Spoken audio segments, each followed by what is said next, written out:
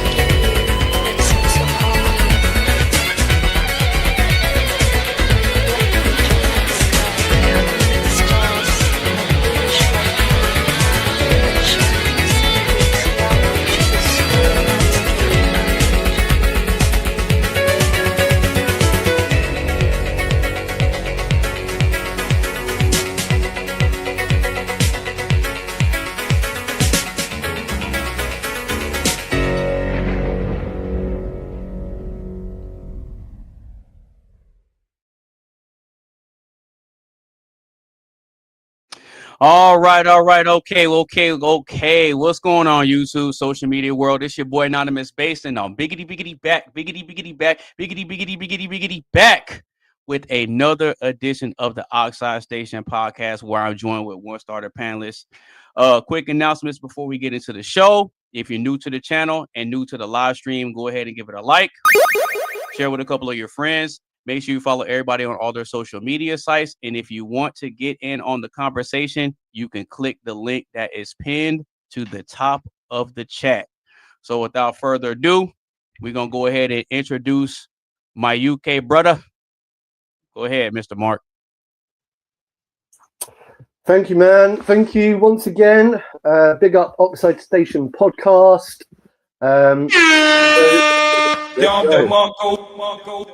So my name is Mark Fowler. I am the resident English participant here in this podcast, and I'm just here once again to throw in my 2 pennies worth and have fun. So let's go. All right. Yeah, we're going to have some more people that pull up shortly, but it was not going to make sense to wait too long. Just go ahead and get it started. Yeah, so that way we can kind of chop it up, kind of, catch up, get a little update on how your week has been and stuff like that. We chop it up, and then we're going to go ahead and get into it. So how's the week been for you, bro? How you been, man? Yeah, I've been good. I've been reasonably busy, like keeping myself, I've just been working, as you know, I'm self-employed, so I do a bit of cleaning. And as we're coming into summer now, hopefully things are going to start picking up with gardening services. So yeah, I've just been busy working. Do you mind if I say also about my website? Yeah, go ahead. Hey, bro, look, use this platform to promote whatever you want to promote. Go ahead. Okay, sweet. So I've been trying to get my project back up and running, which I'm not sure if you're aware. It's like a cryptocurrency project. I minted my own crypto. Yeah, sort of 4, I think maybe 5 years ago now, and it's still running and it still exists. And I'm in the process of reshaping everything. So I've been working hard on lots of concepts around that, and I've got my website back up and running. So I'm gonna say to people that are watching, go and check it out. Novabear. Novabear. Novabear.net. Simple. Novabear.net. Right? Go check it out. But there's going to be a big revamp. The whole utility is actually changing. So don't take it too serious with what it's saying right now, because a lot of the concept around the crypto is going to be changing. So I'm just putting it out there because it shows proof of concept. And also, it's still merchandise. Okay, so is it live for people to be able to purchase some of it? Yeah. I mean, look, the cryptocurrency has been live and running. You can buy it any time, and you can still buy it through the website. Okay. Oh, What I'm okay, saying is, okay. yeah, you can still buy it. So you can go to the website, you can click the buy now button, and it will take you. I mean, you might need to be a little bit tech savvy and know what you're doing in the crypto space. But I do have very clear instructions on the website explaining how you should go ahead and purchase. So yeah, it's pretty straightforward. Go to the website. But if you're not into crypto, then also you can check out my merchandise. You know, it's essentially my logo, which is, what is it? This one here. Yeah, that logo there. So it's easily recognizable. And I've sold a few products already. And in fact, I've even sold a T-shirt across to the United States. So I know I can sell internationally. So yeah, look, I'm plugging myself, man. I'm plugging myself. Hey, look, there you go. All the people that are watching, you heard it here on the Oxide Station podcast. Make sure you get your funds and your resources together, and make sure you buy into the Nova Bear crypto coin before it blows up. Make sure y'all get in before the boom happens, because when the boom happens and y'all try to hop on the wave, y'all gonna try to act like y'all were supporting it from the very beginning, and we're gonna know that you're capping. Stop the cap. We're gonna know all the cappers and the fakers that try to act like they were in on the scoop when they really. Well, bro, it's their loss at the end of the day. Look. I have to be very careful, right? I have to also say, like, I'm not a financial. What do you call it? A financial advisor. Yeah. Right. So one thing I'm going to say is you got to put that disclaimer out there. I have to, right? Because it's part of the process. And also I have to say that I can't promise anyone anything. I can't promise that by simply buying my token that you will definitely 100% profit. I can't make that 100% guaranteed promise. But one thing I can say is that over the last 4 or 5 years that my currency project has been out there, people have already profited. Yeah, people have profited. So, you know, you got to buy in at the right time, and also you got to have faith. And to be honest, 99% of those other cryptocurrency projects out there, they pull the rug on their customers. Yeah, they raise a little bit of money, pull the rug, and disappear, never to be seen again. The difference with me is that I'm still here, and I've never pulled the rug, and I've never, in the last 5 years, I could have done easily if I really wanted to, but I put systems in place to ensure that my project is non-rug pullable. It means locking up certain funds for a certain period of time. So when you lock your liquidity, so that's what I'm saying. So for me, you know, people take risks and they take punts within the crypto space. Right. But I've shown that I've got longevity and that I put my customers and my holders first. It's not about me, man. It's about the legacy. So let's go. Talk to him. Talk to him. So other than that, I mean, how's the week been? Because I know you said you were busy. Did you have anything spectacular happen, or was it just kind of like same old, same old?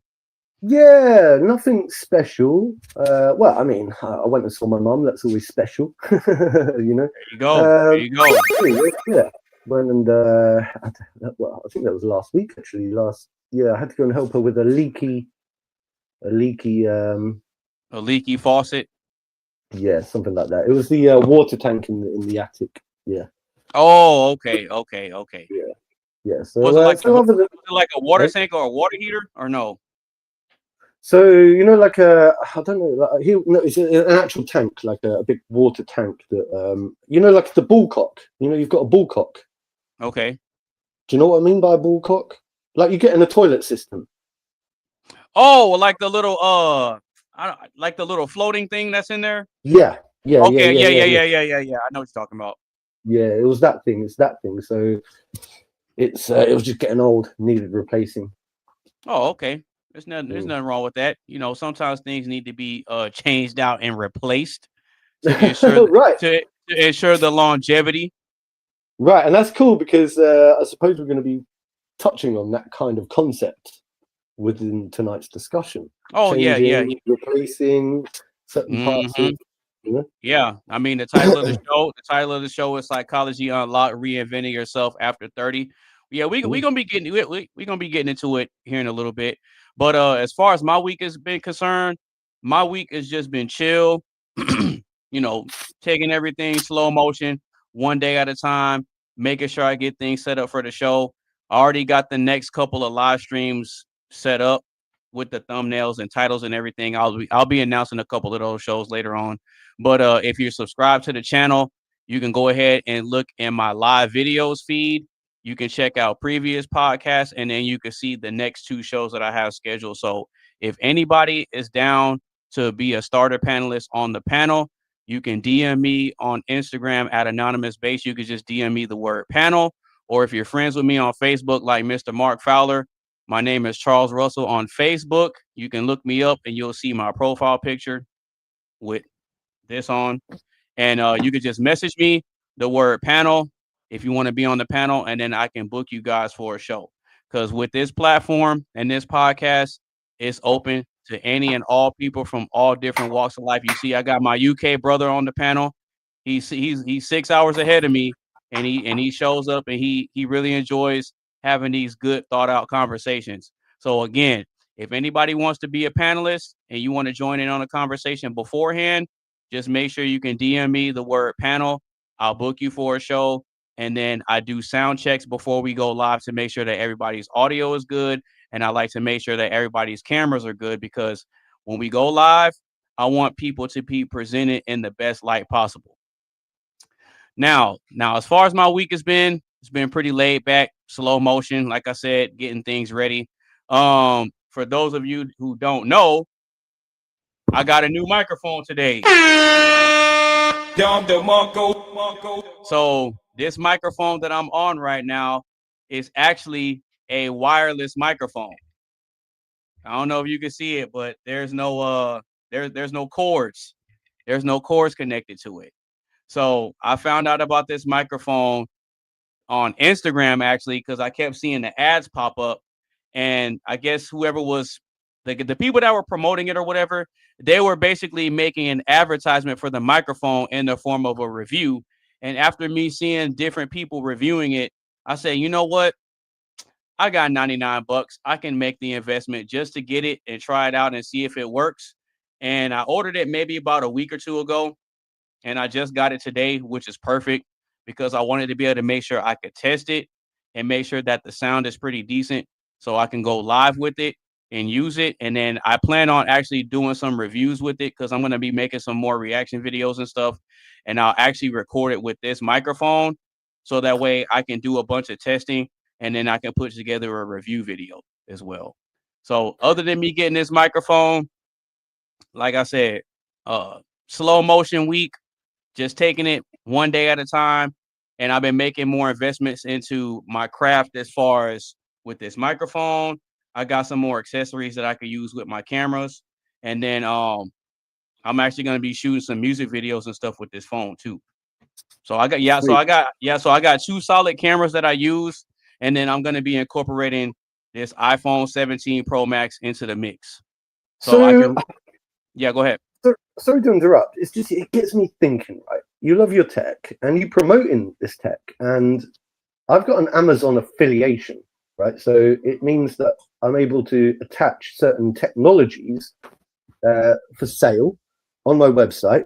It means that we can provide certain discounts whilst earning a commission through affiliation through Amazon. So you can offer discounts to other people. And the good thing is about it is that when you buy tech, you're actually buying it and it's tried and tested. So the only time I would ever promote something is if I know it's good. So I think at some point we should discuss Amazon affiliations and see how we can go about attributing decent tech, to podcasters, musicians, such as microphones, so on and so forth.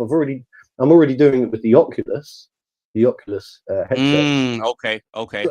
So let's do it, man. Let's do it.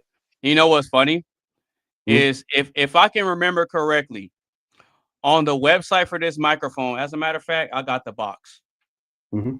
So the name of this microphone that I'm using is from a company called Maono. I don't even know if I'm saying that right.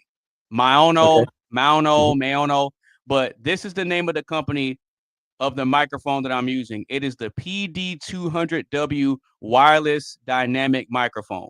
That's what you see right here. right?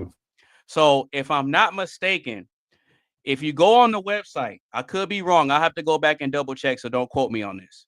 But I think that there is an affiliate type sponsorship program that they offer. So I have to go back and look. But if I go back and look and I see like become an affiliate or something, then what I'll do is I'll make a couple of review videos on the product first. That way, I can show people what it's about and, test the capabilities of it. So that way people can see like, okay, this isn't a scam. Yeah, no, absolutely. Because as you know, I'm interested. We discussed this product behind the scenes before we started, and I was really impressed with the product. So if you do manage to get an affiliate link, for example, then obviously, if I do decide that I can go ahead and purchase it, then we got Super Triz in the chat. He says he has a Mayono soundboard. Oh, okay. So he already knows. Because if he has a soundboard, then he already knows about their other products. So more than likely he knows that this microphone is not a scam, because if he's already purchased something from them, then he already knows that they're legit. Okay. Yeah, no, that's fair. That's fair to say. Yeah. Hey, shout out to Triz, bro. Shout out to Triz. He probably at work right now. But hey, whenever you want to pull up, bro, or if anybody else is watching, y'all can click the link that's pinned to the top of the chat if you want to hop in and just chop it up with us. But yeah, so what I'm gonna do is I'm gonna make a review video for this microphone. That way I can post it on YouTube, I can post it on Instagram, and then I can tag the Mayono Instagram account too. Sweet. Yeah, that makes sense. Look, any which way or whatever, so long as you're I like the idea of affiliation, Well, see, for me, because I'm not a gatekeeper. No. If I come across something and I try it out and it's good and not a lot of people know about it and people want the sauce, all they have to do is ask and I'll give it to them. Yeah. A lot of people have a problem with the likes of affiliation because they feel like, oh, well, why should you're profiting from? It's like, well, hang on, you're going to buy it anyway, so why not buy it through a friend that can, that can benefit from doing so?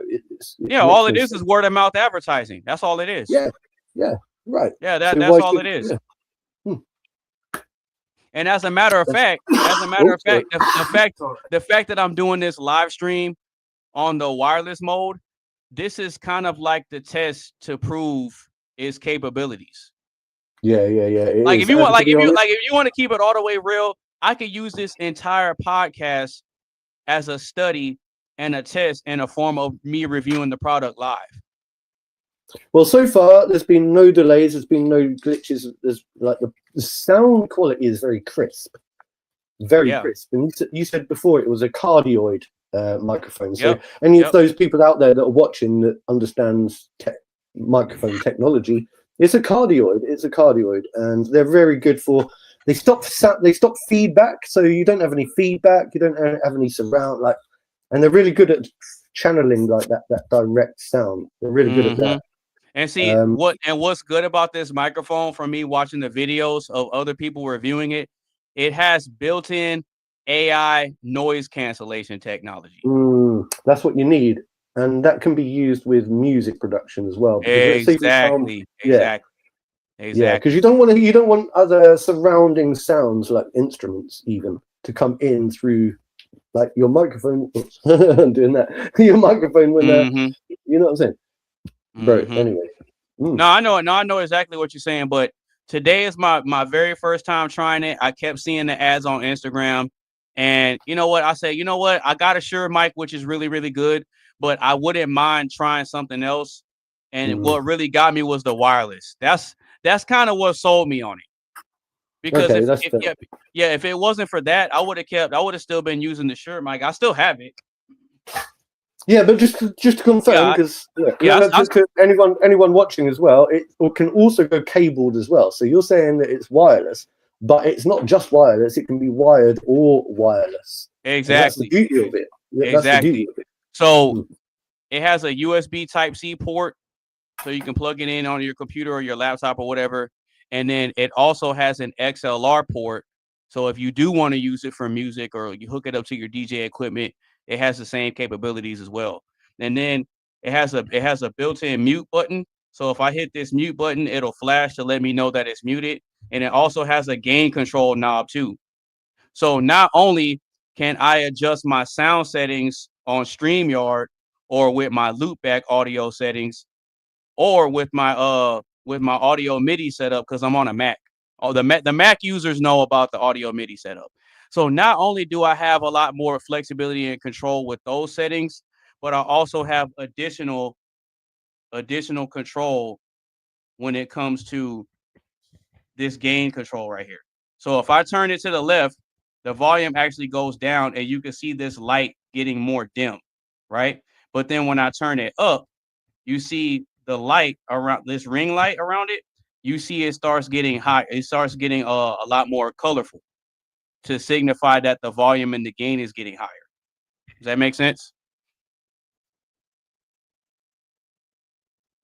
Yeah, man, it's cool. I like it. I like it. So with a microphone like this, I don't have to be all the way up on it for you to hear me. I can sit back a little bit, and I'm pretty sure you can still hear me pretty clear. Yeah, I can hear you. Yeah, I mean it's slightly gone a little bit quieter, but like that's just the distance. But like I can still hear you loud and clear. If you know what I'm saying. Exactly. Like you dropped like a what? A decibel or something. But right. So the other thing that I was interested in with this, look, we're promoting this technology, man. I'm not even earning any commission. Not yet. Right?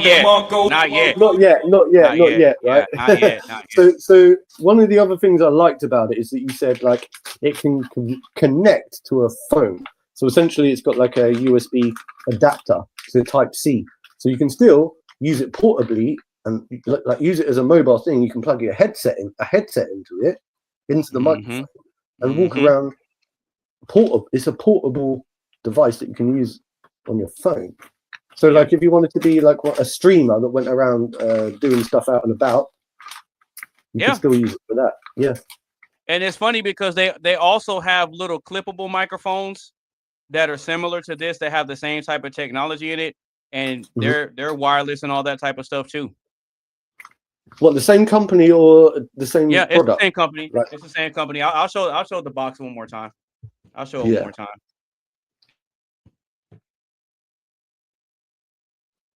Yep. This is the Maono PD200W wireless dynamic microphone. If you got $99, make the investment, step up your game, and put more time and energy into your craft. Make sure y'all cop this microphone. I did it. I'm literally doing this live stream with this microphone. And based on what I'm hearing from Mark and people in the chat, the quality of this microphone is top notch. So y'all make sure y'all cop this microphone today.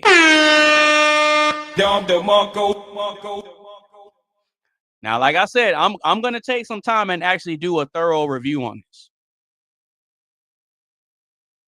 And so once I put the video out and kind of spread it around, then I'll reach out to them and I'll go on their website to do like the affiliate thing so I can see how that works.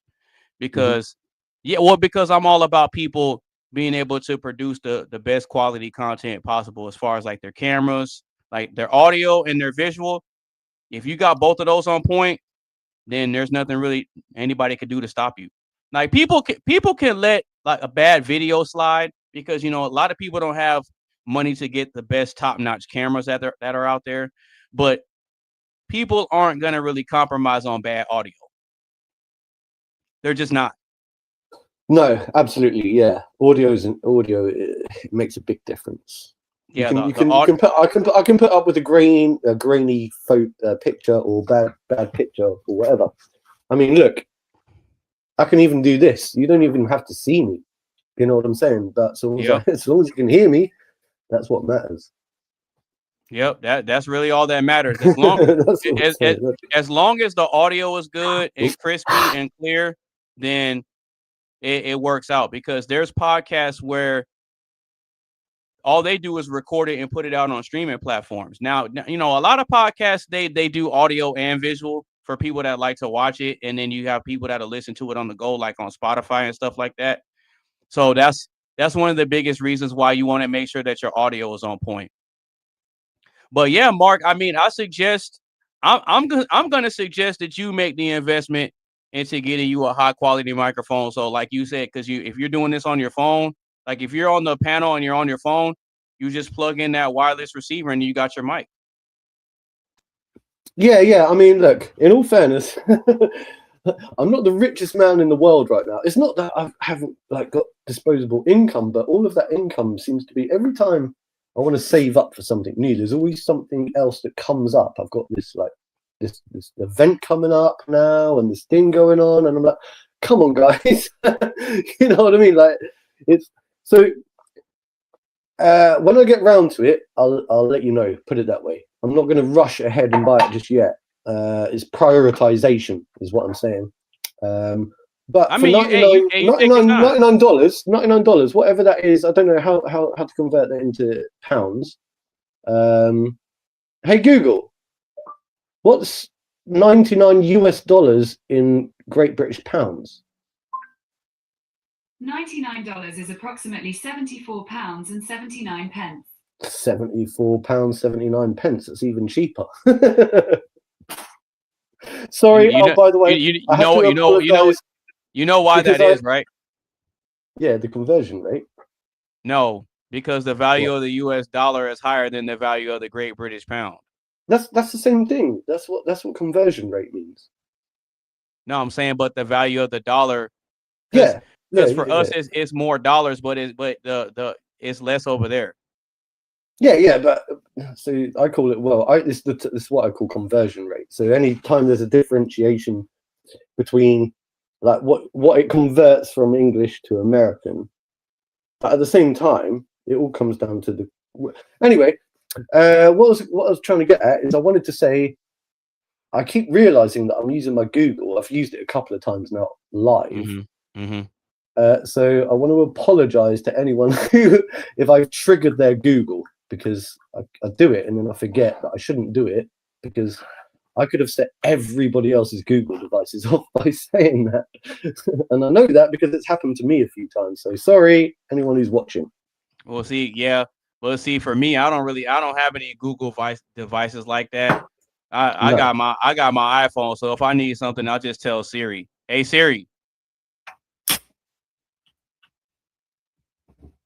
Oh, she ain't listening right now. Hey Siri. Yeah, that's what I'm saying though. But if you say, "Hey Siri," then it could trigger everybody else's Siri who's watching the podcast. No, it doesn't work like that. Oh, what? Why? Because voice recognition? Yeah, because in order for it to work on your phone, you have to go through some steps to get it to recognize your voice. So if anybody else gets my phone and tries to use Siri features, it's not going to work. Okay. Maybe it only recognizes the voice that's programmed into it. Sure, but I think in the past, right? So with the Google one or Alexa or anything like that, see, we're saying all these words now.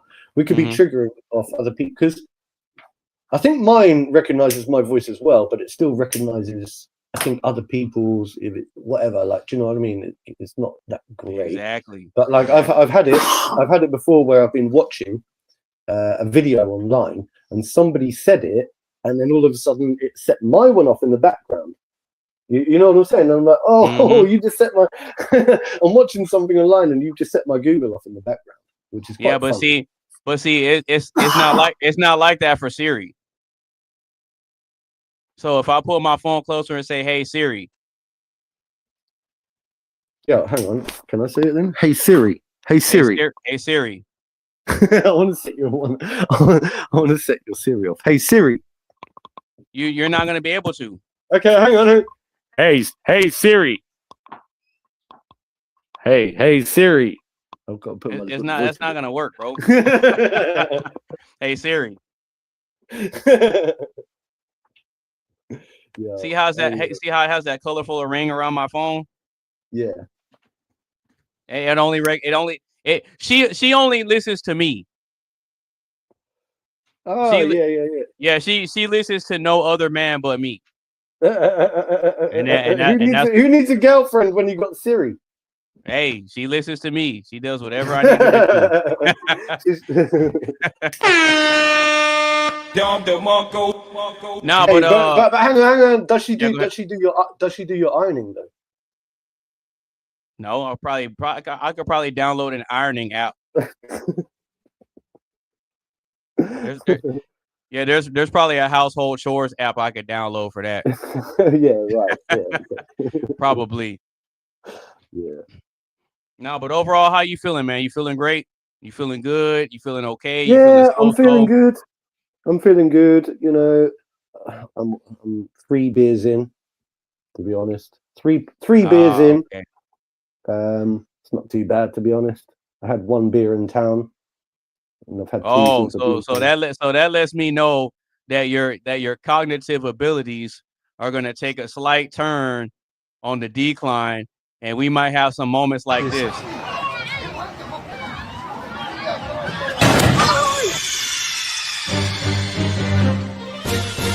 You idiot! Yeah. Well, to be fair, you've seen me a lot worse. Yeah, you've seen me on 8. Yeah. You've seen me here 8 pints in, 8 pints in, because I drink beer by the pint, not by the bottle. Like I'm talking like, big pints. Oh, okay. Because it's an English measurement, isn't it? We drink by the pint, if you know what I mean. Mm-hmm. But 3 beers in, I mean, I do intend really one day to try and attend one of these podcasts sober. I don't think you've actually ever seen me sober, to be honest. I mean, Not properly. if you've been on here like with beer every time, then I don't know you sober. No, you don't. I've never attended one. Now you know what? What we need to do for you, since you're into the beer and everything, you need to come to the US and you need to hit one of these like a college party.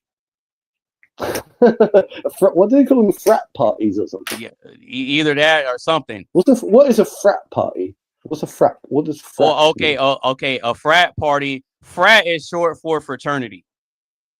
Oh, okay. What does fraternity mean? Oh, okay. So a fraternity is an organization of men that pledge to an organization on a college campus. They're called collegiate fraternities. That doesn't sound very fun. Well, so it's basically like a network of men. That's like a sausage party. A frat party. No. Well, I mean, not really. I get what you're saying. Well, because they have sororities here too. Like, I'll go to one of them then. Is that a female version? Yeah, that's the female version of a fraternity. I'll go to one of them then instead. Yeah, let me find out. Yeah, you're gonna go over there and then you're gonna pledge a sorority. Yeah, yep. You're gonna mess around and become part of a sorority. It's like something of South Park there. I can see this being a South Park. Mm-hmm. Nah, but man comes to America and joins a sorority. Yeah, exactly. Now, but I'm gonna go ahead and get into the first question. So, if you're just now tuning in, or if you've been rocking with us the whole time, make sure you get a stream a like, share with a couple of your friends. Make sure you follow us on all our social media sites. And if you want to get in on the live action, just click that link that's pinned to the top of the chat. So, without further ado, this is the first question of the show. Is 30 the new starting line for personal growth? I'll say it one more time. Is 30 the new starting line for personal growth?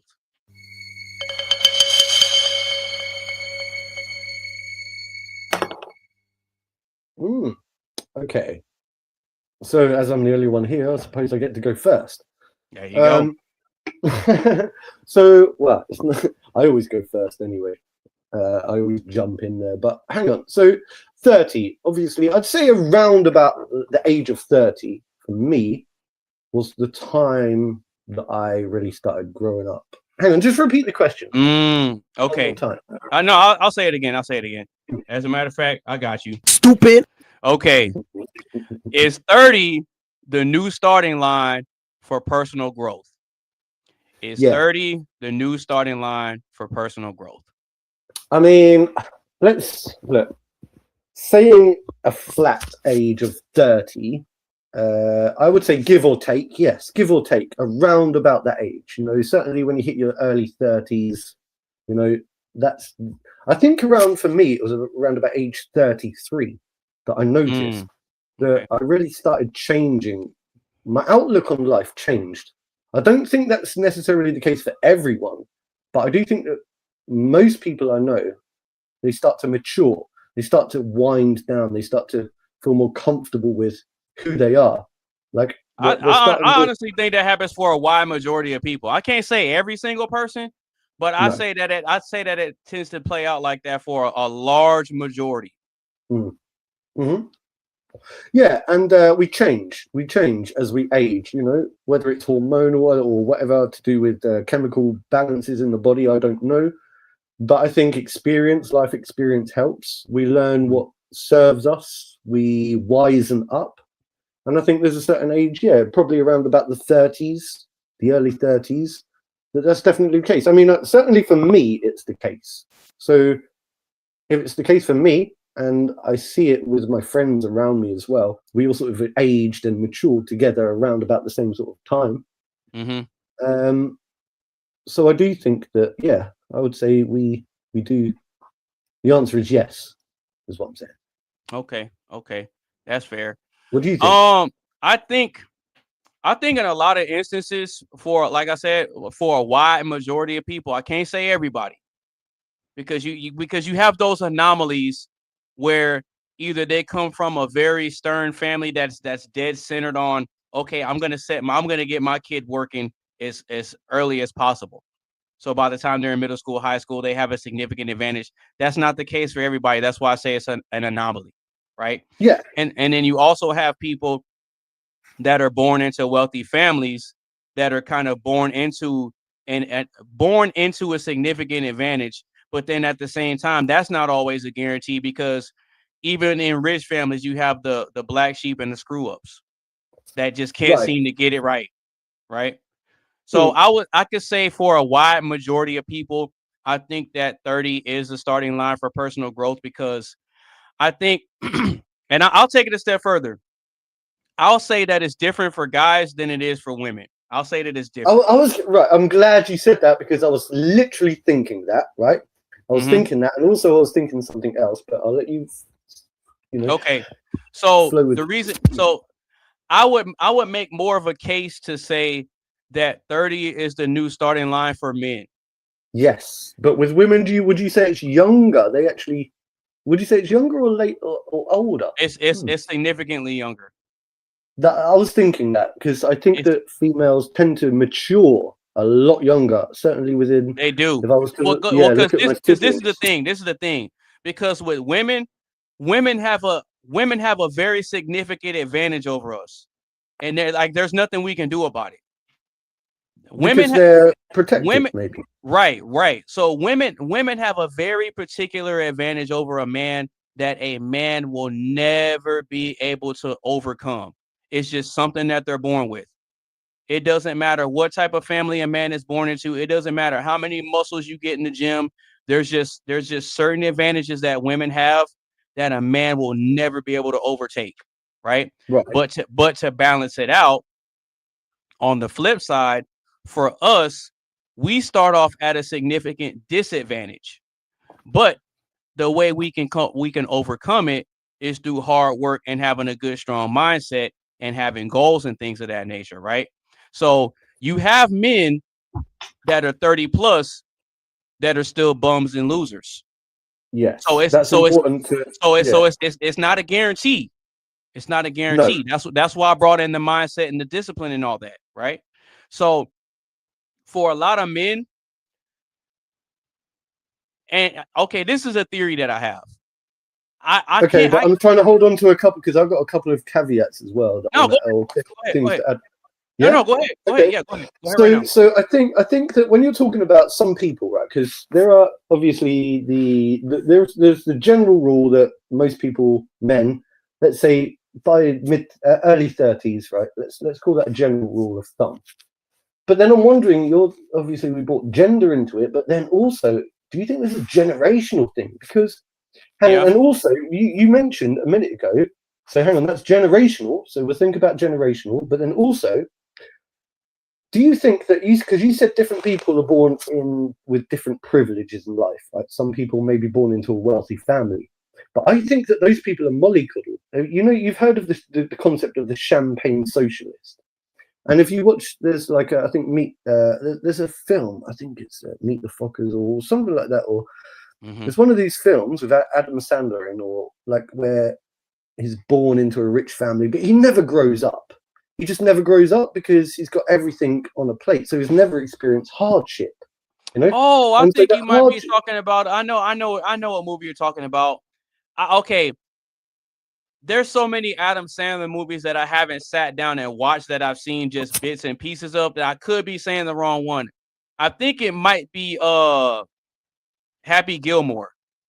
Maybe. I mean, look, whether it is Happy Gilmore or not, right? The concept, I think it is Happy Gilmore. He's born I think it is Happy Gilmore. He's born into a rich family, isn't he? But he just never grows up, and he's got everything handed to him on a plate. So what I'm saying conceptually is that some people grow up, or some people, their lives change because they mature when they hit their 30s and whatever.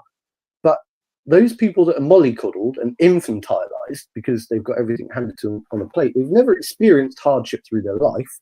Right. So I think that they never go through that change. Does that make sense? Because that makes perfect sense. That makes perfect sense. And like I said, there's a lot of guys. See, there's a lot. I can't speak on how society is in the UK because I've never been there. I can only hear it from you, right? Right. But from the American perspective, you brought up generations, like you brought up a generational aspect to it, and I will say that the generational aspect that plays into it as well. Now, before 30 wouldn't have been considered a starting line for personal growth, because by the time you're 30, as a man or a woman, you're considered old. And the reason why I say this is because back then we didn't have advanced medicine. We didn't have advanced technology like we have now. So the life expectancy for a lot of people was significantly lower. You see what I'm saying? So people weren't living to be like 60, 70, and 80 back then. Back then, before modern technology and modern medicine, we didn't like the luxuries that we have now. They weren't existent back then. So I would say that times were way significantly harder. So a lot of times people were in situations and environments where you were born into a structure, but you had to follow the structure pretty much to the T. Like, I'll give you an example. So if you're born into a working class family where the mother was staying at home and the father worked at the factory, or, you know, he worked at a warehouse, or he was a ranch hand or something like that, typically whatever family you were born into, that's the path that you followed. When the girls were born, they were taught to be wives and homemakers. When the boys were born, they were raised to work. It brings me on to something else then, like, because look, you know, my brain fires away when you speak, right? Hundreds of things pop into my brain when people speak, right? So I'm just like, okay, what about this? What about that? What about this? What about that? No, go ahead. So what I'm saying then is, if we're saying that the age is roughly around about 30, we're saying that's maybe for our generation. Do you think that the younger generations then? Do you think that line, that bar, is older for young men? You know, they maybe in the 40s for them. I don't think so. I don't think so. I think that in order for the starting line for the next few generations of men to be in their 40s, there would have to be a significant shift to where they don't believe in working and hustling. Well, I think that's the problem. I think that increasingly a lot of people younger generations don't believe in working and hustling as much as the old. No, well, I used to think that. I used to think that until I really started paying attention to how the younger generation thinks, right? Because there tends to be this generational divide from a mindset perspective with the younger generation and the older generation. And it's been like that for decades. It's been like that for decades, right? The older crowd never really has a solid understanding of what the younger crowd is going through. And the younger crowd is looking at the older crowd like, well, who are you? Like, I don't got to listen to you. Like, you're old. Yeah, Like, rebellion. what? Yeah, Every rebellious teenager. yeah. However you grew up, it ain't like that no more. Yeah. That tends to be the divide when it comes to the generations, right? So me, I'm 37, right? So I'm part of what would be considered the millennial generation. I was born in 88. So I think the millennial generation is from like 1985 to 1997 or something like that. Anyway, I know I fit into that category. So I was around before the internet was a thing. I was around before social media was a thing. So the things that we experienced and how we grew up, we know we spent most of our time outside getting into stuff. You know, playing sports, rough housing, you know, getting into mischief, rough and tumble, getting dirty. Yeah. We were getting out. You know, when you thirsty, you drink out the water hose and everything else. It wasn't like it is now, right? No. But at the same time, I do pay attention to the younger generation of men and a lot of how they think. Now, obviously, you got some that are lazy, obviously, that are in their 20s that are just straight lazy. But at the same time, you do have some that are leveraging the tools and resources that are available to them, like the internet, like your social medias and everything. And you have some of these younger generation guys that really take a look around at what everybody else is doing and saying, you know what? My parents worked a 9 to 5 until they were old, and they didn't really have that much time to enjoy themselves. And they look at that and they say, you know what? I don't want to be like that. So they figure out ways to try to do something different. If I were you, I'd keep those eyes closed. Cause I'm gonna play Monster Reborn. You what? Now I'll bring back a monster. It's the same one I just sent to your graveyard. My blue eyes! Yeah, man, I knew you could do it. Now that was impressive. All right. We got Tizzle in the building with the fried chicken. Shout out to KFC. Shout out to the famous balls. Yes, sir. Oh, I ain't had one of those in a minute. That's the one with the popcorn chicken, the mashed potatoes and gravy, and the corn and the cheese. Yes, sir. Yes, sir. Yes, sir. How everybody feeling? How everybody doing? Hey, Tizzle. Since I guessed the bowl, I gotta hit you with one of these. Yeah! Oh God. There you go. No, you came in at a good part of the conversation, Tizzle, because I know you were in the background listening. Basically, what we're talking about is how 30 is the new starting line for personal growth. And he and I were kind of going back and forth about how that plays into society from generational standpoints, from a gendered standpoint, and things of that nature, right? And basically what I was saying before I brought you up is, as much as we like to look at the younger generation and call them idiots and, y'all are doing a bunch of stupid stuff and y'all aren't taking life serious. Yeah. We can look back to when we were kids and we were getting into stuff and being stupid. And the older heads, the older crowd was looking at us saying the same thing. I'm gonna say I feel like it's like in between, because even though I was born in the 2000s, I feel like I got some features of when motherfuckers was born like in the 1900s, like what they did back then. Like me as a kid, like y'all said earlier, shit, I used to be the type, they used to go outside, play with motherfuckers and shit, and all that. We play tag and we motherfuckers this and that and shit like that. This was like before I even had a fucking iPhone. I started with an Obama phone at first, and then I got with a flip phone. For real, literally, that bitch only had or the one that wasn't even a flip phone. Yeah, you had that little brick phone. Yes, literally, that bit was so small. I swear, like it was literally like the size of it was literally like the size of these that I'll be puffing on. No bullshit. Yeah, for real. All right, so hold on. If I were you, I'd keep those eyes closed. Cause I'm gonna play Monster Reborn. You what? Now I'll bring back a monster. It's the same one I just sent to your graveyard. My blue eyes! Yeah, man, I knew you could do it. Now that was impressive. We got the homie Triz on the panel. Shout out to Triz. Hey, what up, Trish? I see you in the darkness. I ain't getting into my other version of me yet. I'm eating right now on cheese. So Nah. My boy Tris, he was going crazy in the chat, man. He was going crazy in the chat. Dang, everybody If pulling I up were now. you, I'd keep those eyes closed. Cause I'm gonna play Monster Reborn. You what? Now I'll bring back a monster. It's the same one I just sent to your graveyard. My blue eyes! Yeah, man, I knew you could do it. Now that was impressive. Shouts out to Kobe. Why your ass dressed like an auntie? Like you ready for your nephew to get out of school? On my soul, take him on the trip. Hey nephew, how you doing? Hey, you had a good day. Hey, let's go ahead and give you some ice cream. Say son. No, I'm playing. Hey, we gonna hey, look, you call her. What you gonna do, Tizzle? You gonna call her Thea Carmen? Thea. Oh, that is Yeah, that's aunt. That's aunt in Spanish. Yeah, that's aunt in Spanish. When you call somebody Thea, yeah. Yeah, okay. You always eating. What you munching on now? KFC, you already know I'm always eating. It's nothing new. You always eating. Everybody that be in the chat, I already know how this shit go. Ain't that right, Trish? I'm always eating. Yeah. Always eating. If I ain't eating, I'm puffing. And if I ain't puffing, I don't know. I'm over here to cosplaying or something. You feel me? Mm-hmm.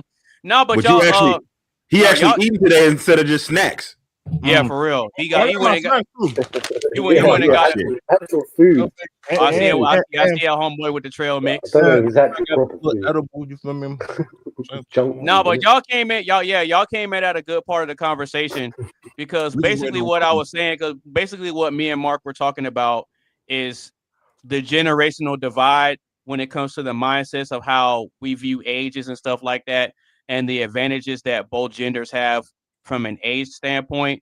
And we're basically talking about how men don't like, there's just like this certain advantage that women are just born with that no matter what a man does, we're never going to get around it. It just is what it is, bro. Yeah, but on the flip side of that, since we're born at a disadvantage, the way that we can gain advantages later is through locking in and focusing on building ourselves. So that kind of ties into why I was saying that 30 is a new start line for men, because for a lot of us guys, and what I was about to get into, I have this theory. I can't prove it. I wish I could prove it somehow, but I just have this theory, and it's based on a lot of what I've seen and what not only that I've experienced, but it's a pattern that I noticed. Right. I have this theory that most, if not all, people go through something life-changing in their 20s. Mm-hmm. Always. That shapes the way they move in their 30s. I can't prove it though. I can't prove it. Whoa, hang on. Hang on. No. We go. I think that as we age, we go through different stages of transformation, and so one of them is going to happen, like when we go through puberty. So we go through that transformation at that age, whether it's between 14, 15, 16, that sort of age. And then, like we said, like girls tend to mature, or girls tend to mature a lot earlier than boys. Way earlier than boys do. They take on a lot more responsibility. I think they're taught to take on responsibility, because they have to think about the future and bearing children and stuff like that. Exactly. They have to learn to be a lot more responsible at a very young age, right? Exactly. That's a fact. But then you're saying, because I think we got another stage in our 20s where we do sort of like shift again, because we're coming out of like, we're no longer 18, so we get into 19 and 20, we start thinking of ourselves as, we're an adult now, Mm-hmm. That's when we start thinking of ourselves as an adult. But the specific bit that we were drawing to earlier was the 30s, the structure of the 30s. And I think that men definitely, that is the time shift and the time period for men in their 30s. But my big question still was earlier, like the younger generations, you were saying that you don't think the younger generations like have an older threshold for the maturity. I don't think they will. I don't think they will. I think it depends. I think a lot of them do, because I think that because they're bubble wrapped nowadays, they don't understand the school of hard knocks, and they don't understand the meaning of hard graft. They don't get themselves dirty. To a degree, to a degree, different that's type right. of work.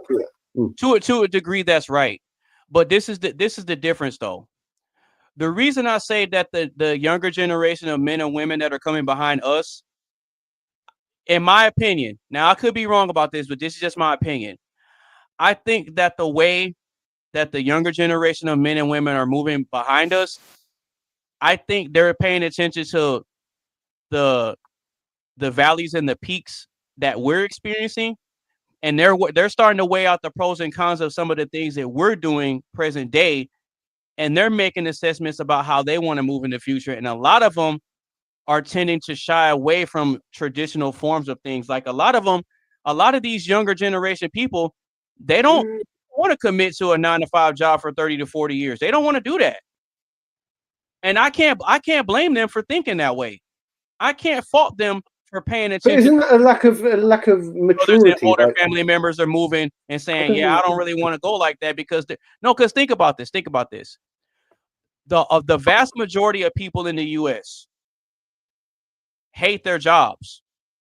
I can't speak on the UK, but there's been studies done on this where it's like somewhere between 70 and 75% of people, they hate their job, right? So think about this, Mark. Think about this. This is I can't fault the younger generation for paying attention to how we're moving and saying, "Yeah, I don't want to do that." I can't fault them for that, because think about this. We have an epidemic of single mothers. We have an epidemic of craziness going on in society. The economy's fluctuating. People are trying to work 2 and 3 jobs just to make ends meet to be able to pay their bills. You got couples arguing over 50-50 and this and that. You got everybody trying to figure out how they're going to pay for this. They're trying to figure out how they're going to pay for somebody to watch their kids while they're at work. You got women out here trying to figure it out on their own. You got men that are paying attention to what's going on, saying, "You know what, I really want a relationship, but I don't want to pick from what's going on out here." So it's a bunch of chaos right now. So you got to think about this. They're raising kids in a whole bunch of chaos in this society right now. So as these kids are growing up and they're aging, not only are they seeing a bunch of dysfunction and chaos in their household, but they're seeing chaos and dysfunction in society. They're seeing chaos and dysfunction in school, with a bunch of feminization going on in the schools, with all these female teachers teaching all this LGBT stuff.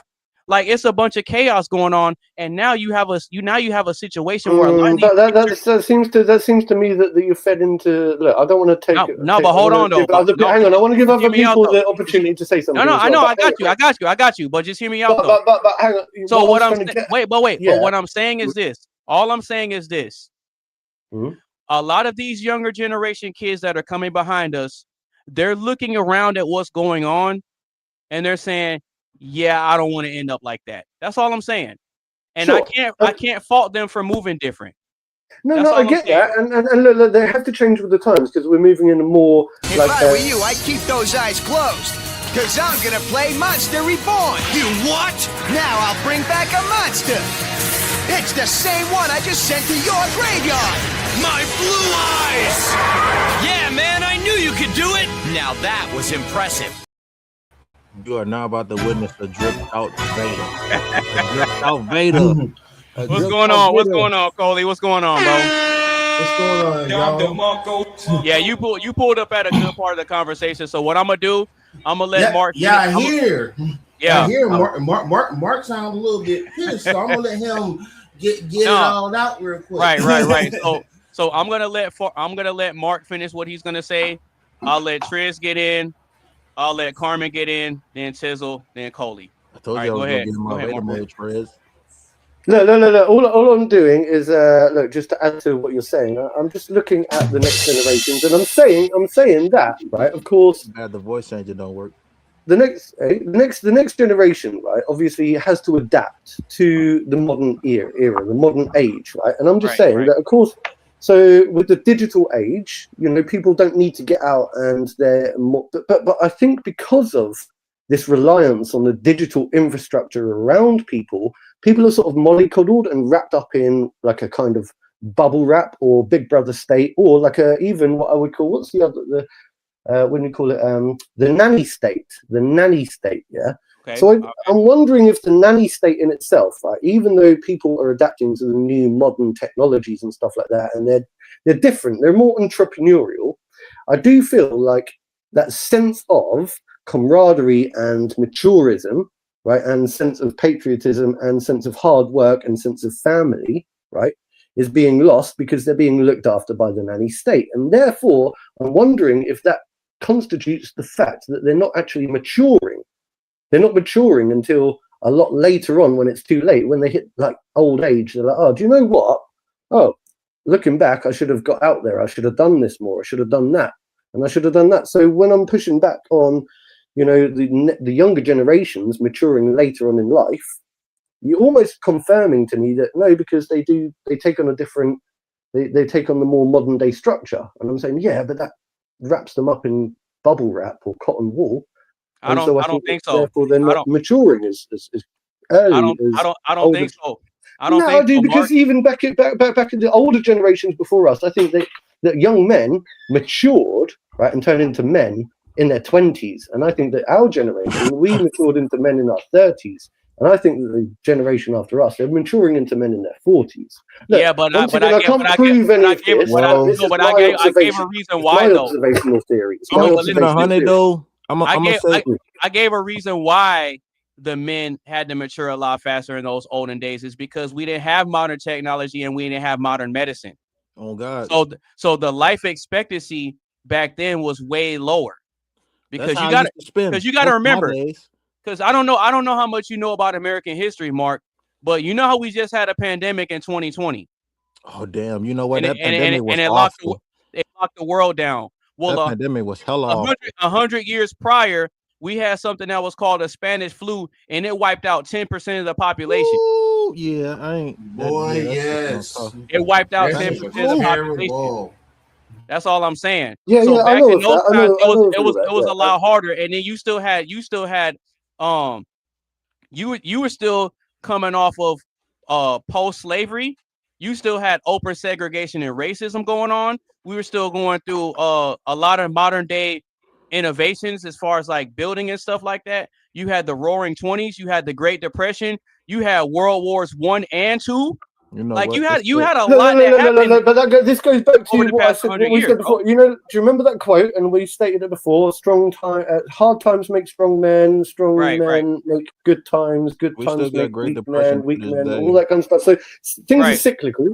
Right. And people mature based on their environment. So if you're growing up in a time of war, I suppose you have no choice. Like I know back in World War II, I can tell you for that children were out there farming and working and doing this during the Blitz. Kids at the age of 6 years old, right? So they had to mature. They had no choice, and this was only 60 years ago.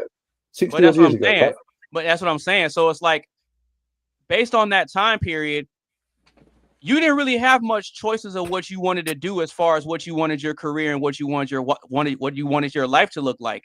So depending on the type of family you were born into, that was the path you took. So if you're a girl born into that era, well, you're born around women in the family that are wives and homemakers. So if you recognize, I'm going to say this last thing, and then I'm going to shut up so that other people can talk here.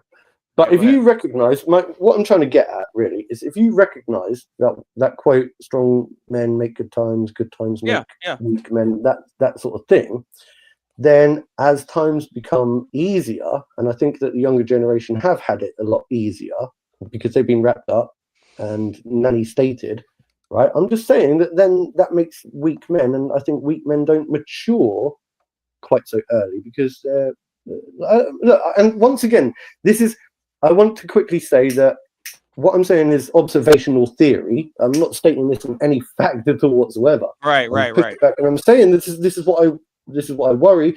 Maybe what you're talking about is one set of young people that are actually very hardworking, but maybe I'm focusing on the other set of people that I think actually are losing the concept of hard work. I don't believe they are, though. I don't believe they are. Okay. Because this is the difference. This is the difference, Mark. This is what I was saying. So when we're talking about this whole divide, when we're debating back and forth with younger generation versus old generation, this is something that's been happening for a long time. This isn't new. So you can look back to the older generation from the older generation that you know, and they were looking at your generation, calling y'all idiots, and y'all don't know, y'all don't take nothing serious, right? It's always been that thing, right? And so we're doing it now. We criticize the younger generation and call them idiots and whatever, but what we don't realize is that there are some of them that are actually studying the way we've been doing things, and they see a bunch of problems with it. I can't say that the way we've been doing things is perfect, because we got our flaws and shortcomings in our own generation too. So the younger generation that's coming behind us, they're looking at the way that way we've been doing it and saying, you know what? I'm not trying to work a 9 to 5 job until I'm 65 and then die at 75. A lot of the younger generation kids now, they're taking advantage of the era that they were born into, and they're figuring it out with the tools that they have around them. That's what I'm saying. So if somebody, I like your positive outlook. No, but it's true. But it's true. Maybe it's it is true. true. I'm not saying it's whether you're right or wrong. 100% true. Maybe it is true. And look, I don't know whether it's true or not, but it's nice to have the outlook, and it's nice to have faith in the next generation. I think that the younger generation has certain advantages that we didn't have, and vice versa. Yeah. No, that's cool. I think that we can learn some things from the younger generation. That's all I'm saying. It goes both ways, though. I'm never gonna completely erase or count out the younger generation, because I'll tell you why I say that, Mark. And I never suggest that. I don't think because negatively of the younger generation. There's people, men and women in their 20s right now that are multimillionaires. That shit. There's people in their 20s right now, men and women, that are multi-millionaires. That shit is true, 100%. They're not out here. They're not out here slaving the way we are. Hell nah. So that's what I'm saying. They may have been born into a different area where they don't have to really, work as hard, but they're figuring out ways to do it smarter. They're doing it smarter. They're doing it smarter. That's all I'm saying. That's cool. That's cool. That's cool. God. That was a good back and forth though. Hey, shout out to you, Mark. I'm just conscious. I'm just conscious and aware of other people and other guests. All right, we're gonna go ahead and bring Triz into it. What's your thoughts, bro? Is 30 the new starting line for personal growth? What you got, Triz? I want to say that I see exactly where you're coming from, as far as basically I think it's information. I think that's the point that you're trying to get at, is that we have an abundance of information that's accessible to us. Imagine, like, if you go back to your childhood, right, and imagine the different stages that you went through. Finding out that Santa Claus and the Easter Bunny isn't real. Finding out that the fighting in kung fu movies doesn't really apply to real life. Finding out that you'll never, you're not going to look like a bodybuilder unless you take exogenous hormones and PEDs. Oh, right. God. If you want to, so there's like levels to it that that you kind of come to certain realizations. But now this information is so easily accessible. Somebody that's 4 years old who has an iPad, because I've seen babies that are like 2-3 years old with iPads, right? So now you have this abundance of information easily accessible. You're very in tune with sexuality because you have sexuality accessible at your fingertips. So it kind of changes the trajectory and character arc of everybody growing up in today's generation. So knowing that, you kind of recalibrate your pathway through life, because you're like, well, like you said, you're looking at a specific outcome, and you realize that you're not going to get there by working a 9-to-5 job for most cases, unless you go to an advanced, some type of professional school, and you're in a high-paying career that requires a lot of sacrifice up front. You're typically not going to make that kind of money working a job, right? Fact. And so you either relegate it to, I'm going to have to do X, Y, and Z to get there. I'm just going to give up. I'm going to be a gig worker. I'm going to do Uber Eats and Postmates and stuff like that, right? And so, like, I have people that I work with, right? And these people make plenty of money. And even them, they're like, because we live in Seattle, and they're like, they look at the price of real estate in Seattle, and they're almost defeated. They're like, I'm like, man, like I'll never be able to afford, a house here and stuff like that. And for me, I bought a house when I was 25. That was my first time buying a house, right? And my family didn't push me to excel and to have these high expectations. They wanted me to go to school and get an education, but they weren't very strict. So it was something intrinsic in me that said I wanted to have certain things, and this is the reason why I did what I did. And so I think now, people see that there's so many different, pathways, and they could just say, well, you know what, forget it. I'm just going to chill. I'm going to do Uber Eats, Postmates. When I want to interact with a woman, I'll pay. I'll go on Instagram. I'll hop in somebody's DM and I'll pay their little fee. Whatever the case may be, and they're cool with that. You have people who say, you know what, I'm okay with never having children. That changes everything. Yeah, that's a fact.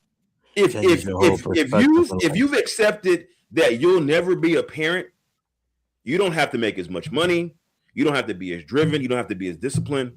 It changes everything. If you say, you know what, I'll never be able to afford a house, well, I'm not going to bother saving for a house.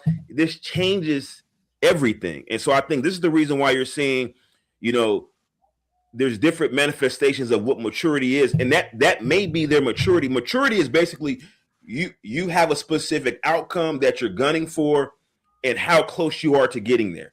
That's my metrics for maturity, right? So what that means is that maturity is different for everybody. So you may look at this generation and say, oh, well, they're not mature because they're not aspirational. Well, they are aspirational. They're just aspirations are just lower than yours. And so for them, they've already reached maturity. They'll never progress past the point that they are now. I'll leave it at that. Oh, God. That's okay. Facts. Okay. All right, Carmen, what do you have on that? Is 30 the new starting line for personal growth? Carmen, what you got? Everybody done. Hell no. Psych, I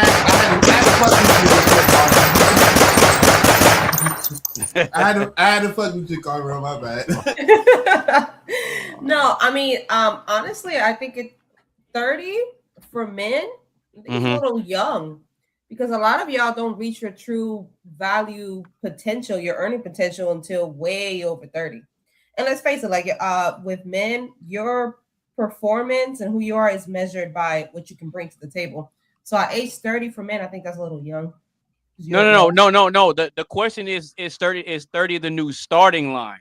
Starting at 30? Yeah, we're not talking about the end result. We're talking about the starting point. I think that is for men. Yeah, sure. Because you're starting to really just get to know yourself and see what you want to do. I think the conversation with this new generation is they're faced with problems that we didn't have. So you got to respect that for them. So that we didn't like, especially when it comes to job hunting, you see them struggling to job hunt. You go to college, you get your degree, and they can't find jobs because they're competing for, against AI. They're competing for it. It used to be you get your degree for most of us here in this panel. I'm 33, but it used to be 37. It used to be we go to college, you got it, and then you hop right into an internship and you get the job. Now they don't do that. No, remember, hey, look, check this out. Remember in the early 2000s, we used to see commercials promoting college, remember? Yeah. Yeah, ECPI. Yep. ICT college. Oh, what's that guy's name? Remember that commercial with the dude? It's like, oh my God, he had like a hoodie on or something. It was like a technical college, and he was like, "Yeah, look at you. You're just sitting on the couch, and you could have been in college." That was a dude with the hat. ECPI. Yeah, it was a dude with the hat. Yeah, I forgot the college name, but y'all know what I'm talking about. I definitely know what you're talking about too. It was that black dude. And he had on that white t-shirt, right? Yeah, he had on that white t-shirt. No, look, when I was be doing something with your life, you need to get up out that couch right now. Exactly. you need to get on the phone and call him and tell him that you need some help. Oh my God. No, I look. used to Whenever at I that shit as a whenever I would kid. see that, whenever I would see that commercial, I'm just sitting there looking like he made me feel like I was a loser, like I wasn't nothing, bro. Oh God, I'd be like, damn, what the fuck? I'd be like, that's crazy. And you know I'd be what's like, funny? I'd be like, I'm doing something It came right after you were watching Maury or Jerry Springer. Yeah, that would be one of the commercials that would come on. That would exactly be one of the commercials come on. That will come on. Yeah, that was funny. But no, I think the generation has a very they compete against AI. They compete. It's not just the degree. They compete against each other. A lot of times they compete against their own age because they don't want to. Nobody wants to hire a millennial or Gen Z because you don't have enough experience. So this generation's it's kind of figuring out other ways to make money, not the traditional 9 to 5, and they don't want that. So yeah, that's what I was saying because they're looking at their parents and their grandparents and they're saying they're looking at the outcome, right? I don't think anyone has a problem with working and trying different things to try to figure it out. But a lot of what happens is, even with us, we look at the outcomes of what our parents and our grandparents did. The newer generation behind us, they're doing the same thing. They're looking at what their parents and their grandparents but did. At the same time, I don't think that they are willing. They're just looking at the finish line and not the way to get there because nobody's going to be a millionaire. Not everybody can be a millionaire. Not this is true. Not everybody going to have OnlyFans. Nowadays, you want people to be like, "Oh, I'm gonna be an influencer." Not everybody gonna be an influencer. Some of us are. Society can function that way. Some of us need, like everybody can't do that. Everybody can't be an entrepreneur, and everybody can't be an influencer, and everybody can't be an OnlyFans model. Yeah, that's what I'm saying. So I think this generation's kind of tone deaf to that. I think it's right. May I quickly? Yeah. I don't think we're much different from them though. I don't think we're much different from them. A good example.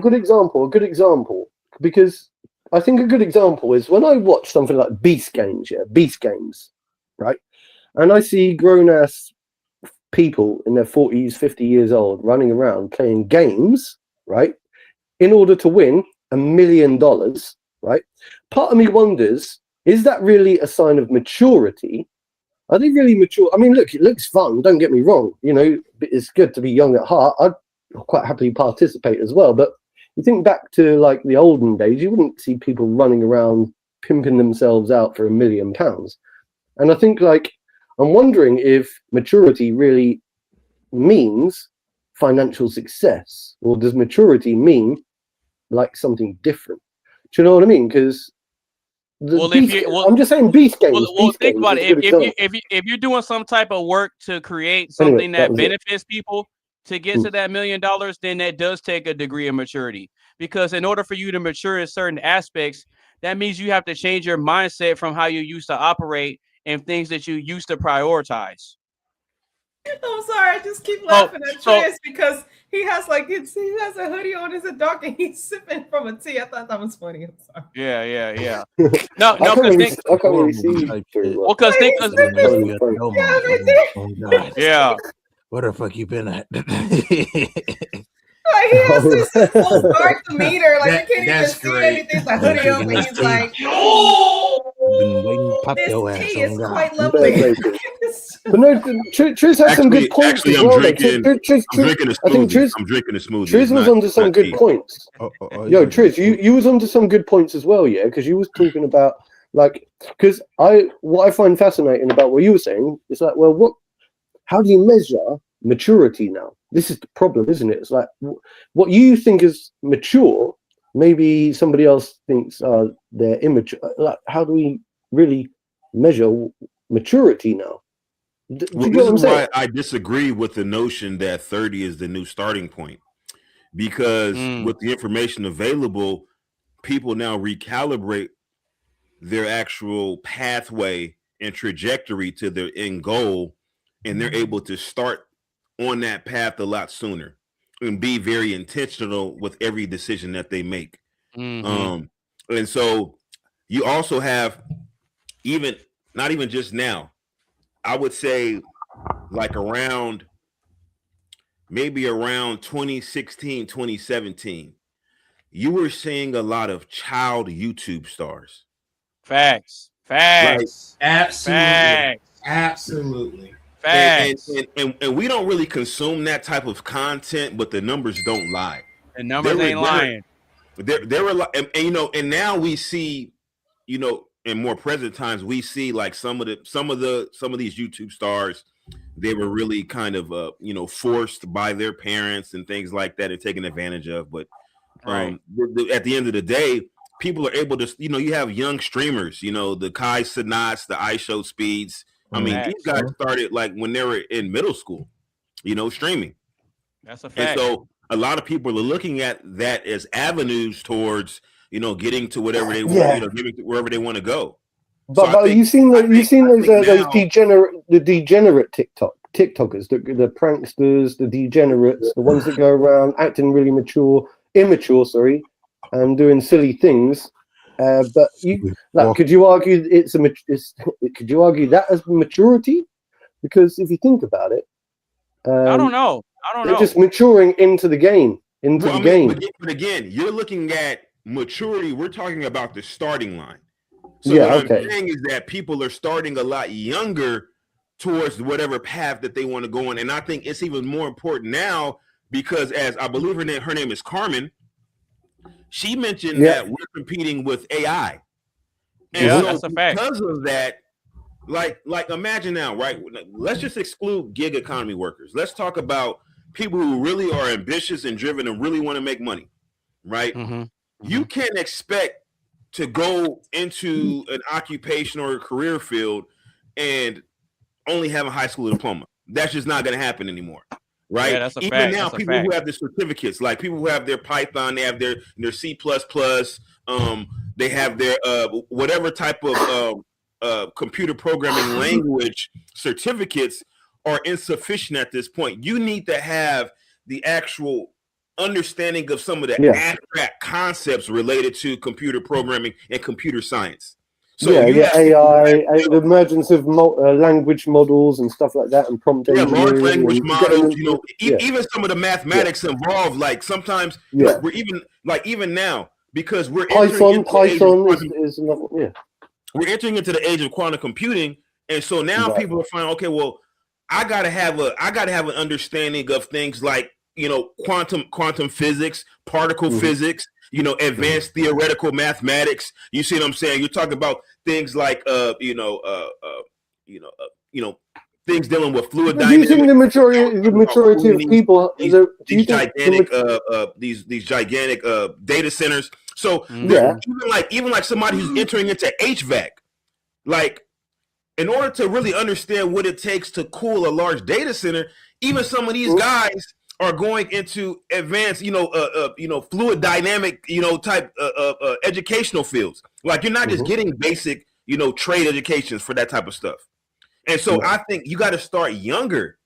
If you're starting at 30 and say, okay, well, now I want to enter into this field. Now your runway, like say for instance, if you want to say, I want to be, I want to do quantum physics, or particle physics, right? If you're starting at 30, it's going to take you 10 years to get your PhD in that. Yeah, that's a fact. So you're going to be 40 and then you're going to have student loans. Then you got to secure a job. It's not realistic. You got to start younger now. 30 is too late. But do you think that then you got to pay for them loans back? But do you think that this generation is even disciplined to do that?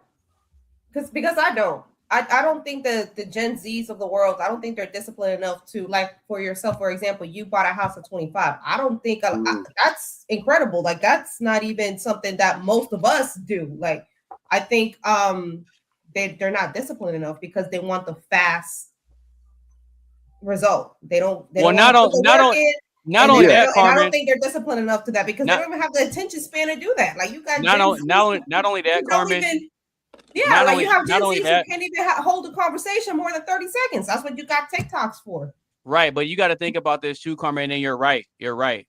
Are but you I think a lot of what the younger generation struggles with, and I would say that we struggle with this as well, is taking heed to wise counsel and embracing and seeking after wisdom. Because a lot of us, when we were younger, we thought we knew it all too. We thought we knew everything. regardless of what the older generation was telling us. And it took us some time, and some of us had to bump our head a few times to realize, okay, now I see what my granddaddy was saying, or now I see what my mama was talking about. That happens to every single one of us. Yeah. But hold on, though. Now you even yourself mentioned earlier, you talked about certain families who were very strict on their children. So we can't discount that. Like I said that earlier. It's a big deal. But listen, there's people who buy houses at 20. They don't even have to buy a house. They get given a house at 20. Like I have some coworkers, they were given their house just because they graduated from college because their parents had extra houses. Facts. That's right? a fact. So if you people who have generational wealth, their pathway and their trajectory is entirely different from somebody. In all fairness, Charles, Mr. AB did touch on before everyone joined. You touched on that, didn't you, Mr. AB? Yeah, I did touch on the wealth aspect, and it's like almost like the wealth aspect is another layer. Yeah, but I also said, see, this is what I said. You have some families that have things set up to where as soon as their kids are brought into it, they take them when they're young and they're already shaping them and molding them, and they're separating them from the traditional ways of society, and they're setting them up to where by the time they're in middle school and high school, they've already accomplished so much that in their mind, they think that it's normal. But when they take a look at their peers, and their peers are only reading at like a 5th grade level, they're like, I thought everybody knew this.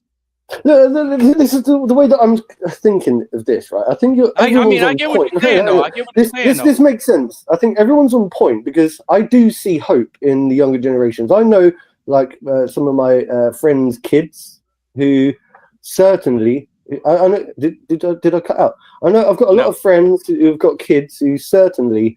Like they look like they've got, I know kids who are doing computer science in school and they're doing mathematics and they're doing this and they're doing that. And you think, wow, you know what I mean? They're really like, growing. I wish I was that. I think there's 2 different sets of people. And when we look at the younger generation, and I think that both Carmen and I were looking at, like really not in a negative way, but we're just concerned, that maybe there are a lot of children that are falling behind in the world that aren't able to mature because they're wrapped in cotton wool because they're, part of the nanny state. Whereas I suppose it's just good parenting. If a child is born into a good household, that's perhaps where the wealth aspect comes in because they can be given that good. And let's face it, child. a lot of these kids are not being raised by a 2-parent household. A lot of them are being raised by a single mom, which automatically puts them at a disadvantage. That's not to say that they're not going to be successful in life, but they're already at a disadvantage as soon as they come out. That's not their fault. That's correct. Yeah, but it doesn't take away that they have to put in some sort of work and they have to apply themselves to something, right? Yeah, that is. And so that ties back into what I said about the mindset thing. So it's like you have a lot of kids that are born into situations where they have a significant advantage, but it's up to them to become the success story, right? But then you have people that have the woe is me mindset and I'm just a product of my environment and all this other type of stuff, and they have a victim mentality, right? And I touched on this. Also, some of these kids are more entitled than what we used to be. Yeah, talking about like we just so old. Well, yeah, if they don't think they have to work for anything, I think now the Gen Zs versus the millennials, I guess. I think the Gen Zs are very entitled, for real.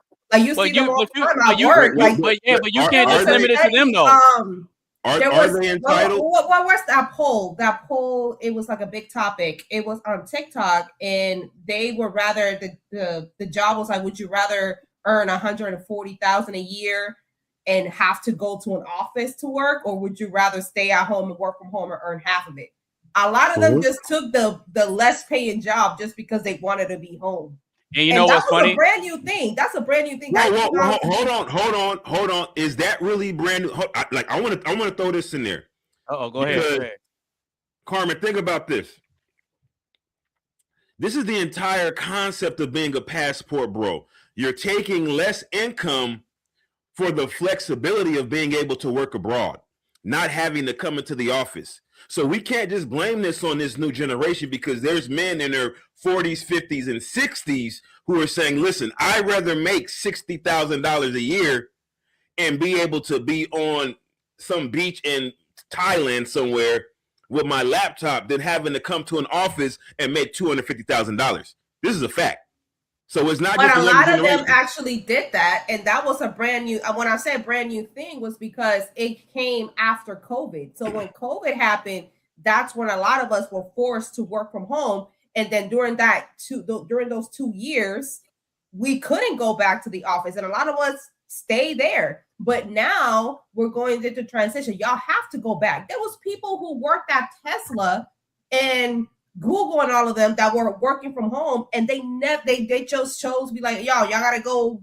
They try to cancel Elon Musk. Y'all gotta come back to work. You gotta come back to the office. And they said nope. Some of them actually ended up moving to other countries, like you said, because they don't you think people take the path? So I think a lot of this generation they're entitled a lot, and that's I get what you're saying. I think hold on, real quick. Let me ask you this: sure. Is it entitlement if they're willing to make a compromise? Now, I could see if they said, "Well, I want to work from home, but I still want to make $250,000 a year."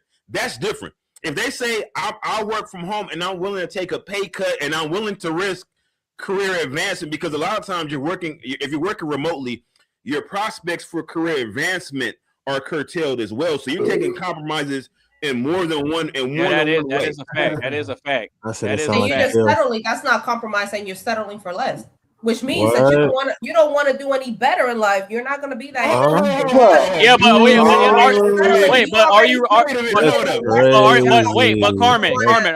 want to put in the work to do that. Right, but Carmen. What's the difference between compromising and settling? Now we're talking semantics now. How we talking diplomatics? No, what's the difference between compromising and settling? What's the difference? No. I think you're all right. The problem is, look, people naturally will take the path to least resistance, right? And what people work towards is making their lives more comfortable. So we could argue both sides. Once again, I think there's truth in both sides. I always have to do this because there is truth in both sides, right? People will take the path to least resistance, and if that means that I can work from home on my laptop, I will do that. Does that mean that I am not still getting out there and participating in the life? No, not me, but I think I still understand what Carmen's saying. I do think that the more normalized that becomes, the more normalized it becomes, the more comfortable people become, and the more mollycoddle people become. Settling and compromising. When you settle, settle for something like you're settling in your life, right? You're taking the lesson to live your lifestyle. That's what compromising is. When you're if we're all gonna be replaced by AI, you just settle for what you can get because that's just what's easier, and you don't care to move forward, which is different. Carmen, you mentioned AI though earlier, right? AI, right? And if we I think so, or someone did mention AI, I think, and if that's the case, that if we're going to be replaced, and they say that in the not so distant future, most of our jobs are going to be replaced by AI. It's almost like it's difficult because we can't blame the younger generations for being led down that path where, they don't have, they're being looked after. But I think, once again, that I'm trying to bring it back to the maturity thing and the whole, does life start at, whatever maturity start at 30. AI is replacing husbands now. Did y'all see that? People are in a relationship with AI. Well, not women. Well, yeah. Women are in relationships with AI. I joked with Mr. A about that.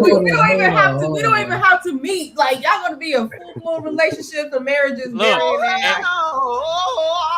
And Carmen, and what's gonna happen with that is that these women are in relationships with AI, and the AI boyfriend is gonna break. I mean, I'm serious. I saw a video of a lady, and she is on multiple relationships with a full-blown AI. I'm so serious. I'm not even trying to laugh. It's funny, but I'm serious. We are about to be in the. Y'all ever seen that movie? What movie? What's it called? Her. Yeah. We about to be in her. Oh, I've seen it. I've seen it. With Scarlett Johansson and Joaquin Phoenix. Will Smith. Yeah, he was in a relationship with a full AI. We're about to do that right now. I seen some movie with Megan Good. Her as was the AI. All right, so Tizzle and Coley. Is 30 the new starting line for personal growth? What y'all got? I got to bring y'all into the conversation. Okay, let me go first. Yeah, go ahead. No, go ahead. You got it. Holy shit. First of all, Carmen, that's crazy. People have a relationship. But nah, it ain't crazy. It's for real. It's bonkers. If you're that desperate to be in love with an AI, then yeah, you don't have a life anymore. If I were you, I'd keep those eyes closed. Cause I'm gonna play Monster Reborn. You what? Now I'll bring back a monster. It's the same one I just sent to your graveyard. My blue eyes! Yeah, man, I knew you could do it. Now that was impressive. All right, we got somebody else that just joined the panel. Shout out to you.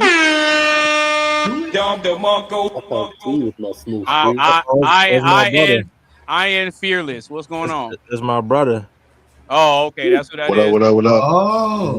Oh, okay. Welcome, Okay. I think here it is. Okay. All right, so Carmen and Coley, y'all were in the middle of going have a little back and forth. Y'all go ahead.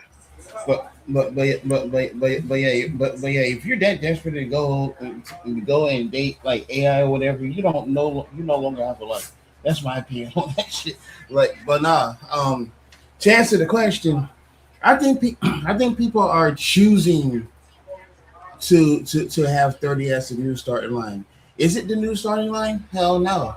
Because as to some of y'all points, I've seen people seen people as some people one of y'all mentioned that are doing streams and everything else or whatever at age 15, 16, 17 or whatever. Normally the beginning point would be like say 20 or 21, a little bit after you get out of high school because that's when you start, because that's when the thinking process begins, in my opinion. Yeah, 18 through 20, that's when you have your fun and all that stuff or whatever back then. But then when you reach 20 or 21, it's like, what the hell am I doing with my life? Because I know these people who tend to be my friends are not going to be my friends like that for real.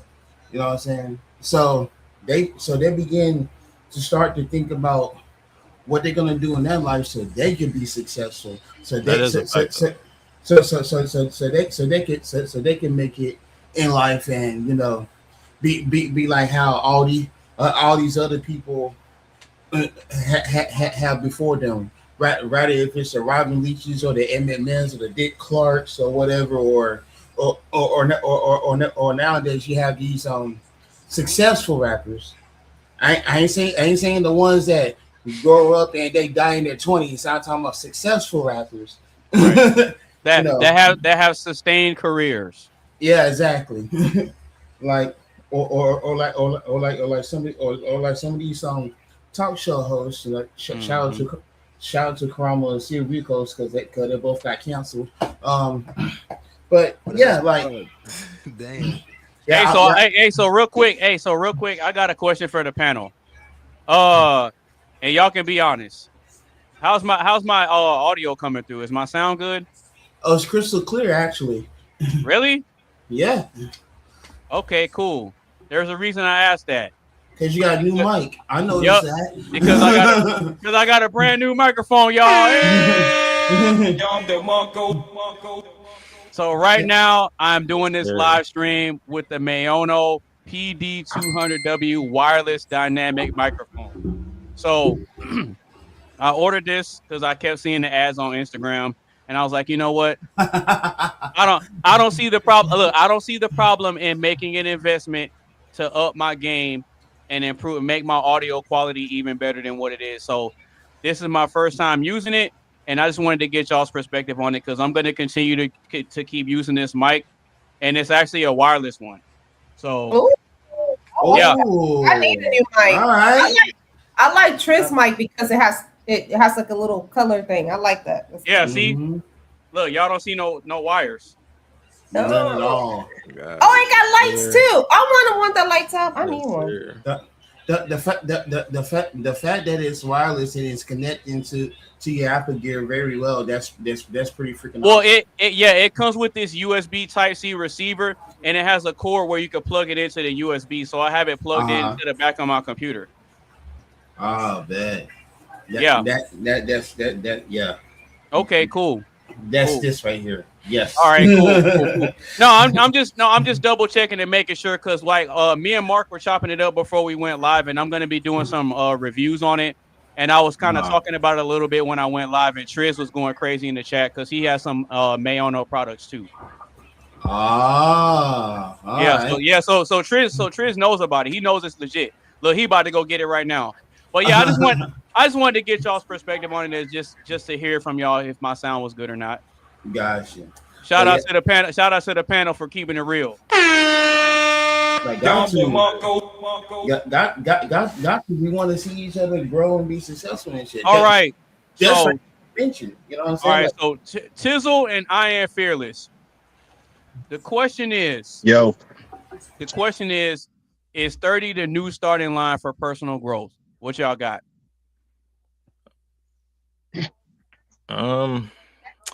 This is my opinion. I'm gonna say nah. I mean, I feel like everybody started at a different age, and like from my perspective, I feel like you don't have it all the way there. Like at a certain point, I forgot somebody said earlier about discipline or whatever. Whoever said that, I feel like you got to know that and other shit in life, because I mean. Not me per se, like I don't be doing it like that, but I know some motherfuckers they like to party a lot. Stop the cap. No, I'm dead ass. Like they like to party a lot. Stop the cap. Stop the cap. What? The buttons, bro. No, go ahead, bro. Go ahead. Man. But yeah, motherfuckers they like to do shit like that, and I feel like they don't really take what they want to achieve and do seriously. They kind of like set it to the side, if that makes sense. Okay, so around what age do you think that they start to take it serious then? Because you say you don't believe it's 30, right? I mean, I probably they're doing it younger, which that's true in some cases. I do agree with you. So if you're saying that they're not really taking it serious, then even if you had to give an age range, what would you say that they do start to kind of click and say, you know what, let me buckle down and get this going? I'd probably say like 40s, maybe close to 50s. Wait, so you think that people are waiting that late to say, let me do something with my life? I mean, some people do. By that time, it's over. Yeah, bro. I mean, yeah, true. I mean, but some people like that. You know what I'm saying? Just imagine if Lil Wayne didn't blow up until he was in his 50s. Yo, I feel vindicated though, because I think that's what I was trying to say. Like, because there's a generational difference here. We were saying 30s for you and me, right, Mr. AD? Yeah, in our 30s, right? Is this Tizzle talking? Because I can't quite see, to be honest. That is. That's me. Yeah. But you're younger, so you're saying that you think 40s or 50s is the age that people. But hang on, so that's interesting, because that kind of backed up what I honestly think. I think that that's true in a very small minority of cases, and the reason I say that is because of this. Shout out to Tizzle, and he probably doesn't know this, but you were eating KFC earlier, right?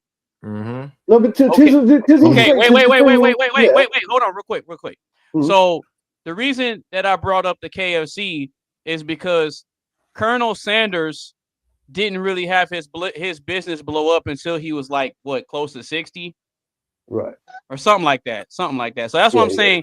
That what you're saying, I think is true in a very small percentage of cases. That is it completely asinine? No, but is that the norm? I don't think so. But I mean, I get where you're coming from, though. I'm not saying you're wrong. Yeah. I don't think it's that far. I really don't think it's that uncommon. That's why I said like 40s, maybe like close to 50. I mean, you know. I don't think that's uncommon because think about it. Like there's everyday celebrities. Look, J-Lo's damn near 60. Look how she look. I mean, so let's not talk about Angela Bassett shit and Taraji P. Henson. Right. I think that's pretty common. I think now like 30s is the new 20s and 50s is the new 30s. So I think that's common as hell. People reinvent themselves at a later age all the time. I don't think that's not that common. Hey, it's all based on your surroundings, like what you are used to being around from the jump. Like if you grow up in an environment with people who got money, who got bread, and ain't got no care in the world, and you're gonna grow up happy without problems, and you're gonna have good skin, no problems, stuff like that. But if you grow up in a society where you working all the time, seeing people over you working, struggling, dealing with issues, I mean, it's gonna start to weigh on you the same way it weighed on them. It's gonna affect your looks, affect your self-esteem, things like that. So in the end, it's really all about the environment you're in. Around, it's all about the people you were raised around. So yeah, that's true. No, that's true. But see, but the question is 30 the new starting line for personal growth? Because because it doesn't matter what type of family structure or environment you're born into, you're responsible for your own personal success or failure. So if you succeed in life, it's your fault. But if you fail in life, it's also your fault. Because if you're not taking accountability for the variables that you can control, then it doesn't matter if I was born with a silver spoon. It doesn't matter if I was born and I was raised in the South Side of Chicago or in Compton or something like that. It doesn't matter. It's on me. Everyone's journey is different everyone's journey through life is different, yeah. And I think that some people are able to mature at different stages throughout their life, yeah. I think for the most part, though, I think that we're trying to look at a blanket, typical sort of age range. And I do think that for me, I told you earlier, when I was certainly in my 30s, I went through different stages, and I said that earlier. I went through the puberty stage, I went through the getting into adulthood stage, and then certainly when I hit my early 30s, for me, I felt like that's when it was the beginning of the new me. Like that's when I went through what I call my own personal metamorphosis, my own personal journey. But I suppose it can be different for anyone. You know, I mean, some people, like you say, maybe it happens when they're 60, 70, 80, and then suddenly they find success. Some people are born and maybe they can hit it when they're young, whether they've got a silver spoon in their mouth or not. You know, I know plenty of people that are very mature, and you think to yourself, how are they so mature for their age? You know, like considering what they've got. And I suppose it's down to the individual, but for the most part, I think in my generation, I certainly saw that all my friends around me, when they hit their early 30s, we all changed, but we all changed together. So I think that's the point. It's like Triz was saying, it's the environment. It's the environment of people and the people you hang around with, and whether you got the right people to lift you up. And I think that is what helps you to start your journey of maturity. What do you think? Oh, and also, Carmen, that's look, true to a degree. That's true to a degree. Yes, I like Mark and Pink. You wearing your pink? Hell no, man. Get your ass on, boy. You get your goddamn ugly ass on. Here you go, Mark. Whoever in control of the audio and the sound effects, you are coming in clutch. Hey,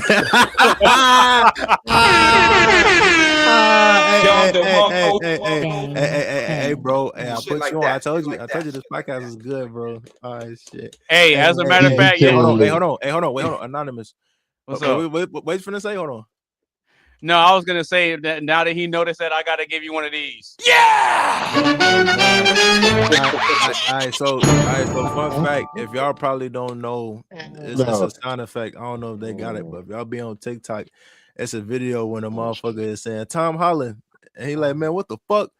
And he was like, man, I don't want to talk to your bitch ass. Like, y'all ever heard that or seen that?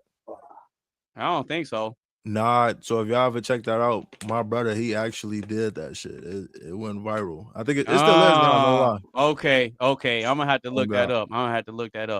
No, but go ahead and finish what you were saying, Mark. But you were No, showing no, off. no. the I think I did finish what I was saying. I just distracted you with showing off. What the fuck are you drinking over there? The pink skirt. I want to show off something real quick. I want to show off something real quick to Anonymous Bass. So this is the Malno soundboard I was talking about. Ooh, hold on. Wait a minute. Oh, yeah, that's nice. Hey, that's nice, bro. How much you pay for that? I don't know. I bought this many years ago. Actually, so Mono's been around for years. So this is a very old sound. This is my real soundboard right here. Matter of fact, let me see. Ooh, you got a soundboard. So this is the real deal one right here. Bro, hold on. Wait a minute. Hold on. Wait. You know what's funny? Nah, hey, look, check this out. You know what's funny? No. You know what's funny? Is that I actually have that. I'll have a web page with that on it because I was actually gonna buy that. That exact sound panel that you have from Zoom, I'm actually gonna invest in one of those. That's crazy that you have that. What a coincidence. Yeah, what a coincidence. As That's soon crazy. as the brothers get a little bit of money, they start acting funny. Well,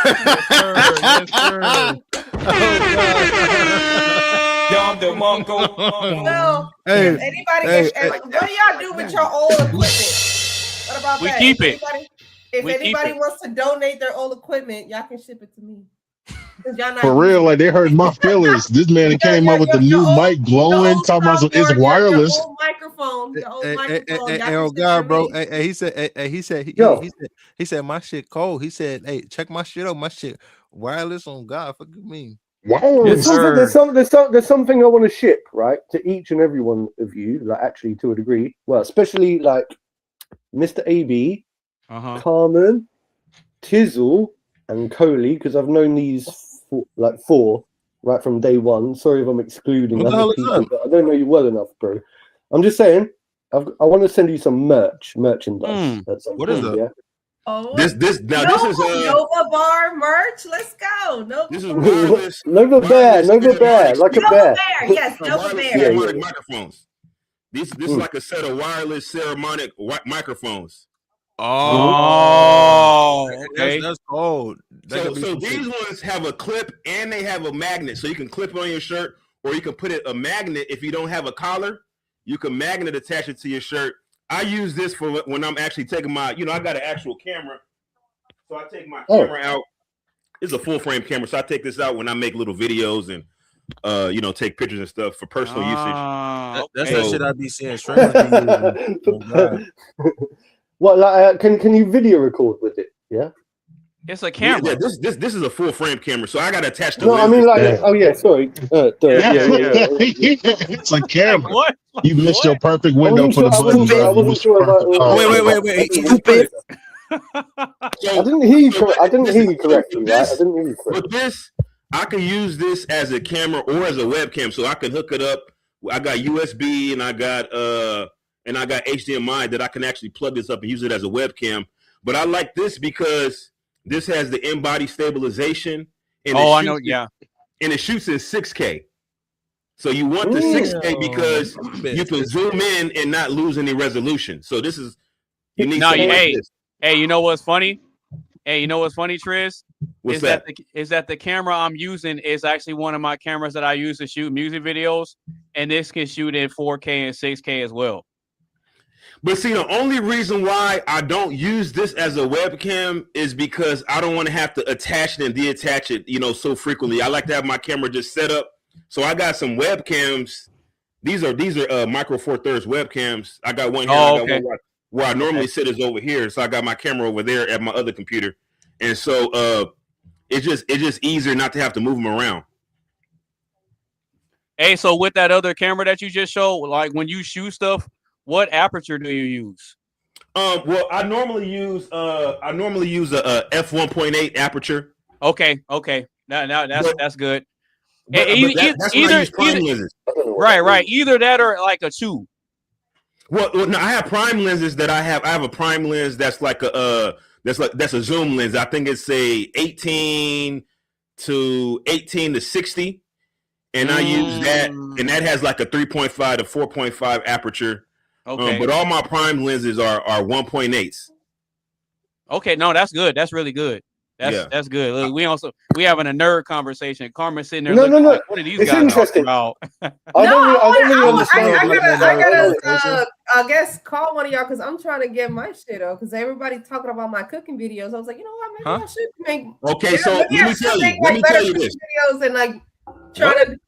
If you want to step your game up from a video standpoint wise, I recommend a Micro Four Thirds based webcam. Now there is a YOLO Cam S3 is a 1-inch sensor, which gives right. Hang on, I'm gonna forget all of this. Yeah, I'm gonna forget all of this. All you gotta do is watch it on the playback. Yeah, I know that's true, but I'm gonna have to come back. This is what I want to do. So I'm gonna have to come back and can you just send it to me somehow? Just send it. I'll send it to you. But hold on, though. Hey, listen. This is what I want to do. I have a question. This is what I want to do. So, I don't know if y'all see my Instagram. It's I just a lot of cooking videos. Y'all know how y'all have like those cooking, like the Tiny Chef and Foodie. These are all like cooking videos. So they literally just film themselves cooking in their kitchen. And they just film themselves. They just like, hey, I'm out of this. So that's what I want to do. But the way that I have to do it, I can't cook with one hand. So I literally have to like hold my phone. I want to do a cooking video like cooking and with then Dash. I want to do something like that. I want to do. I was like, let me go. You know, you trying to do a live? You just need to buy a stand. You live stream? Yeah, like live stream, but they're okay. So listen, and then like a stand. I'm gonna tell you. The most versatile camera you're gonna get, I'm gonna show y'all right now. Is this right here. You can zoom in on this. This is a DJI Osmo 3. You're dark. Your screen is very dark though. Your screen is dark, yeah. And I'm on this a phone and I can't really see what you show. Oh, that's hard. Yeah, that's the little camera that follows you. What? Does that attach to your computer? Is that quality good on that? Yes, this is a DJI Osmo 3. This is a it has a built-in gimbal camera. So the camera stabilizes. So that it stabilizes the video so you can do your personal vlog with this, walk around with this camera, and it's gonna give you stable video. Right? Oh, really? But then you can also hook this up to your phone and use it as a camera and do your live streams from this. Ooh, hey, tell her about the drone. Tell her about the drone that comes with that camera too, bro. Well, no, this one doesn't come with the drone. You got to buy the drone separately than this one. So this is just like the vlog one, right? And what I like about this one is, so right here, I have an actual base. I plug this into the phone. Plug this into the camera, right? And now I got a tripod. Oh God! And this has an extra battery on it, so I can get like a longer video time with this. Plug this up to this. And have a long video, and then have it on a tripod, so you can set it down somewhere. What do you do with the sound, though?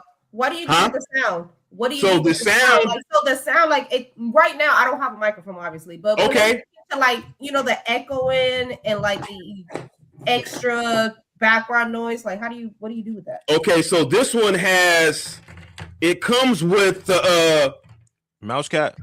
No, it comes with one of these DJI microphones, right? Oh, that you can just plug. It comes with a microphone you can clip on your shirt, so you can have a microphone on your shirt, or you can use the microphone that's on the camera itself. So that either one works. The microphone a mouse. It comes with everything you need. It comes with a separate wireless microphone. Yeah, but I think Carmen's worried about because like echo, like because you want like background noise cancellation. If you're walking around the wireless microphone that comes with it has noise cancellation on it. Yeah, background noise cancellation. And it has a little rabbit's tail fluff on it, so it cancels out the wind too. Yep, that's mouse cat. Yep. Yeah, and it's funny because this microphone that I'm using. Not only is it wireless, but it has built-in AI noise cancellation. I like that. Yeah, that's what we be using. Look at that. That's what we be using. Hey, wait, I was gonna ask though too. I was gonna say, can you take pictures on that joint? Yeah, you can take pictures on it. Say less. So that it's a camera. Okay, no, I know. Now, Yeah, I know. Hey, bro, I felt stupid asking that. Listen, goddamn. nothing beats an actual mirrorless, interchangeable lens camera when you're talking about taking pictures. I would recommend a full frame, or if you really want to get technical, get a medium format camera, and you're gonna take some amazing pictures that can't be duplicated with a phone or this. No. I was talking about with that. I was talking about with that. What you got? The little thing is like a gimbal. Yeah, you can take pictures with this, but the pictures won't come close to this. Now, this takes pictures as good as a cell phone. Okay. But nothing can beat a standalone mirrorless DSLR, separate, interchangeable lens camera. Nothing's gonna beat this. That makes sense. How many megapixels? Well, this is a cinema camera, so this is mainly meant for video. Oh, now, okay. Now it will take 25 megapixel pictures. Okay. 25 megapixel pictures, but it's not really like a photo camera, even though I could take really good photos with it.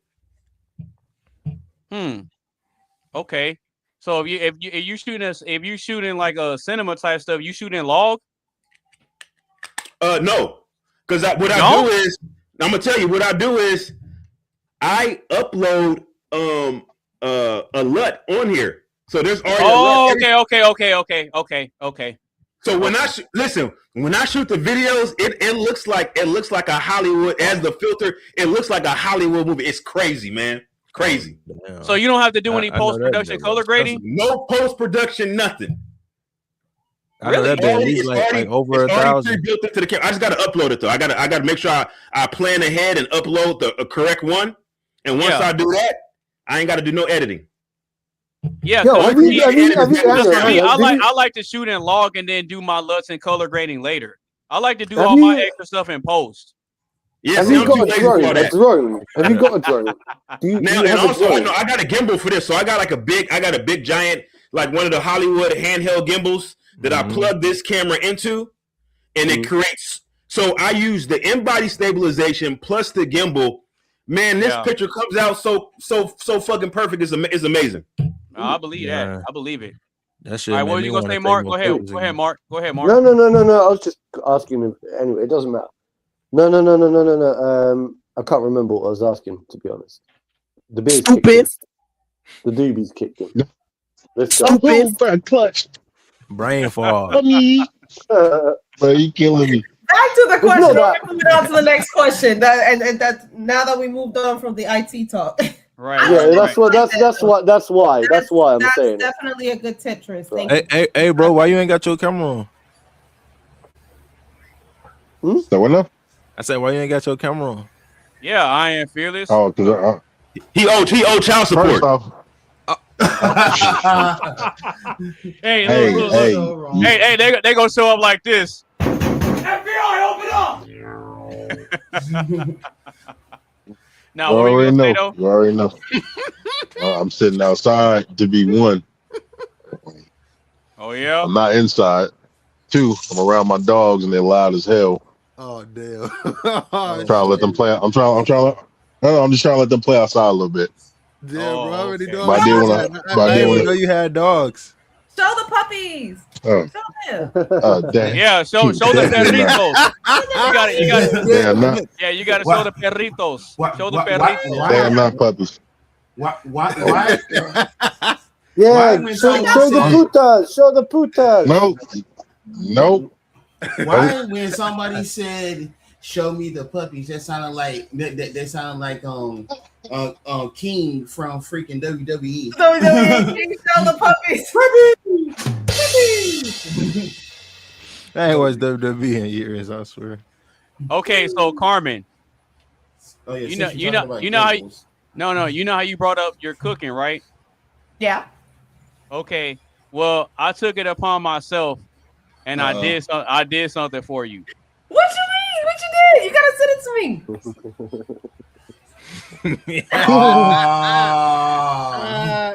Okay, that's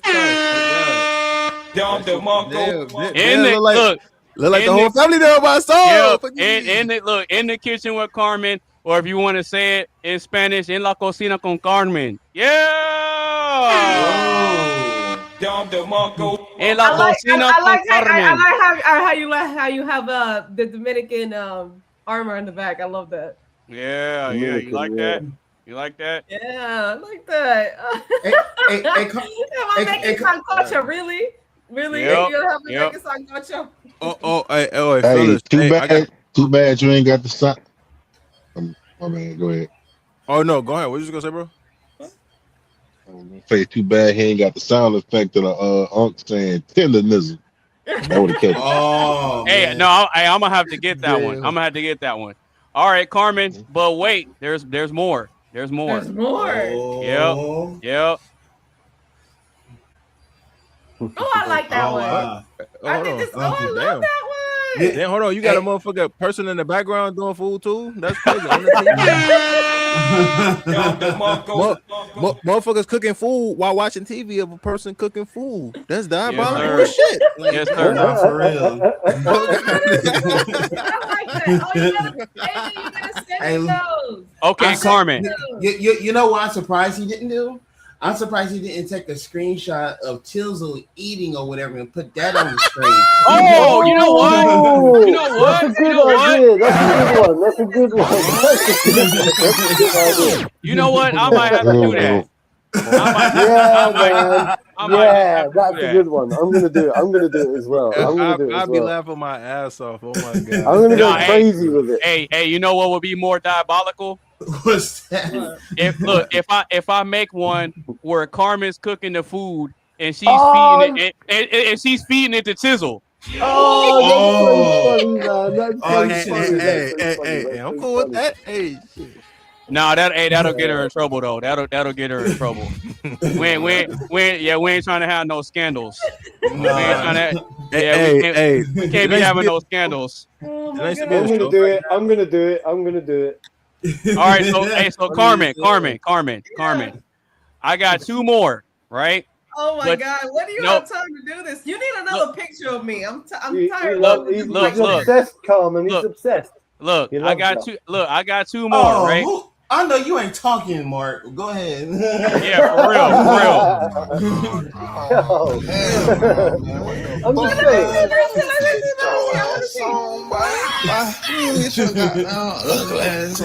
All right. Okay, Carmen. I got two more, right? Hell no. But these last two are my personal favorites, and you'll see why. Okay. Oh wow. Okay. Ooh, That's more so the Motherfuckers keep Rachel on making Ray plantains approach. in this shit. I'm keep. Wait, but you know why I like this one? I'm gonna tell you why I like this one because Talk this to him. one has a F. This is a F 2.0 aperture on this picture. Yes, sir. What the fuck that mean? That's 2.0. Yeah, That one's sir. because of your one Yo, tank. you gotta Tag, send me man. What those, the hell? baby. Look at me. I already got my thumbnail. I already got my thumbnail for my YouTube channel with my cooking. I'm gonna be. It's gonna be in the kitchen with Kaya. I'm not cooking with Kaya. We're not doing that. But Hey,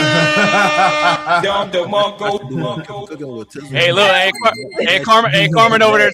Look, hey, Carmen over there taking shots. Oh my God, I gotta talk.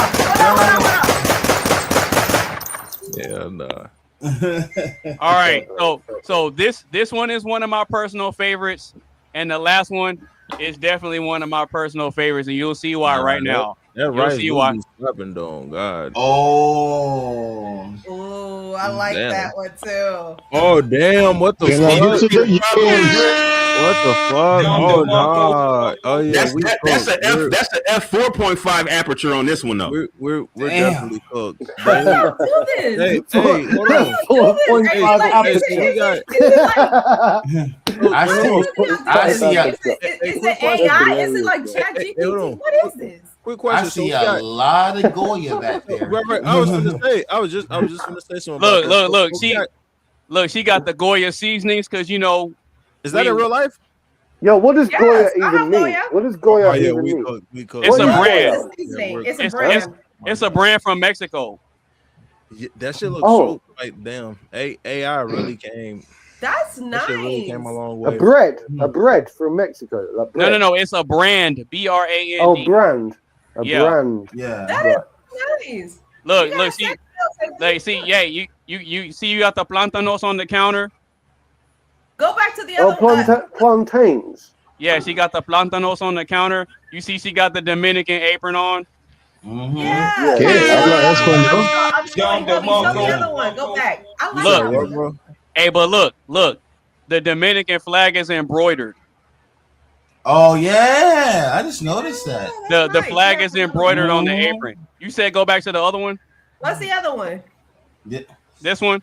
Look at this one, babe.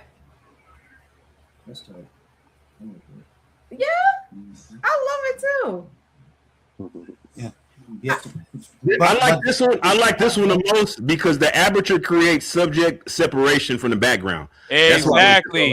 Exactly. So the foreground is clearer than the background. I Right, don't okay, know yeah, how I get you what you do mean. I this, get what but you I mean. love it. You gotta send me those, AB. It brings more. It brings more of a Rachel Ray approach with this picture, doesn't it?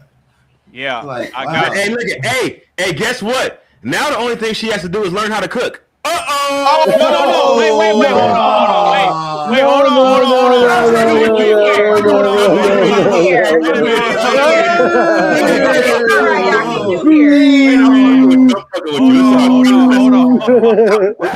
You here. Well, you gotta take that back. Here. Ain't nobody questioning my cooking skills. Wait a minute, Triz. To her defense, I'm fucking with her. Carmen be throwing down for real, bro. She throws down for real. I believe you. I'm just messing with her. Carmen be throwing down for real. Matter of fact, speaking of the cooking, Carmen, if I'm not mistaken, didn't you recently make some interesting looking tacos a few days ago? Tacos. Yeah, and I've never eaten tacos. Oh my gosh, you don't know what you're missing, bro. They don't got tacos in the UK, man. Wow. No, I don't think like we get. Not really. I think we can make like. I think we can get like a version, but it's like I don't think it's anything like. What kind of shit is that? Yeah, like we don't. It's not like a staple or common thing that we can get over here. It's like, and even if we do, we can normally like get like a kit where we can build our own, and it's going to be lame anyway. But like, yo, I'll be honest with you, y'all have meat pies. Like a proper taco. Wait, hold on, wait, Fearless, you said what? Yeah, they got meat pies. It's basically the same thing, just a different shell. Kinda. I'm not gonna lie. Kinda. I'm not gonna lie. Have you ever tried a meat pie though? Have you ever tried a meat pie? Like a proper meat pie? My buddy Eric. I got a buddy Eric. He is from the UK. And he does make them, and sometimes he has frozen ones. But the ones that he made were way better. But I was like, it's kind of like a taco, just without a shell. You know what I'm going to make? Okay. And I'm going to make it in mine, Mark. I want some fish and chips. I like that. I feel like I want to share. I want to like. It's just like fish. That's one. If I ever go to the UK, that's one of the first things I want to try is that. I want to know what the hype is about fish and chips, and I want to know what the hype is about their tea too. Okay. Oh, have some Earl Grey, Are you talking about sweet tea? No, they don't. No. They don't do sweet tea over there. If I'm not, they don't do sweet tea over there, bro. God damn. Not really. I mean, we can buy iced tea, Lipton iced tea, or something in a bottle. It's not the same. Like your sweet. You said tea. wait. You said buy some Lipton iced tea in a what? In a bottle. In a bottle. In a bottle. He said bottle, but it was like bottle. In a bottle of water. I knew that's what you just picked up on. And Mark is sweet tea is only a southern thing. If you go up north, it's just tea. Sweet tea is only a southern thing. I learned that when I moved down there. Man, I love to try some southern sweet tea. I heard that. No, shit. I've got some. You say you love to try some. I'll be back in a minute. I'll be back in a minute. Sweet tea. Wait, some what? Southern sweet tea, like southern, like stupid. You know what Southern. I'm saying? Stupid. Are you saying southern sweet tea or Saturn? Now you said southern, but you said southern. Oh. No, he's saying southern. Hey, I pick up on some of the talk. You want that? I don't like sweet tea. Y'all want that cup of diabetes? Because half of it. I love it. Oh my God, you gotta send it to me. I got my thumbnail. Y'all got some. I already have a camera I need to buy. I need to buy that. Talking about. I have my thumbnail. Look, we're giving her. Hey, y'all. Carmen in the kitchen. Let's go. Hey, we're giving her all the ideas. Hey, Carmen's getting all the sauce over here. Y'all sure are. I'm gonna be bigger than Cooking with Kaya, bro. Hey, you're getting all the sabor over here. You better. No, but does anybody else have anything on this question before we move on? No, we do not. No. I forgot what the question was. Are we still on the opening? Are we still on the? Is the 30 the new starting line for personal growth? Yeah, that was the first question. I'm asking, does anybody else have anything else on it before we move on? I just want to say that again. I just want to reiterate: 30 is not the new starting line.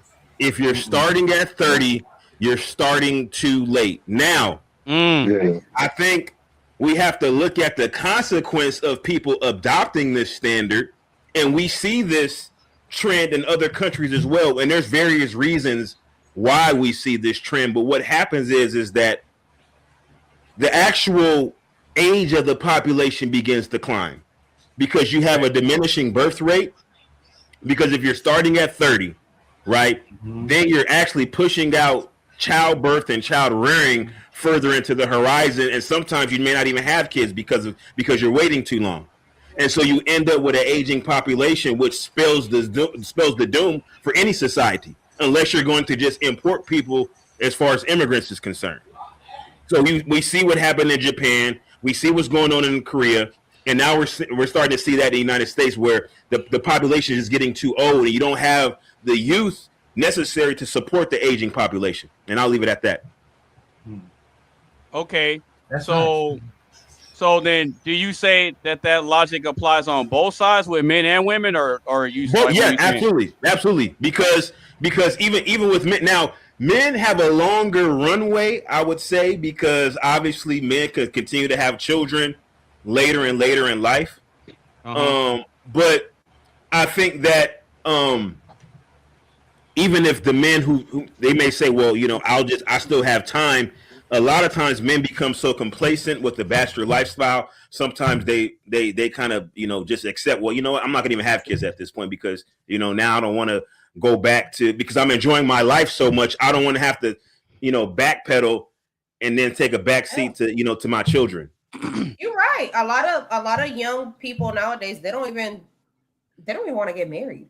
Well, DINK. That's the concept. They don't even want to get married. They don't want to have kids. Like it used to be such a foreign concept, but nowadays it's becoming a lot more and more normalized.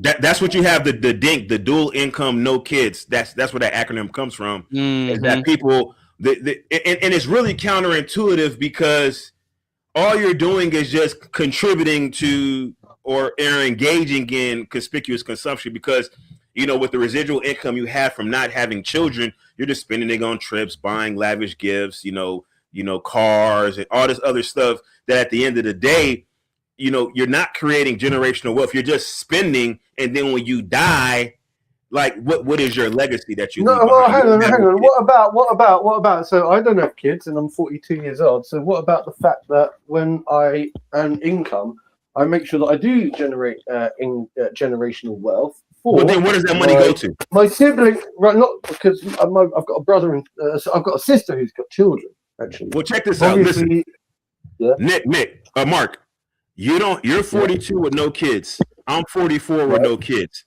We're both losers. No, we're not. Who the fuck said that? No, you're not. Well, speak for yourself, bro. Bro, stop the cap, bro. For real, you tripping on me. Speak for yourself, mate. Hang on. I don't really like. No, mate. You need to sort yourself out. Hang on. Excuse me. You just sort yourself. Hey, bro, tell him. Hey, Fearless, tell him, bro. Yo. Hang on. You just called. Mark had to get up.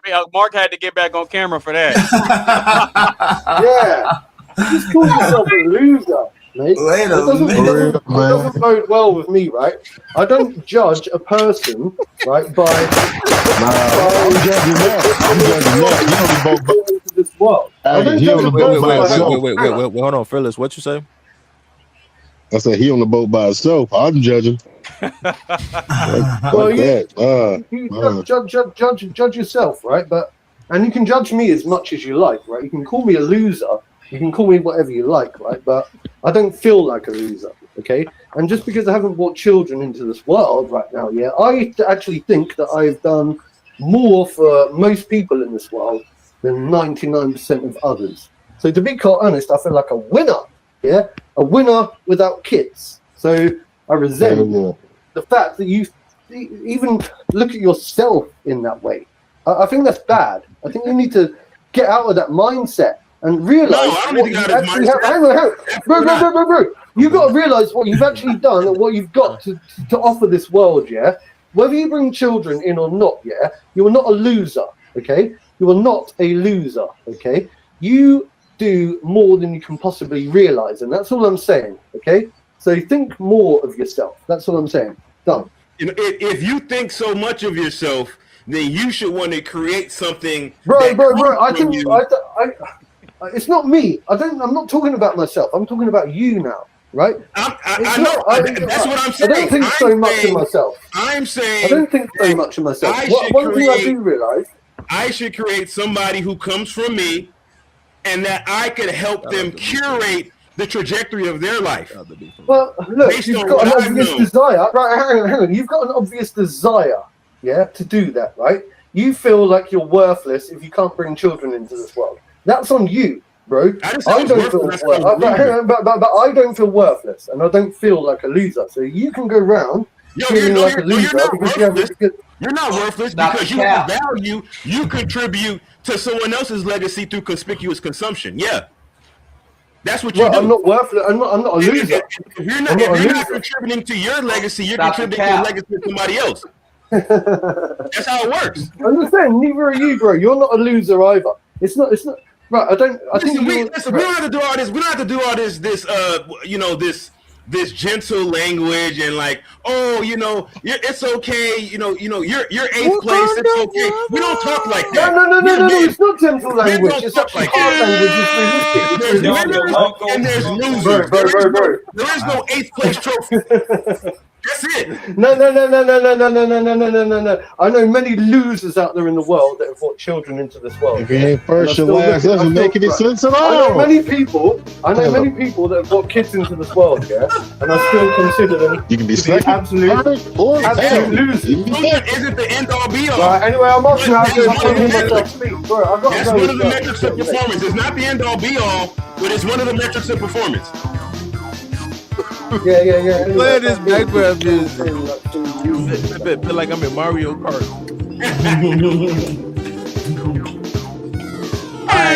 I'm anonymous. What's the next question? I was kind of scared to jump in that. We on a roll like Sonic. Man. He got cooked. Adrian, you didn't go down like that, huh? He got cooked. Oh man. No, but does anybody else have anything on this before we move on? Hop into? Whoa, man. I'm gonna simply say no. Okay. All right. Move on. All right. Hey man, we off to a great start. Shout out to y'all, man. All right. So if you just now tuning in to the live stream, or if you've been watching the whole time, what's up? No, go ahead. Now, if you've been watching with us, if you've been rocking with us the whole time, or if you just now tuned into the live stream, make sure you give the stream a like, share with a couple of your friends. Make sure you follow us on all our social media sites. And if you want to get in on the live action, just click the link that's pinned to the top of the chat. All right, go ahead, Tizzle. Oh, I was gonna say my bro, he got to get a proper introduction. He introduced himself. I am fearless. I ain't got to do. Oh, come on! Why you got to do that? Go ahead and do that. Everybody do that on the panel, bro. Hey, go ahead and introduce yourself to the people, bro. Go ahead and promote yourself and tell what you do. Hey, what up, everybody? It's your boy. I am Fearless, aka Dr. Monko. No, I'm just messing with you. All right. What's Anything good, else? everybody? I don't know, man. Bang, bang. You tell him you made Fuck. music. Shit like that. Shit like that. Shit like that. Yeah, man. Yeah, I made music and all that. Yeah. Yeah, skirt, yeah, drop that, hey, skirt that. Yeah, you know, stuff like that. You know what I'm saying? Oh man. All right, yeah, y'all are crazy, man. All right, so we're gonna go ahead and roll into the next question. And the next question is this: can you reinvent your personality or only your habits? Say it one more time. Oh, can you gosh. reinvent your personality or only your habits? That's a tricky question. Oh, It is. I'll jump in because I think your habits are a manifestation of your personality.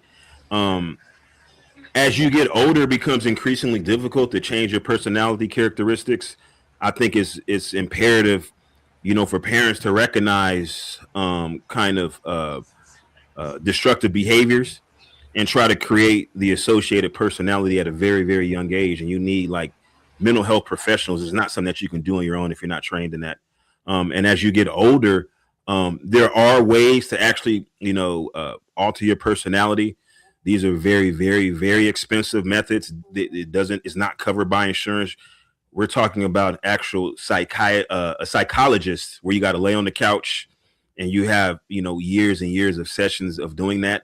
I do know some providers that actually do that service, and it's extremely costly. You have to have a lot of disposable income to be able to afford that because your insurance is not going to cover it. So for most people, reinventing your personality is just not possible. It's not feasible for most people unless you're willing to, pay an enormous sum of money to do so, especially as you get older. Okay. All right. Anybody else? I mean, I think you can change your habits, but I don't think you can reinvent your personality. You're born with your personality. You are what you are. That's what you're born with. I think anybody who tries to reinvent their personality is just masking it. At some point, your true self is going to come out. Like you can play. Oh, really? Yeah, you can pretend. You can pretend that you're this person for a period of time, but at some point, you automatically default to who you are as a person. So, Fearless, bro. As far as the question goes, you can reinvent your habits. Obviously, we all have bad habits that we change, and we can, and it changes us for the better. But I don't think you can reinvent your personality. You are who you are. Wait, so Carmen, so what if a man says, you know what? I'm resting in my feminine energy, but I'll be masculine for the right woman. I'll reinvent my masculinity for the right woman. What do you think about that?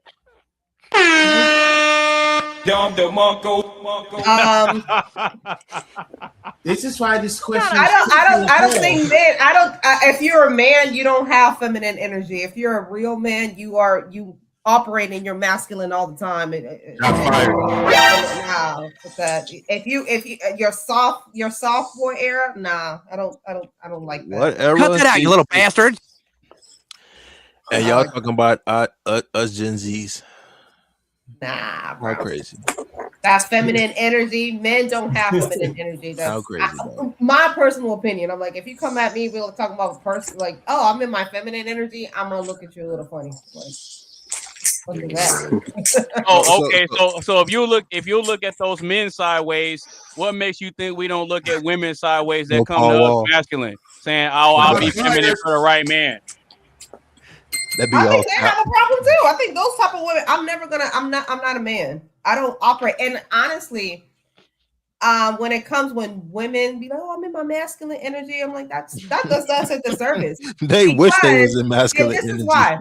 Because I find it when women operate in our feminine energy and we're in our feminine self, that's a superpower. I cannot tell you, like, that's really? That's where I am my most powerful. I cannot tell you. I have a man right now that will step in front of a bullet to All right, save me. Catwoman. So what you're saying, Carmen, you use your femininity. There is nothing in this planet that I cannot ask for within reason, people. Within reason. So you use your femininity. Do everything and anything to get me. Like that's some powerful shit. Like who else can say that? Like that is some powerful thing to do. I'm like, yeah, hell. I want some superpowers. Can I have healing factor? Can I That have is my a super brain? hell. No. So if you look at it historically, there has been women historically who had started wars, and men will go to war and kill a whole bunch of people for the woman that they love. Look at Cleopatra. Cleopatra, the queen of the Nile. What was coming? Phyllis. We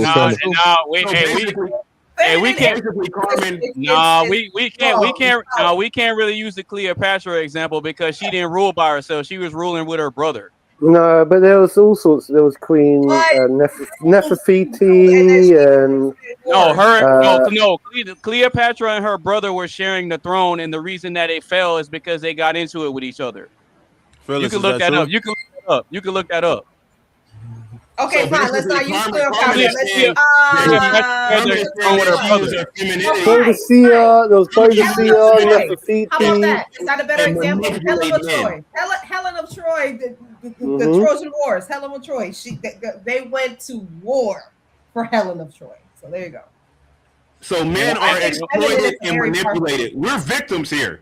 Right, but in a way, to a degree, we are, because a lot of men are like, I've always said this. I've always said this throughout previous podcasts, that in a way we serve women without realizing. It's like we're duped into thinking that we're kings of the castle. Yeah, but I feel like we just like most men are pawns to the system, and I think actually that women kind of, and people don't like hearing that.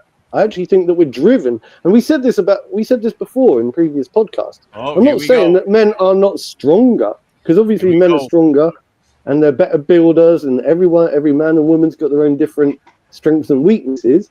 But I think that we're simps, right? Each and every one of you, especially some of the losers out there, right? I think simps to the system. Well, not necessarily, because we have a demographic. You just said we all simps. Am I tripping? No, but see, but honestly, there are demographics of men who have Hey, what you say, bro? There are demographics of men who have decided that they're not gonna bend to the whims of women, and that they're just gonna take what they want. So you can go too far in the other direction where you become what they would consider toxic. We don't really see toxic masculinity despite the narrative in America, but you'll see in some of the other countries, some of the countries like we'll say in the Middle East, where women have no rights at all, where they just say, what we want, we'll take. That type of mentality as far as women are concerned. But you mean I don't care if she's a girl or a baby or somebody's grandmother. I'll still knock her out. Yeah, that type of shit. See, see. This is the problem. This is the problem because I've seen videos now, right? Karma can be a bitch. Karma is a bitch. Yeah, and the problem is, I think that Saudi Arabia type shit. Right? Do you think that a man should ever punch a woman? Ever? Like, do you think there are circumstances where a man should punch a woman? I mean, me personally, if she punch you first and then you do, yeah, go ahead. I'm sorry. I am not above that. What if she just socked you in your jaw? If you're the aggressor and you jumping on that man and you keep slapping and punching him, I'm like, yeah, you might need to put your hands on. Nobody should put their hands on anybody. I'm not advocating for violence. Right. But if you put your hands on me first, right. Hey, you heard it loud and clear. She speaks for all women. Knock their asses out. I love that. And I'll give you another thing. And I'll give you another thing. And this one is unpopular opinion. Shit. Sometimes there's some women out here that you kind of have to slap them in the face just to get them to shut the fuck up.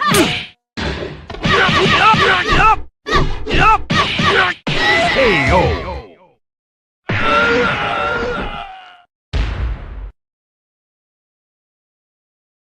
Don't you just love how he's prepared like this? Is that what you're talking about, Carmen? I mean, yeah, there's some. Listen, yo, there's some toxic ass women out here. You know what though? There's some toxic ass women out here. I'm not saying.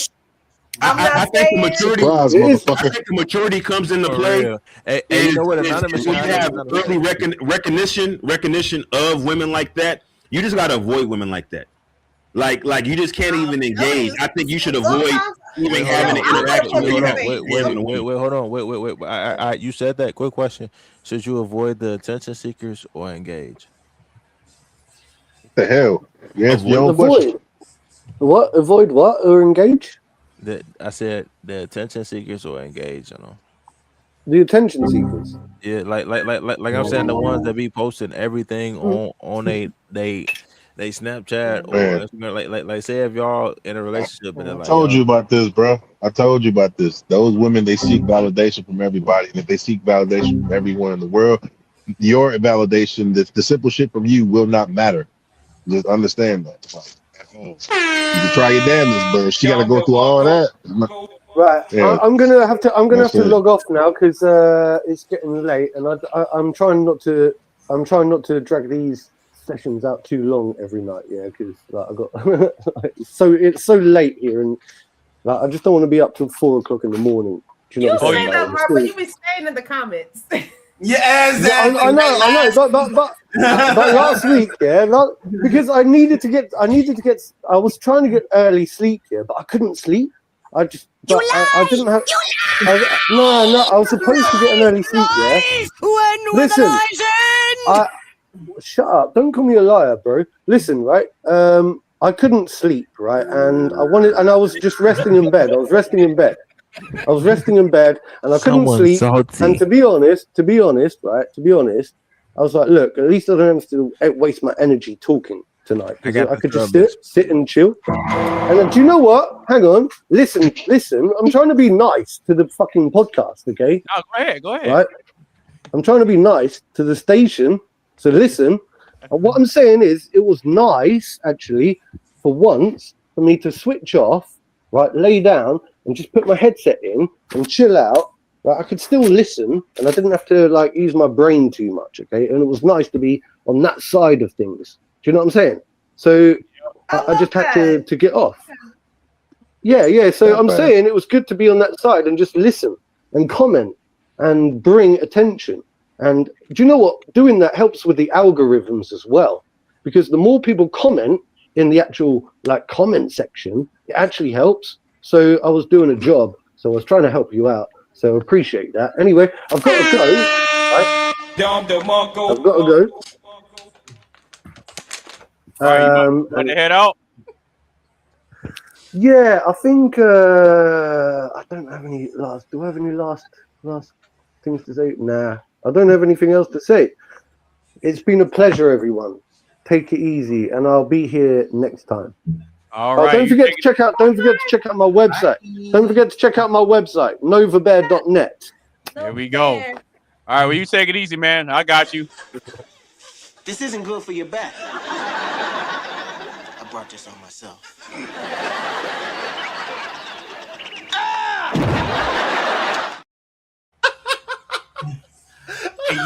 All right. Wait. Hey, I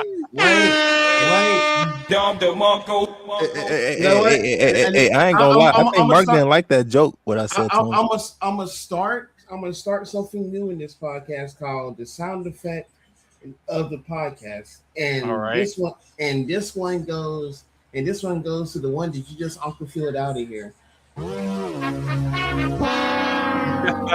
Because he was salty as fuck. Yeah. See, I knew I wasn't tripping. Fearless, you was thinking that too, bro. Man, you know what happened? When you showed that bag of snacks, you triggered him. That's why I was like, somebody something. I'm like, I got the bag for you. I'm like, come on. Which tells you, by the way, why didn't you start eating with me when you see me eating that burger earlier? Oh no, I got done eating. That is you funny, bro. I gotta eat my KFC like hour ago, maybe. Oh Hour and a half. shit! Oh boy, that's crazy. That's crazy. That's crazy to tell. But I do gotta remember one of the rules, few rules that AB put in here is that nothing is ever personal in this chat. Oh God, you know what I'm saying? No, it's not. It's not. And the way he exited out, yeah, that was like Hey, wait, hold on, Anonymous, do the. He was on that you time. talking about this?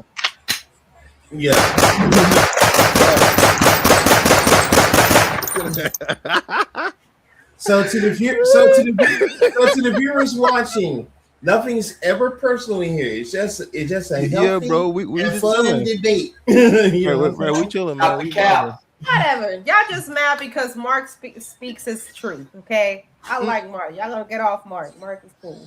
He is not afraid. He is not afraid to speak his mind. Not he definitely does. He gonna speak his mind, all right. Yeah, he gonna speak his mind. Carmen, this is for you. I think you have a low key crush on him. No, hey, Coley, I gotta hit her with one of these. Remember? Oh yeah. Absolutely. Oh my goodness. All right, so Tizzle, Coley, and I Am Fearless. Can you reinvent your personality or only your habits? Because we already got Triz and Carmen's takes. So what y'all got on that? I'll jump in. I really think honestly I think it's your habits that you can reinvent. Like I said, this is a tricky ass question, but I agree with Carmen. Really? But I agree with Carmen when she said that your personality is something that you are born with. It's just like when you get older, you discover what your personality is. Like me, for example, I'm a type of person that's positive, silly, a big helper when I see other people that is hungry for that craft or genuinely want help and just enjoy your company and stuff like that. You know what I'm saying? But as far as your habits is concerned, you could change your habits anytime because I forgot what the old phrase was about habits. Like it takes a certain amount of time to like create a habit or whatnot. 21 days. Yeah, that's it. So like and it's up to you to change your habits to make yourself either a better person or a piece of shit person. Is that true? Is that true? Like for real? Like 21 days? Like is that true? Like it's true. Yeah, look it up. Yeah.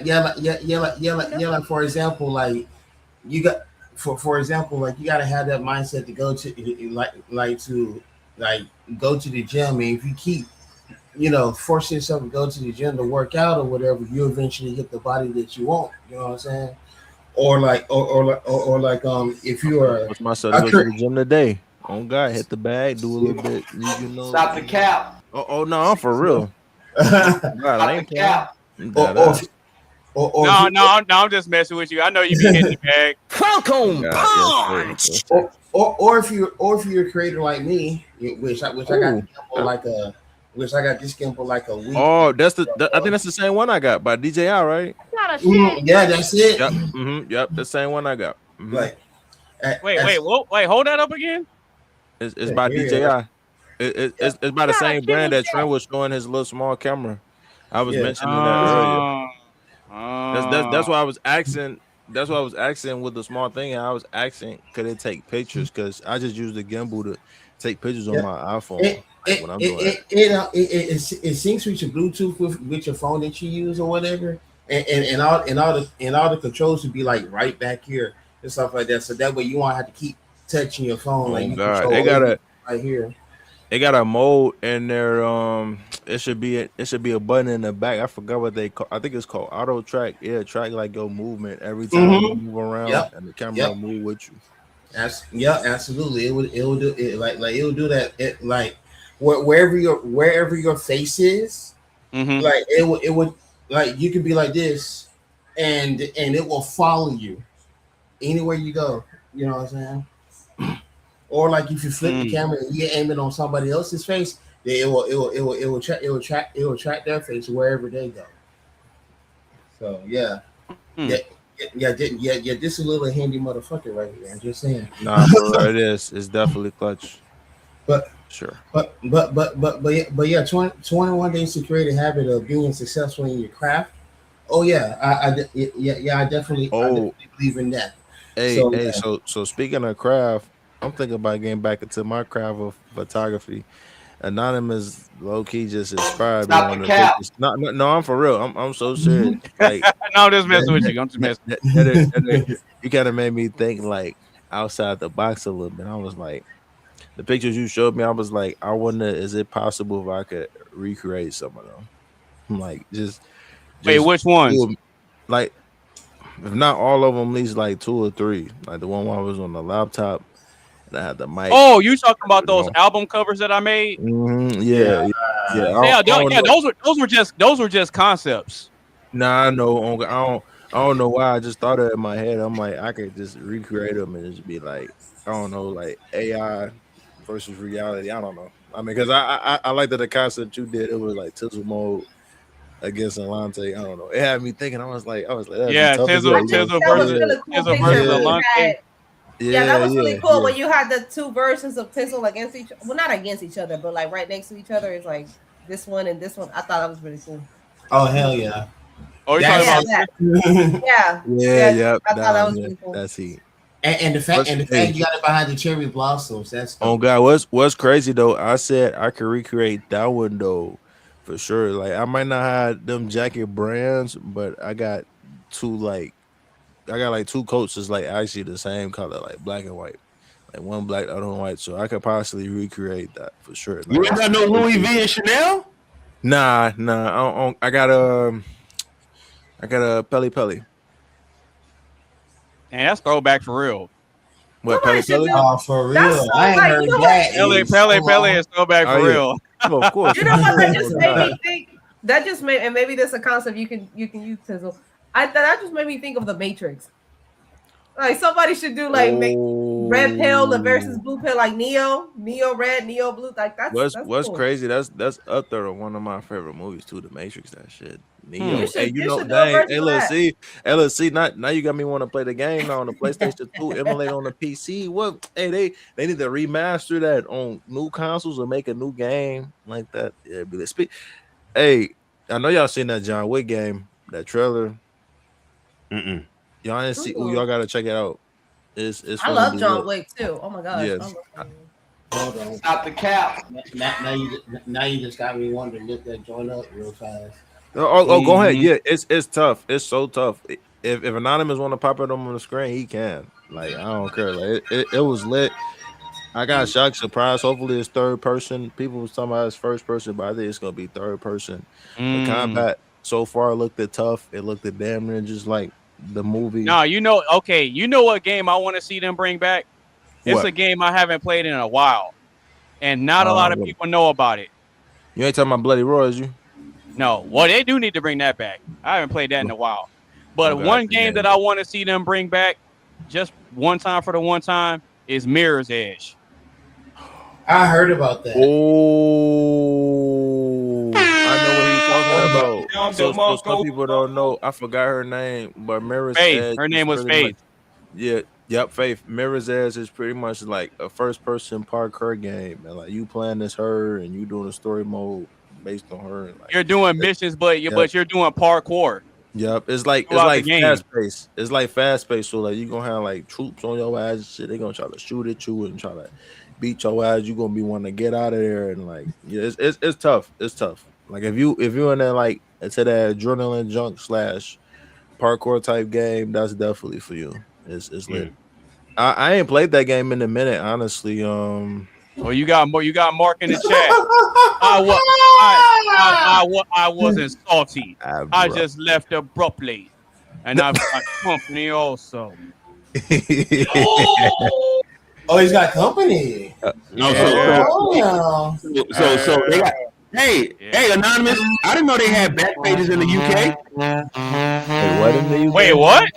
I didn't know they had back pages in the UK. You talking about he got company? I didn't know that either. Bro, wow, he funny. Hey, look, backpage, backpage.com.uk. What's funny is I think it might have started. It might have started in the UK. Yeah, I'm not jealous at all, backpage.com.uk. Mark. I'm not jealous at all. Who the hell is that? Who you got over? I'm not jealous. Stop the cap. Hey, Carmen up here lying. Mark, do you pay her before or after? That's my question. I'm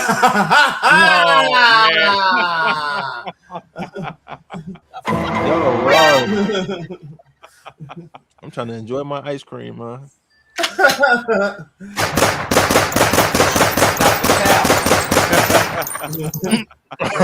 Stop the cap after that is funny. Yeah, because Chris was taking shots, but then you follow right behind him lying. You followed him right behind there lying. You lie! You lie! Lies! Lies! When will the lies end? You gotta stop with the lies, Tizzle. Not man. But no. All right, so Tizzle and I Am Fearless. Can you reinvent your personality or only your habits? I feel like I'll probably go first. What's crazy though? I put me up. I say you put me back in this again. Yeah, I was, huh? I'm like, go ahead, bro. Go ahead. I would say probably habits. What's crazy though? Coley said that too, and Carmen. I was thinking like, damn, because as they kind of said in the beginning, I guess that do kind of make sense in some aspect. Like I don't know everything about it, but like I feel like you is what you is at the end of the day. Like I mean, if you're a good person, you're a good person. If you're a bad person, you're a bad person. If you're a player, you're a player. You know, if you're a hoe, you're a hoe. You know, I kind of take it as like people come in many different shapes, size, forms. You know what I'm saying? So, but I mean, really changing your habits. I mean, it really depends. At the same time, like if you want to change the bad habits that you know that's not good for you, then I say go for it. But I mean, some people they don't really do that all the time, and usually, which I could be wrong too. Usually, I feel like that's laid down for our life.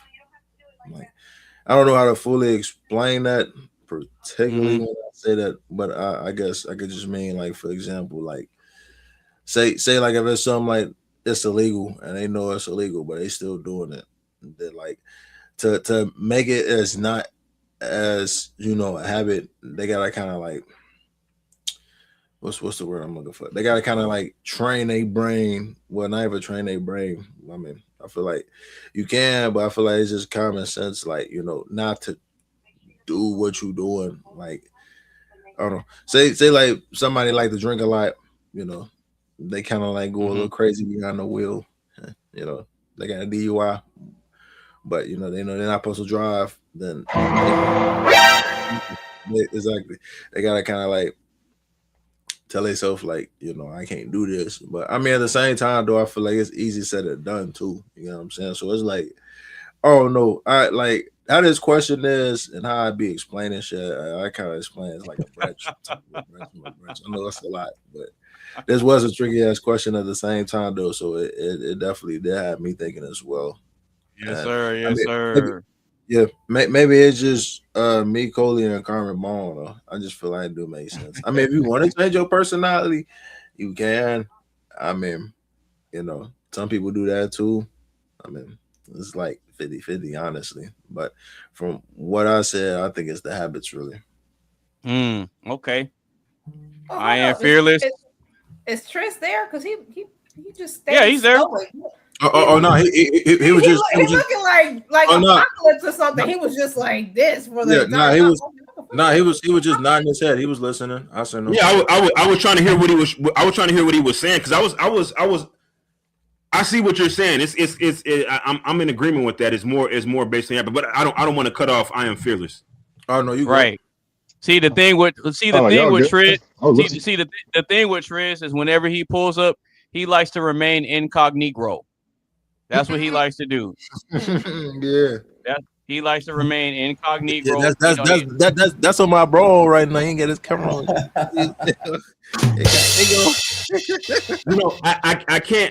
I can't really be like super out there on the internet because of my industry, what I do. Right. You see what I'm saying? you. So I don't want to compromise, Marshmallow. the money I make and all that good stuff. So I like to keep it low. Yeah. No, you good, bro. No, hey, Yeah, you you good. don't want to. Like even when I come on stream, like I literally put on an outfit to come on stream that I could have a hoodie. Like I got specific outfits that I put my hoodie to come put on stream. Mm-hmm. Hey, ain't nothing wrong with it. All right, Mr. I Am Fearless, what you got, bro? Can you reinvent your personality or only your habits? What you got? I'll be honest, a little bit of both. Okay. Let's talk about it. Interesting answer, by the way.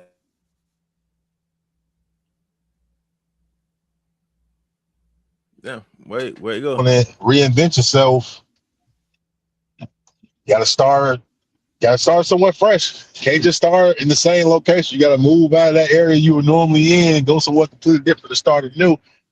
I mean, that way, like if you're in a whole different environment, I mean, people wouldn't know left or right anything about you. It's like you're a completely different being. So from that point on, you are kind of reinventing yourself. You're not completely new, but in your mind, you're not the same person. So that'd be the first way to like mold or shape yourself with somebody new. So, okay, so is moving to a different location, is that always optimal for a person? So you can reinvent a home. No. Say that you home ain't over here in Atlanta, but you moved to Houston. Now you're a brand new. Shots fired!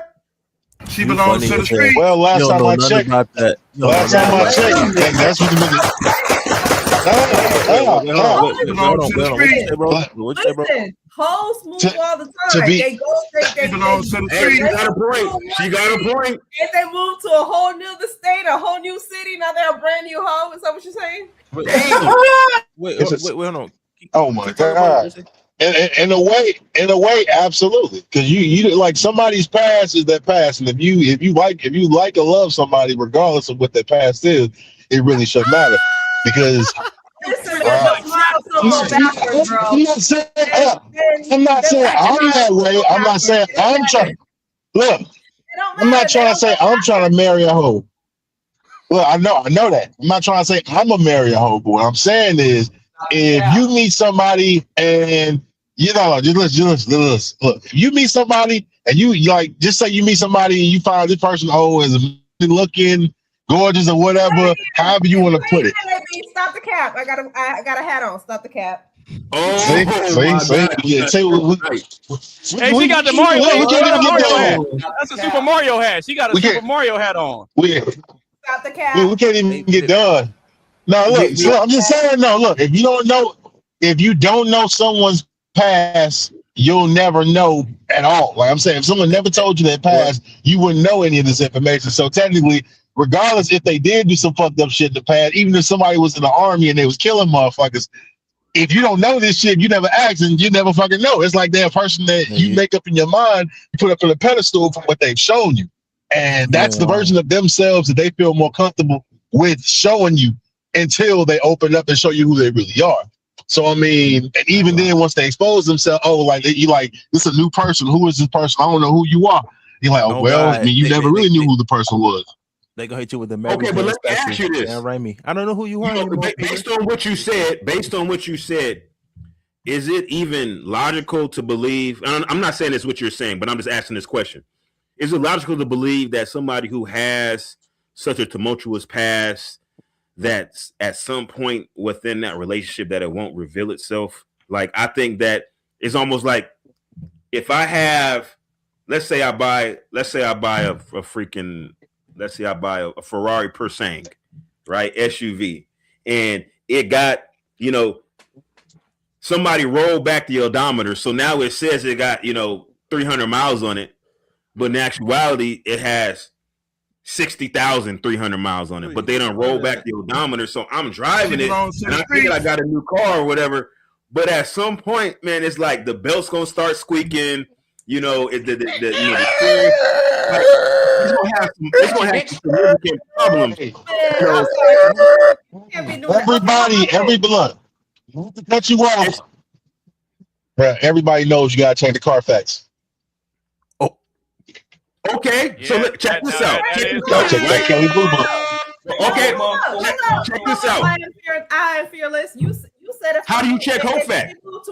If she moved to another state, there ain't no Carfax. What do you mean? Brand new. Bro said, what do you mean? Oh God. The Carfax are in Atlanta. She ain't used now. That don't matter. Look, definitely not true. Everybody got a pass, and you will not know the pass if you don't ask. If you're really interested in somebody and you're really looking forward to being with somebody, you will put in the time and effort it would take to learn everything you know about this person. If they have so much shit about their past that look, if they got so much stuff about their past that when you find out about this stuff that it blows your mind and you like, oh, I don't need to be with this person. Oh, I shouldn't have got with this person. To be honest, you shouldn't have got with this person in the first place. You never took the time to learn who this person really was. And I'm sorry, that's just facts. That's what I mean. That's what I mean. Regardless of I do got a question though. So if she got a train ran on her a Freaknik when she was in college, but now she a born again virgin. But she had a that's not how that works. That's not what you mean. That's what you what I'm saying. So she told what I'm saying is she got a train ran on her in college. She got a train ran on her at Freaknik in Atlanta. If she got a train ran on her and she's trying to take stuff serious. It's been 20 years. It's been 20 years since that. She belongs to the streets. She ain't claiming it no more. She's not claiming these trains no more. So you don't know. Look, this is what I'm saying. There are some men who are fucked up in the mind mentally, spiritual, however you want to say it, that will like say, oh, it's okay, that's the past. I'll accept you for who you are now. I'm not gonna judge you. I'm not that type of nigga. No. That's not what she's saying. She's saying that she's saying that a woman has a past or a man has a past and they not claiming it. So when you inquire about, their past history, then they fabricate this history that never really existed, at least not for them. What if you don't like it? It's not until it's like rolling back the odometer. It's not until she changed her personality. She changed her personality. That's what it was. She changed her personality, or he changed his personality. That's what it is. No, I think she's lying about changing her habits.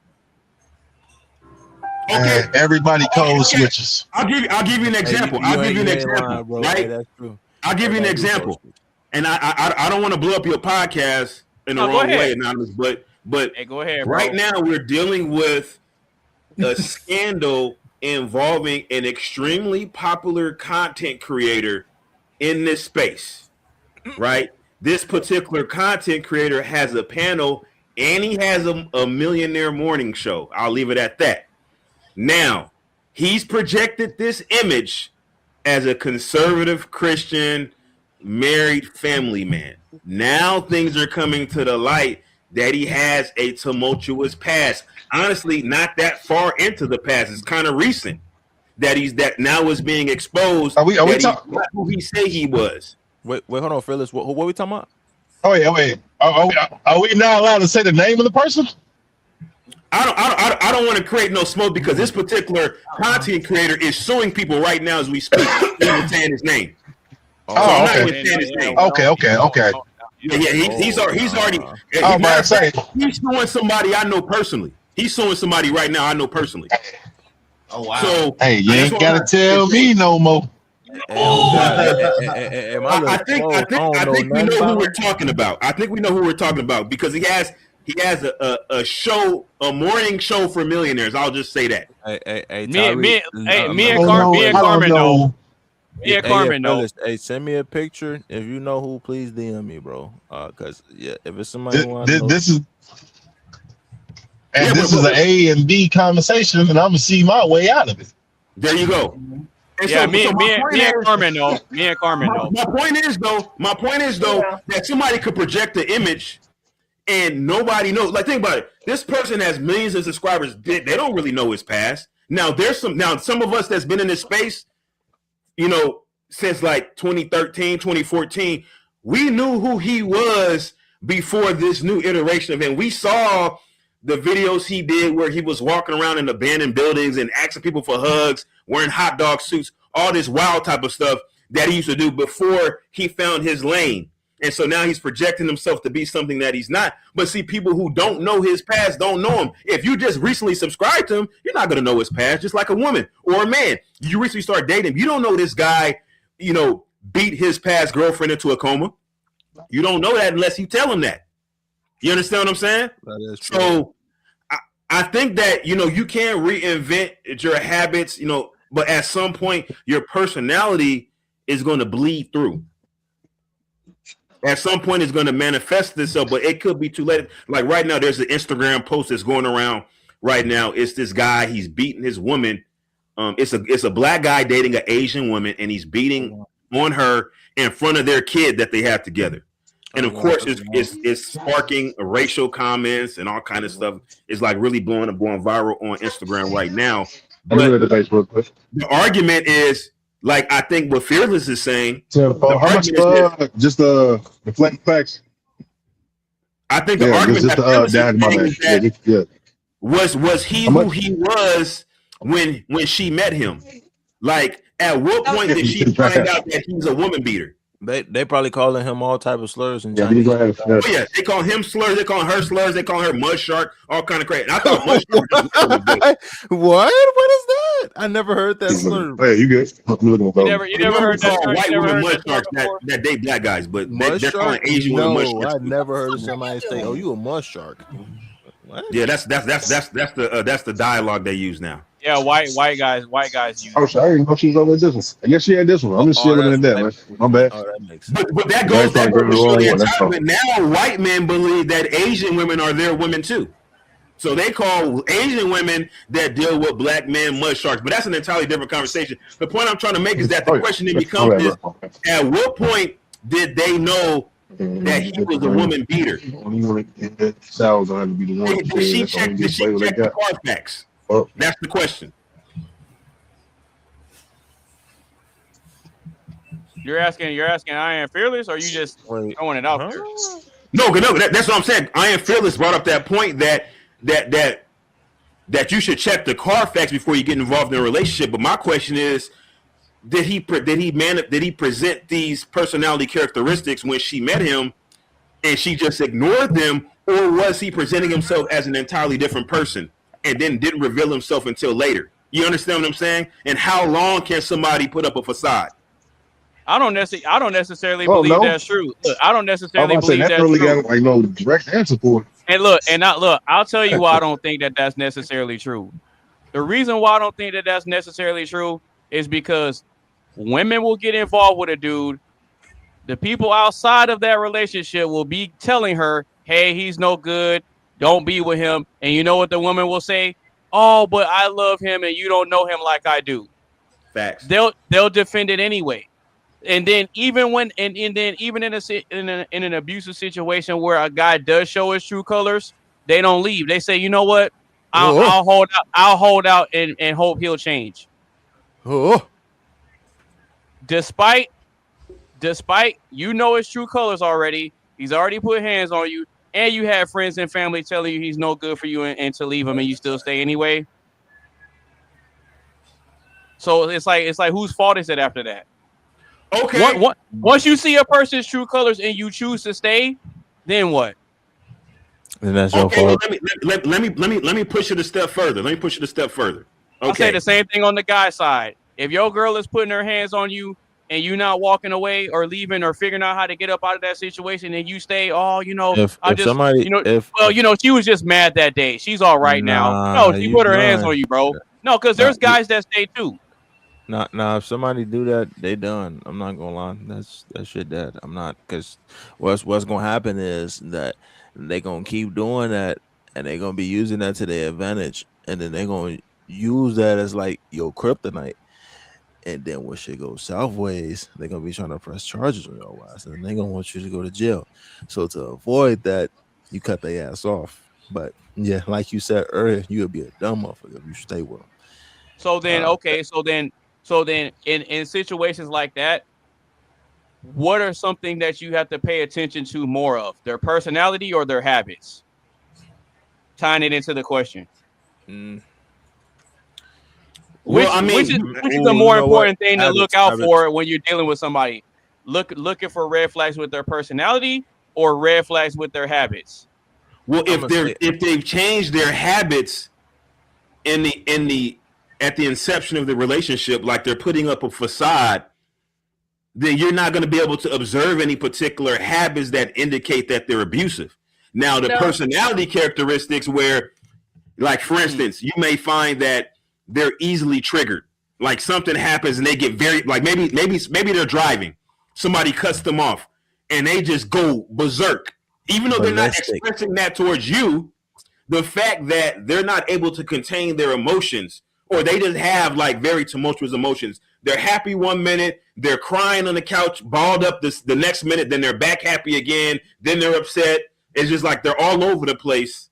That could be an indication, even though their habits don't indicate. Like maybe they're very industrious. They get up every morning, they go to work and they go work out. They're very particular about their structured daily events. But some of their personality characteristics, they can't particularly hide those. They just redirect them towards somebody else instead of you. True. Hey, you know what? Yeah, that is 100% true. I do be thinking about that. Because some people they're not gonna really show you they. How do I explain it? They're not gonna really show you they full version of them unless they want to. You know what I'm saying? Yeah, but but then I could make the argument and say that there isn't a human being alive that shows 100% of who they are. Oh nah, people gonna show you the version of them they want you to see, and that's just that, and you gotta live with that. But I can make that argument for everybody though. Yeah, you can. I agree with you. I'll say 100% of people. I'm not talking about people that are like mentally disabled and can't do anything for themselves. That doesn't count. I'm talking about people with solid cognitive functions. Oh yeah. I don't think there's a person alive that'll know 100% of a person and who they really are. I don't think that's even possible. Yeah, it's not. Yeah, well, even people that are married 20 years don't know, who the person is. I don't think that's possible. Yeah. I don't think that's possible. Oh, okay. I disagree. That is possible because if it's not. If you know somebody for 20 years, you are willing to pick up their habits and know who you dealing with. Like, but you don't know every single thing about somebody. That doesn't know who you are, though. You know when they lie. You know when they're mad. You know when they're sad. You just pick up on it because you've been around them for so long. And you in that regard, yes. Yeah, I know. In that regard, yes, but you don't know everything about them. As far as, like, say for instance, they have some things in their past, you may not know everything because some things people keep. Honestly, there's things that people may keep locked up subconsciously. Like, say for instance, they experienced some trauma, like they were molested or something like that when they were a child. They may have subconsciously blocked that out of their mind, and it takes like a trained professional to extract that out of them. Until they lay on the couch, or maybe some super traumatic event, makes that event resurface from their childhood past. You may never know about that.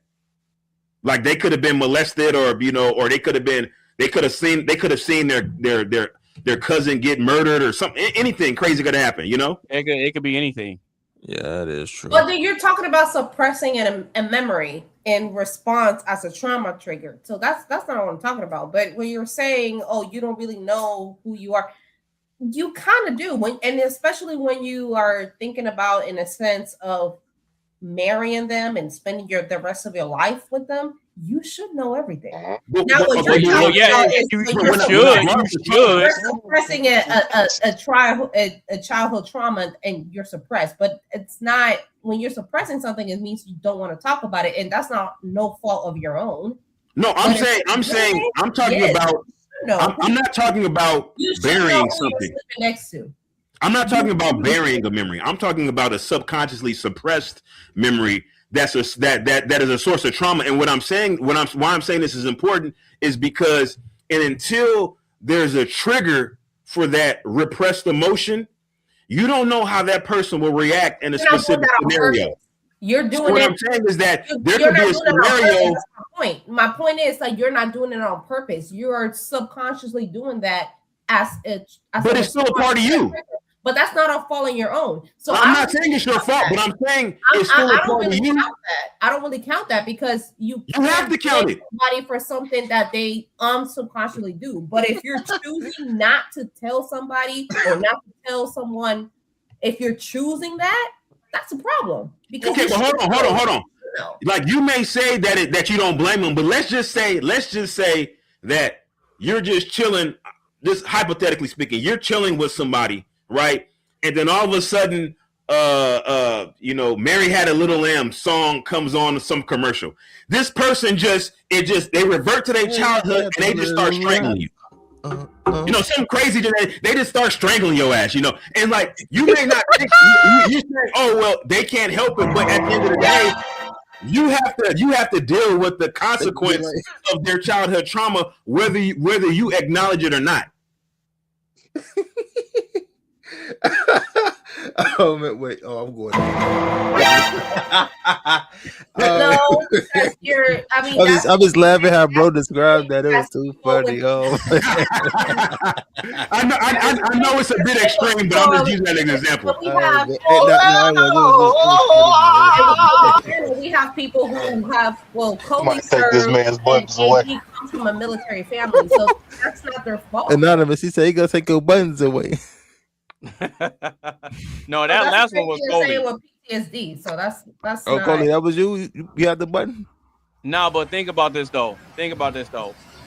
I don't think that it's humanly possible to know everything about a person. It's just not. It's not. And I can give you some examples of why. So, a lot of times when people go through things like various trials and tribulations, a lot of times you go through periods where you're not even sure of yourself or what you're capable of or whether you can even make it through the next day or not. So there's times where you don't even know certain things about yourself until you go through something or until you overcome something.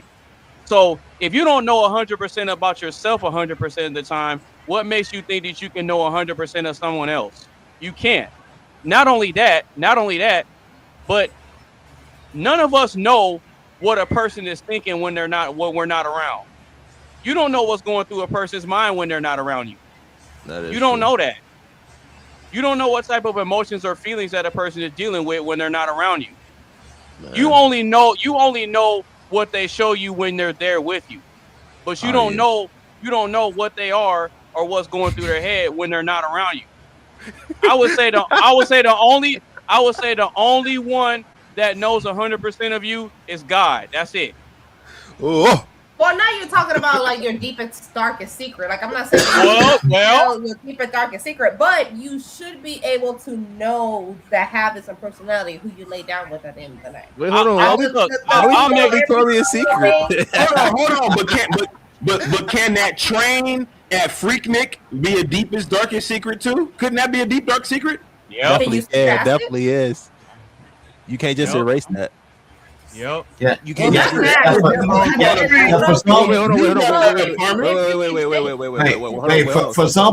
For some people, that's taboo.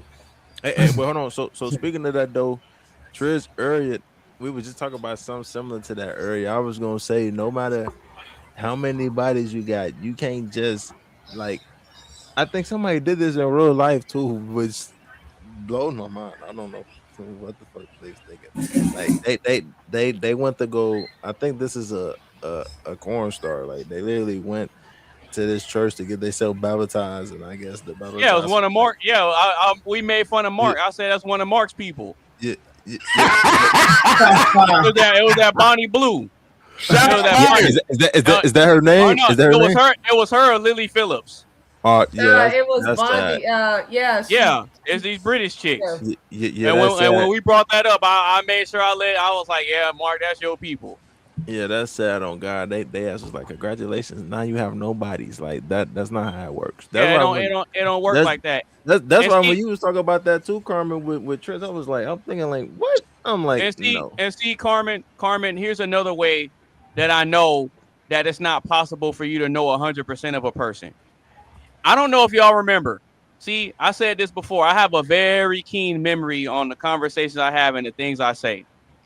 So you remember not this past potluck show, but the one before, where I posed a question, and the question was, do we always want honesty, or are we okay with being lied to sometimes? I remember. Oh yeah, I remember that question. So, and the overall sentiment of it was that we kind of want it both ways, because I played video examples to highlight the honesty aspect of it, right?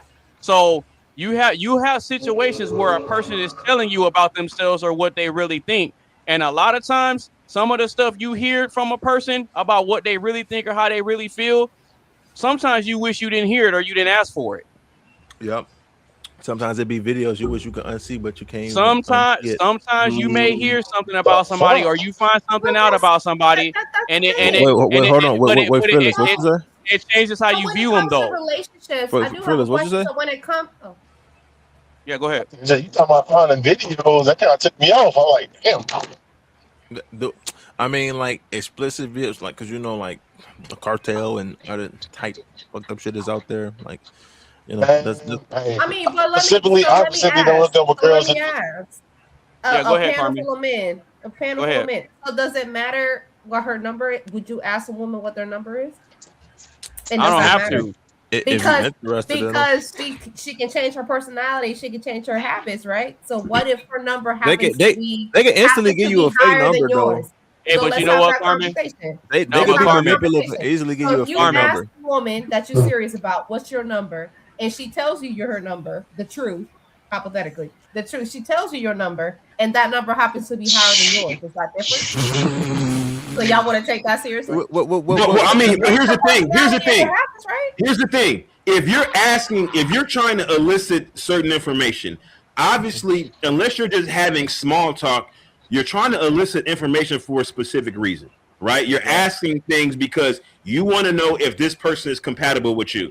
So obviously there's a number in mind. It may not necessarily be just because it's more than him. It's because that she surpassed a certain threshold in which he feels she now has the inability to pair bond. Like she can't really, even if he wants to take her seriously, he may feel like she can't take him seriously because she's been with too many men. Right? And the thing about it is that I think that it really they don't want to answer that question. They think the question is stupid. When women have their own question, they ask men. Every man on here knows this question. Women always ask, well, when was the last relationship and how long was it? Like for them, they ask that question because they're trying to figure out, well, is this person serious or can he have a long-term relationship? They're asking that question for a specific reason. Mm-hmm. And so for us, we're able to tell you. Our version of that question is how many bodies you got. So you would ask that and it matters to you. No. See, she changed, but it does matter. No. Now I'll ask that question just to get them. I'd ask that question in response to them asking me that question. They'll ask me, well, when was your last relationship and how long was that relationship? What's your longest relationship that you've ever been in? And I'll be like, well, how many men have you been with? And I'll say, listen, I'll say it stone face. Hold on, Carmen. I look them dead in their eye and I ask them stone face. And I just wait for their reaction. Austin, baby. I ask them stone face. Because what it really does is it kind of puts the mirror, it kind of holds the mirror up to them and say, well, wait a minute. I'm asking, I can't say that that's a dumb question or that's an inappropriate question because I just asked him a similar question myself. And what they realize is that, well, I don't want to answer that question. That's what they start thinking, like, well, I don't want to tell him how many guys I've been with. And so they just drop the subject. Mm-hmm. And so once they drop the subject, that tells me everything I need to know. They'll try to switch the topic. They'll be like, can we go to something else? Yeah. Okay, so you asked that question when she asked you a question. Okay, AB said I wouldn't even have to ask that. Why? I don't ask it at all.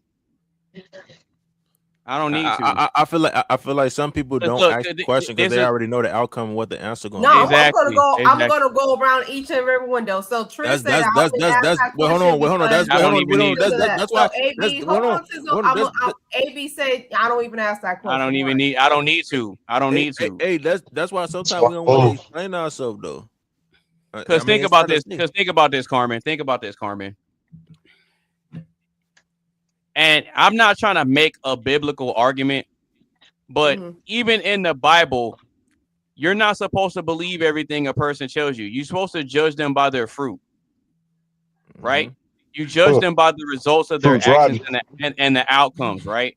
So if I'm talking to a woman and I just let them talk, a lot of times I don't ask too many questions, because when I'm engaging somebody, what I actually do is I lead the interaction in certain directions, because I want to put her in a position to where she's doing most of the talking. So if you're doing most of the talking, the way I approach it is like, I'm trying to figure out whether I should hire this woman as my girlfriend or my wife or not. So you need to sell yourself to me. It's like a job. No, think about this. Dating is like a job interview that a man is paying for. Let me say that one more time. Hold on. Let me say that one more time. Let me hold on.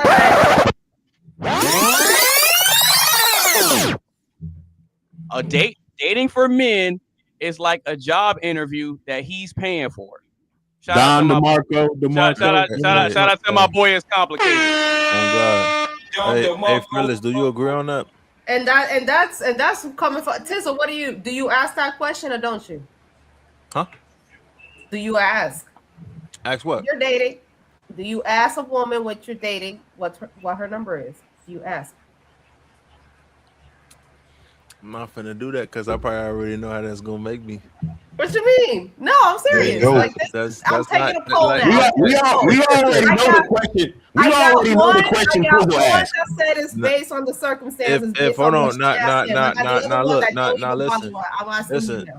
listen.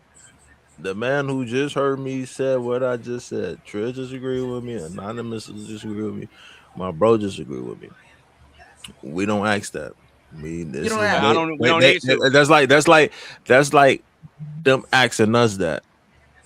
Like, okay, we could tell them, but do we really? But you know what's funny though? But you know what's funny about the whole? Watch this though. But you know what's so funny about the body count question when it comes to women that I find that's interesting, that perplexes me, is that they have no problem telling you how old they were and where they were when they lost their virginity. But then when you ask them how many men that they slept with afterwards, all hell breaks loose. Yep. All the time. No, you don't ask. Okay, I got two who don't ask. I am fearless. I've never heard a woman get offended if you ask her when she lost her virginity. They'll tell you that. I definitely do not ask. But bro, you doing the right thing. No. But they're comfortable telling you that part of the body count history. They're happy to tell you the first body, but every body after that, they don't want to say it. Well, you know what else they're happy to tell you? You know what else they're happy to tell you? What? They're happy to tell you. They're happy to say, "Well, I can get a man anytime I want to." They're quick to say that. So it's like, well, okay, if you can get a man anytime you want to, well, how often do you get a man? You see what I'm saying? Like every woman, bro. And that, go ahead. I want to get everybody's answer. I am fearless. I think I am fearless. He said, "You don't ask. I am fearless." You don't ask that question. Main reason being because if you see anything in a woman's characteristics or personality that makes you assume that she's way too good at sex than she should be, you already know that counts way too high. Don't ask the question if you don't want the answer. Oh yeah, you gon' Coley, do you ask? I literally said that. I don't think Coley asked either. I think hearing my sound effects, I think that kind of answers your question. Yeah, I don't think Coley asked. Hell no. From the mark, though. Yeah, I'm not gonna ask. So none of y'all. Okay, I got no. But see, it doesn't make sense. I want to ask something real quick. I'm gonna write that down. 4 out of 5. Hold on. I'm gonna ask you something right now.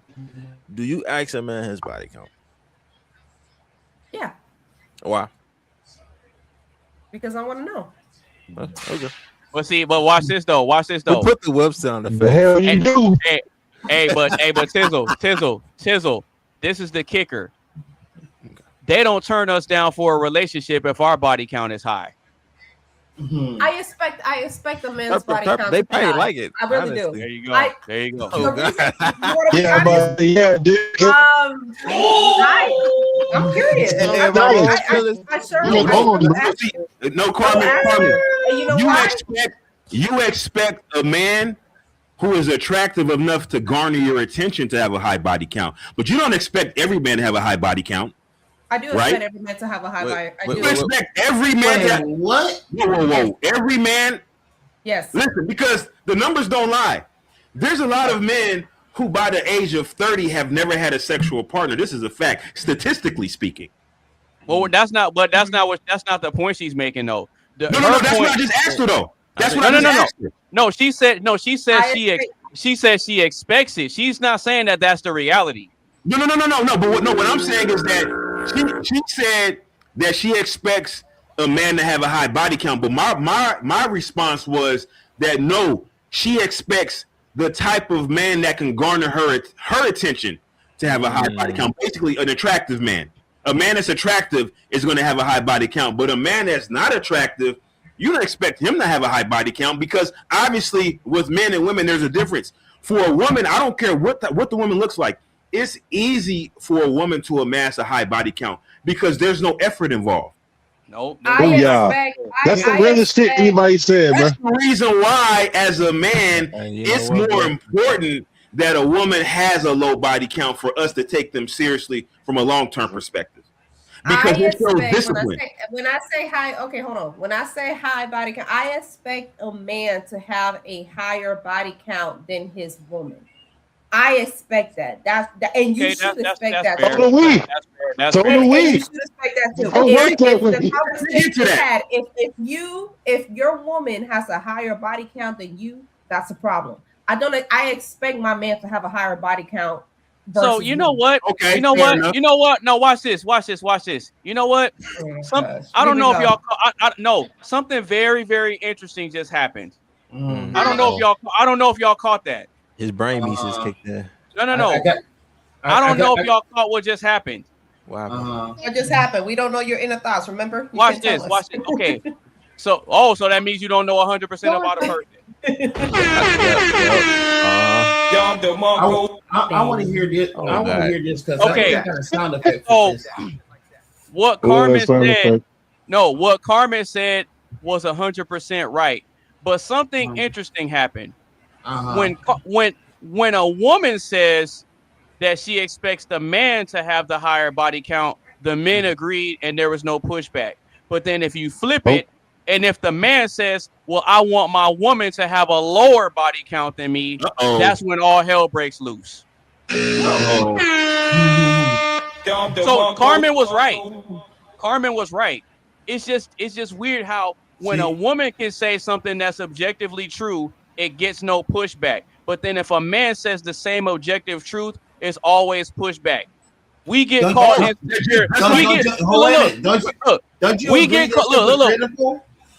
get caught insecure if we say, "No, I don't want a chick that's been out there like that." But then Carmen says, "Well, a man shouldn't want to be with a woman that's been out there like that," and she's right. It's the same concept as a woman saying, "Well, man, I want a man that can lead," and then a man says, "Well, I need a woman that's going to submit."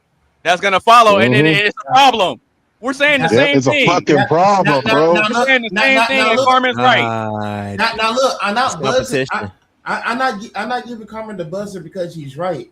I give it Carmen the buzzer because even though that's a correct answer, that's hypocritical. Oh, hypocrite! Damn. Think about it. Think about it.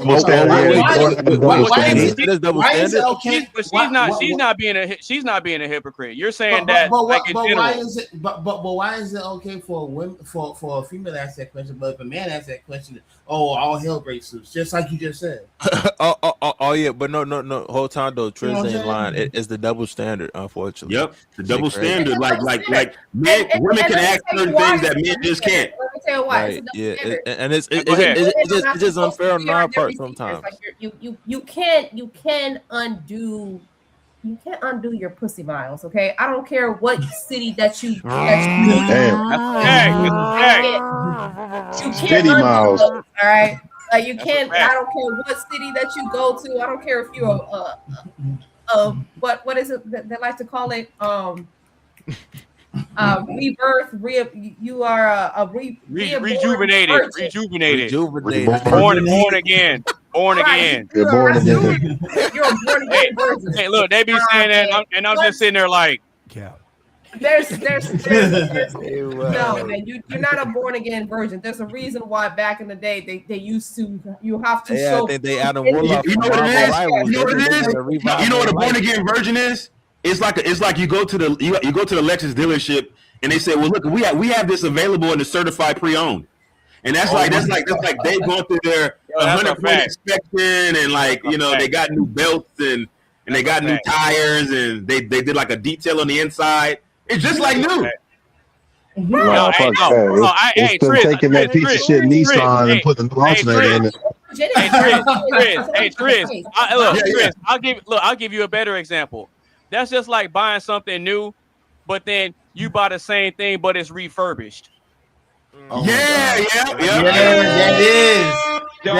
is. Oh, you buy something refurbished, or they take it apart. They take it apart and take all the broken pieces out and replace it with new. Right? Well, wait a minute. I'm gonna tell you what it's like. I'm gonna tell you what it's like. You buy something refurbished, but what happened is that the person that owned it before you, they added an M.2 drive that wasn't part of the OEM equipment, right?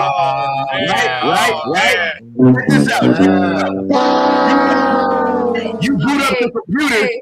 You boot up the computer and you registering it and you put your information. You're like, oh, this is just like I bought a brand new computer. It's the whole new experience. But then what happens is once the operating system is completely registered and booted up, you click on my computer. Then you find that M.2 drive. You open up that M.2 drive. It got their family photos in it. Damn. Oh, man. You like, hold on for a second. I thought this was a new computer. What I'm getting from this whole conversation is you really can't turn a hoe into a housewife. Like y'all just Wait, hold on. Wait. Carmen. I was about to say something. Hold on. My brother want to say something. Wait, Carmen. No. Go ahead, Iron Fearless.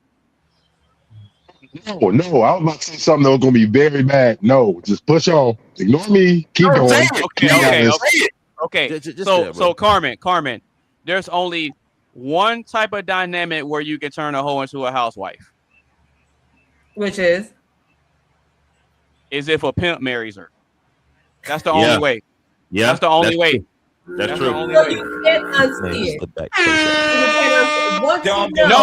No, because a guy that's a pimp. No, because pimps understand the game and they understand the nature. Yeah. They already know how it goes. Yep. That counts as like an algebraic expression. I understand the nature. They know the game already. Colin's real quiet. Colin, what you think? Yeah, a pimp and a whole dynamic is completely different. Well, also, once they're out of the game, you have to be a certain person for a specific type of woman to respect you enough to follow your leadership, right?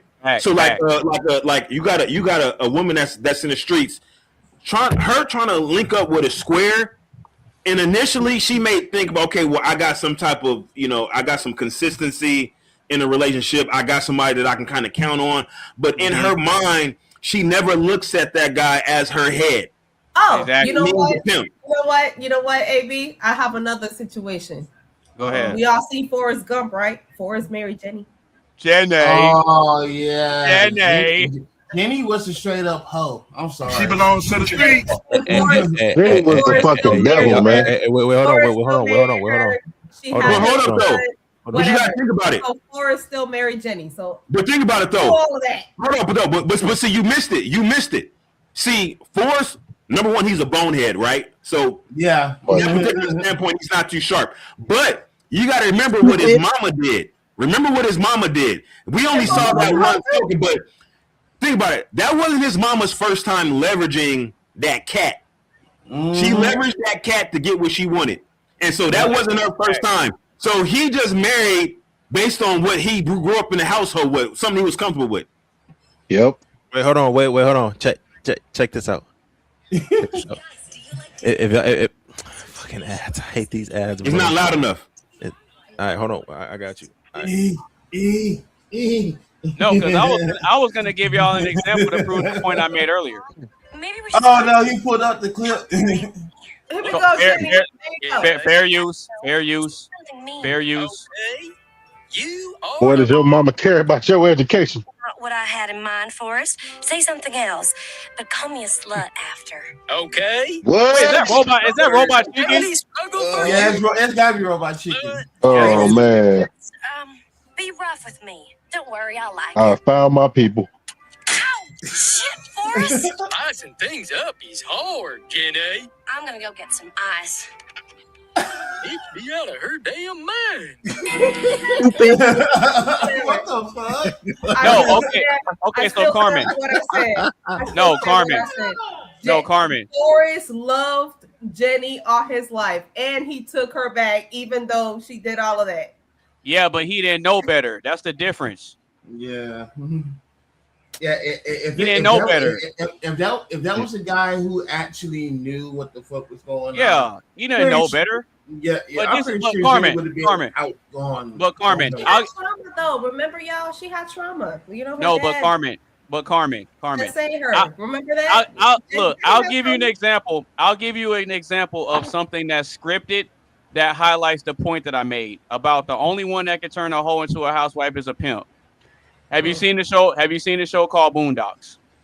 Oh shit. Okay. There was an episode of Boondocks.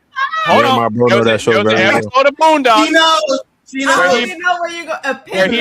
He met that girl that was a hoe, and he didn't know she was a hoe. He didn't know, and then Huey and Riley was telling A him. pimp named Slipback. Yep. The pimp named Slipback. That's what he's doing. He fell for her, and he didn't know she was a hoe until he found out. And Huey and Riley knew right away. Nah, she's a hoe, man. Like you treating a hoe better than you treating us. It seems to me, Tom, you are suffering from a rare case of bitch dependency. There you go. And so, look, Granddad did all that nice stuff for her, and she played him in the end. Oh God! So the guy that really had her mind was the one that she was running down the street after in them heels when he was driving away in his car. Can we all just sit there and admire that John Witherspoon, aka Granddad from the Boondocks, was the old Granddad version of Pootie Tang? When we think about it, this nigga really had a belt and was whipping that bit like Pootie Tang. Like, yeah, for real. Really, like, oh God, like what? Now, in terms of the question, because I'll give my take real quick. Right. I don't think you can reinvent your personality. I think you can reinvent aspects of how you think and how you move, but I don't think that necessarily shapes your personality. I think you can reinvent your habits because you have to change your habits in order to get different outcomes. Now, as far as your personality is concerned, I don't think that you can reinvent your personality. And the reason I say this is because certain aspects of your personality, you have to kind of suppress it when you're in the workplace. Certain aspects of your personality, you have to suppress when you're in formal settings. Unless you know people well enough to where they understand and accept your personality. You see what I'm saying? So I don't think that you can reinvent that. Now, what I will say is I think that there's certain things that you can accomplish, like achieving success and all that. I think having success and money, I think that amplifies and magnifies your personality. It makes you more who you already are. I don't think you can necessarily change that. Now, there's only like a couple of instances that I can think of where you can reinvent your personality, where it is possible. It's when you're going from blue pill to red pill. Hey, you ain't lying. Hey, Fearless, bro, you gotta use something like that. When you go from being ignorant to being aware, because now not only does it put you in a position where you have to change your habits, but then you also have to kind of adopt a new identity in a sense. It's like you're shedding the old you. Well, I mean, so like even if you go from blue pill to red pill, right? If you have a more reserved personality, you're not as outspoken. I don't think by going blue to red, that's not going to change that. Versus even if you were outspoken initially as a blue pill, just because you become red pill doesn't mean you're going to become less outspoken. So I think from that particular perspective, I think just your outlook, like your personality is basically basically your operating system, right? Yep. And then you have maybe a program, and you may put a specific key input into whatever program, and based on the program you're running, command C or command V. Yeah, you may just do something differently based on the external stimuli, but your personality, how you perceive that information, is going to remain the same. You just have additional information at your disposal. But it's interesting you brought up the blue pill to red pill conversation, because around, I would say around maybe 2018, 2019, actually about 2018, 2019, you saw a big boom in dating coaching. Right? They've been around since Blog Talk Radio, but really around 2018, 2019, you had everybody saying that they're a dating coach now. And they have people giving out dating coach courses to become a dating coach. Yeah, the Matrix, yeah. Well, we talking about Matrix. I like 1 and 2. I'm not gonna lie, the reboot was Stop the cap. I was gonna ask you, did you see the reboot? And I like Animatrix too. I like Animatrix. I did. Wait, the Animatrix was fire. Animatrix. You never heard of Animatrix? Hell no. Oh, you slacking in your Mac and Playboy. Hey, I told you about this, man. I told you about this. Wait, you did when? I told you this a long time ago, bro. I told you that the Animatrix tells you everything that we didn't know about. Look it up. Look up Animatrix. I get on my head. Sometimes we forget shit. Maybe if I look it up, I'll probably remember. You said Animatrix? Animatrix.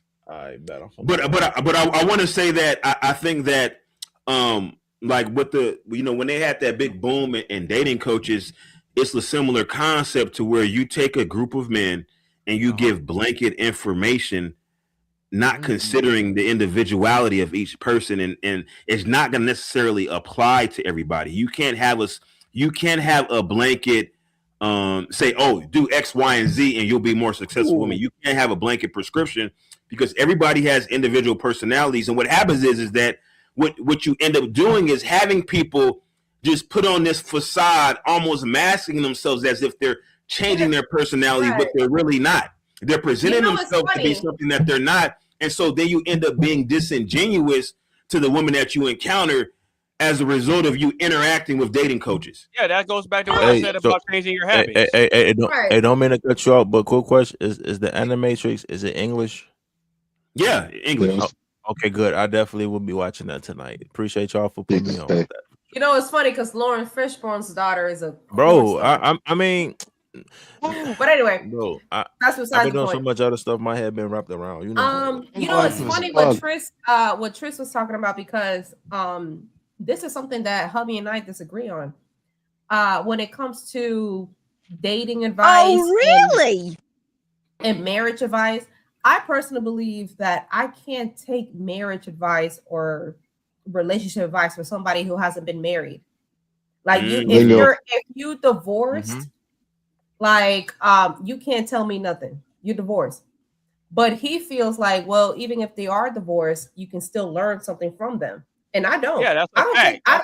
I don't take marriage advice from people who haven't been married over 30 years. Because to me, when you're saying, well, I'm divorced, but I'm telling you how to do it right, you can't tell me shit how to do that right, because your marriage is a failure. So why the fuck would I would I take advice from someone who failed at the very same thing that I'm trying to like? They want their failure to be hold on. Which is why, and let me say this, let me finish. And let me say this, which is why I don't take marriage advice from people like Steve Harvey. No, Steve, you can't tell me nothing. I like a lady like a nasty from Steve Harvey.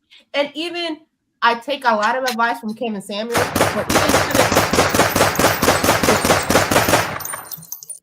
but even Kevin Samuels, he did a lot of stuff. But even Kevin Samuels, he was divorced. So I'm like, I'm not gonna take my marriage advice from Kevin Samuels. Why? I can take advice from him for something else, but I'm not gonna take advice from Kevin Samuels. This how they are like. Okay, Carmen. If you have not been married, for over Carmen. 60 for over amount of time. You can't tell me nothing about my marriage because you failed. Carmen. So why would I think Okay, that? cool. Carmen, watch this. My boy Okay. said, uh-oh. No, because you brought Kevin Samuels into this.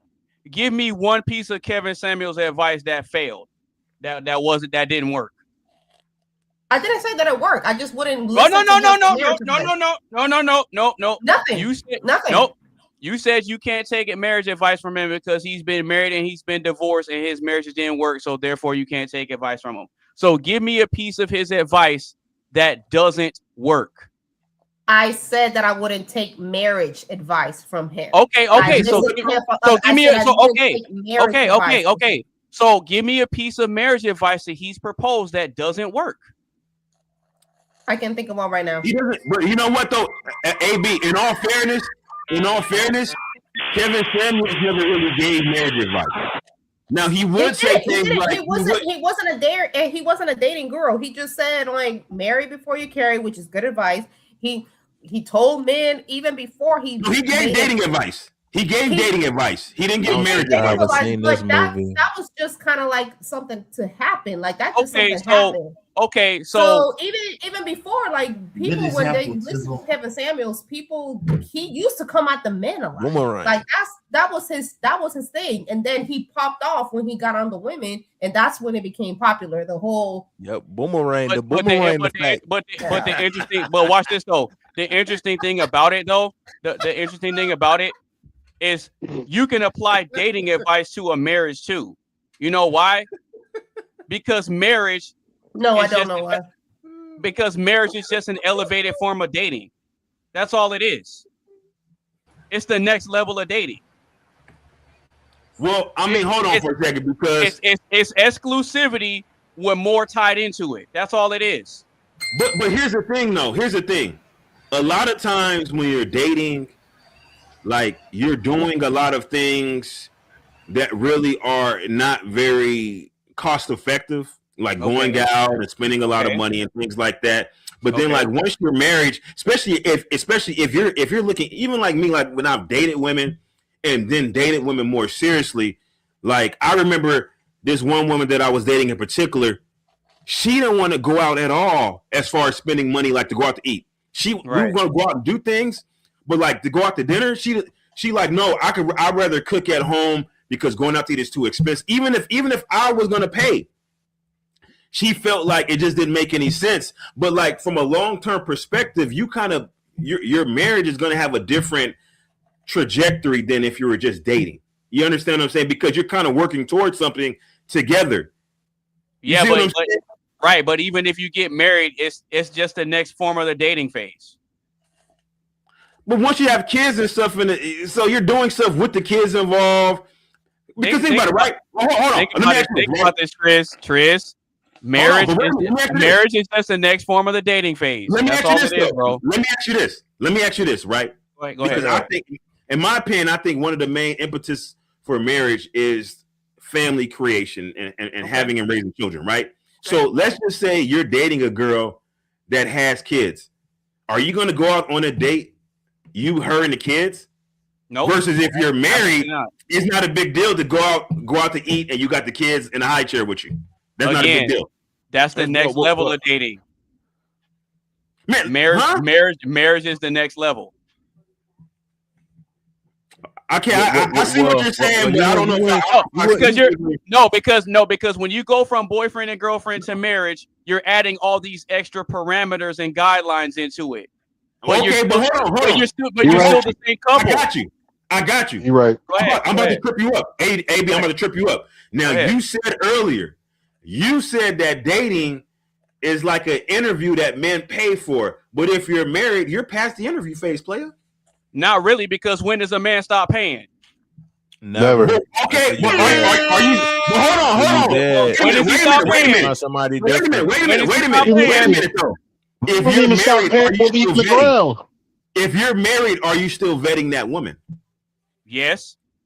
Yeah. Yes, you are. Yeah, you are. Because at any point, shit can go sideways. Exactly. The vetting never stops. You know what? You're not vetting. You're monitoring. No. You go from vetting to monitoring. You're monitoring. You know what? Cool. So how do you monitor without vetting? You're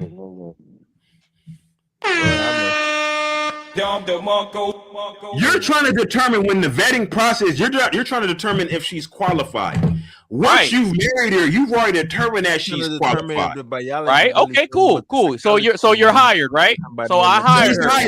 Right. So watch this. So based on me, she's hired and out of the probationary period. Okay, cool. So watch this. So once you make it past the probationary period, and now you have access to the full benefits, it's up to you to maintain a good job performance, because when it's time for the evaluation and for me to decide to give you a raise, I'm monitoring all that. I'm vetting you to see if you're worthy of me giving you a raise or not.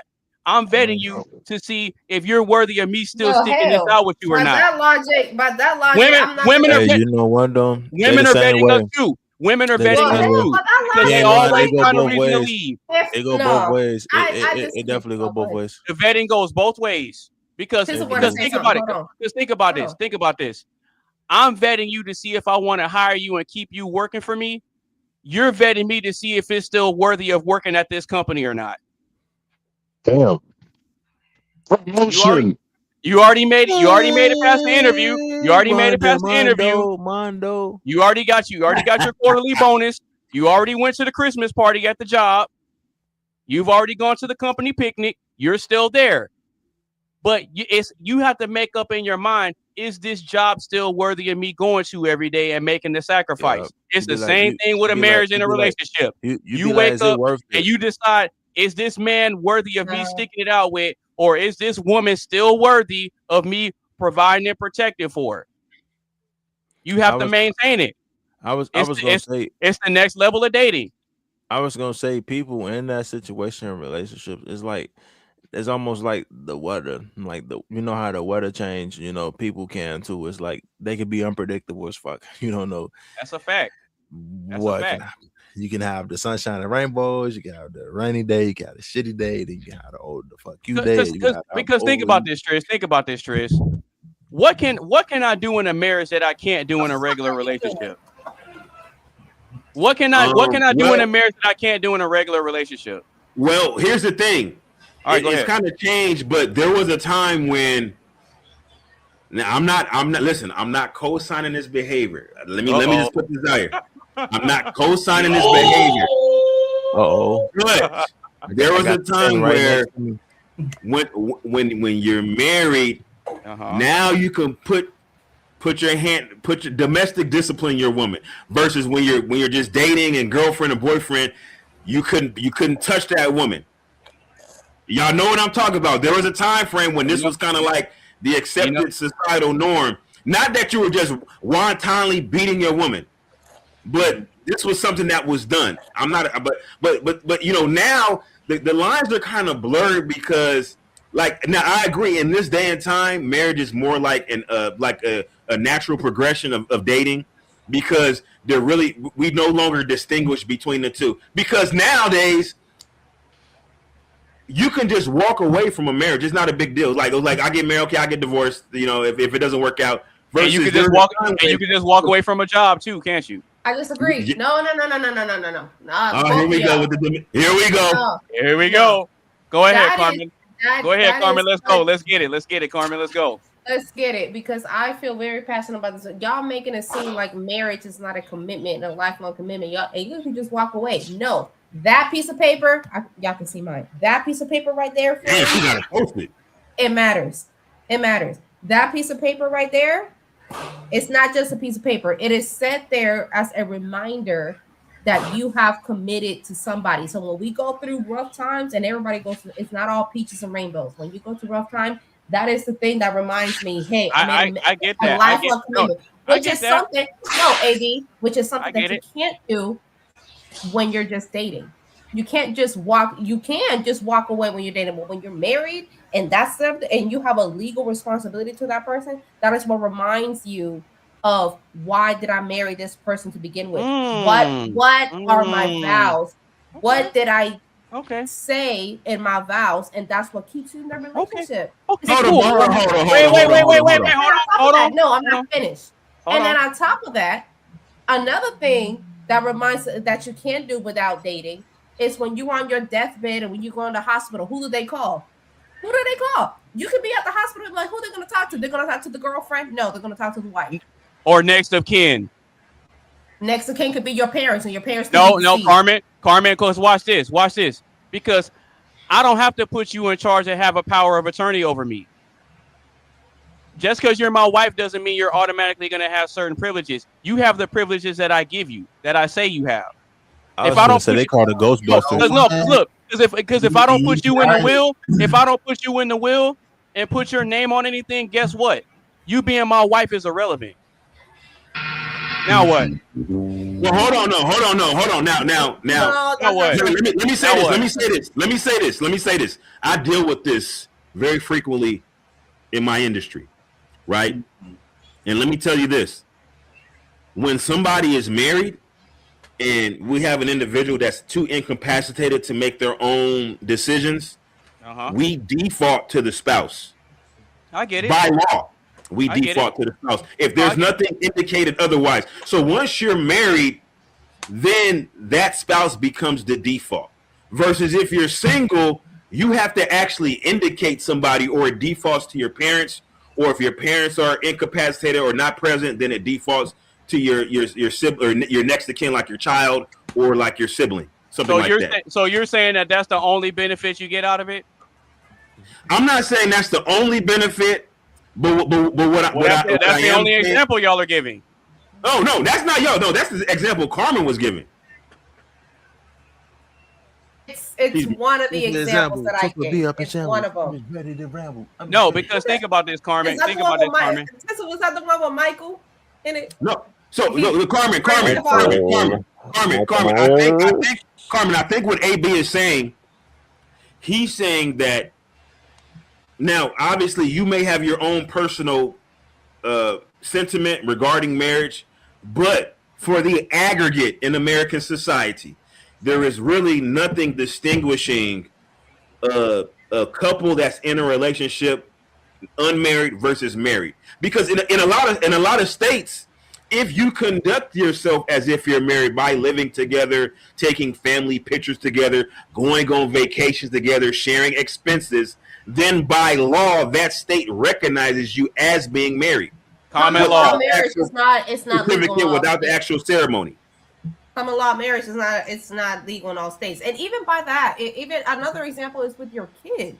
Even as simple as something with your kids, whose last name are they going to have if you're not married? Whatever name you put on that birth certificate. You can't even go pick up your kids at school when you're not married to, and they see two different last names. So mommy has a last name, the kids have a different last name. Carmen, that's a lie.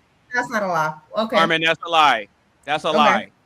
Because my mom has my dad's last name and my brother has his dad's last name. And she can go pick him up?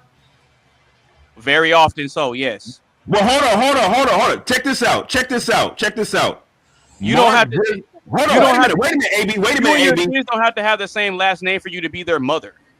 But hold on. Wait a minute, AB. Go ahead. Mark just hired a woman from Backpages that's already pregnant. Now, when she has that baby, she could put Mark's last name on that birth certificate. It's not even his kid. That's a fact. That's a fact. I just hate that how it just the sanctity of marriage has been dubbed, just watered down to just it can be just as simple as you living with your girlfriend for 20 years. You have a living girlfriend for 20 years. Like that's the problem with state being involved with marriage, because marriage is initially in its inception, marriage was a covenant between a man, a woman, and God. Yep. It was supposed to be involved with marriage. Then you have redefinitions of marriage. Like now, a woman and a woman could get married. A man and a man could get married.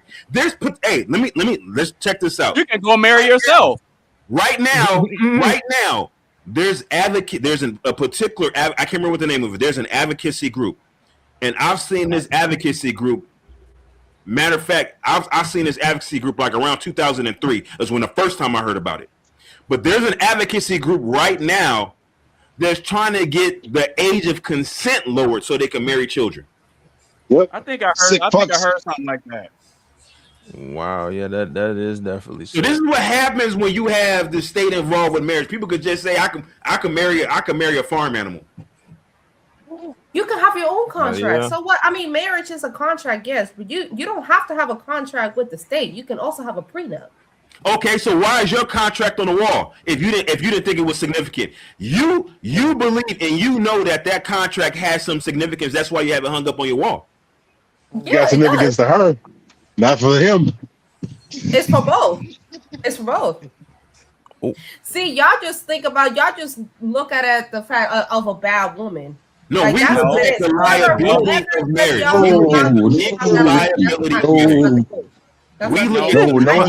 know my bro over there trying not to die laughing. Look, No one said anything about her being a bad woman. No one said anything about no one that. even said that. No one even said Nope. that. And Well, what's that's what funny? y'all agree to. Like y'all just think that it's not y'all. I'm not. Well, not no, my argument was it's just such a bad thing to have a contract with somebody. Why? Why is that such a good bad? You either a marriage is a contract. You either have a contract with the state or you have a contract with each other. If you have a contract with each other, that's called a prenup. We can sign a prenup. Hey, listen. When you get married without a prenup, you in essence are signing a prenup without even knowing it. The state has already determined what happens to marital assets in the dissolution of your marriage, whether you have a prenup and to or not. avoid that, you have your own prenup. Prenup it's not just for rich people. And to avoid that, you sign a prenup. And if Or you can just not get married. You can just not get married. Facts. As real as it comes. You want to have that security. You want to have that. You can just have a you. What security? If the woman could just leave you, if the man could just leave you, what security do you have? What do you mean? You just said the security, but my argument is that a woman or a man could leave the marriage at any time. There is no security. That's a fact.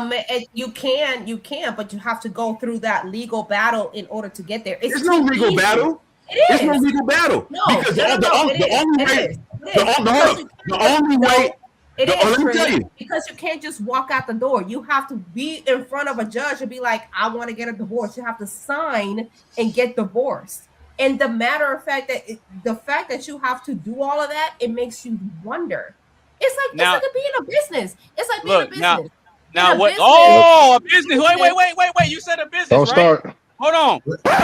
You said a business, right? I said a business. You got blocked. It's like being a business. Hold on, Would you? No, let me finish. Let me land on this, and then you can go. All right, go ahead. It's a business. Marriage is a business first. It is. And you can say that all you want, but marriage is a business. I'm glad you said that. You treat it as cool. a business relationship. Cool. I'm glad you said that. When you go into business with somebody, when you got sponsorships, right? You got sponsorships, right? You have a CEO, you have a CFO. You go into business with people with sponsorship. Do you just go into, handshake, I'm gonna be with you all the way? No, you want to have something in writing, right? You want to have something in writing when you partner up with something. You want to have something in writing when you partner up with a sponsorship that says, hey, I'm gonna sponsor you until the end of the days. You don't just shake on it. You have something in writing. It's the same damn thing. Why do you have something in writing with the business but not in a marriage? It's weird. Okay, cool. Go ahead. I already know where this is going, so go ahead. Hey, AB, real quick. Yeah, go ahead. Now, I'm glad you said that. I may not be the strongest strand in the dispensary, right? But when you very first started this, but when you very first started this broadcast, right? When you not this podcast, but when you very first started this series, right? In one of the earlier episodes, did you not say that exact same things Carmen is saying right now, but she disagreed with you the whole way through? Yep. So what in the world is going on here? Like, look, when I use the example of when I use the example of dating is like a job interview that a man is paying for, I went through that. I went down the whole thing. I didn't disagree. Did I disagree? I just listened. Yes, you did, because using a business example. I did not disagree when you said that. I just stayed quiet. I listened. I didn't disagree. So okay, cool. So okay, cool. So if marriage is a business relationship, like you say, and I agree with that. Which party is the CEO of that business? Is it the husband or the wife? Is it the husband or the wife? Okay, cool. So the man, because you give me your last name. Okay, cool. Right, because you're representing the company and you got to wear the uniform and whatever, right? I get that. So if I'm drafting up a marriage, aka employment contract, don't you think it would make logical sense for me to draft up the contract in a way to where I don't lose my business if your employment gets terminated? Once again, I didn't disagree with you. No. I'm just saying. So if the man is supposed to be the CEO of said business, right? Then, like I said before, all this is just the next step of dating. That's all it is. Because I try you out. Donald Trump on that. Yeah, because I bring you in as a temp worker. So if you're my girlfriend, you're effectively a temp worker. I'm not a temp worker. A temp worker is a. Yeah, you are. No, you're not. Yeah, you are. You doesn't have benefits. A temp. Right, and the girlfriend doesn't have them, and the girlfriend doesn't have the marriage benefits. I'm a W2. But the girlfriend doesn't have marriage. Okay, a wife is a W2. Okay, I have a W2, which means I got insurance, I got benefits, I got a life. I got a 401k. I got a life. I got a life insurance. I got all of that. And I-9 don't have that. That's what a temp is. Don't do that. Don't do that. Say that again. I'm a W2, not an I-9. Right, but it wasn't always that way. You had to get vetted and brought in, right? And after you've been vetted and brought in, that's what it is. You've been vetted and brought in. And once you get vetted and brought in, that the vetting and monitoring still continues to determine whether or not you stay or go. On both parties. Right. That was what I said. That was what I said earlier. And I agree with that. But we want to put it all on the woman. We vet you too. Okay? We vet you. I said it goes both ways. Exactly. So as long as it goes both ways, go for it. I decide whether I want to keep employing you, and you decide whether you want to keep working for the company or not. Exactly. So as long as it's both ways, go ahead. I 100% agree with you. I never disagreed. But this is the part where this whole marriage is a business argument falls apart, because nowhere when you working for a company, if you decide you don't want to work there anymore, you go through some legal proceedings to try to take half the company. You don't walk away with half the company, but then in a marriage somehow you do. So is that really a fair? Okay, is that really a fair prenup is for? No, it's not. Okay. It's not. To answer your question, no, it's not. But that's what a prenup is for. Like I said, you either have a contract with the state, or you have a contract with yourself.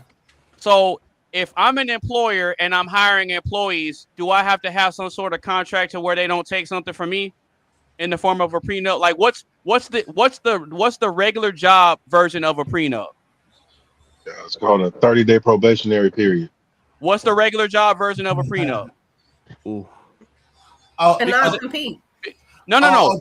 Because if I don't have, that is a regular version of it, and non-compete. If when you part ways with an employee cannot badmouth NDA. That's another one. Non-compete, an NDA. No, I said a prenup. No, I said a prenup. Well, exactly, a prenup. I'm not talking about I'm not talking about a discretionary document. That's not what I'm talking about. With a prenup, you draft up a prenup to determine how assets are going to get split in the event that the relationship doesn't work. Now, what's the workforce version of that? And I just answered you. The workforce version of that is either a NDA or a non-compete, which means no. I'm not going to talk about what I learned. What he's talking about. I'm not going to compete with you. He's talking about a pre-employment. He's talking about an employment contract. So when you actually have like depending on the job that you work or career or whatever field that you're in, you have a particular contract. Like for me, When I came here to Seattle, I was a contractor. I came as a contractor. So in order to work where I work at now, my current employer had to buy my contract out of my contractor's company. They had to pay them a specific amount. They had to pay the fee, right? Right. And then that's how I was able to work at this job. So they had to pay a specific amount of money. But I think the point he's trying to make is that in a marriage, right, there is a default without an actual prenuptial agreement in place. And even with the prenuptial agreement in place, you can think about this. If there is a prenuptial agreement, why do you still think they have divorce lawyers? People will both parties will have a prenuptial agreement. They still go to the court with lawyers. Why is a lawyer even needed if the prenuptial agreement is legally binding without question? It's not legally binding without question. Because hold on for a second. I can go to a court with the prenuptial agreement and say, look, if she signed this prenuptial agreement, I have it right here in black and white. She got her thumbprint in blood on the contract. You know what the judge could say, or the lawyer could say? Her lawyer could say she signed that under duress. Yep. And dissolve the prenuptial agreement. This is a fact. Not an opinion. You have to prove it, don't you? You have to. Hey, that was real. That was real. And let's not talk about. No, Tris. No, you already. No, hold up. I'm gonna address that. Because with duress, the burden of proof is on the person who is alleged to have placed the individual who signed the contract under duress. So what that means is that if I say I was under duress when I signed the contract, I don't have to prove I was under duress. He has to, or she has to prove that I wasn't under duress. That's the problem. Yep. That's how that works. And you frame it like it's so easy. Like judges just throw out prenups. No, it's not. That's not the common thing. Judges don't just throw out prenups out of the willy-nilly. No, they don't. Most of the time, the majority of the time, they stand because it's a contract. You can't just, if you want to call it a business, I can sue you. I can sue you and say, well, this was my idea to begin with. You made money off of it. Now, does that stand? No, it doesn't. Well, because here's the thing. It doesn't, because everybody has a right to sue. Like, that's just how life is. Everybody has a right. Does it make it right? No. So that's why you have a contract in place, and you have to prove your case. Everybody's allowed to question. You might want to divorce. Hubby might want to wake up the next morning and be like, you know what? I'm gonna divorce you right now, babe. I don't like you no more. And I have a right to. Yeah, but the likelihood of that happening is significantly lower. I don't accept that. So hubby can divorce. He can wake up tomorrow and say, I don't want to be married to you. I fell in love with someone else. I want to divorce you. I have the right to contest. But hold on for a second. Right there. Oh, you're not going to just accept it then. I have the right to contest to that. Well, let me ask you this, Carmen. If prenuptial agreements were so rock solid, why is it that individuals who are extremely wealthy take their assets out of their names? Why is it that people who have and put it in their mama's who have a tremendous amount of assets like the soccer players? What was that soccer players I put on? Yeah, okay.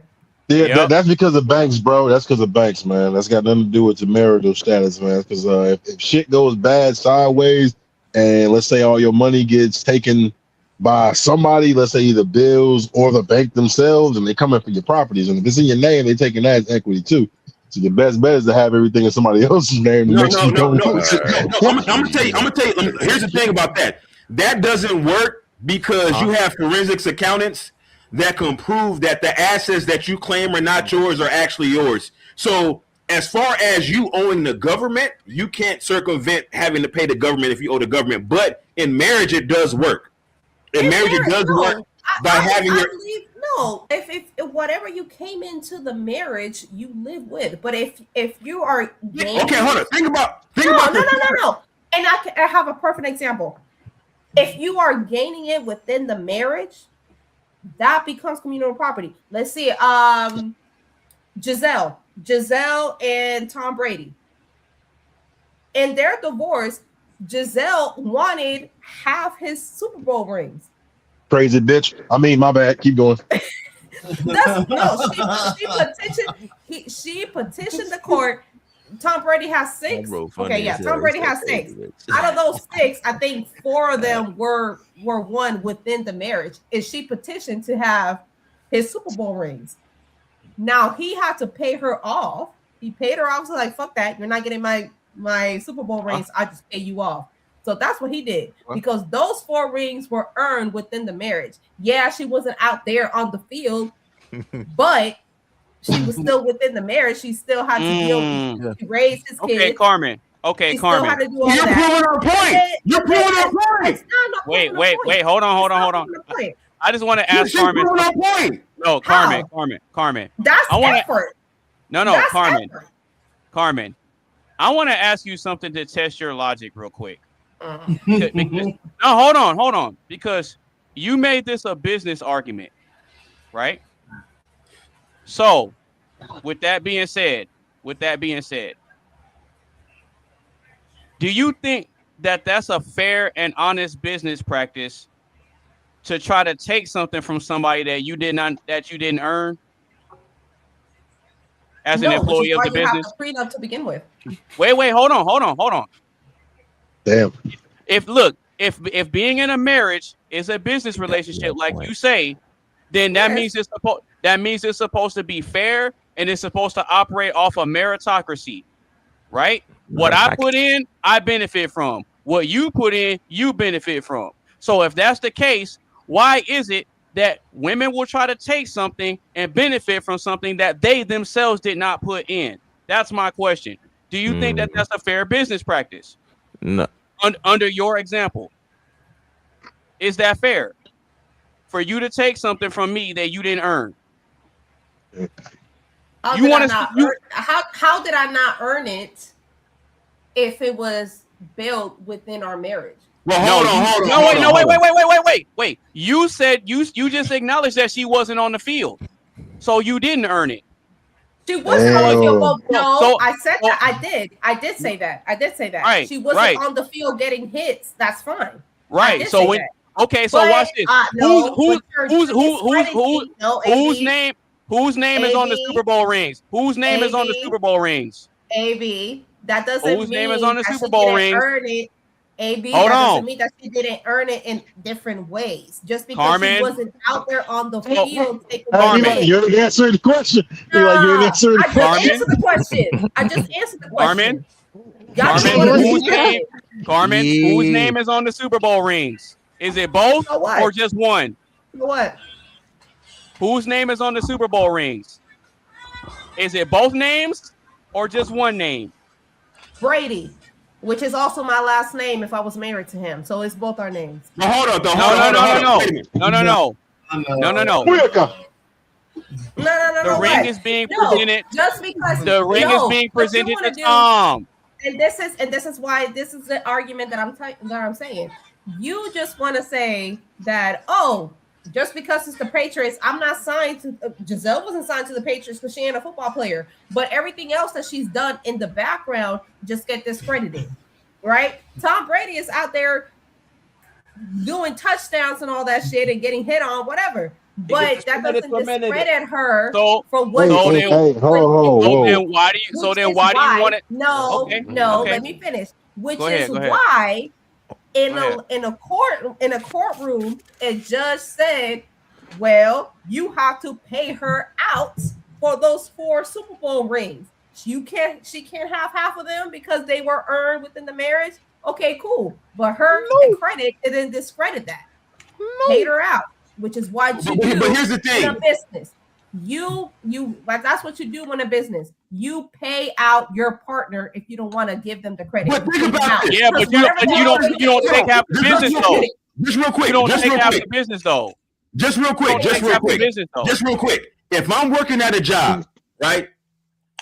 Every 2 weeks, every month, I'm paid a salary, right? I don't go back after I leave and say, "Where's my salary?"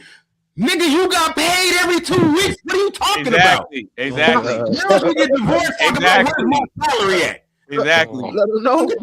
Listen, Exactly. and not only that, you lived in the house. You lived in a 30,000 square foot house rent free. You got Goyard bags. You got Hermes bags. You got Valentino shoes. You got Mui Mui shoes. Jimmy Choo shoes. You got everything you wanted. You got Tiffany. You got Van Cleef and Arpels jewelry. What the hell? You got the Patek Philippe. Who the hell you raising? Willow Smith? Like, what else do you need? You got the Bentayga. You're whipping the Bentayga around the block, picking up kids from soccer practice. Come on now. So everything else is just discredited. So the fact that she has her kids, raised the kids, he's off. I don't even see his ass because he's out. You get a monthly allowance. He's out in the football field all the time. So You I get get to money hold you every I have month nothing. already. You know what? Another example that she deserved every penny of it. Bill Gates' Oh my wife. goodness. Bill Gates' Technically- wife. Bill Gates' wife. Cal. She deserved. That's too funny. Cal. Wow. She Cal. deserved blood. every fucking penny of him. She's a billionaire because of that. Wait. You know what? Hold on. She took care of him. She Okay. took care of him. She put up. Carmen. She took care of him. She took care of him for 3 years. She took care of Carmen. all of that. She said, "Go ahead in that garage, and I believe in your vision, and I believe in that. Don't even worry about it." She Carmen. took care of that. So you Carmen. telling me now that he's a billionaire, she don't deserve a goddamn thing? Fuck that. Carmen. Fuck that. She deserved Carmen. every cent of that. Carmen. I mean, she was being taken care of through the majority of the ride, so technically she got what she owed to her. God, let him know. Carmen. I mean, Let me ask you a question. So by that logic, why aren't you a billionaire from separating employment from all the companies you've worked for? By that logic.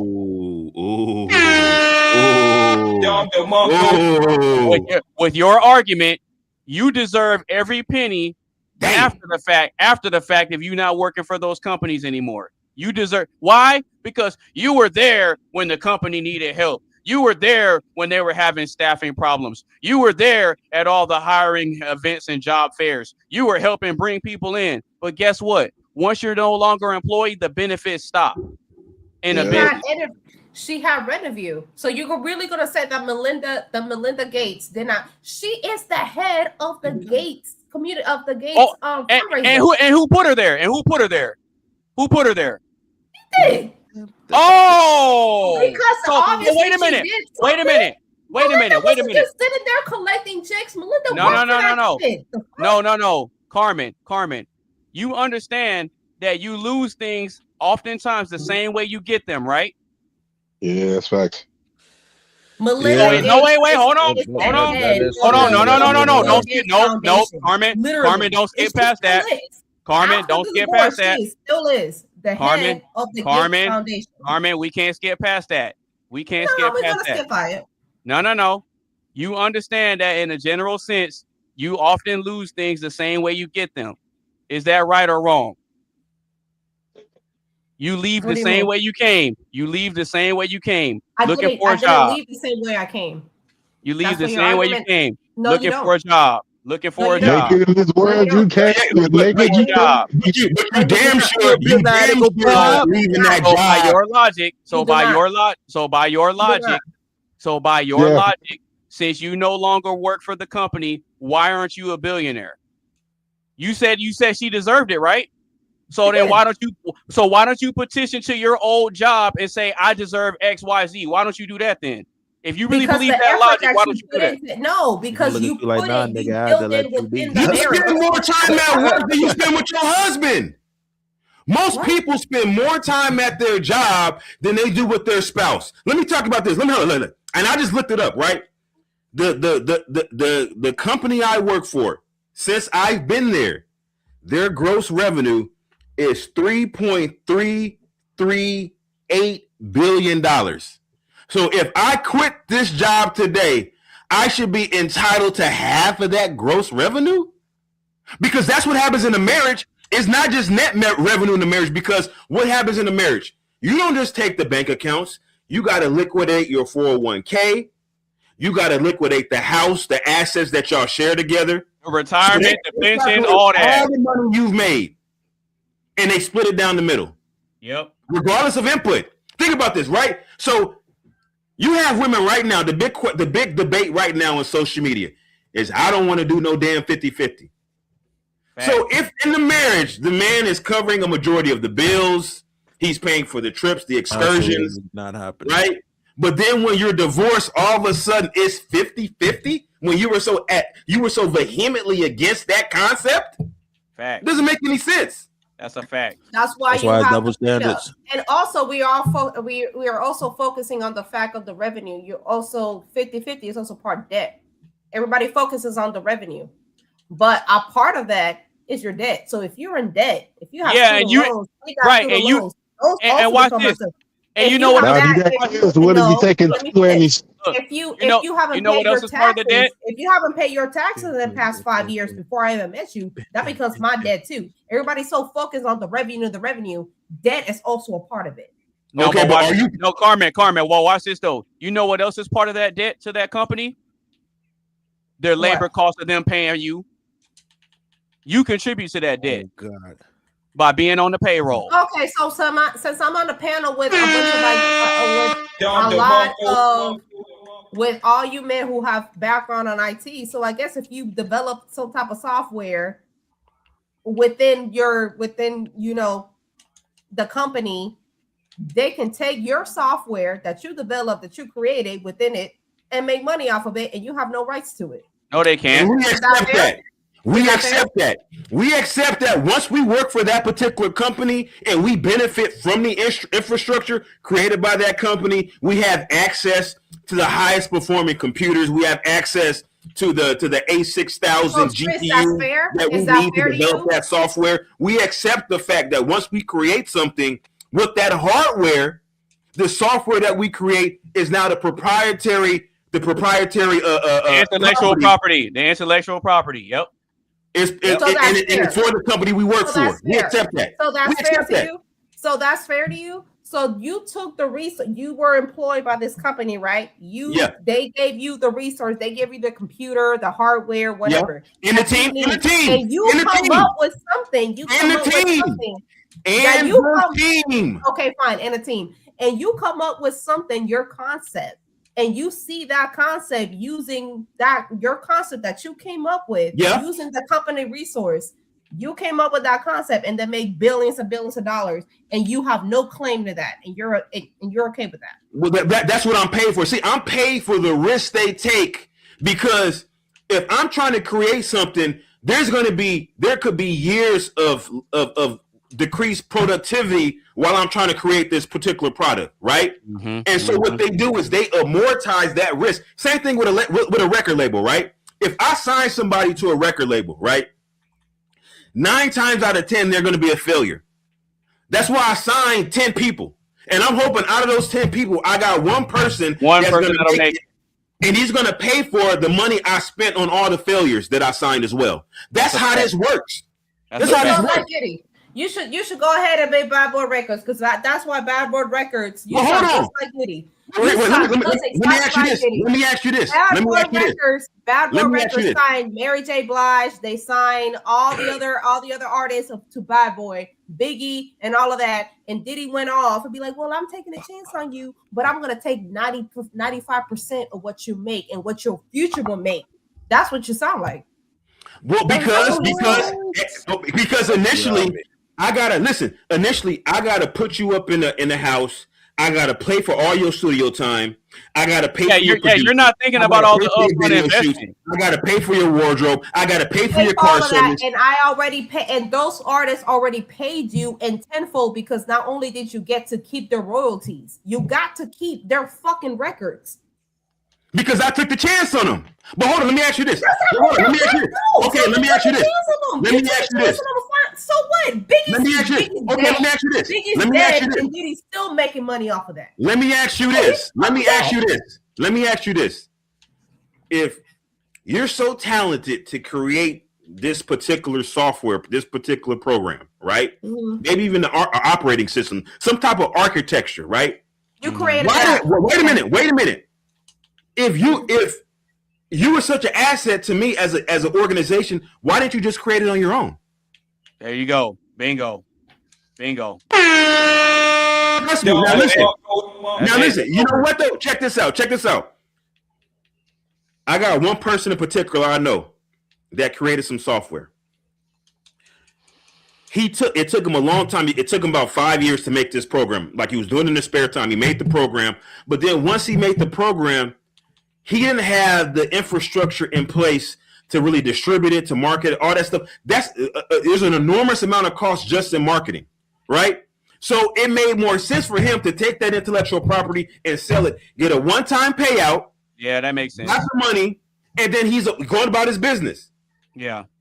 That's the choice he made. He can't then go back and say, man, look, they making all this money off my damn program. Like that's what all these rapper artists do. They do this all the time. It's like, wait a minute, you could have did it yourself. Slim Thug is a prime example. Slim Thug, he always kept ownership of his stuff. He never made it big, but everything he owns is his. He owns 100% of 100% versus somebody owning 10% of 100%. But that 100% just happens to be bigger, so you're happy with the 10%.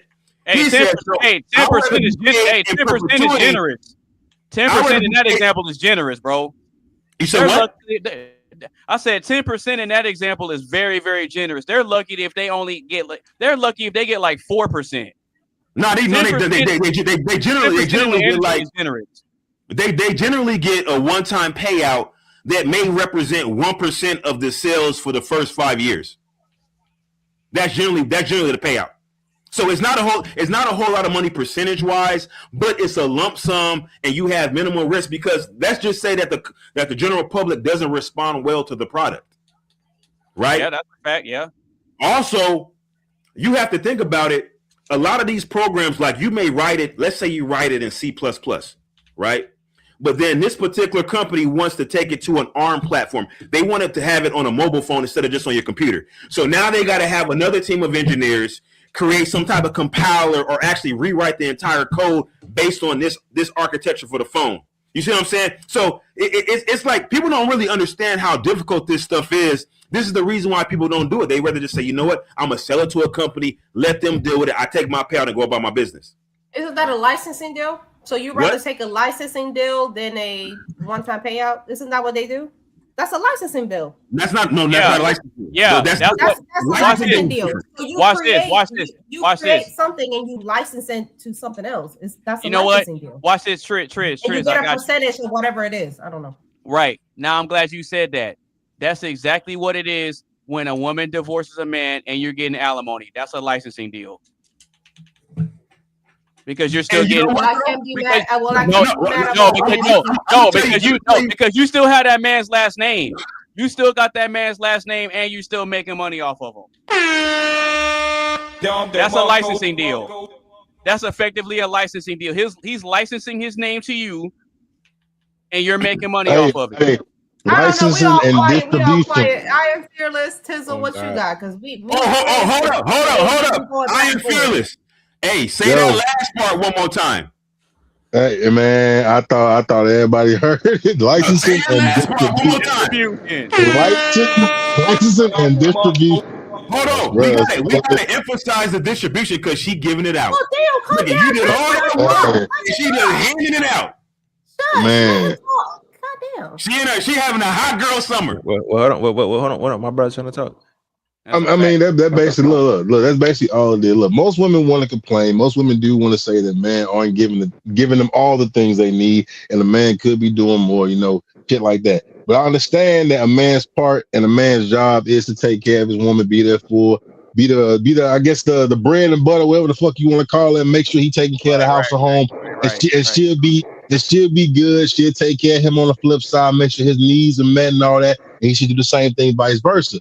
But in the meantime, while he's out busting his ass, I'm not necessarily saying every man is only doing that. Some women do it too. They bust their ass alongside their man as a 50-50 marriage, but we ain't talking about that.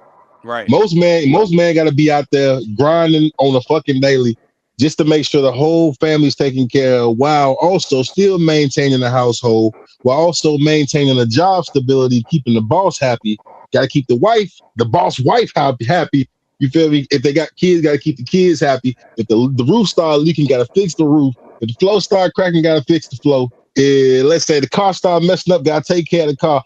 And you can't just keep going to a mechanic or a repairman to keep doing all this, because if you keep relying on other people to do it, you know what I'm saying? At some point, she's going to start saying, it's like, I ain't got no man. My man can't do the simplest stuff. I should probably find somebody else. But, I mean, it's like the more you try, the more effort you put into this ongoing daily routine, it starts to make you look weaker and weaker, because she gets to the point where you just become a yes man.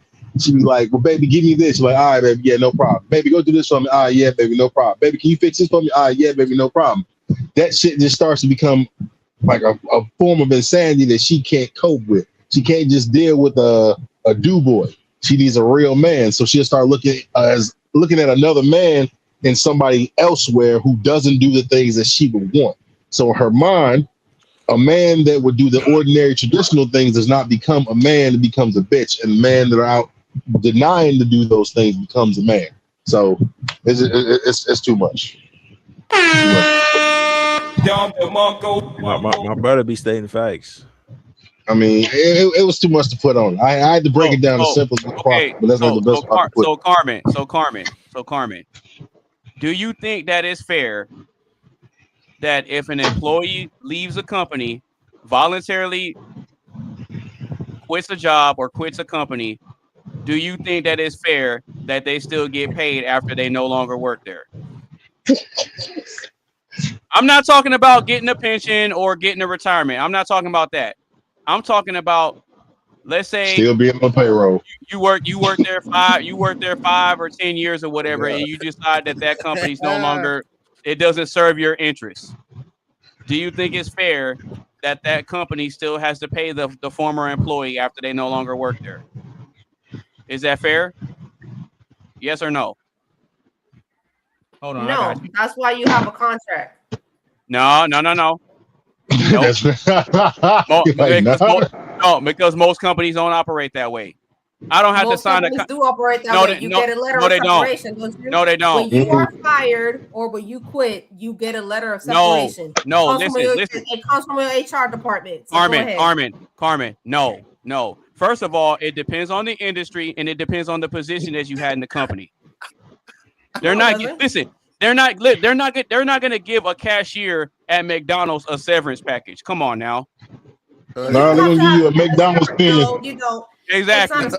But I'm not saying about a separate package. I'm saying about a mutual. That's a one-time payout. That's a one-time payout. I'm saying it's a separation. You're talking about a one-time payout. Mm-hmm. What I'm asking you is this: is it fair? I didn't say payout at all.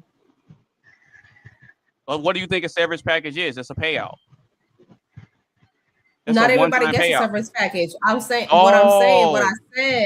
What I said was everybody gets a letter of separation when you're fired, when you're let go, when you quit. Everybody gets a letter of separation. I get that part. I said a document that says that you are no longer affiliated with the company. Right. So does the former employee still get paid after that? Is it fair? You do not, which is why the document is there. Okay, so if you don't think it's fair that the former employee can still get paid after they're no longer work there, then why do you think it's fair that a former wife can still get paid if she no longer is working as a wife of her husband? Why do you think that that's fair? What are you talking about? Are you talking about alimony? Yes. Why do you think that that's fair? Child support, I understand. Child support, I get. But alimony, why? Why do you need spousal support? Why do you need alimony? Because when you met that person, they came in with a certain, and then within the marriage, you accustomed to a certain lifestyle. So it would be unfair to bring that other person that you both worked together to achieve that lifestyle. It would be unfair for the other person not to have that lifestyle still, because you both work for it. Not just you, not just her. You both worked for a certain lifestyle, which is why spousal support exists. It doesn't just disappear. You both work for that type of lifestyle. So why the other person not have that same lifestyle when you Because separate? You right. both Okay. work for it. I'll answer that. I'll answer that. Because in the majority of cases, women don't want to grind with a man from the bottom up. Hell no. In the majority of cases, they don't want to start at the bottom. No, they want a finished product. They want a finished I'm not product. gonna let you get away with that. I'm not letting Hey, bro, you know why Right now, out here, AI has eliminated a lot of Go the ahead, software jobs right here in Seattle. Use Right? the other picture. I like So the now other these picture people better. are without jobs. These Use the people other are picture. without jobs. They don't have an income. They're not getting a check from their job that's the same amount of money that they will be making if they still work there. They have to go out and go find another job or Facts. switch industry. Facts. That's why unemployment exists. That's why unemployment exists. You don't get to keep getting paid from your former job if you don't work there. So why do you get to you don't keep get getting paid a the same check amount. from your ex-husband if you ain't married to him no more? It doesn't make sense.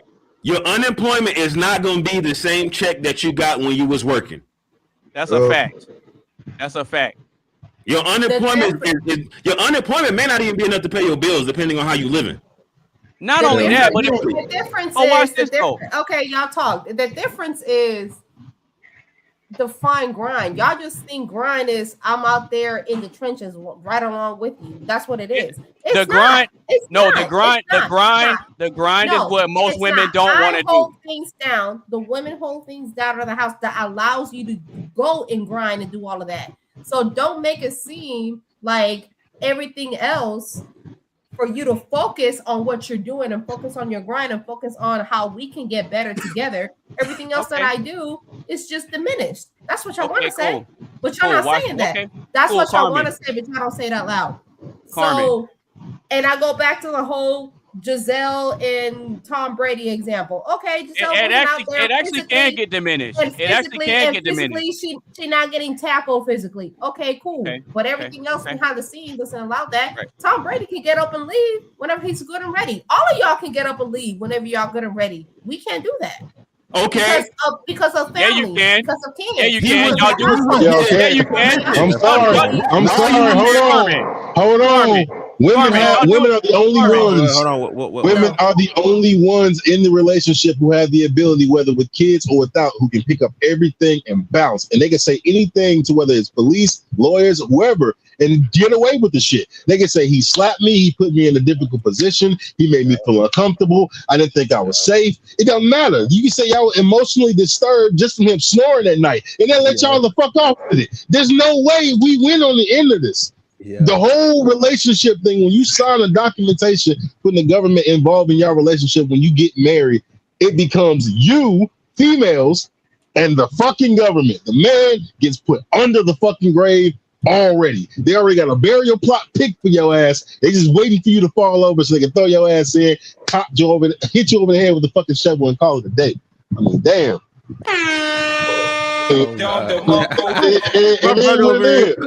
It ain't what it is. Hey, I'm just saying.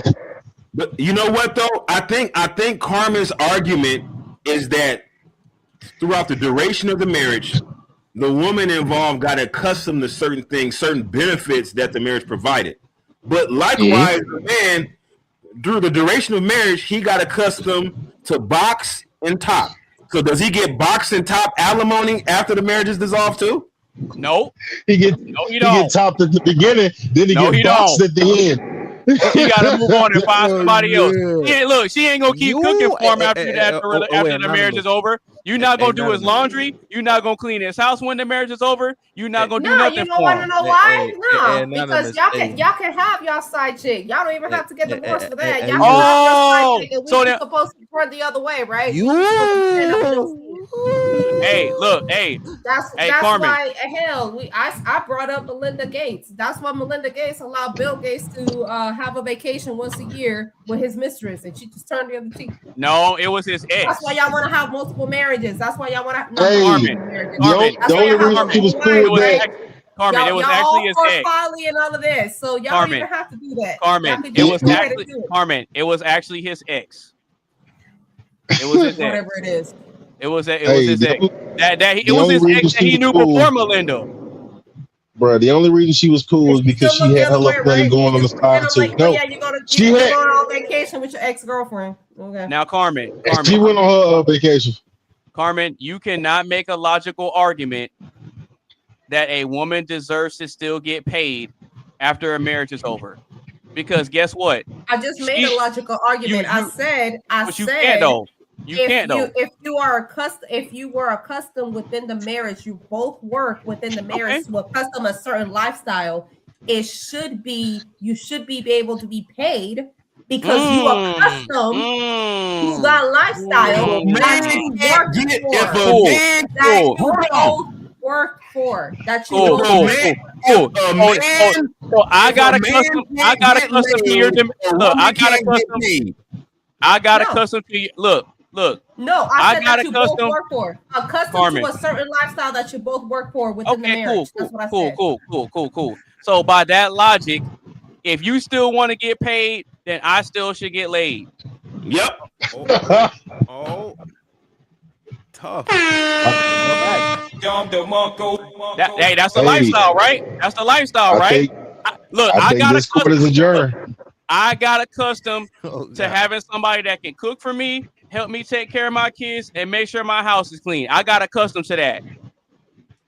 So if you get to keep up your lifestyle, then guess what? I want to keep up mine too. It's only fair, right? Then by that logic, why we get a divorce to begin with? Oh, thank you. So what she's saying is that look, she already told on herself. Wait a minute. We got on this subject because we were asking what the benefit of a marriage was beyond just dating and relationships. But now what Carmen is saying is that the only reason why a woman would get divorced is if she was able to retain the benefits that she had while she was married. Facts. But then the moment I bring up that I want to keep my benefits, it's a problem. How is that a fair business practice? It's not a fair business practice, Carmen, and you know it. It sounds as though it sounds to me that Carmen believes that women should unilaterally benefit from the marriage. That's what it sounds like. Even when it's over. Unilaterally, Bill. Wow. Even when it's over. That's not right. Rough. Both parties benefit from marriage. How is it a benefit if I lose? Okay, how's me losing 50% benefit? How is that a benefit? I guess you ain't gonna carry it all. Don't sound like too much of a win, my dog. Hey, look, if I lose 50% of something from somebody taking it from me, we're going back to the same. No, hold on. Wait. It's not just 50%. Let me explain this to you. Now, they divide the marital assets 50%, but then if she doesn't have the money for the lawyer, you got to pay for her lawyer. You got to pay for the court costs. That's out of your pocket. I got it's called a public defender. The court will find you one. Thank you. But listen, what woman is going to get a public? Wait. This is marriage court. This is not the same type of court. This is not criminal court. This is small claims court. You don't get a public defender. No, he has to pay for her lawyer unless you go to arbitration. And you know what's crazy? I know people who have had a prenuptial agreement that specifies arbitration. That means there's no lawyer being hired. It's significantly cheaper to go through arbitration. Because the arbitrator is actually a lawyer too. Because the arbitration lawyer came up with a settlement that she didn't like, she then petitioned to the court to have an actual trial. Then he had to pay for her lawyer. After they said in the prenuptial agreement arbitration. That's a fact. That happens. That's a fact.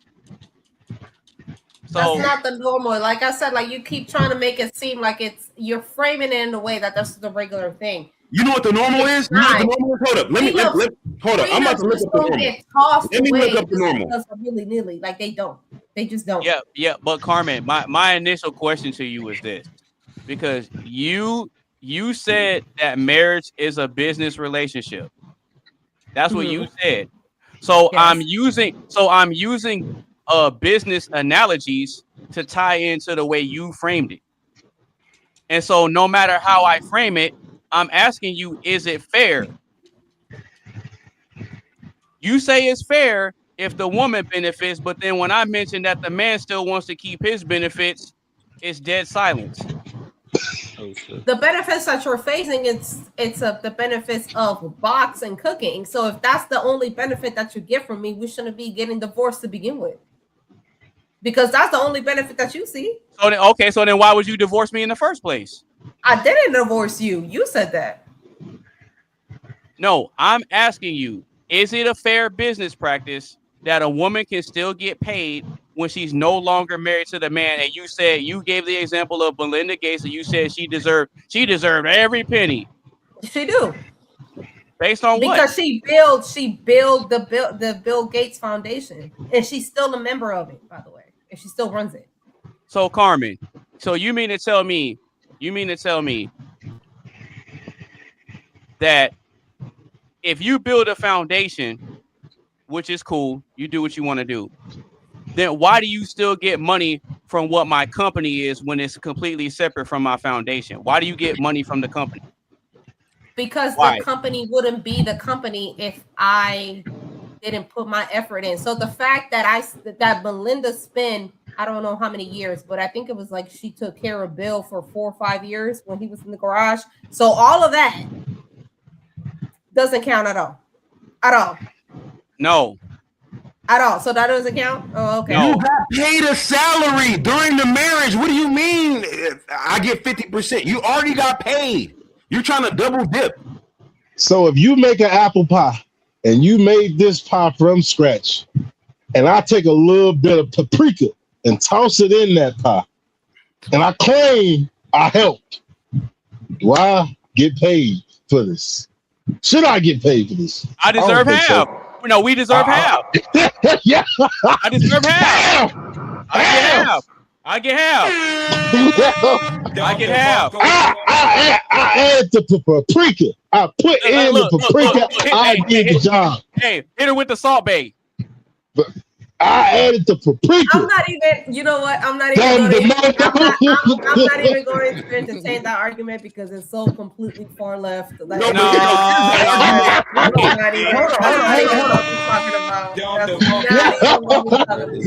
the far left argument. I don't. Yeah, Carmen didn't like that.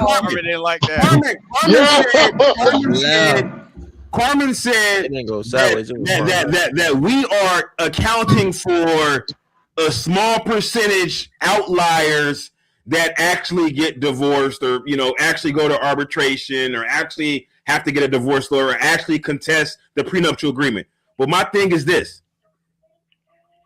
Statistically in the United States, 33% of first-time, I'm looking up the current statistics, 33% of first-time marriages in a divorce. So 1/3. So if I said to you, Carmen, look it, I need you to fly to my studio because we got to make your cooking with Carmen production and reality, right? But I need you in my studio because I got all the equipment already, right? And you say, okay, sure, send me a ticket. I say, look, call In the Kitchen with Carmen. Hold up, In the Kitchen with Carmen. You say, send me a ticket. I say, okay, look, I'm gonna send you a ticket, but listen, we got to save on costs. So we gonna fly with this particular airline. Now look it. Now this airline, they don't got the best track record. They crash about 33% of the time. But you got a 66.6% chance that you gonna arrive to the studio in one piece. All right. But look it. I'm paying for the ticket. You ain't got to worry about the ticket. It's paid for. So don't worry about the 1/3 of the planes that crash. Don't even worry about that. It ain't no big deal. Are you gonna get on that plane? 1/3 crash? Okay. Carmen. What? I don't even know what you're asking me. I don't know where this analogy is going. I'm like, what are you talking about? I'm asking you because I'm asking you if I send you a ticket, but the airline is gonna crash 33% of the time, are you getting on that plane? I'm hearing all this AOL dial-up. What the hell? Are you getting on that plane, Carmen? Yeah, because her answer is loading. No. Oh, so if there's I'm trying to figure out what the hell he's going with this analogy, to be honest. If there's a 33% chance of failure, you're not taking that deal. Okay, I get it. We got our answer. Okay, so tie it back to the analogy. Tie it back to the marriage. Yeah. Look, Carmen, all I asked was, is it fair if a woman keeps getting paid from a marriage that she voluntarily walked away from? Is that a fair business practice? You said yes. I said yes. Okay. Because it's called alimony, and then we went into the whole conversation. Right. I said yes. Okay. Cool. So if it's fair, I'm following your logic. I'm making sure that I quote you correctly. Right. So you're saying that it's fair for the woman to still get paid after the marriage, correct? Correct. Okay. So after the marriage, do you think it's fair that I still get laid? She still does my laundry, takes care of my kids, and cleans my house. Is that fair too? That's not fair, because if that was the only benefit that you were getting, Yeah. Here we go.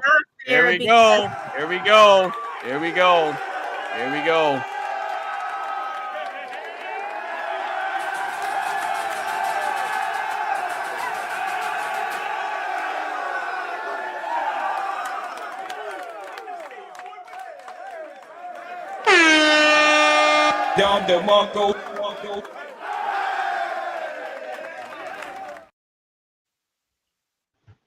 If that's the only benefit that you're getting, box and cooking, then we shouldn't be getting divorced in the first place, is my thing. That's what it is. If that's the only benefit. No, it is different, because the benefit that I get, I'm like, I contributed to this lifestyle, therefore I should be getting compensated to the lifestyle that I contributed to. And you contributed to my piece. But your benefit is box and cooking, which is different. Well, why are you diminishing? If that was the case, we shouldn't get a divorce to begin with. But Carmen, why are you diminishing the things that I find value in? Why are you diminishing them? Why are you diminishing that like it doesn't matter? It does matter, but if it matters, then we should not. It matters so much. It matters so much that we shouldn't be getting divorced to begin with, because that's you're not benefiting from that after. So why get divorced? Why don't you just stay married? No, the question is why get married. No. The question is why get married, Carmen. Listen, we could avoid all this by not getting married. Right? We can avoid all this. Let's just not get married. At least not in the United States. At least not by state-sanctioned guidelines. We're not getting married. Okay, Carmen, let me level set real quick. Okay, in no way are any of us jumping on you and like attacking you. All we're doing is we're paying attention to what you're saying in your argument, and all we're doing is asking questions to figure out if it's logically consistent. That's all we're doing. This isn't us. And I'm logically answering each and every one of y'all. Y'all just keep bringing me examples where I'm saying the same thing over and over again with whatever example that y'all bring me. It's still the same answer. Right, but what I'm saying is that's the problem. But that's the problem, because this is the give you analogies, because you're saying it's fair. You're saying it's fair for the ex-wife to benefit, but then if I also propose, is it fair for the ex-husband to benefit? You say no. That's the problem. And it's not fair. That. It's not and a fair business practice. I said it was fair, but you're cutting off a very important part. I said that it's fair for the ex-wife to still get paid, because that is the lifestyle that she contributed to, not just bringing around I just pop up and that's it. No, I contributed to this lifestyle. Therefore, if I contributed, I should be paid for it, because I put the work in as well. Okay, I didn't just pop up like Pretty Woman. I didn't just pop up like Pretty Woman and I just be like, well, shit, I was a hooker off the side of the street. You pick me up. Now I get to live this lifestyle, and I'm going to continue. Like, no, I didn't contribute to anything. And that is the key part. And what you're saying is, oh, okay, well, if that's the case, then I should be getting box and cooking. If that's what you're there for is that the only benefits, then we shouldn't be getting divorced to begin with, and this whole conversation is irrelevant. Okay, well, hold on. Let me ask you this. Let's just use a hypothetical example, right? And here we go, another example. Keep moving the goalposts. Go ahead. I was just about to say that.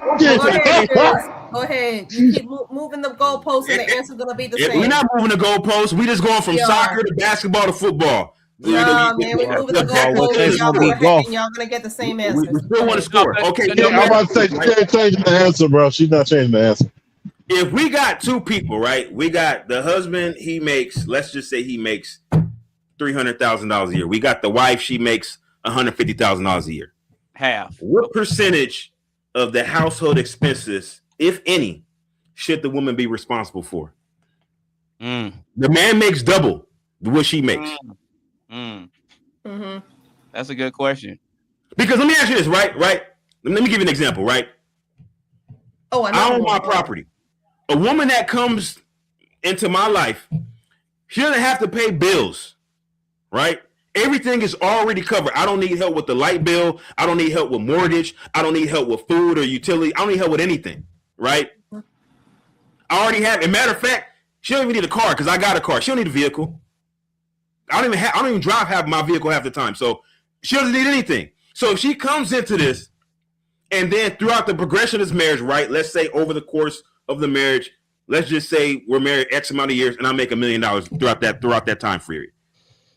Is she still entitled to half of that, even though she brought nothing to the table? Everything was already taken care of. Everything was already covered. The money she made, she spent it however she liked, because everything was already covered. How was it then that at the dissolution of the marriage, she's talking about, well, I need half of this and I need alimony? Explain that to me. Well, you said it in your answer. You said it within the question. She contributed nothing. So she should not be entitled to nothing because she didn't contribute to anything. But that's not how marriage works. It is how marriage works. Well, you answered it. You kind of just said that, though, when you worded it out. If that's what I said. Marriage is a business. So you, in that situation, if you didn't have a contract within yourself, that's on you. That's bad business. Well, you should have. No, getting married is bad business. No, that's the bad business. Yeah. No, it's not. It's only bad. No, it's not. It makes sense to marry a woman who got money. And if you're gonna marry a woman who got more money than you, so that way she's not worried about digging in your pockets when the marriage is over. No, but watch this, though, Trish. No, but Trish, okay, go no, ahead. but watch this. But watch this, Trish. Trish, you know what? You know what's funny? Is that women are not dumb. Carmen is not dumb. Okay? Women are very, very calculated and logical when it comes to money. When it comes to money, they're very smart. They're very strategic when it comes to money. How do I know this? How do I know this? Because if that was the case, if marriage is such a fair business deal, then explain to me why Oprah and Stedman have been together for all these years and she will not marry that man. And the same thing with Rihanna and A$AP Rocky. That's a Don because they know marriage is a fucking trap. Because to Triz's point, he said it makes sense to marry a woman that has more money than you. Get with a woman that has money. But guess what? Stedman and Oprah have been together since the 80s. But way before she became a billionaire. Right?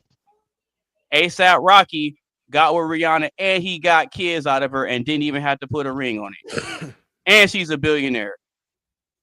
A$AP Rocky's worth only like $10 million or something like that. So Rihanna's net worth is exponentially greater than A$AP Rocky's, right? Shitting on him massively. Right. So if marriage is such a fair business deal and, we can get together and we can grind and we can build it up and this and this and that, then why doesn't Oprah marry Stedman? You think that Stedman deserves half? Because he was there. He was there way before she got to her status. He was Stedman there. Yeah, you're right. He was. Stedman had his own money before that. Oh, wait a minute. Hold on. Oh, no. You spoke, right? You want to talk about Stedman and Oprah. Oh, no. Stedman had his own money before he even met Oprah. Okay. Were you broke? Where- Were you broke when you met your husband? And then again, this is where a prenup comes in, people. I don't understand why y'all just want to. No, that's where the marriage never comes in. Exactly. That's where the marriage never comes in. That's exactly why Oprah won't do it, and that's exactly why Rihanna won't do it. That's exactly why Halle Berry, she's complaining that all her marriages didn't work, and a couple of them she gotta pay alimony for. She's complaining about it. She's complaining that she gotta pay. Now, if Rihanna had been dating, let's just say in an alternate dimension, A$AP Rocky, we switch A$AP Rocky with Jay-Z. Beyonce would have never married A$AP Rocky, but Rihanna would have married Jay-Z. Facts. Because they look at them as like, okay, well, this is somebody that's either my equal or greater. Facts. So it makes sense for us to get married. Facts. That's a fact. Okay, so that's what you got a prenup for. So I don't understand. I still don't understand what we're arguing. That's a prenup for. If you come into the marriage what you have, and you leave the marriage with what you had, like that's it. No. We're not disagreeing with that. No, Carmen, we're not disagreeing with that. The argument that we're making is that you don't even get married, so you don't even have to go through all that. Because think what this is why. So now the conversation's been changed to this. Hold on. Carmen, hear me out. This is exactly why I prefaced the statement with, is it a fair business deal? This is exactly why I preface it by saying that women are extremely intelligent when it comes to money. Women are not dumb. And I was trying to answer, but nobody allowed me to fully answer. It is on your part. So it is a fair business if you have an agreement. If you both you and me, you and the woman have a agreement to go into this, and y'all just bypass all of that. Y'all just think about, well, it's automatically. It doesn't have to be automatically. It doesn't. So if you marry somebody, what Trish was saying like, oh, well, how does that make sense? I'm like, that makes you a bad business partner because you didn't negotiate to begin with. Negotiate, have an agreement. And the best part of having a prenup is when both of you love each other and when the both of you are in good terms. That is the best time for you to have a prenup. Incorrect. It is. No, it's not. Incorrect. No. I think what she means is that's the best time. It is correct. That's the best because time you know to why? approach the Because you know situation. why? The person that you marry and the person that, if you want to really go there, and the person that you divorce are two different people. So when you both come into an agreement, a business agreement in good faith, which is I'm in good faith with you, you in good faith with me, that means that you both have the best interest for each other, even when we separate. That is the best time to have a prenup. You have your best interest until you don't. Which is why you have your best interest when you're both on good terms. No. Oh, okay. No. You don't have each other's best interest when you both on good terms. Not after the fact. Now with a breakup, you don't. I want to say this. Breakup, you don't. That's why you had it before. I want to say this. That's why you have it before the breakup. Therapy doesn't work when you break up. Therapy work is proactive. Okay, Carmen, I got a question on that. You my gosh, here we go. Wait, hold on. No, because all I do is test the logic. That's all I do. So you're proposing that it's good to have the prenup and make all those decisions when you're both on good terms and you're in love and all this other type of stuff, right? Okay, correct. Cool. Let's say I agree with that. Okay, cool. So give me an example of a time where it makes logical sense to make a decision in an emotional state as a man.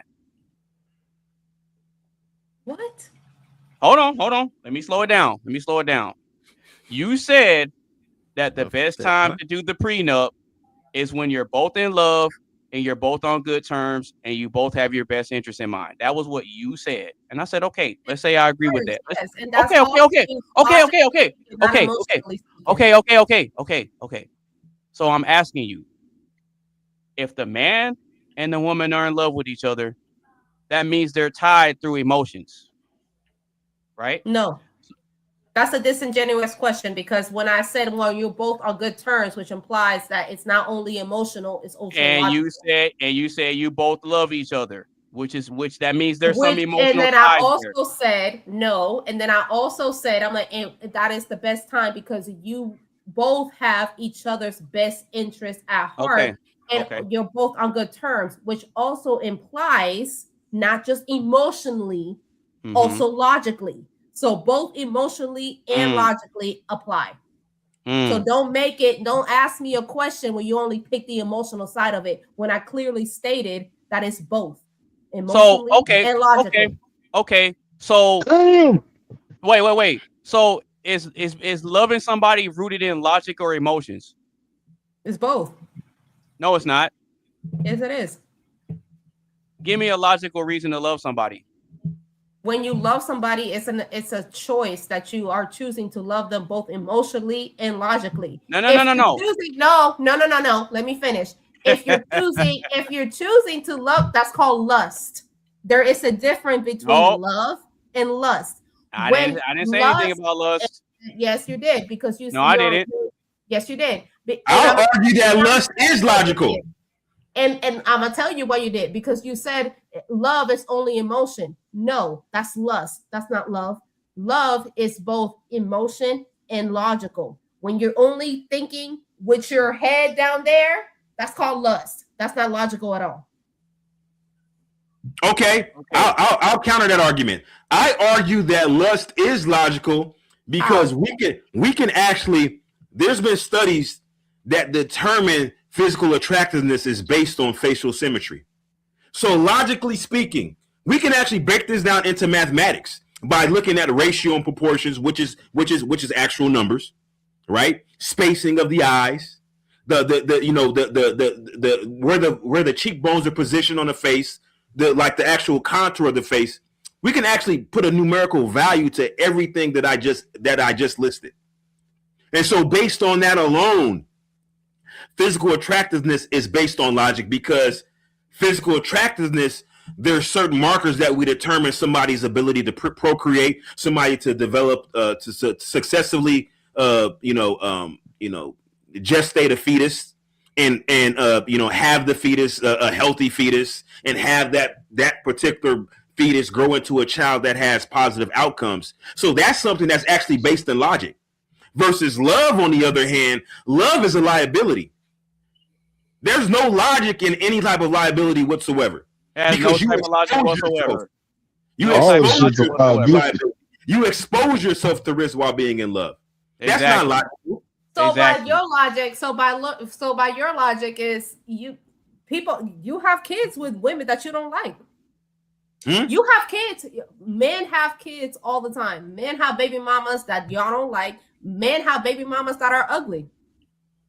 Hell, you can go and have a one night stand and just fuck somebody, and you just happen to shoot up the club that day. You don't like her. You don't think she's physically attractive. There is an immediate reward. Dogs. That's there is what dogs. No, let me finish. No. Y'all dogs. You don't have to be. You can be physically attracted to somebody. Okay, fine, whatever. Be physically attracted to somebody. Y'all can get fucked. That is the very same logic. By the time that y'all out in the club, right? When it hits 2 a.m., 3 a.m., same logic as platonic looking eyes. You just get with what you can get. Because Carmen. why? No, Because all the ones that are physically attractive, they're already gone. So you just get up. Cool. You get up with the rough right. I don't know what y'all call it. Y'all Carmen, I got something turn for that ass around. No, watch this. I got something for that argument. The problem with that argument is, number one, it's a two-parter. Just because a woman gets pregnant doesn't mean that it's automatically my kid, number one, and men don't get to decide when women keep their baby or not. So you can't even use that argument to say, oh, well, y'all are smashing women that we don't like. Yeah, we do. But we don't decide whether they keep our baby or not. And just because she's pregnant doesn't mean it's automatically mine. So you can't use that argument. But you can use the argument. You're the I decide whether I get to keep the baby or not. But you decide whether you get. Yeah, but the man doesn't. But the man doesn't though. The man decides. But the man decides where to put his seed in. Not all the time. No. I can't get pregnant by myself. What the fuck are you talking about? I can't get pregnant by myself. Y'all decide. Y'all decide to shoot up the club. No, Carmen, you're right. No, Carmen, you're right. No, you're right.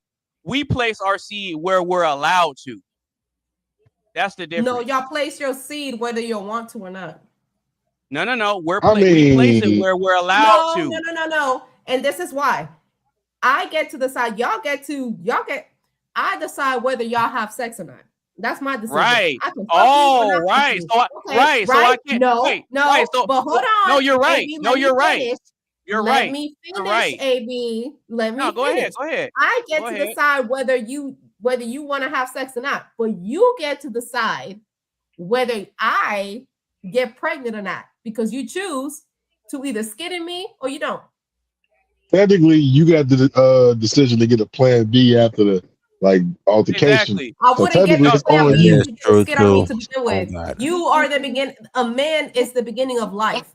I will have to decide whether or not at that point of the situation, it's like, okay, well, you were already skidded in me, so I get to keep the baby or not. I get to keep the life inside of me or not. But you gave me that choice.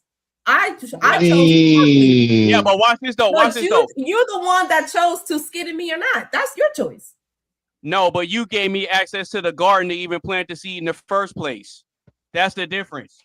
I can't go in the garden and I can't look if there's a gate on the garden. I can't just bust the gate down. Somebody has to open the gate and allow me in, which goes back to what I said. You plant your seed where you're allowed to. No, it doesn't. No, it doesn't. You don't plant your seed. No, you plant your seed where you want to. If that's the whole point. It's the whole point is for you to come. You can come in a plastic doll and not get pregnant. How about that? So go ahead and come in a plastic doll. That's what you did, right? No. Watch this. Watch this. No, Carmen. No. Watch it. No. I got you. No, I got you. And no matter which gardening it is, right? You said Carmen, I get to choose what the gardening it is. Okay, fine. Carmen, get your ass a plastic doll and you can garden all you want. Carmen, hold on. This is the difference, right? You can't really make that argument. Yes, I can. I just did. No, you really can't. Because again, men have sex with who they're allowed to, right? And let's not sit here and act like we're not grown, okay? True. Human beings, when we're getting it in, we're talking while sex is going on. And you know what the conversation is often at times? Oh, baby, I'm about to come. Where do you want me to do it? Oh, God. Hey. And a lot of times the women, and a lot of times women will say, no, don't nut in me. You should have added that. So again, let's not act like when we're in the heat of the moment, we're not talking and communicating with each other, and we're well aware of what's going on. So let's not do that. So you're not wearing a condom? So you're not wearing a condom? You answer this question now, and we halfway there. Yeah. I get to choose who has sex with me, right? I don't get to choose. You get to choose whether you want me pregnant or not, because you are the one that carries that. Right, but watch this. Okay. No, you're right, but watch this, Carmen. Choose whether I keep it or not. You're right. Right. No, you're right, but you get to choose who you let hit raw or not. No, for real. Hey, you choose. No. You can walk out. No. I'm just no. Carmen. About that conversation. Women choose who they let hit raw. Women choose who they let hit raw. No, yes, and you get to choose whether you want to hit raw or not, because the decision is up to you. Right. But the option has to come from the woman first. It doesn't come from the man. No, it doesn't. Yes, it does. No. So who has the condom? And let me tell you why. Shit. Well, once upon a time, a long time ago, that's a woman's choice. Once upon a time, a long time ago, I had a man walk out on me because I asked him where the condom is. and he walked out my house. He literally Right. So you made it a rule, like, and he didn't want to do it. You got a condom or not? And he straight up walked the fuck out. And did he? I was like, oh, okay. Right. And did he get to hit? Yes or no? No. Right. So that means it was your choice. You chose not to let him hit it raw. You also have a choice. That's what I'm talking about. Y'all acting like having sex is just a one-time thing. Like it's just a one-way street. Y'all get to have sex too. Y'all have a say in it. No. That's only after the woman extends the olive branch first. That's how it works. If I were you, I'd keep those eyes closed. Cause I'm gonna play Monster Reborn. You what? Now I'll bring back a monster. It's the same one I just sent to your graveyard. My blue eyes! Yeah, man, I knew you could do it. Now that was impressive. Y'all nasty. All right. I can't believe y'all out here. What's the topic? I just joined. Oh, somebody new. All right. So got somebody else on the panel. The topic is reinventing yourself after 30. That's the topic. Even though we're not talking about it, but okay. Okay. Yeah. But But the question that we're discussing right now is: can you reinvent your personality or only your habits? What you got, Duke? Cool. So I heard y'all talking about club hoes and good women and shit. I used to be a club promoter, so I know all about that.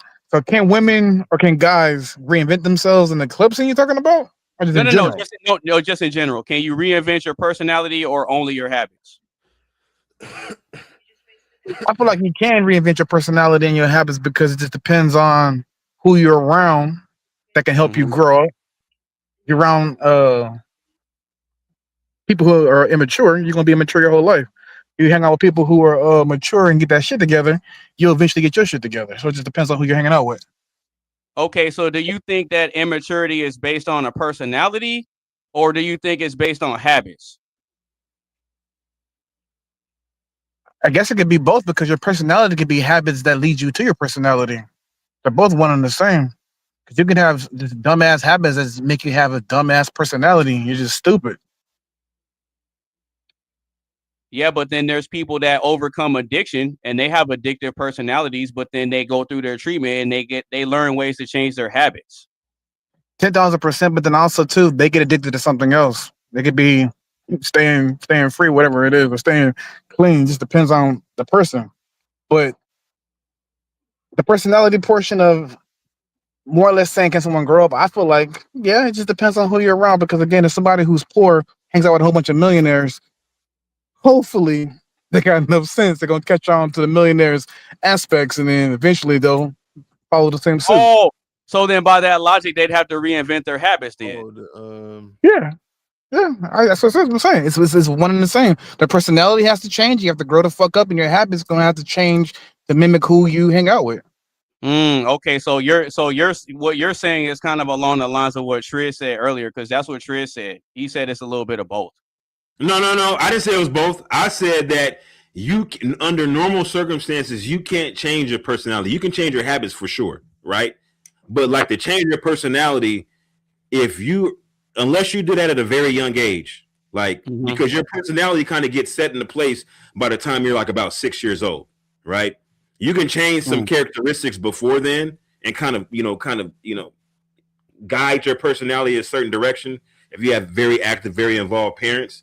But then after that certain age, you have to go to like some type of mental health professional, lay on somebody's couch and do sessions 2 times a week for several years to actually change your personality. Most people don't got the resources to do that.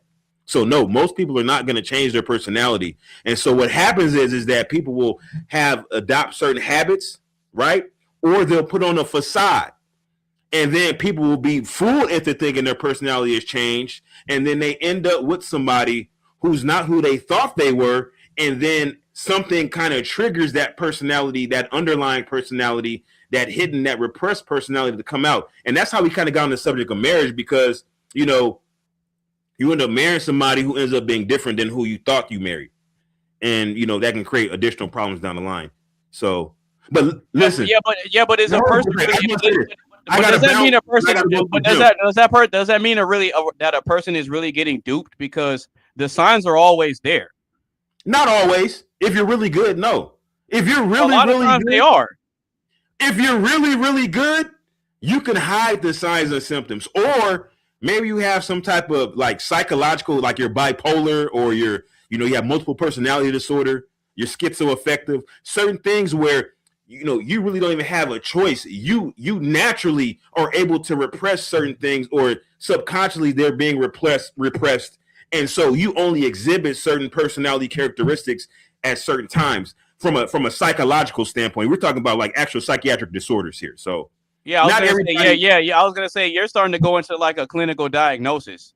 We're just talking about like just in a general sense, can you reinvent your personality or only your habits? And for everybody, for most people, 90% of the time, 90% of the time, I would say only your habits. There's a small percentage, maybe 5 to 10% of the time, where you can reinvent your personality. Yeah, that's what I was saying earlier. That's what I was gonna say. I'm like most of us. I was saying that earlier. Most of us said habits. Most of us we can change our habits, but most of us said like our personality is our. I gotta go to the gym. It's been real. Hey, listen, I'm gonna be listening on YouTube, so I'm gonna still be in the chat. I'm out. All right, cool. This time, all right, you take it easy, bro. Yep. This isn't good for your back. I brought this on myself.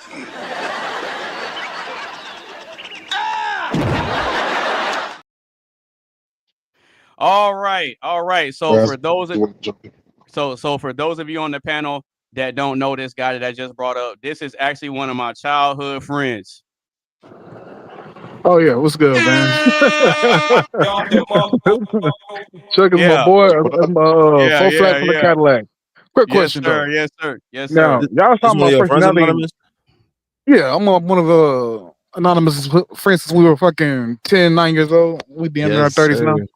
Yep. Yes, sir. All right. There you go. My question is, y'all talking about personality can't be changed. So I really Googled the damn definition of the personality, and it mainly goes by your hereditary upbringing and environment. So pretty much.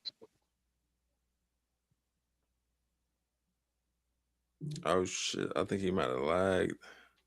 I mean, I don't know what just happened. All right, can you hear me now? All right. Yeah. Okay, never mind.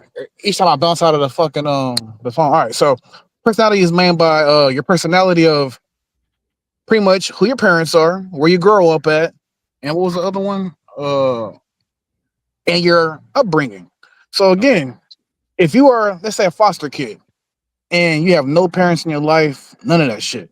So you grow up to the age of 15, 14, and you're fucked up in the head because you know that no one cares about you, or you have no parents, you grew up poor, used to kids taking your food, all that shit. That's his personality, how the way he feels about all that shit. Now he gets accepted to a new home. Now the parents are loving. He meets a brother who he finds out has his back. So you don't think eventually his personality is going to change? No, I think his habits are going to change. Okay, so it's personality. So by that, when you read the definition, so it said more nature or nurture when it comes to your personality? Just in general of who he's around is going to change his nature, because again, he's used to people picking on him, getting beat up. And now he's in a place where he feels more safe.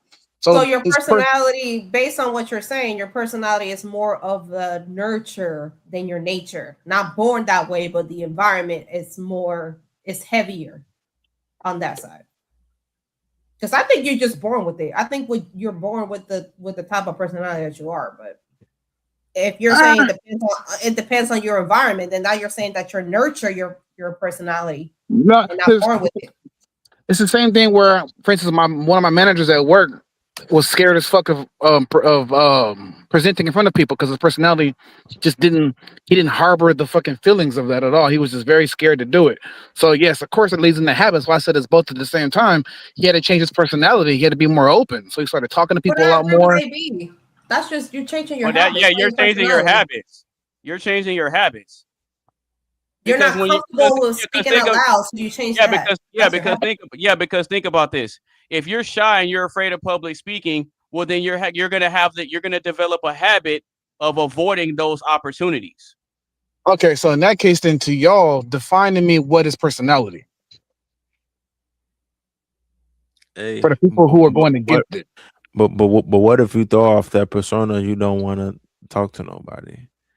I mean, whole time, even though you can. Because I think what your personality is made up of is like it's a combination of how you think.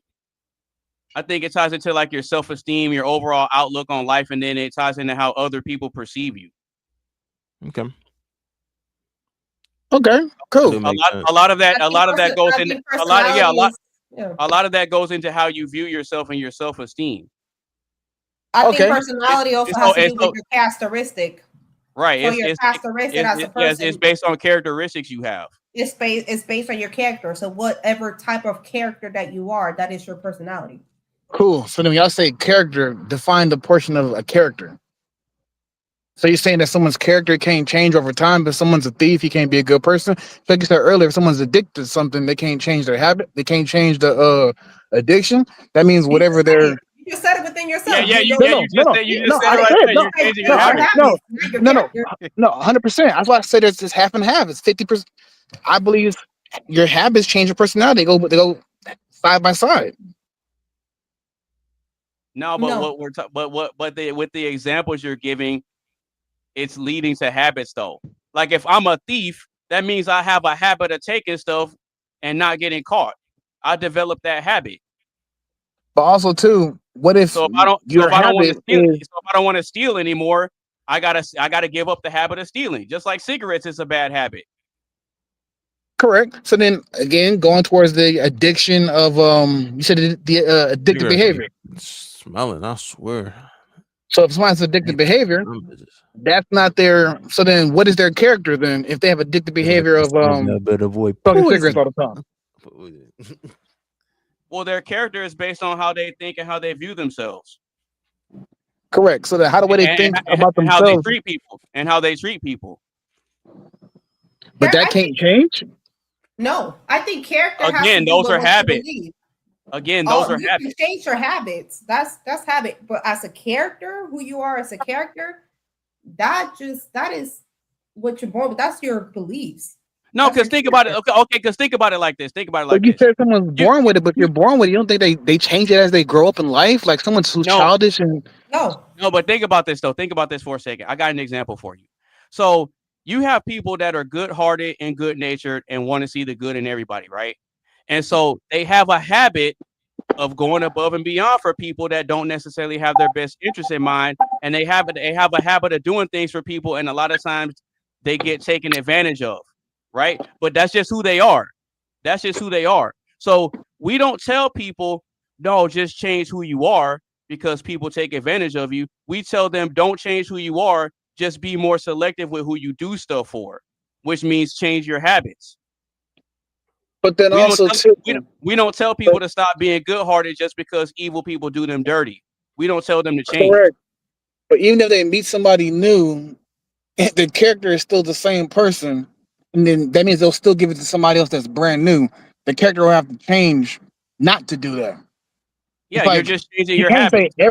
But that's the thing about it, is like y'all are pretty much saying everything is a habit, and it's like for you to get your character, like it's set off of how you grow up.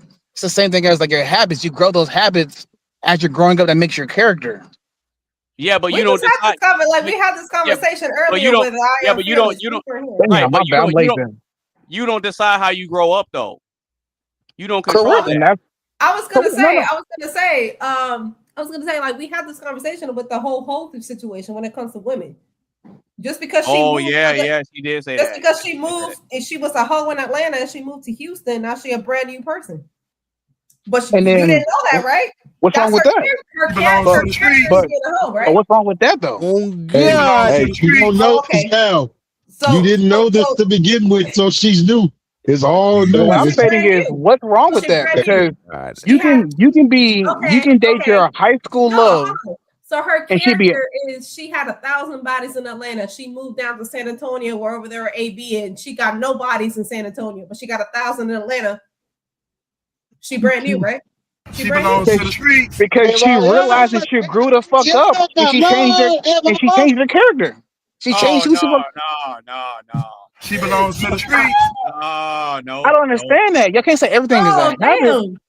D Brady, you know what? You're a real one. You're a real. I gotta. I'm not saying I'm not saying I'm the nigga. I'm not saying I'm the nigga gonna wipe the bitch. I'm not saying I'm not gonna wipe the bitch. You can definitely marry a hoe. Your homeboy just said that. She moved No, to San Antonio. She ain't what got I no what I wait no. What I'm telling you is, when you're in high school, you're fucking the whole entire world. When you meet your husband, you're not going back saying, "Hey, baby, I fucked this person, this person, this person." After you fuck one or two people, you're a hoe regardless. It doesn't matter how you obtain your numbers. You're a hoe regardless because you're not fucking the person that you are supposed to be with by Bible. So it doesn't really matter. You're with a new girl who found, hey, baby, back in college, I went a little crazy. So I'm just going to deem you as a fucking slut your entire life because you were confused when you were in college. And now you grew the fuck up and realized, hey, I'm not going to do that no more. So if that's the case, then half these rappers dating all these little models and shit out in the world, every girl's been around. Yeah, but every girl has a parent. I feel sad for you. That's very sad. Now, Carmen. I did say. Now, Carmen, I did say that there was one circumstance where you can't turn a hoe into a housewife, and what was that example that I gave? Boondocks. What was the example? Exactly. My brother just said it. Boondocks. The pimp is the only one that can turn a hoe into a housewife. That's the only. I'm not talking about a fucking you dating a prostitute. That's just fucking nasty. I'm talking about you fucking dating a girl who's a normal ass person who just had fun previously. So if that's the case, then okay, then what's the difference? Cool. Okay, cool. So I'm gonna ask him. It's kind of like off topic, but on the same topic. Got paid. Let me tell you something. How many bodies is a hoe? So how many bodies is classified as a hoe? Let's clarify that. Over 10. That's the max right there. Okay, good. I love it. So, meaning, if you meet a girl who had 10, meaning she had 5 boyfriends in high school and she had 5 different boyfriends in college, and each one was 2 years apart, and now I guess she's 35. Now she's gonna be a hoe? She had 10 bodies before she got out of high school. DOA. No, I said she dated like 5 dudes in high school, and I guess these dudes she did. I'll give a measuring stick. Your measuring stick is if her number is higher than yours, she a hoe. Oh, I 10,000% agree. Ain't no goddamn woman ever catch a man's number. There goes your measuring stick. That's crazy as fuck. If her number She is belongs to the streets, then she's a hoe. And I'll do you one better. Another topic that I guess it's off topic, but on topic. Listen, I can live with the fact that my man has a higher number than I do. I can live with that fact. I expected that. We talked about this earlier. I expect my man to have a higher number than I do. That's expected. But if my man tells me, yeah, I had this many, and one of those bodies has to be a man, I can't. That's hey, why you have to? You had to clarify the whole conversation. I cannot unhear that. I cannot unsee that. My man has 100 bodies, and one of those 100 bodies has to be a man. I'm like, wait a minute, what? Wait, but he changed his habits though. But he changed his habits. He ain't like that no more. Fucking way. Y'all crazy. No way. Ain't no way. But he ain't like that no more. Ain't no way. Hey. What old buddy saying on that passing video? What old buddy saying that passing video? He was like, I don't like no more. I'm not doing no more. Yo, I was trying to think that. Some more bullshit. No, bro. I can't do that. If you a woman, I was just curious, but I'm not like that no more. Fuck that. Ain't no changing that. You was on the outside of jail liking booty holes. Ain't nowhere around that. I cannot do it. And that's facts. I can't undo. No. Yo, that's messed up. You just say, you know what? He just changed his mind one day and said he ain't like men's no more. Well, I think it's like ain't nobody believing you, bro. It's like ain't nobody believing that. Stop the cap. For real. That's crazy. You know they finna joke about him in the new Scary movie, right? Shawn Wayans. Oh yeah. It's done. It's done. It's done. I believe that. I can see him doing that. They finna joke about him mixed with the movie Sinners, and that one scene in the beginning of Sinners when that boy went to that church and he had the claw mark on his face. With Scream 7, they're trying to cancel it. Huh? No, I'm talking about Scary Movie. Oh, Scary Movie. Yeah, it was Scary Movie. They're trying to cancel it. Yeah. Gen Z trying to cancel Scary Movie. Yeah, with they Yeah, they may get the hell out of here with that. Oh God, They try to cancel. No, that's For real? That's a thing. It's the Gen Z getting offended. Gen Z is offended, so they try to cancel Scary Movie. And so what? Millennials stepped up. Millennials stepped the fuck up. For all the shit that they're gonna make it fun of. John Wayne, she's like, we ain't canceling nothing. Yeah, they're gonna boycott when it comes out. They're gonna boycott. Okay. All right. So, does anybody else have anything on this? Because we got one more question left, and then we're gonna get up out of here. Well, y'all doing topics? Yeah, the general topic is about reinventing yourself after 30, and I have three. Okay. And then we just give our perspective. Yeah, we get into some back and forth. We butt heads. We debate. We crack jokes. I get to troll Carmen with sound effects and everything else, and we have a good time. So, does anybody else have anything else on this though?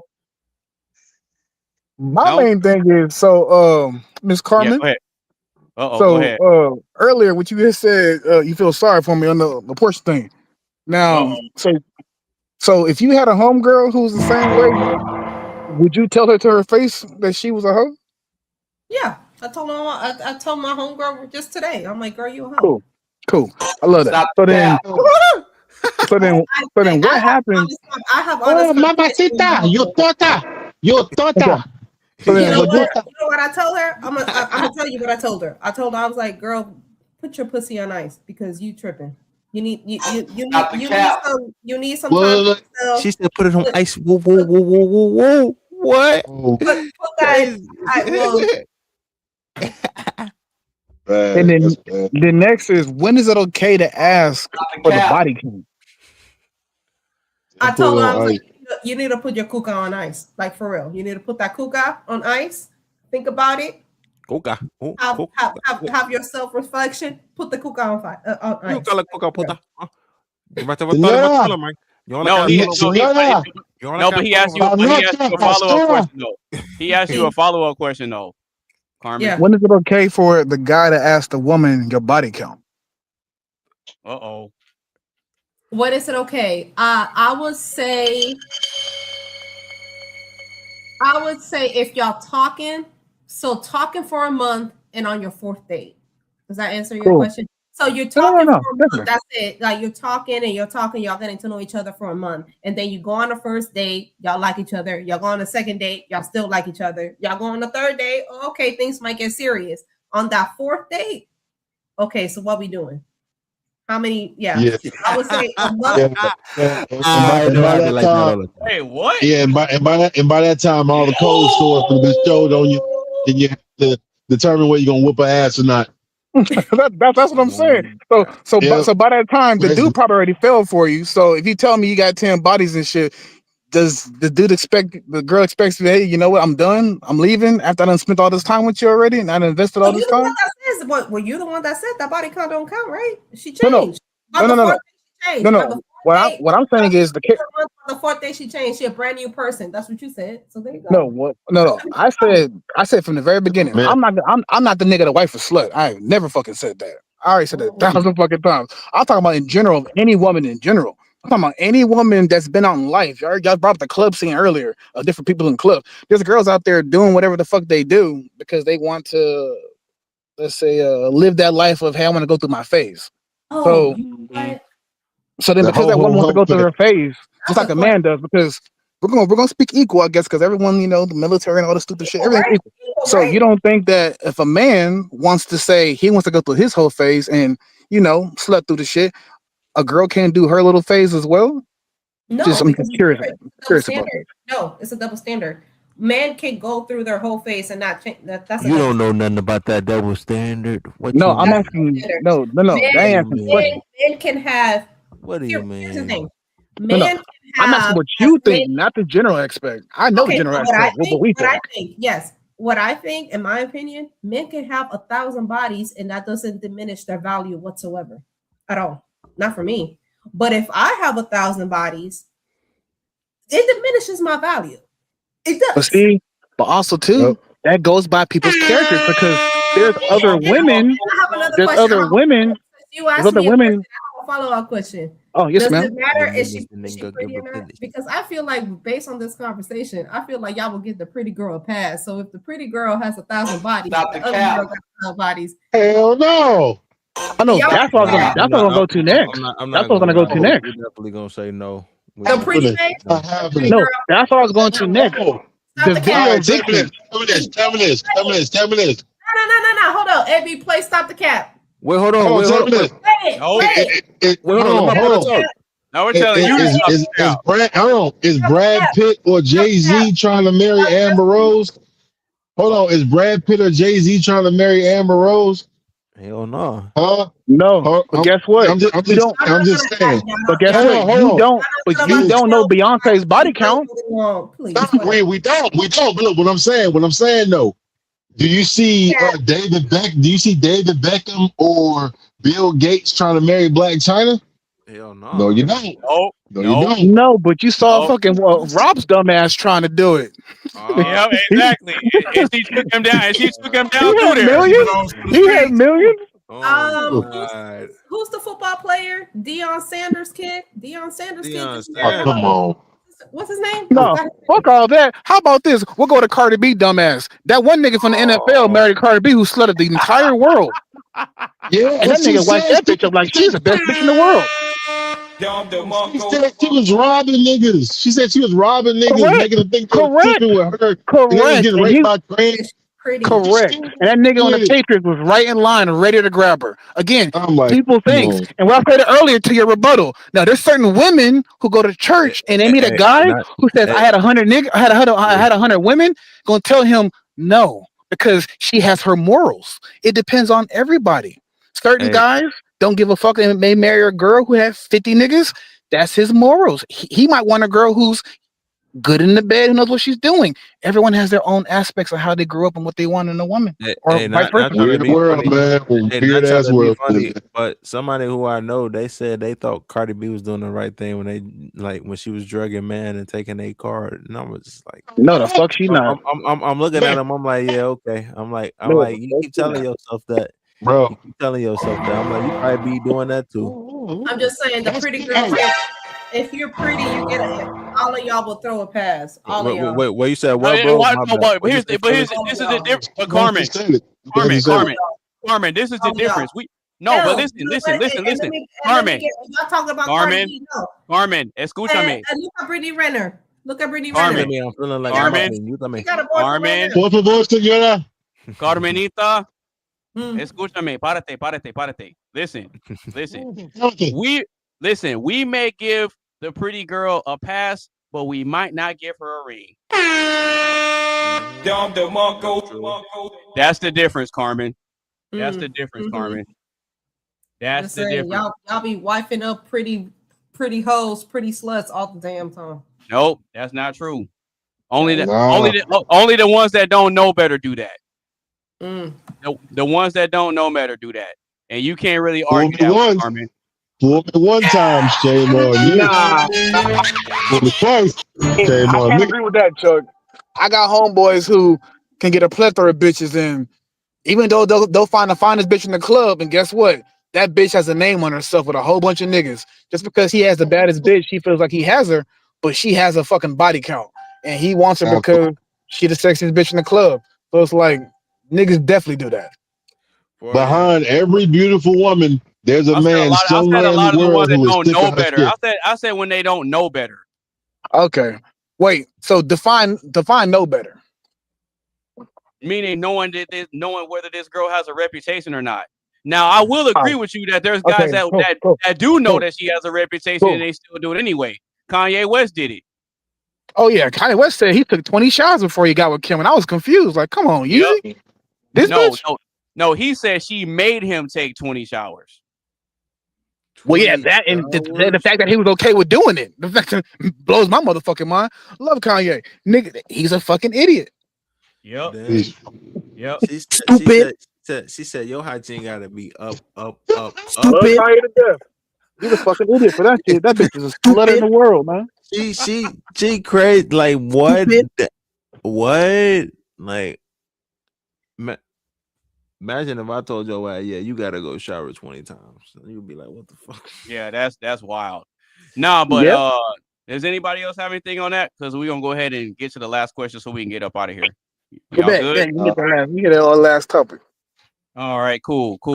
All right, so if you're just now tuning in to the live stream, or if you've been rocking with us the whole time, make sure you get the stream a like, share with a couple of your friends. Make sure you follow everybody on all their social media sites. And if you want to get in on the live action for this last question, click the link that is pinned to the top of the chat. All right. So we're going to go ahead and get into this last question. Do final thoughts. Let y'all shout out y'all social medias and promote whatever you want to promote. And then we're going to get up out of here.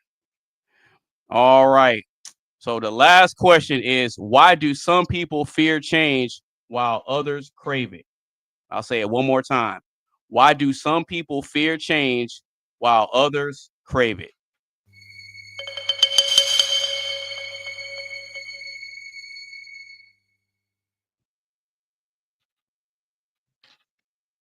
I think We're gonna because kick this a off. lot of people, I think most of us we get comfortable.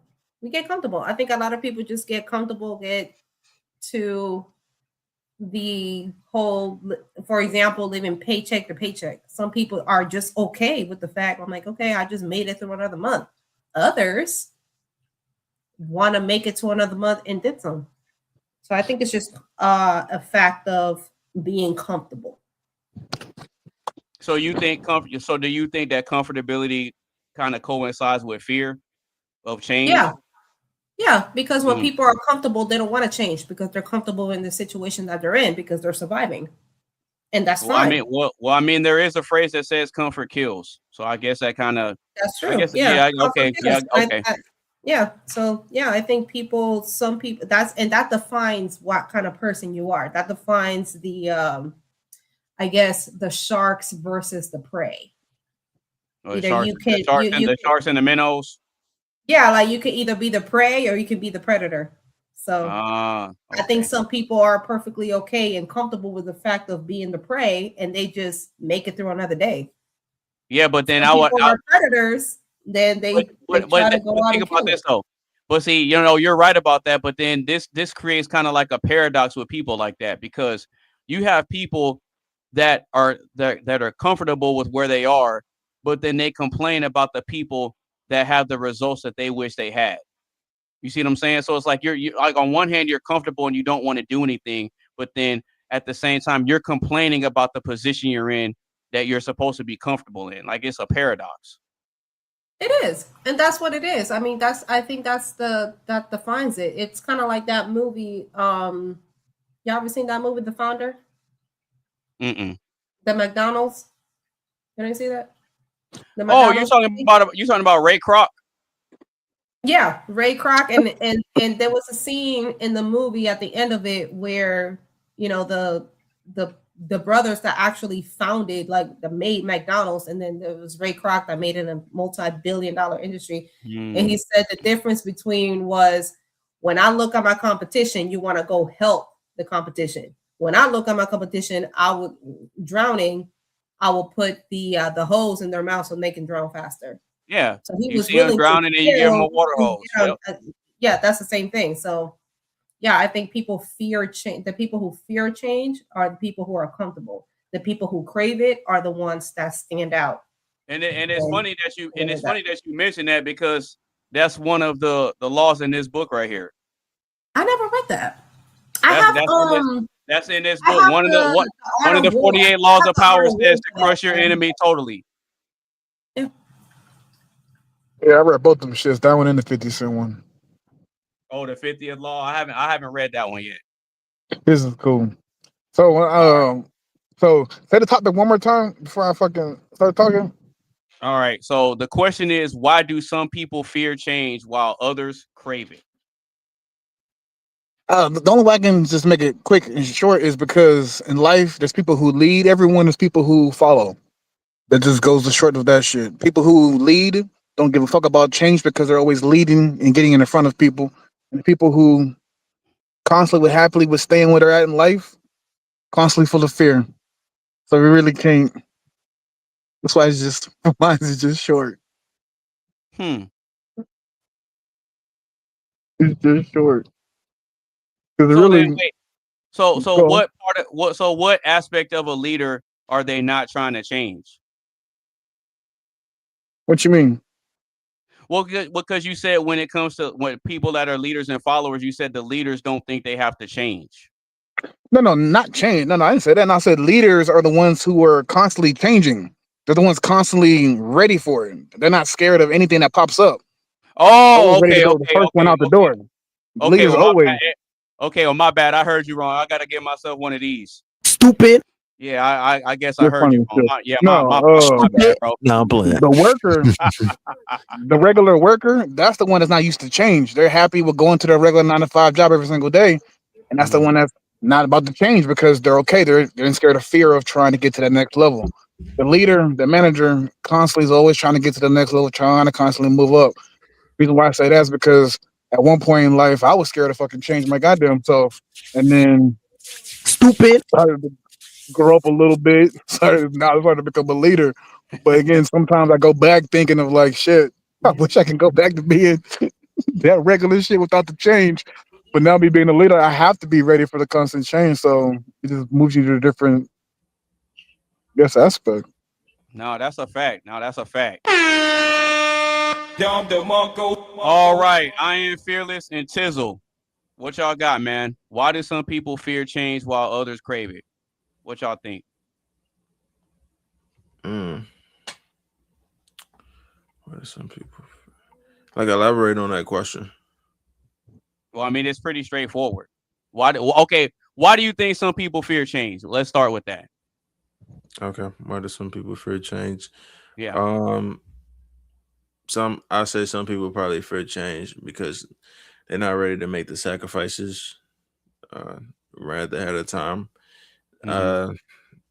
What's the word I explain for that?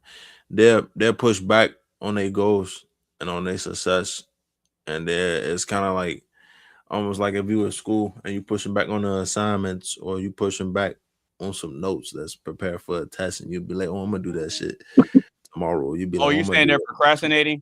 Yeah, procrastinating and Okay. shit like that.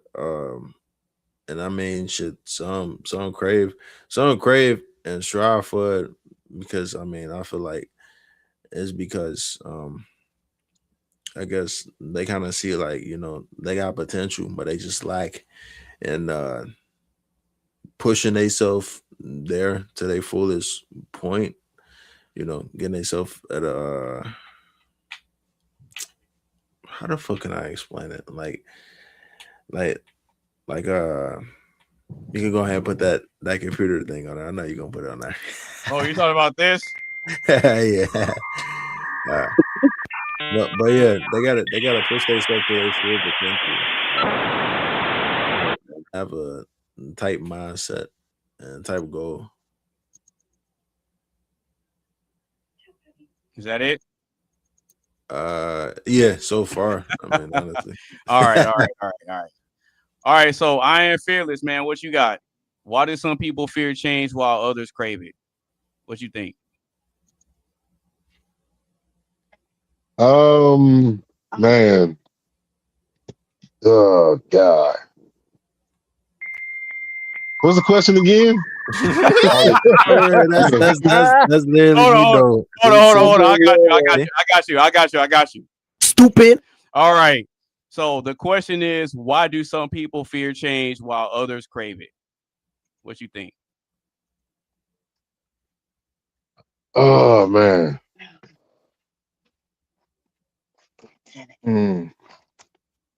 Mental prison.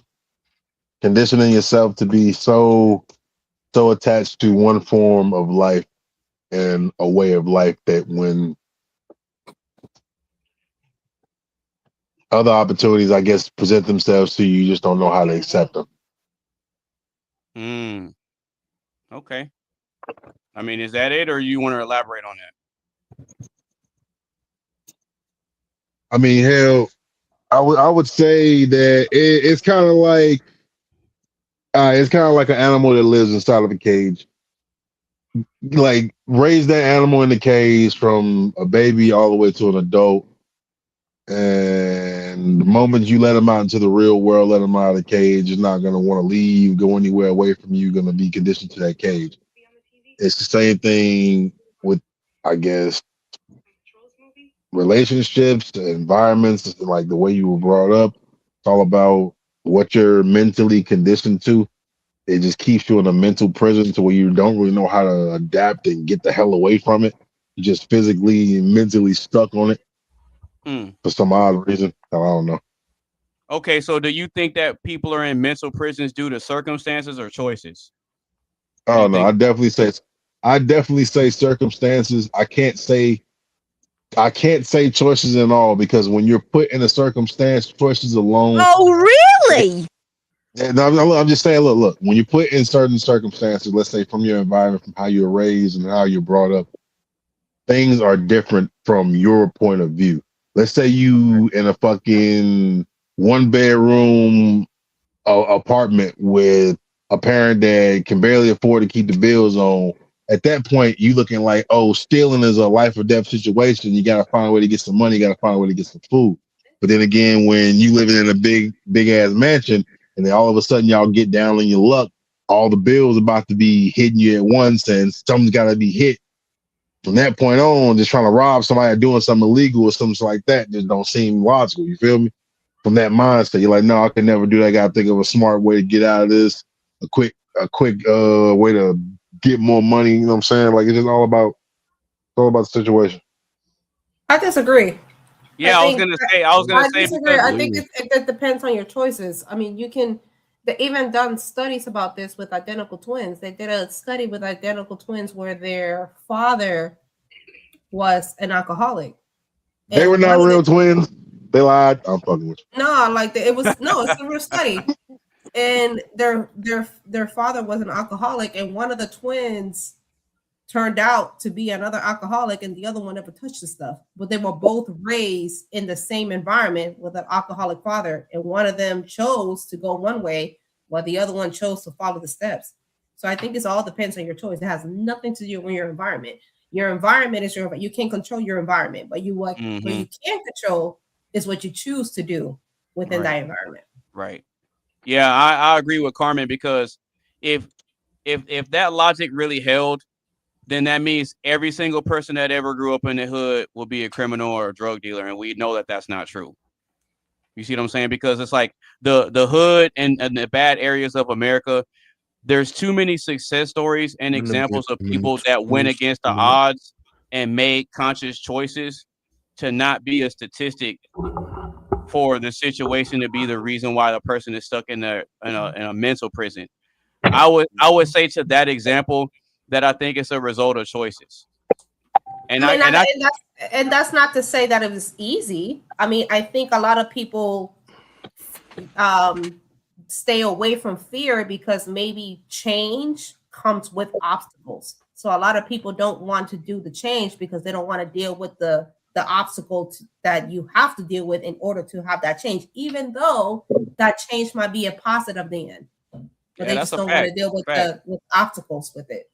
Yeah, so they choose to stay with what's familiar. They choose to be, and it goes back to what I said about comfortability. They choose to be in the known because change comes with an unknown, and change comes with obstacles, and people don't want to do that because they're more comfortable being with what they know and what they see.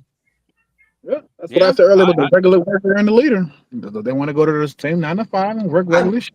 Yeah, some people, we were talking about it earlier with the new generation. Yeah, everybody wants to be an entrepreneur, but nobody wants to be like, okay, well, it might not work out for you. You might fail 4, 5, 6, 1,000 times before you get that one idea that works. But nobody wants to talk about that. No, that's true. That's true. That's true, Carmen. But this is the difference, though. I don't think that example only applies to one generation or another. I think across every single generation of human existence, there's always been a small group of people that think outside the box, that want to progress things and do things that are different from the crowd. I think that's always been a thing, regardless of the generation, regardless of the age of technology, and regardless of the age of information. It's always been that way. Because think about it. That's how we're able to move. Exactly.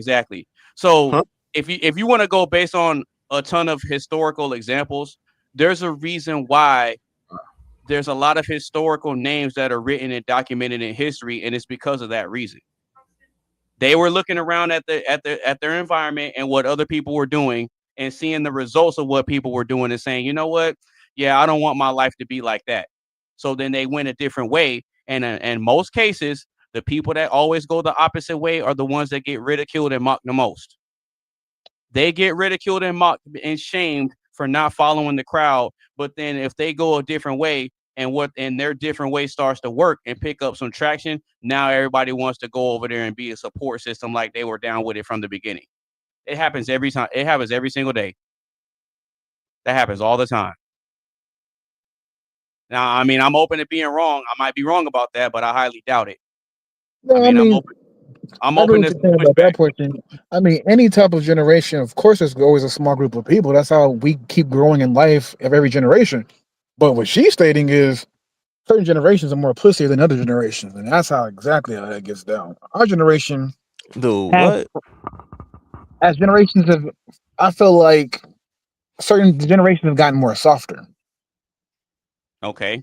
That's what I said at the beginning. I said that's what she's saying. She's not talking about the people growing and getting better. I agree with that. Like I'm that much older. But this generation, but I think a lot of the new generation is entitled. This generation is like this generation is more or less like, for instance, when I was a kid, we had to learn about doing stupid ass. We had to go to the library and we had to fucking catalog and find certain books off the catalog. When I got about the 6th grade, they stopped doing that dumbass shit. But it made me learn how to do certain things and find certain things. Certain kids who grow up don't have that. Like, for instance, cursive. They stopped letting kids write in cursive now. So now when it comes to certain aspects of doing certain things, they can't do it. Yep. They're not able to grow in an aspect of actually writing a full sentence and actually memorizing more additional letters. They got more of the easy. No, you're right in that regard, but I don't necessarily think that the younger generation is being crippled or weakened because of it, though. Why they not letting kids write in cursive no more? It's kind of fucked up. Well, think about it. Think about this, Tizzle. When was the last time you wrote something down? No, the reason why they stop about people writing in cursive is because as generations grow up, people forget those lettering. They don't even know. They can't even sign their name. It's because people forget the lettering. They don't even know how to tell time without a digital clock. Can you tell time without a digital clock? If I tell you it's 5:15, do they know that I'm talking about? No, they don't. Hell no. They know greater than or less than me. Well, Carmen, to be fair, I wear an analog watch. I don't wear digital watches. Can you tell time? Can you tell time in that? Tell me the time it is. Oh, yeah, of course you can. It's about 10:20. Okay, well, somebody who was born after 2008 cannot tell the time. They think it's look cool. Be like, okay, what time is it? And they see your watch, they can't tell me the time. Yeah, but see, you're right. You're right about that. But we can't fault them for the generation that they were born into. I get what y'all are saying. But the same way that we're criticizing the younger generation for not knowing certain things is the same way we got criticized by the older generation for not knowing certain things. No, it happens to everybody. Okay, no, Carry Truck, I get what you're saying. But again, things along the way. You gotta understand of the era between, like, let's just say 85 to like say 1995. Those kids grew up in an era. Let's say 2000. Fuck it. Those kids grew up in an era where there was barely a two-way, meaning a caller ID. You didn't know you had to answer your cell phone. Yeah, we didn't Back in the day where there was no computer, you couldn't find out any information instantly. You had to actually go out and search shit. You had to watch television, and you couldn't even watch an episode 2 times in a row and go find it on YouTube or find another area. You had to wait 2-3 months to find the shit. It's like certain things, as we grew with patience in certain things that a kid now needs it instant. They want it But now. that does make them weak, AB. That does make them weak because now they're so dependent on technology. We can Correct. wake up tomorrow. We can wake up tomorrow, and there be no technology. There No, be that's nothing. no, that's There'll that's be- a fair, there'll- no, there'll that's a be fair no argument. GPS, there'll be no GPS. There'll be no computers. There'll be nothing, There and they'll be be no completely technology. lost. Which For means instance, it does make them weak because you didn't learn. Like like imagine, you said, imagine somebody that was born after 2008. Y'all remember MapQuest? Y'all remember MapQuest? Yeah. You print out. You print out. Yeah, you Yeah, remember I yellow no, pages? no. Well, my ass Like used to no, be on Cool Math for kids, but you The talking no. about OT. directions. Y'all print out their directions to go to one city to the Yep. next. Yep. We But didn't have we but didn't no, have Apple Maps. We didn't have Apple Maps. I No, hey, what guarantee about you. hey Carmen? What Carmen? What about Ask Jeeves? You remember Ask I Jeeves? was just about to say that shit, bro. Come on, Tell come on, bro. me Hey, that before Google, we had Ask Jeeves. Ask Jeeves. Tell me somebody in this new generation that can go from Atlanta. I'm in Atlanta. Tell me somebody who can go from Atlanta to Nashville, Tennessee, 4-hour drive without that's what Apple Maps. that's what I was gonna say. Nope. I need to come to where you the at, kids bro. nowadays For real. in this generation, the kids in this And that generation, makes them weak. if their phone died, they could not go They be to a lost. corner store and They be buy a lost. map And even and say, "I'm gonna make it the rest of the way." I'm talking That's to what a I'm. Hell no. I'm talking to a That's whole what I'm bunch saying. of men. Boy, I'm talking They're to a gonna whole find a bunch of men. charger. No, They're you're gonna buy right. a charger and need it. Men with IT, with IT backgrounds, right? Uh-huh. IT Come backgrounds. the mundo. Can y'all imagine somebody save a document on a fucking floppy disk? Yeah, Carmen. do they even know what a floppy disk Do is? you even know what a floppy disk What is? the hell is a floppy disk? I was just. Oh no, bro! Come on! Don't say that. Come on, bro! You making us look bad. Hold on. Imagine Sizzle. saving your Wait, real research quick. paper. Imagine saving your research paper on a floppy disk. Y'all gotta save it, or else it's gone. It's gone. You done writing yeah. it What? for the No, last but 3 Carmen, hours, Carmen, and you a did not floppy, save. a floppy disk doesn't even have enough space for you to do that today. No. Floppy disk had enough space to hold at least five I am pages fearless. or something. I am fearless. Tell you Tizzle can't- what a floppy disk is for. Do you I'm finna have? Okay, search so it up. Tizzle. Oh my god. You can't Okay, say that person. You got to say more or less like the people back in the day had like a typewriter. They Right, fuck up right, one time in a typewriter. You're fucked. Versus a computer. Oh no! That's I the thing. It'd be safe. want to know. I want to know. I am fearless. Explain what a floppy disk is. Man, you talking about that floppy disk? I seen them before. Okay, you Okay. talking A floppy disk. A floppy disk is a little thin piece of plastic. It's a square, bro, like a fucking square frisbee. That's supposed to hold your information on. This ain't no flash drive. Okay, it look Tizzle. like a medium sized No. SD card. Tizzle. This ain't no. This don't look like no SD card. No. This No. doesn't look like SD card. Tizzle. A floppy disk is like a bigger version of this. I literally just said, "Oh my god." Memory card. I mean, nigga, you know what I mean, bro. Oh my god. Now, the difference. Hold on, Tizzle.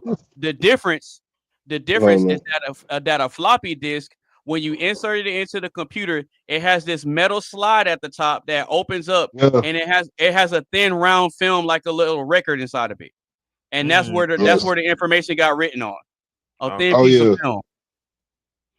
And that's the technology we got blessed with.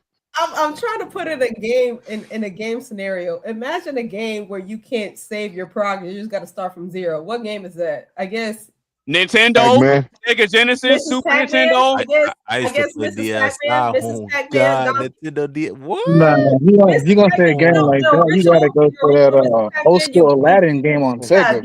Those old Aladdin. school Oh yeah, games. yeah. That old school Aladdin game on Sega. You couldn't play that shit after you died. You just got to start from zero, bro.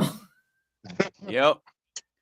No, but to be fair, though, as much as we like to criticize the newer generation for certain things that they don't know or they're not capable of doing, a lot of us will sit here at the same time and understand that you don't want to get too left behind in the past. At some But point, that's the thing, you you have know to both. adapt to get with the times. Yeah, but that's why they say the person who's between that certain age limit had to learn the old way of staying outside and playing, And they also learned the new way of, hey, I'm gonna stand at your house, we're gonna play video games all night. So it's like they learned both of them shits. The kids nowadays just want to stay the night at somebody's house. They want to go, don't want to go outside and go play. Yeah, no, I So it's learned like both. certain aspects of their life they didn't get to go. They didn't get to do. That's what I mean by their week. They not doing that. They didn't go spending basketball all day and sweat and do all kind of shit. Their sweating is playing the video game all day and getting killed, fucking room all stinky and shit. That's their work. wait, hold on. Do you think that applies to the majority? Wait, do you think that applies to the majority of kids now? Yes, guaranteed. I know 10,000%. Hey, all the ones that ain't got extracurricular. How about this, Chuck? The ones that Back in ain't the got day, curriculum we used to go to basketball courts every day and see kids playing their basketball courts all the time. Somebody playing soccer, somebody playing football, someone doing something. You go out now to basketball courts and go to athletic fields, they're getting closed down and there's nobody there playing nothing. Kids are now playing 2K. Okay, cool. Dude, that's not true. Virtual basketball. Dude, that's real not basketball. true. No, because if that was true, then LBJ wouldn't still be open. Who the hell is wait? No. Right. I know I was the only one. Like, what's LBJ? LBJ is Lady Bird Johnson. It is a YMCA San Antonio park for everyone to go to. So yes, nigga, that's next to my old high school. It's a high school next to it. Say the YMCA go play basketball over there. Right. You know what it is? No, he's right. He's right because y'all remember field day? We have field day in school. Field day doesn't stop doing that shit. I remember field days. Field day. We all remember field day. Field day was that's the number one way you're able to fucking show the fuck out before I get to the next level. Yeah. Do you want better? Do you want better? To that example, Carmen, there's a reason why a lot of the schools are being ran different and the curriculum is changed. It's because of this. Because of what? If you know, you know. That's why. That's why I don't know. That's why a lot of this stuff doesn't exist. And another thing that doesn't exist. I just played it. Hello. Is it video games? I'm missing something. I got you. Bollywood. Okay, fine. I am feelings got it. I got you. Real shit. Like me. I am fearless. That's why. What are you talking about? I mean, should I explain? Should I elaborate? Elaborate, go ahead. Please. The sound he made was the sound that you would normally hear a flute player play to a snake to not necessarily tame, but to hypnotize the snake to get him in a trance or whatever. What you basically hypnotize. You get what I'm saying? Okay. No so biggie. The nigga the snake plumber. No. That's not Snake plumber funny as hell. That's not what that's from. Well, I'll play it one more time. What was that? Know what that's from? It's not. So because whenever I play that sound and I'm making a reference to something, I'm talking about the Jews. That's what that's from. No. See? That's why I said that. Look, see, that's why I said if you know, you know. This conversation. Talking about media. Okay, so now getting onto that topic of media, again, that's why going back to Carmen shit, what she's saying, that's why the generation now is more pussy. Me growing up, I used to watch movies like American Pie. You can't make that movie now. Oh yeah, you can't. Living Color. You can't make that nowadays. American Pie is parody of porn. You can't make that stuff nowadays because the kids now will start crying. You can't do that. So I'm about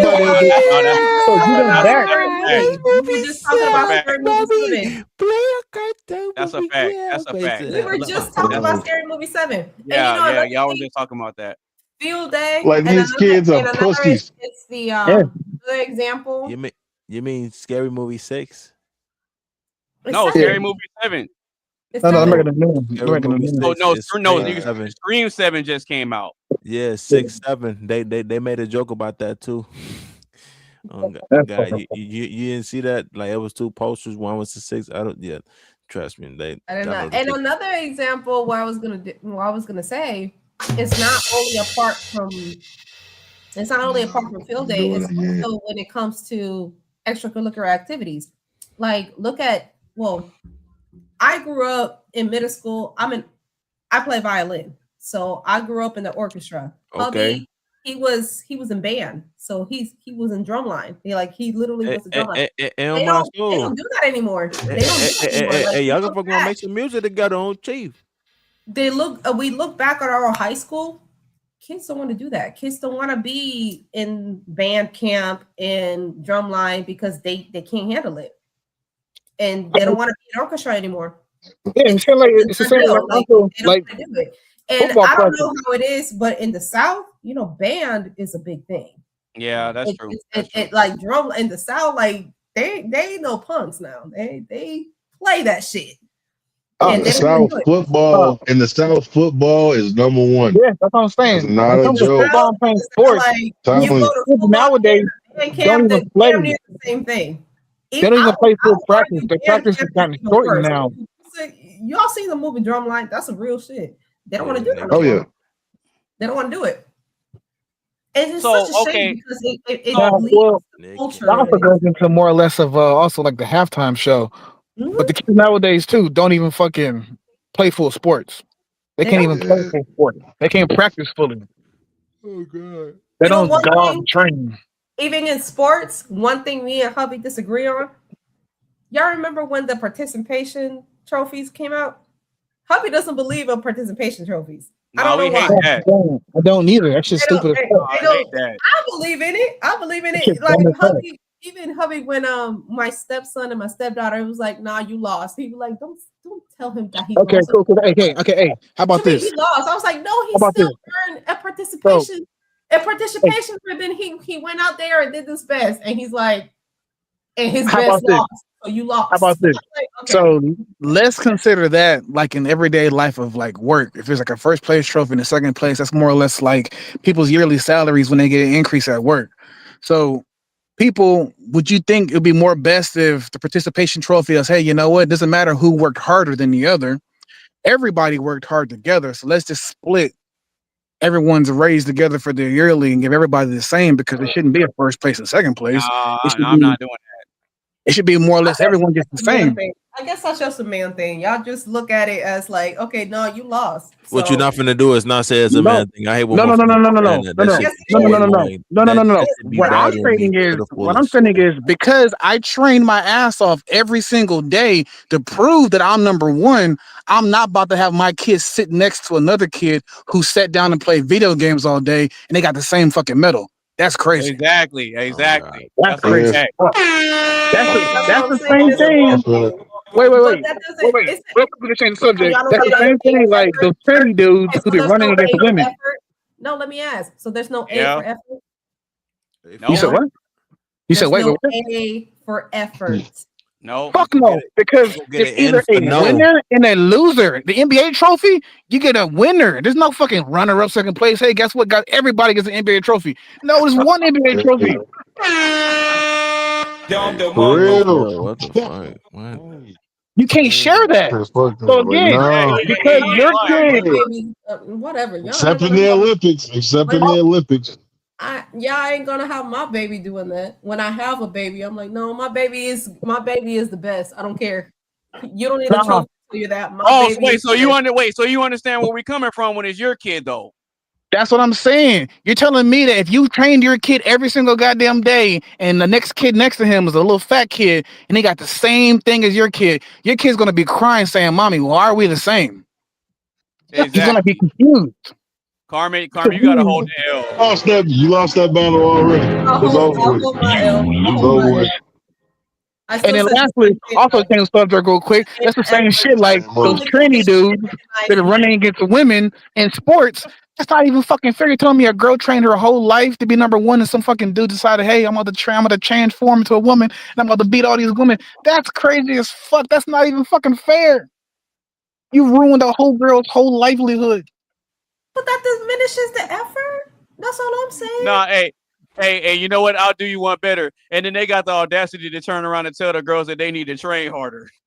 Yeah, you're telling me they say in the Olympics, the slowest dude The slowest dude will beat the fastest woman. You can't do that shit. It's not even fucking fair. Y'all don't believe in the participation trophy. Y'all don't. Tizzle, you don't believe in participation trophy? So then, do you believe in sharing your yearly salary with everyone else, even though you work harder than everyone else? I'm asking Tizzle. Tizzle, do you believe in participation trophy? Yes or Like no? I said, I don't even know what that is, but if I did, no. There you go. There you Hey, go. B, do you believe in a participation trophy? Absolutely not. That's like playing fucking Fortnite 100 people and everyone wins at the same time. I already know your. I would definitely lead the lobby. I would definitely not play. That's just dead. Playing Call of Duty, everyone wins the same shit. I'm getting pissed. Yeah. That's a Basically, here you go. Here's a trophy for showing up. Now go home. Oh, the next God, guy like- will get the same thing. He can get the same thing. So bye. If there were not a leaderboard, there would not be games anymore. People would not be having fun. Whenever you play Mario Party with your friends or Super Smash Bros, there was a winner. There's There's a winner. only one winner. There's one winner. Ain't no I can't fucking. believe y'all. Hey, with a No, participation there's trophies in a the first place and a second place and a third place and a What fourth the place. hell would you tell your son if he didn't win for it? What would y'all tell your kid? Bro, no, you said I'll tell what, my bro? son I will put on a Listen Dragon to Ball this. Z video and play a video for Vegeta telling him you got to get the fuck up and train every fucking day to get to the next level. If you don't, you will remain stagnant. And if he wants to do that, that's why you're losing. Yeah, that's a fact. That's a fact.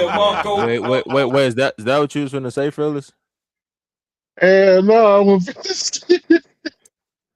I can't believe you just said that out loud. I really can't. Y'all got my butt over here. Die laugh for this shit. That's not what I was gonna say, man. That's crazy. I can't believe y'all would say that. That's crazy. No, that's just how it is. See, That's just how it is. But also too, that goes into what you were saying. Also, the kids' generation is getting softer. It's because of stuff like that. They want everyone to that win. at all. They want everyone to win. I would have said simply, was there a participation trophy in the Squid Games? No. No, there wasn't. There wasn't. Definitely not. There wasn't. They was just killing each other for nothing on my soul. They all got baited for money that was up in the air. Participated, got their ticket punched. That's the only participation trophy they got. That's it. Ain't no way around all the it. motherfuckers who participated, they go ahead and try to get all that money to take care of their personal debt. Yeah, they all died. Except for goddamn. No, okay. Betty, how about this? The Hunger Games, it's the same shit. Or the Hunger Hey, Games. same shit. Nope. Oh yeah, let's not talk about Huey ass being up in there, aka bro from the boys. That's crazy. I seen that. Oh yeah. Hey, speaking of that, the final season finna come out. That's gonna be lit, boy. I want to. I want Kimiko talking, bro. Let's keep talking. It's crazy. I want us. They finna kill Homelander though. I want us to finna be like the comics. I mean, ain't no telling, man. You ain't lying. They might fuck around. The month though, bro. Come on, why y'all pulling up photos? Oh, you talking about this? Yo, y'all done pulled up Nelson Mandela. Oh yeah, he like that.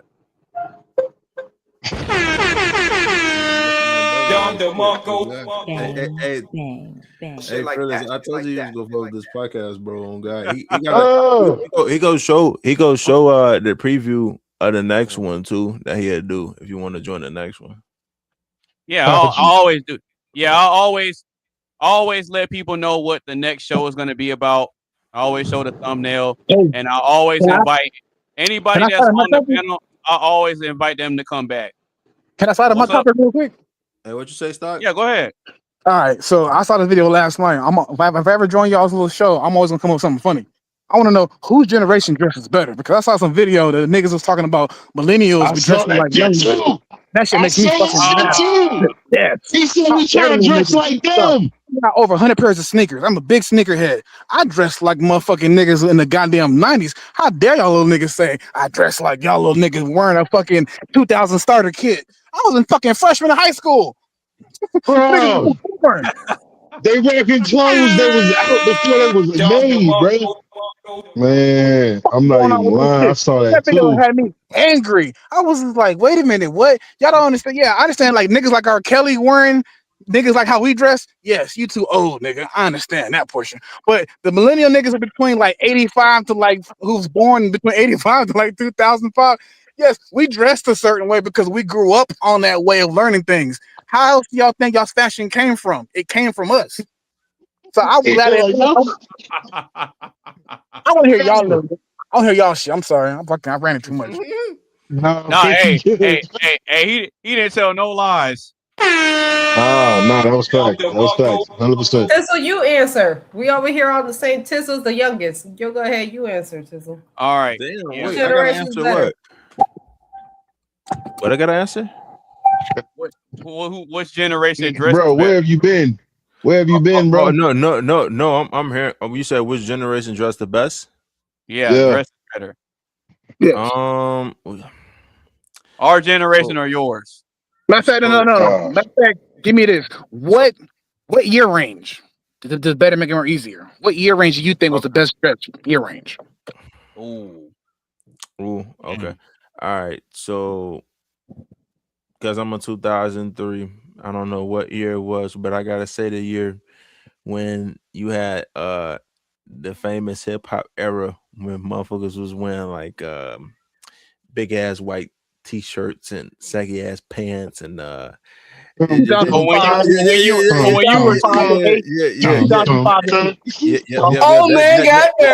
that era, and then back then back era because me and my FUBU era. I was finna say that too, and then me and my brother dad, because like he an old head, so I guess that's what made me an old head too a little bit in the fashion.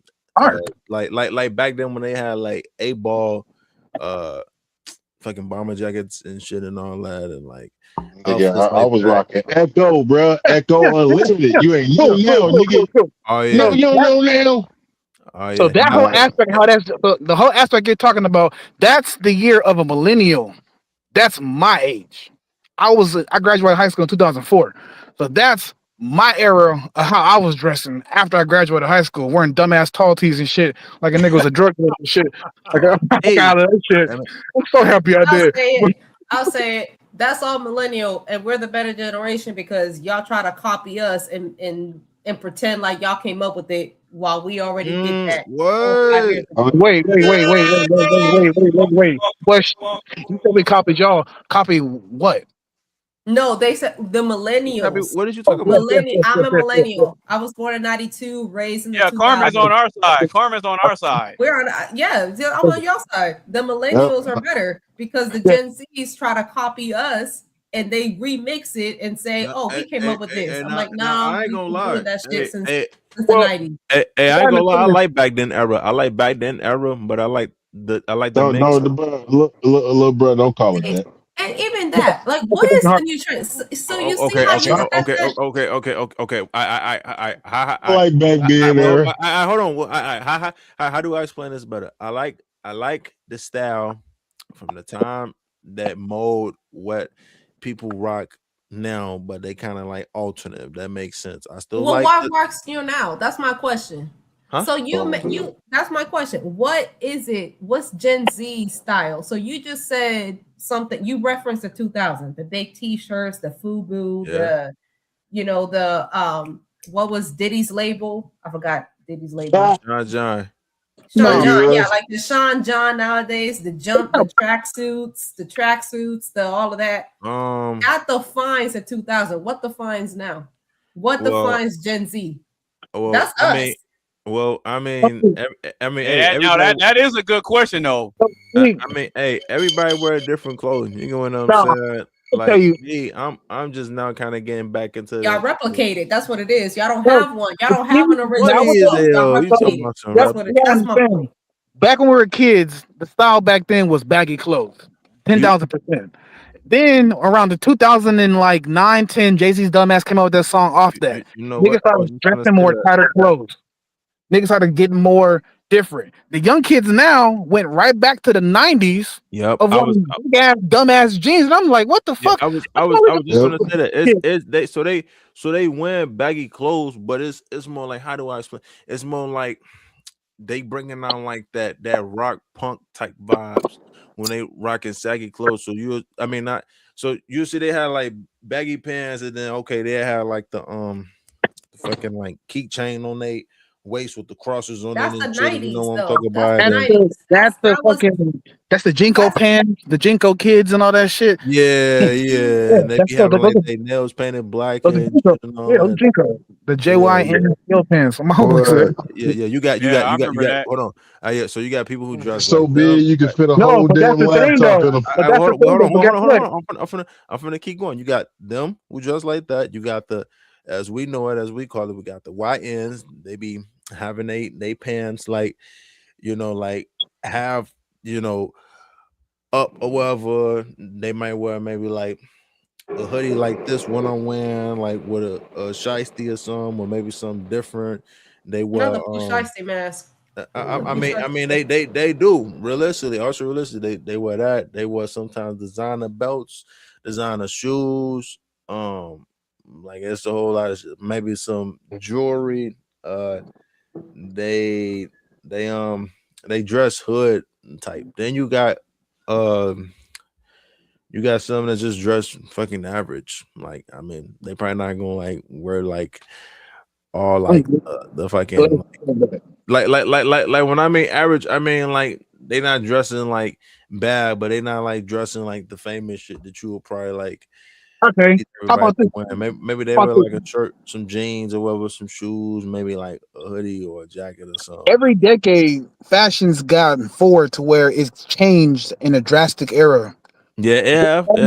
What fashion have y'all done to where in this era where y'all are like, yeah, this is the 2010s, this is the 2020s? Because you can always go back to the 2010s and know that's how people dressed. They don't have one. That's my point. They don't have one. Y'all's identity is repeated off of the 1990s and early 2000s. Now you say I mean that's true. That's they're true. not wearing jeans. They're wearing mom jeans. They're wearing like boys jeans. They're like that shit's wild as fuck to me. They're not wearing Jinkos. Like y'all style is mixed between like 5 other personalities to us when we were kids. To y'all making them in one. That shit is so weird to me. It's so wild to me. 5 person. I mean, you gotta switch up the style. I mean, you Now, can't. for instance, now also too, you say young, the YNs. Yes, the YNs are dressing like the YNs back when we were kids. That's how we dressed back when we were young. It's the same shit. It's like there's nothing different that a young nigga can say, oh yeah, them old niggas dressing like me. No, nigga, what do y'all have that y'all made to where y'all them the niggas with big ego and pride to be saying that. Me, I actually salute niggas who like I know you good. Game. Right, I know. Like I salute niggas who put me up on game or who just put me on shit in general, like with clothing, brand, all that. Like, I still thank my OG to this day for fucking put me on with some old ass movies or old music. They have that. They have the new shoe. They have the new shoe. D Brady. They have the new shoe. The Jordan Gray, whatever. The Jordan 5 Jordan Gray. Come on, Wolf Gray 5. Wolf Gray 5. They have that. They have that. No, hey, nah, they got these Jordans. They some thrillers. They tough. So much. I'm gonna show y'all. They got the Gray 5s. That's what they got. They got the Jordan Gray 5s. You got one? You got a pair? No. I got the pair for 2008. Them hoes was talking. You talking about like they breaking apart? Sneakerhead. I got the new pair. I got the new pair and this pair. New pair in this pair. Yeah. I already know what he mean. He said they talking. They mean they bust open. Hey, what's that one dude who be singing about the shoes that be looking like crazy as hell? I know what you're talking about. You're talking about that SLV dude, that sneaker preacher. Yeah, I think that's his name. Oh, yeah, what the hell? Oh my God, no way. He really a preacher. Yeah. That's yeah. Robbie had me dying laughing. Now he did one. It was these like cowboy shoes. Them bitches looked like they made out like crocodile material. The length on them bitches was long as hell. I think I tagged you in it, bro. I think he be rolling up on people and be roasting their shoes. Yeah, that shit funny as hell. Especially when people be having a fake Jordans on. He's like, who is that on the shoe? Jordan didn't do that move. Oh God. Who is that coming off the pick and roll there, boy? Hey, he funny, and Ontario Hunting is funny. Ontario Hunting funny as hell. Well, I guess he dropped down. I guess he gonna come back. I was about to say, what just happened? Did we lose somebody? I'm like, damn. I'm like, it went quiet. I'm like, my connection dropped or something. No. This is probably what happened. Error. hey. So yeah, nobody's seen Scream 7, right? Nah, I heard about it. I heard some All people right. liked it. Yeah, I heard some people liked it, and I heard some people hyping it up, but I haven't seen it. It was mid. I'm not gonna lie. haven't seen it. It's not. what? I don't mean to like. Scream it's not 7? Really, it's not worth the hype. Oh, no. Like, I mean, I was never really a Scream fan to begin with, and I was never really that. I was more into Final Destination than I was with Scream. No, I'm when I gonna was keep a it real. kid, I didn't even know the Scream movies went that high. No, when I was a kid, it was always Scream versus I Know What You Did Last Summer, and I was always into that. Yeah, I never got into either one. I was more Final Destination. Those came out a little later. Yeah. I was more in the Child's Play, as Scream- y'all know, because I've been Screaming bringing into my out 90s. Jigsaw. Yeah, Child's Play. Chucky. Oh gee, yeah. Oh no, him. Michael Myers. I say now when they came out with Freddy versus Jason, that shit was really tough though, for real. I Nah, wish they came out with part 2. It did it for me. The The Exorcist first for one. me. The first one. Yeah. I like it. Have y'all seen the series? Welcome to Hell Derry. no. Nah. I've seen the series. The series is good. The series is good. I ain't Nah, really that movie never Hellraiser this got guy me clown. as a kid. Y'all seen What the got movie you? Hellraiser? Nah, you Hell talking no. about And you know, Pinhead? Yeah. That one. Nah. Yeah, I no. love scary movies. I watched And, Texas well, Chainsaw though. I couldn't. it was Friday the 13th yesterday. But I Friday love the scary movies. 13th? Yeah, Friday the 13th was yesterday. Oh yeah. What's another one? They're coming out with a series, 13 Ghosts. Y'all remember the movie 13 Ghosts? Man, I love 13 Ghosts. It was very, very, very cheaply, very cheaply made. Coming out with a series of a backstory of each ghost of 13 Ghosts. Like the backstory of each I think it was ghost. I'm so excited. I think it was Jessica Alba in that movie. It was like a young actress who was like really big, but back then it was like, who the fuck is this? It wasn't Jessica Alba. It was somebody, but I don't know who you're talking about. But the movie was like 13 Ghosts had pretty big. Scooby Doo, the same guy from the Scream movies. Oh, Anyway. that was Scooby Doo. That's funny as hell. Shaggy from Scooby Doo. I forgot his Yeah. name. He was that dude. Matthew Lillard. I don't know his Matthew name. Lillard. I don't know his name in real life. Somebody got his Is that his name. name? He was Shaggy from Scooby Doo, but he also did Scream, and he also did a whole bunch of other. Is that movies. his name? Matthew Lillard? I just said it. I have no idea. No, I don't know his real name. I don't know his real name either. That got you. Wait. You talking about the dude that plays Shaggy? Yeah, Yeah. that got to be Matthew Lillard. I think that's his name. Yeah, that's definitely. Is that his Matthew name? Lillard. Yeah, I don't know his government. I think so.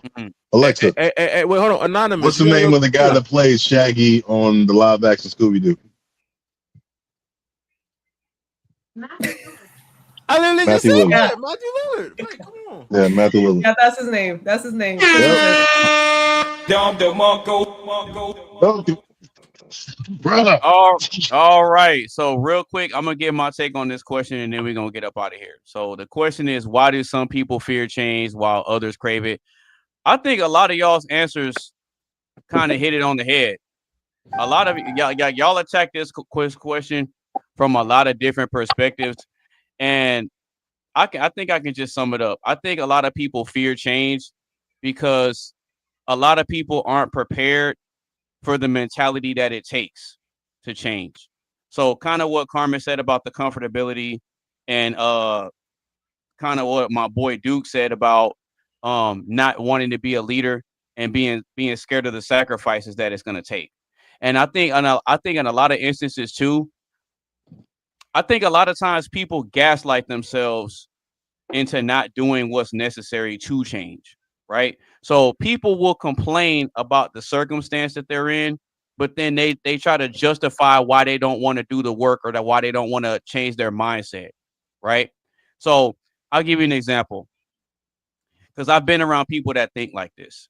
So if I'm having a conversation about making money or learning about different ways of finance and stuff like that, a lot of times you'll have conversations with people that have this weird mindset where you're talking about elevating and improving, and then they have this mindset of like, oh, well, I really don't see the point in all that. You know, I don't see the point in making a bunch of money. I mean, we ain't gonna take it with us anyway. It be people like that.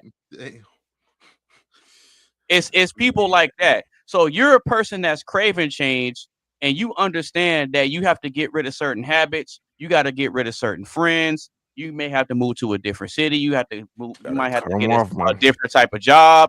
Like there's a lot of changes that come with you elevating, right?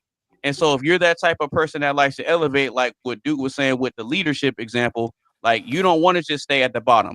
You're always wanting to improve and do better so you can be better, not only for yourself, but for the people that support you and that want to see you win, right? But then you're always going to encounter people that don't have that same mindset, to where when you start talking about something real that's going to benefit other people, you always going to have that one hater that doesn't see the value in what you're saying. Or what happens is they know that what you're saying is true, but they'll downplay it because they tried something and it didn't work out for them. Hey, but like I said though, that if somebody if people ain't hating, you ain't doing nothing right at the end of the day. No, that's true. That's true. But I'll give you an example that I know Duke can speak to, and anybody else that knows. So if y'all watch Dragon Ball Z, Goku was the one that was always wanting to change no matter what, right? But then couldn't be a good father. I'm sorry. Yeah, he did what he had to do. Whoa, Chuck. I'm gonna talk after you talk after that, Chuck. I'm gonna talk after you say something. All right. But then you have Vegeta, who thought that because of his position and that he was the prince, he didn't really have to do much to prove himself because of his title. So then you got somebody that's considered a peasant in his race that's always surpassing him. He couldn't understand it. So whenever Vegeta would try to go and fight the new villain first, he would be the first one to lose. And because he lost, he didn't think that the new villain could be defeated. But Goku always pushed himself to change, and he ended up surpassing Vegeta. So you got a person that's always craving change, but then you got a person like Vegeta that was fearing change. Whoa. Okay, so one, you're crazy as hell on that. Vegeta craves change every single time. That's why he was trying to be Super Saiyan every single time. He tried to do so. Goku, he only craved change after Goku surpassed him. So also too, Chuck, you gotta watch Super. So the reason why he was better was because Goku gets his energy off of his family. Vegeta was going off a straight fucking rage. So his energy that he has to catch up to Goku, straight rage. Now he goes off of his family and other things. So now he passed him up multiple times. So Vegeta's always changed. The difference of it was when he got there, because of his rank, he expected to be better than, and he wasn't. That's why he got his ass whooped. Right. So but not because he wasn't scared to change. No. It was because it was because of his mindset, though. It was a mindset thing for Vegeta.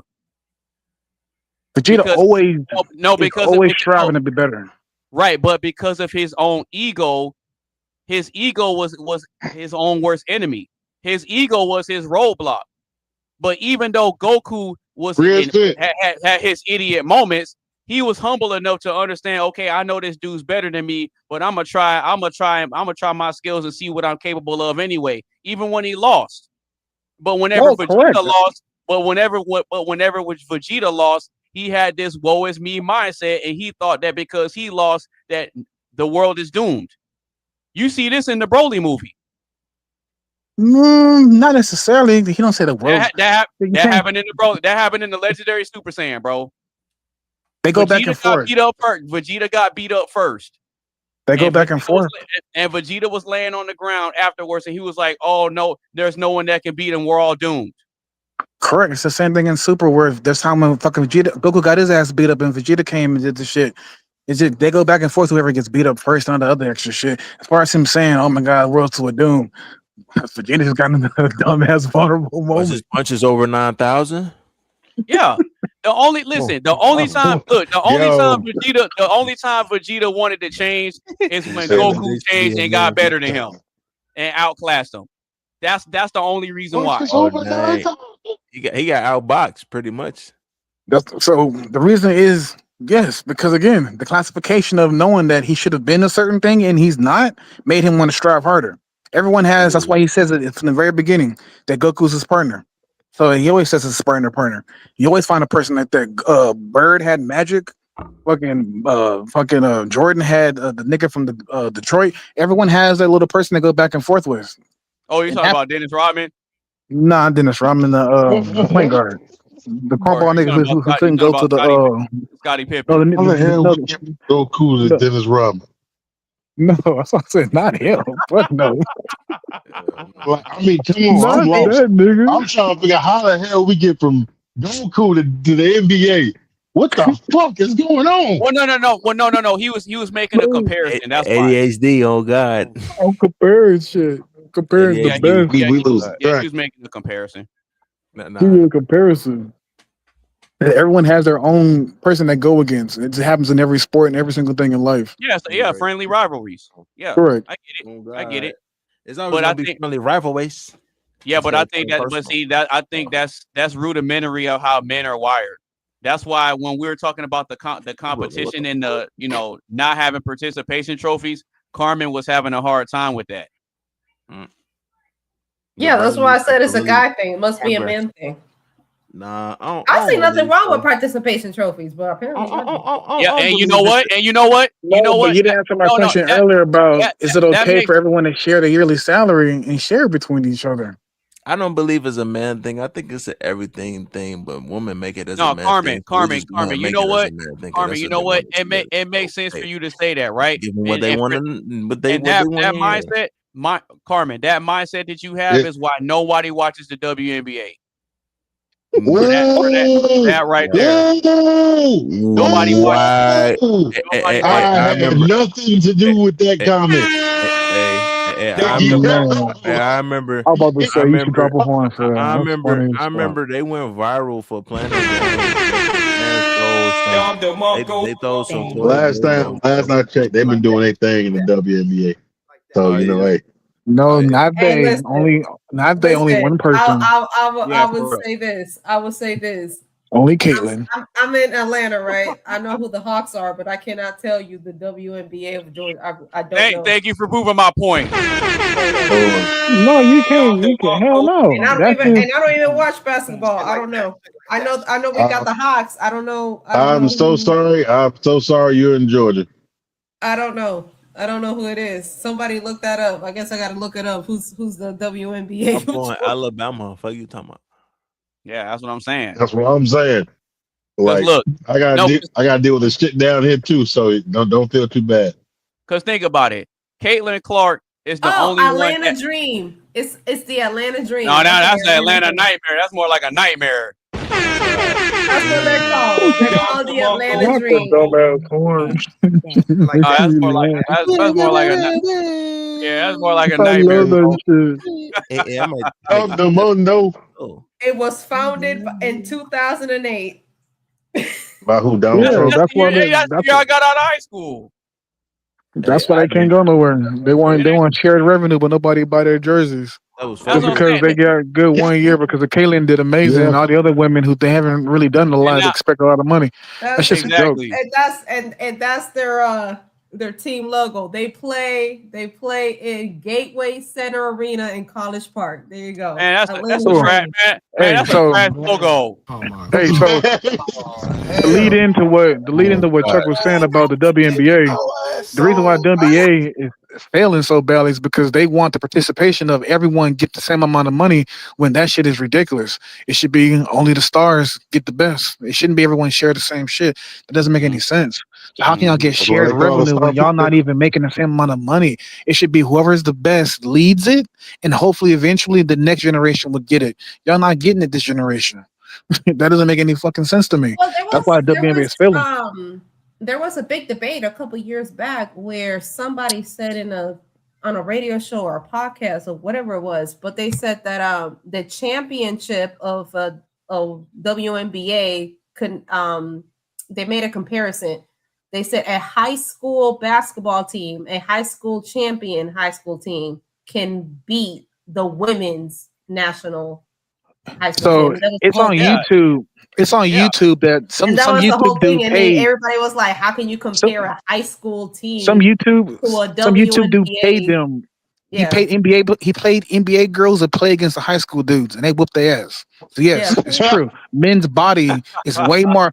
My body is way more stronger than the most athletic NBA woman, WNBA woman. Yeah, she gonna get some points. I'm gonna score too. It's just we're gonna go back and forth. But because I'm a man, I'm more stronger than That's her. because we got It's not that fair. incredible Hulk strength, that Edward Norton incredible Hulk strength. Why they got That's that? like for instance Hulk that one strength. girl. I forgot. Well, I think it got lost because a lot of the women didn't realize. I'm like, do y'all realize that LeBron James and the Steph Curry of the world, they were 17 and 16 when they first started getting scouted out by the NBA. You talk about LeBron, seriously? And now both of their hairlines are scouted out. Oh God! And I think that's why they had I would take they Kobe had all day. that Thank you very much. it was I'll take Caitlin Clark LeBron. and it was Caitlin Clark and Steph Curry. They had the shootout thing, whatever. Yeah, and she got her ass whooped. And yeah, she did get her ass bit. But I'm She just got her ass saying the whooped. mere fact that she was there. Yeah. No, the mere hold on, fact you know that she what thought that remind she me was of? gonna win, that made me laugh. That remind me of when Clarissa Shields said she could beat any male boxer. Like wow, Oh yeah, It's the same thing as that. she got knocked out in the sparring match. Yes, like that one female girl who said she can beat not DeMarcus Russell. That one tall nigga who got beat up. He got banned from the damn Puerto Rican NBA league for beating up all the people in the thing. She said she could beat him 1-on-1. It's like you can't beat this big ass nigga. In her dream, shit. You Funny as can't hell. do that. It's like when it comes to women's sports and men's sports, that's why there is a line in between that y'all can't play with us. We play at a faster pace. We dunk. Y'all do fancy layups. It's levels to that shit. Yo, that's a fact. That's a fact. And it But I think that it can make it fair if you lower the basket. And that's what Shaq said. But guess what? The girls felt disrespected. The girls felt If you lower disrespected. the basket, I think it'll be making more fair. No, the girls felt disrespected by stating that. And I felt like I used to play basketball on 9 and 9.5 foot goals. That shit is the funnest shit in the world. So it was like I felt like the game would make it more fast paced, but then they felt like no, we're feeling disrespected. They didn't want it, and that's why the WNBA can't grow. Even more or less, Caitlin Clark, the number one person right now. Jig girl is selling out fucking arenas, and during the fucking Olympic Games, they could have had her like how every NBA men's team grabs one college kid and has them on the dream team and has them on whatever the team. They always grab one college kid.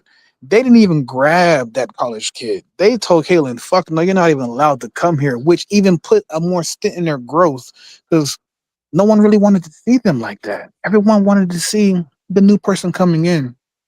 They want that participation medal so badly of we're all going to get it, more or less of like, no, let that one person who's the best, let them lead. And they fucked up. Look, and you know what's funny about that too? You know what's funny about that too? Is Caitlin Clark is the face of the WNBA and she ain't even the highest paid. Oh, that's the thing. I wasn't That's even even going for crazier. Caitlin Clark. I was going for the black girl. I forgot what her name was, but then I found out she was. Yes, but she was so trash. Damn, This that girl was sound throwing up her racist own as hell. rebounds and shit. Oh, I the fell off ugly of her, one? man. The I ugly felt so one? mad. The one She that throws looked like she got a mustache. God, she throws rebounds. She throws her own rebounds in the air. What? That's why she gets 30 rebounds. Nah, come on, she got to How shave you the let that mustache. define how the hell? Uh, Come on, man. Come You on, got the man. mustache, no way. Hey, let Fell me, off of let that me, girl let and me felt put like $20 on that one. Which one? Yo, The bitch with the mustache. Hey, God damn. Angel Reese is not fine, bro. She just got a nice body. That's it. Oh, I got you. Butterface. Get Butterface. Angel Reese is not Everything fine. was good. Butterface. I can tell you like this. If Angel Reese was that fine, she would have got grabbed up already. You She said was what? the one that she was the If one she that was that said bad, y'all she'd have got picked up. sexualized her, but then she over here posing for OnlyFans. She said she But- was sexualized. That's what No, Shaq said. How it goes. Shaq with her. Post for Shaq Victoria. That said, shit was for clout. That's all it was. That shit was for clout, just to build more fucking fan base. Right. I was just gonna and say she she was probably be doing that sexualized shit to as a promote her woman, shit. You and know how but that she- shit go. yeah. yes, that's the shit that she said. That's all it is. You already know That's how the it go. energy. What That's the energy. motherfuckers will say What's the anything other to get one? attention just to promote this shit. Got Flage's to. They daughter. got to, I forgot her man. name. You But talking about she's Lil Boosie's Flage's daughter? the rapper Flage.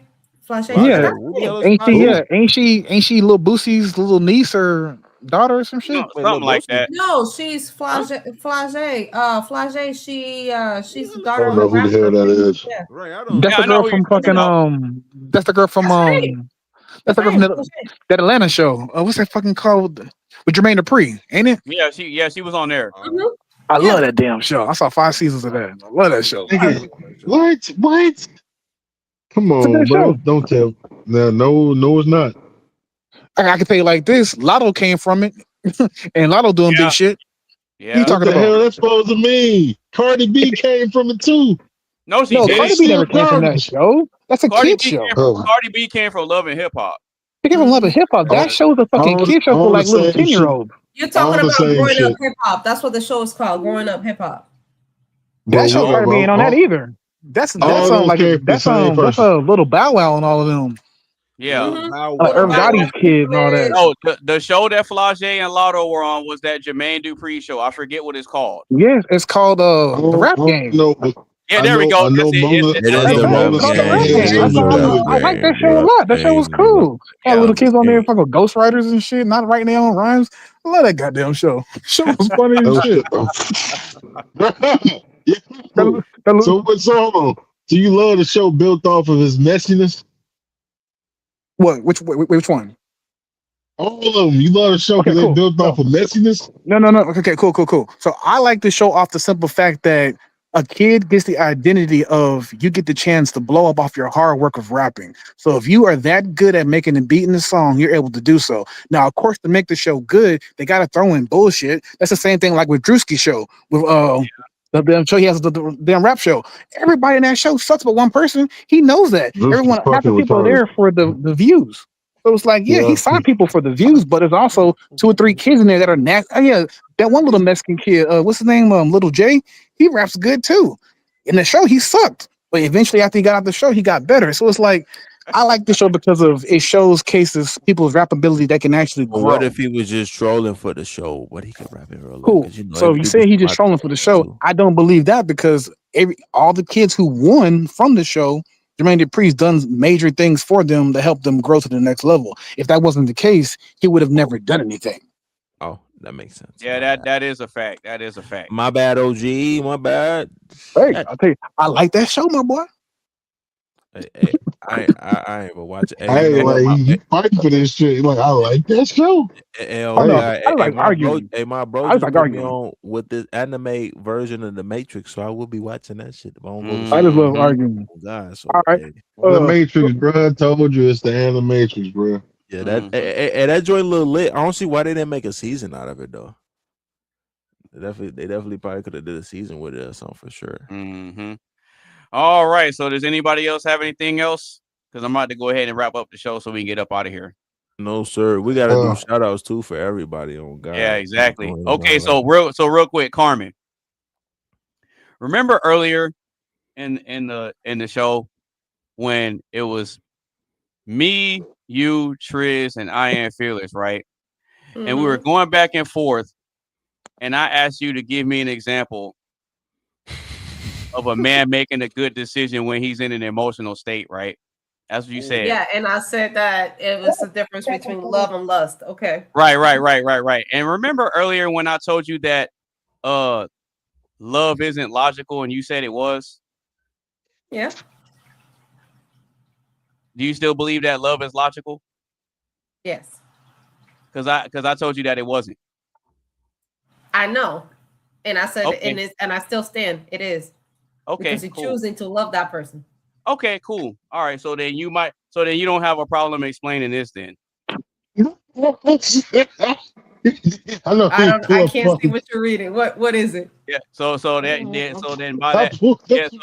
don't have a problem explaining this thing.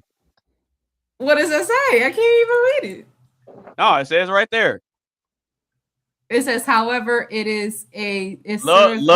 love is generally considered illogical because it bypasses rational thought, leading to selfless, sometimes irrational actions that defy self-interest or social norms.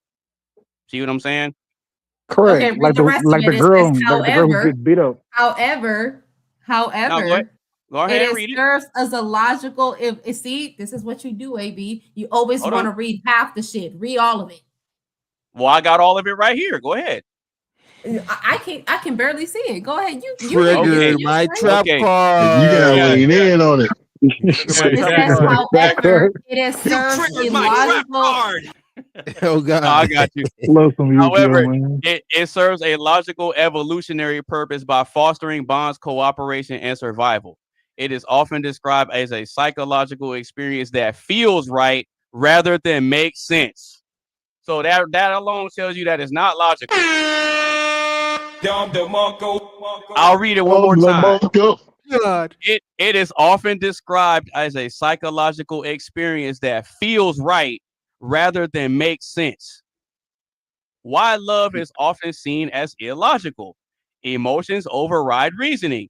Love can cause people to prioritize feelings over judgment, often leading to decisions that don't align with their best interests. The girl getting beat up by her baby daddy. They don't want to leave Tyrone. What the fuck? Oh, watch this. It's not always rational. Love is often described as reasonless or irrational. You cannot use logic to force someone to love you, nor can you easily stop loving someone simply because it is logical to do so. So, no matter how much of it I read, Carmen, no matter how much of that I read, my argument still stands that love is not logical, and you said it was. Y'all Well, that's the difference between you loving somebody and you being in love with somebody. So okay. Nah. We can rewind it back when we're talking about. No, we're talking about the marriage and the prenup.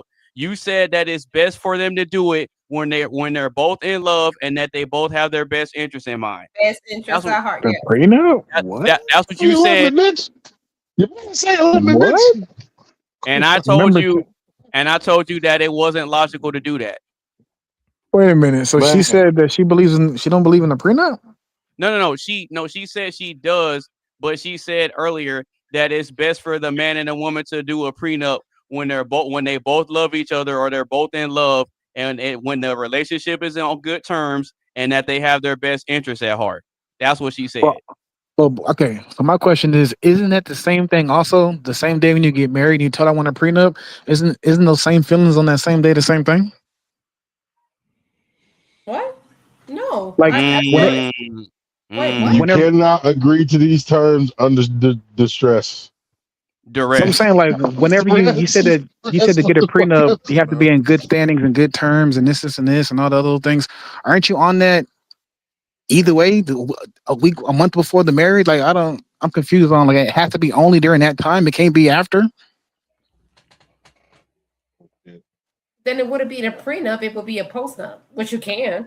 Because there's certain people. Either you're when you're talking about marriage, it's a contract. So you either have a contract within one another, you and the person that you're marrying under your own rules, or you have a contract with the state that you choose to be married in. Either way, it's a contract. So do you want to have a contract with the state, or do you want to have a contract with the other person that you're marrying? Contract with the person you married. I'm confused with. Wait, so what's the topic? I'm confused. I'm that confused on this shit. We all got confused. So what's the topic? We didn't mean. Okay. Hear me out. I definitely got a little confused. Right. So the conversation that we were having earlier, it stemmed from us talking about personality and character, and then it got over into like not being able to 100% know a person, right? And then it stemmed from there, and then it went into the relationship dynamic as far as a marriage is concerned. And so Carmen was trying to make an argument saying that a marriage is like a business relationship.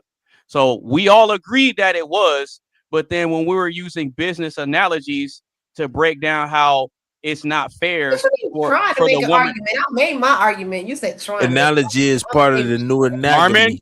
Carmen, you've already taken multiple L's. I didn't take no L's. I said what I said. Her thing is, it's best to say it in the beginning. Like, how does she lose? Exactly. No, I'm saying like what happened? Like how did she lose? Like I'm confused. So I you're didn't saying lose. That's the whole point. I didn't lose. I made so like an argument, and I wait. So, okay, you say things a business relationship. You said that the prenup should be said in the Okay. beginning. Right. No. This is what the What the fuck was so Lies. all of us agree what that I a did. marriage is a business relationship, right? Correct. And so I asked her, right. So I took that framework and I applied it to the workplace, and I took that framework and I applied it to a marriage to see if it's logically consistent. To see if it's logically consistent. So then I asked her, okay, so do you think that it's a fair business practice for a woman to still get paid after she's no longer married to the husband? And she said yes. So I said, okay, so then is it also fair? Alimony? Right. So I said, okay, so if it's still fair for the woman to benefit after the marriage, then is it also fair if I still benefit from sex? You cleaning my house, you cooking for me? And she said no. Right, exactly. See, All right. Okay. Cool. Okay. Wait. So pause on that. So then, we want to get divorced individually. Wait. So for both y'all's points, so for your point, ma'am, why do you feel that way? That you should get alimony? Because if the benefit, if the benefit from the man is You got bro over here dying laughing. Hell no. You get box and cleaning, then we wouldn't be getting divorced to begin with. Huh? Wait a minute. No. I'm trying to figure out why do you think that you deserve to still get money from me after we split? My argument was yes, you should get paid alimony. You're not getting no money after the split. You put in effort and you put in the work to live that type of lifestyle together within the marriage. So if you put in effort and work to live a certain type of lifestyle, then yes, you should get paid. Cool. So for that lifestyle. So my question is what if I brought you in that lifestyle? What if I brought you in that lifestyle? If this was my lifestyle, I got you in this lifestyle. Then No, and that's what I said to begin with. Jesus. That's what I said when Triz was like, "Well, if you didn't contribute, no, that wouldn't be fair because you did not contribute into that lifestyle you brought. So that's not fair." Okay, good. I'm happy you said that. That goes a sense of like, for instance, Michael Jordan and his wife. She was there from the very beginning. So when they got split, she got over close to $400 million. She deserves that. No, but certain people. But check this out there from the beginning. No, but check this out though. There's an example she's leaving out. The example that she led with was Tom Brady and Gisele Bündchen. Yes. And I also gave Bill Gates and Melinda Gates. Right. So you used the Tom Brady example of Gisele Bündchen deserving to get paid when she already had her own money, and you said that she deserves half of his stuff. Yes. Fuck, she not.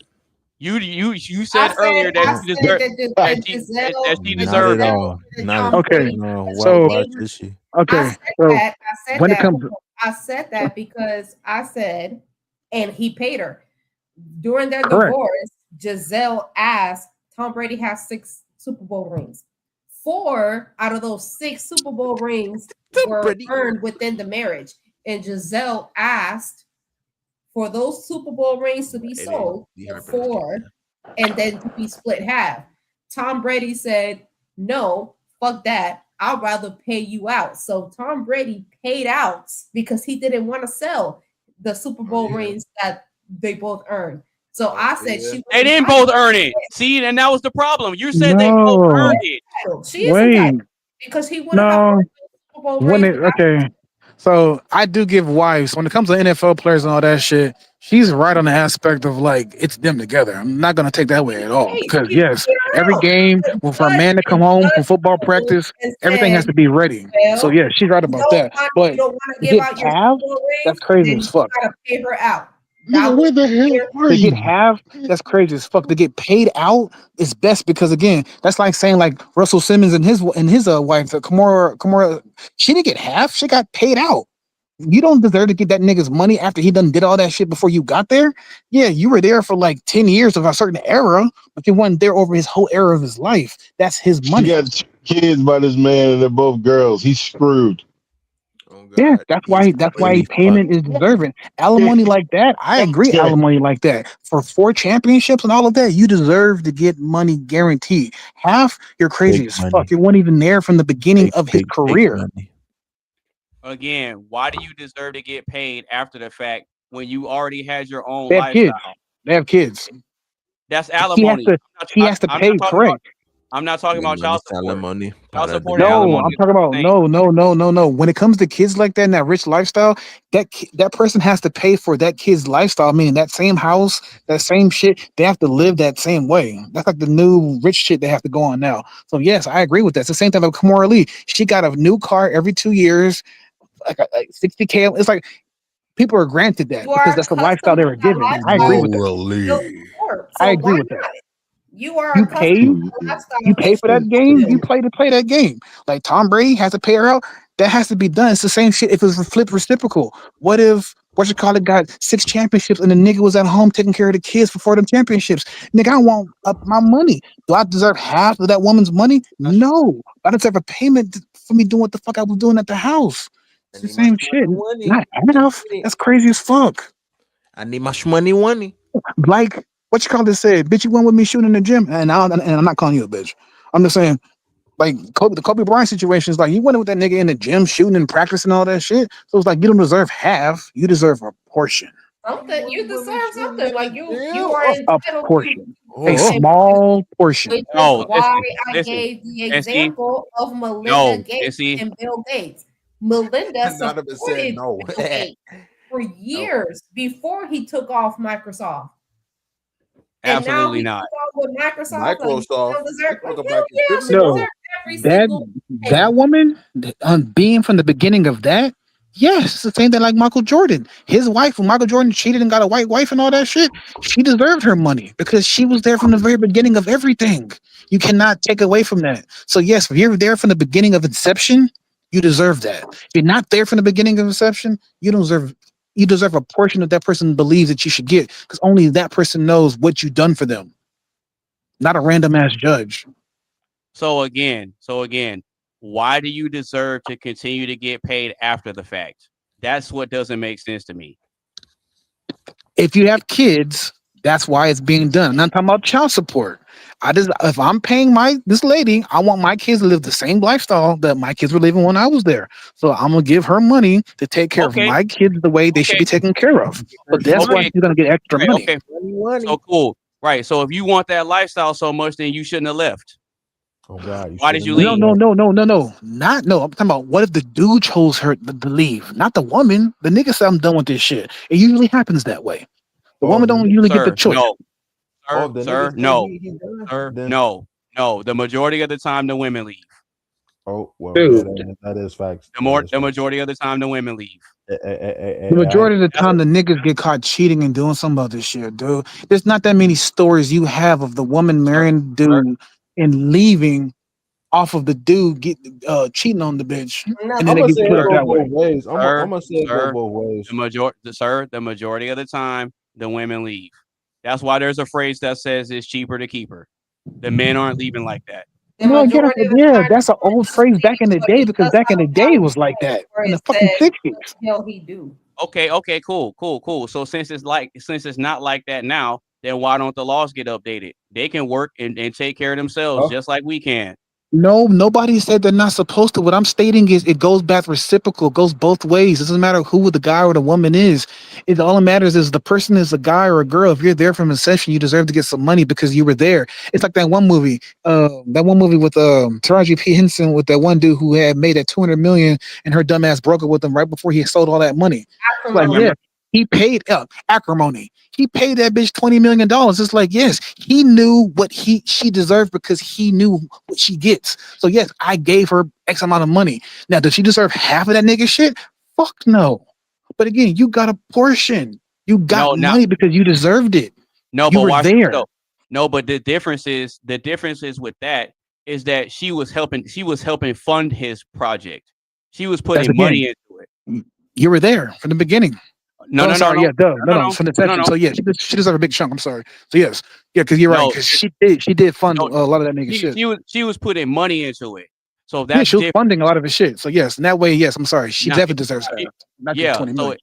So if I have a dream or a passion, and my girlfriend or my wife is actually contributing money and helping me in that way to help me get it off the ground, like she's actually putting her hard-earned money into it. Of course, I'm. So it doesn't matter But also too, Chuck, that's the thing. You don't know what the football wife is doing for the husband to get him in the right mood. You don't know what she's doing.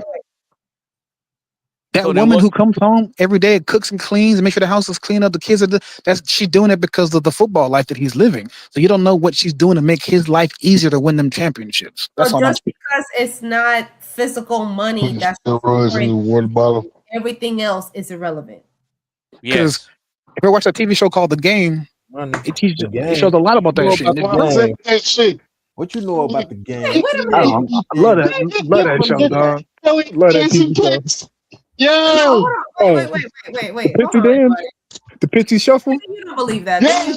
Bump and Pits. Do you really? Wait, say it again, Carmen. Do you really? What? Do you really believe that? Say it again. So because that she's not putting physical money into your dream or your passion or whatever it is that you do, because she's not putting physical money, it doesn't count. Everything else that she provides besides money, that doesn't count. No, it doesn't. Cool, Chuck. Wait. All right, Chuck. Wait. Pause, Chuck. So if that's the case, then no. If that's the case, Chuck, why'd you get with her then? Why'd you get with her? Cook and clean. No. What I'm saying is, Chuck, why'd you get with her then? What was the point of getting with her then if you're not ready to spend your life with that person and go half together? So what's the point of that? Probably loneliness. Sir. No. What I'm saying is, if you chose to get with that woman and you chose to do your vows, and the vows say whatever it says. So once you're on that portion of that vows, because remember, y'all there from the beginning. And remember, you said money getting put in. I dig some of that, the money portion. I dig it. But also, too, if you agreed that, hey, in my household, I'm doing XYZ and your job was to do ABC, how can that nigga get mad later on in life if he told her to do ABC? Because I didn't make an agreement to give you any money. Duh, that doesn't make any sense, Chuck. What are you talking about? It's the same thing if the woman hit it big. She didn't tell you, nigga, the same thing. I didn't give you the money. It's the point of y'all are both in this together. Y'all sound like y'all did vows. But y'all see, did together. But this is the difference, though. If she makes it, I don't think I'm entitled to it. That's the difference. Oh God. I'm not gonna come back and be like, oh, well, you owe me this and this and that. Because no, I never said that either. What I said was it's up to that person who was there to give you what amount that they felt that you did for them. Now, again, if that person's been there and did everything that you told them to do, A, B, C, and they did that to a high level that you told them to do, then yes, they deserve some money because they did whatever you wanted them to do for you to get to your level. That's the point. No, they helped you. Listen, you get paid for the work you did while you were there. That's the work that you told her to do. You didn't say go get a job. You told her to stay home and work. Stay home and do work in the house. That's the thing. If you told her to get a job and she didn't do the job, that's okay. But you told her to do ABC. Listen, I'm cool with that. My argument is that you don't need to be getting paid after you're not there anymore. If I'm taking care of everything while you're there, then that's cool. But you don't get a lump sum or payments don't make a difference. You're just still giving out money. A lump sum or payments is the same thing. It's either or. It's the same thing. You got my effort. That's like me saying I've been a housewife to you for the next 20, 30 years. I spent 30 years with you. I'm a housewife and I'm this. And then all of a sudden you divorce me and now I don't get any of that. 30 years I've been with you. I haven't been in the workplace. I haven't been nothing.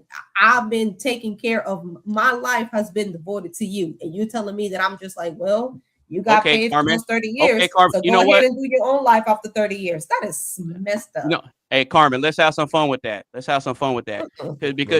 you're framing no, let's have some fun with that because you're framing it like I'm the one leaving after 30 years. Right? But in this hypothetical scenario, am I the one leaving? Yeah. Okay. Is there a reason why? You want a better model, a younger model of me. That's not really a valid reason to divorce That is a your valid wife. reason. Y'all live with Not y'all really. leave women all the time. Yes, you do. That's not a valid reason. You're gonna It's have to called give a me. midlife. It's called a midlife crisis. Well, you're gonna have to give me. You're gonna have to give me You're gonna have to give me a scenario that's more solid than that. I'll give you a scenario. What's the issue? What's the A issue? better scenario What's than the a issue? midlife crisis. Y'all Okay, get midlife wait. crisis all the Wait, time. what's the issue? What's the issue? In her scenario, she's saying that we're married for 30 years and I'm deciding to divorce her, and I'm asking her, is there a reason that I'm divorcing? And I said the reason would be you want a younger, newer model version of me. Okay, he wants a new challenger. It's called a midlife crisis. Men do that all So the time. again, that goes to what that goes to what I said earlier. If that dude was with that girl and told that woman her whole life, I want you to do A, B, and C, and decided after her doing A, B, C, you know what? I decided I want to get a little younger thing to do my A, B, C. You cannot have somebody that you chose not to grow in life to do the things that you wanted to do and help you get in life to leave her stagnant. That's just fucked up. Again, it goes back to what I said earlier when me and Chuck was arguing about a long time ago about moral. It's morals. Chuck don't go about morals. Not go about moral, but he don't like the moral aspect. I don't argue morals. Yes, there you go. That's what I'm saying. But that leads into the moral thing. You're morally obligated to take care of this person because you told this person what to do, and they actually did what you did. Meaning they didn't get education, they didn't keep working, they didn't grow in life, they didn't get a 401k, they didn't get a pension. They did nothing. You have it all. So because you have all the money, meaning you have all of the marbles in your basket, it's fucked up to leave and have them with zero at that age of not growing and getting nothing else. It's fucking But fucked again, up. Well, hold on for a second. But again, nothing to something, nigga. But the problem is that in these situations, it's not the men that's leaving the women; it's the women leaving the men. Now, if it's the man leaving the woman, if it's the man trying to leave the woman high and dry, I can understand. Well, hold on for a second. You got to position me so that way I can kind of bounce back. But if the woman's leaving that situation under her own volition, then she should have to accept the fact that not only are you walking away. Okay, so now you got to say the rules. All right, so if the woman's leaving and expects a certain amount of money and you're not doing your duties, you got to ask yourself, was she doing those duties before she decided she wanted to leave? And if she does decide to leave, again, don't you think she deserves some money? No. She does not deserve half. Fuck that. No. I'll be back to Zumo going to get his food. Got Taco Bell. She deserves, if she walks away from that situation, she deserves whatever that man decides to give her. All right, and that's what I said earlier. But here's my thing. My thing is that when you involve the state in your marriage, you no longer determine what she gets when she leaves. And that's why I said it's fucked up too. Letting the judge decide. But also too, it's up to that woman to have a moral stint. You knew who you married before you did all this dumbass shit. No, if but you knew that this woman. But wait a minute. Carmen just said. Now you can rewind the tape. Carmen specifically said I forgot that what the woman you marry is not the woman you divorce. That's what she said. Wait, the woman you marry is not the woman you divorce? I did say that, and I said it because I said that's when the best place to bring a prenup is to sign a prenup is when both parties are in good standing and both parties want what's best for you. Because when emotions get into it, and then divorce, it gets really messy. So that's why I said. But that's why I said. So when it comes to divorce, that you marry is not the person that you're divorcing. Right. So okay, so cool. So if a man and a woman are getting divorced, do you think the woman is gonna fight for what's fair, or is she gonna try to take as much as she can get? Which is why the prenup comes into place. Why do y'all keep? Hold on, you didn't answer the question though. No. Do you think she's gonna do you think she's gonna fight fair? Or do you think she's gonna try to destroy me? You don't fight fair. No, just the same way as you don't fight fair as the other spouse. Of course not. That's what you're in the. No, I fight logical. I fight logical. The job between. Okay, no, it's not. No, it's okay. not. I fight logical. Hold on. I'll give a good example. Let's go with the little Let's go with the Mexican girl who's dating the black nigga who was on the team with Deion Sanders. That prenup. Hold on, y'all acting like when divorce court, there's not two lawyers. There's two lawyers, and the job of both the lawyers is to get more for their client. Well,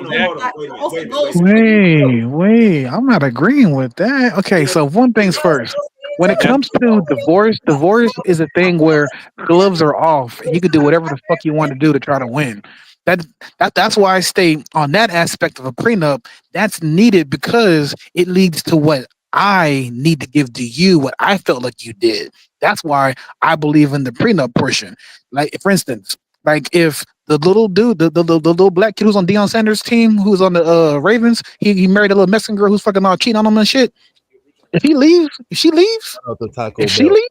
that bitch deserves $0. $0. She does not deserve half, no payment, no nothing, because they're both young and she was not there from the beginning of any fucking thing. The bitch decided to get a divorce probably 6 months into the marriage. You get nothing. That does not count. I'm talking about the woman that's been there for the years, that's fought through shit, that's woke up in the morning at 5 a.m., made me coffee, took care of my kids, made my kids happy. All my kids are scholars and smart as fuck. Yes, you deserve some money. If we end up splitting, if I decide to go fuck a little young bitch. Her being in your presence, you being in her presence, that's fair exchange, no robbery. We both benefited throughout the duration of the marriage. At the dissolution of the marriage. Wait. Pause. Wait, you don't go back. Hold on, wait. We made this example earlier. Pause. Wait a minute. Wait. Who's on second? I want to forget. Wait a minute. You're working a job.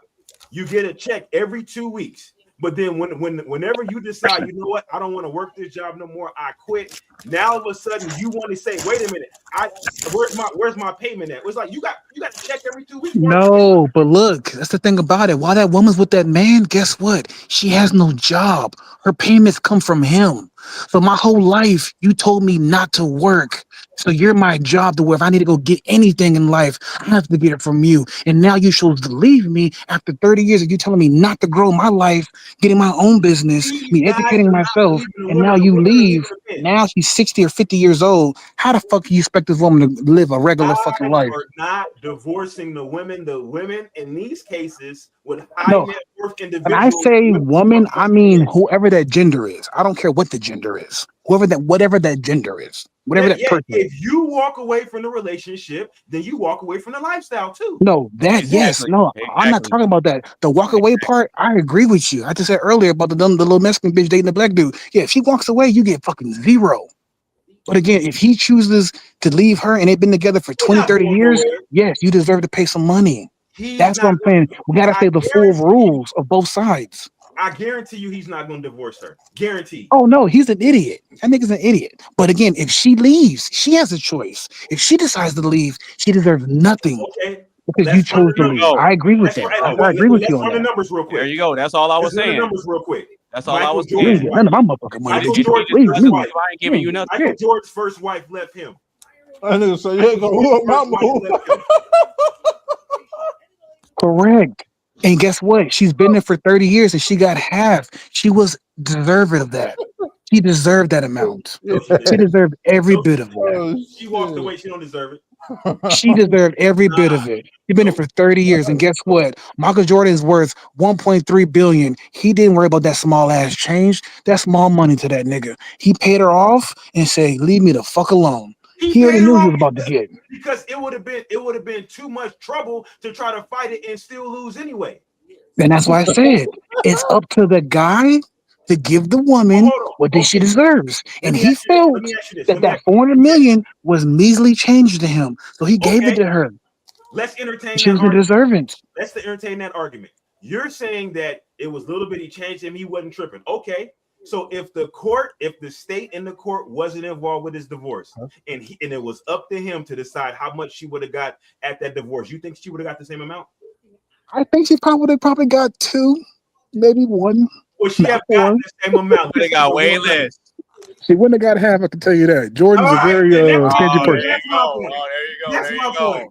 But again, that goes to what I said in the very beginning. That goes to what I said in the very beginning. Chuck can hit the little horn all the fuck he wants to. What I said in the beginning. It's up to the dude to give the money to the woman off of her choice, not the court. I said that from the very beginning. I still stand by that. But what he also wait. But what he also said is if the woman decides that she wants to leave, she don't get nothing. Correct. And I also said we got to play the full rules. I said if she's not been there for 30 years of that nigga's life and done all that shit for the kids, mind you, all the kids grew up great. All the kids graduated from college great. All the kids been wonderful because he was never fucking there. She was. Yes, you deserve some fucking money. Now, if she was there from the fucking beginning of maybe a year or two, you deserve fucking nothing. I'm leaving with nothing because you left. You chose to leave. But if you chose your whole life to take care of my whole kids, my whole estate, and my whole fucking last name, yes, you deserve some money. It's up to him to decide. But She you got know 400 what, though? million. The courts decided that. You know what's funny about this that we're leaving out is that a lot of times with those high level lifestyles like that, the woman ain't staying home in those big mansions doing all that work by herself. They got nannies, they got house cleaners, and they got chefs. So you mean to tell me that you live in this lifestyle? This guy got you in a 10-bedroom house and y'all living it up. You get access, you get to drive the Rolls Royces, you get to live the lifestyle, you hanging out at the country club, you doing whatever, and you mean to tell me that woman is doing all that work and cleaning them mansions all by herself?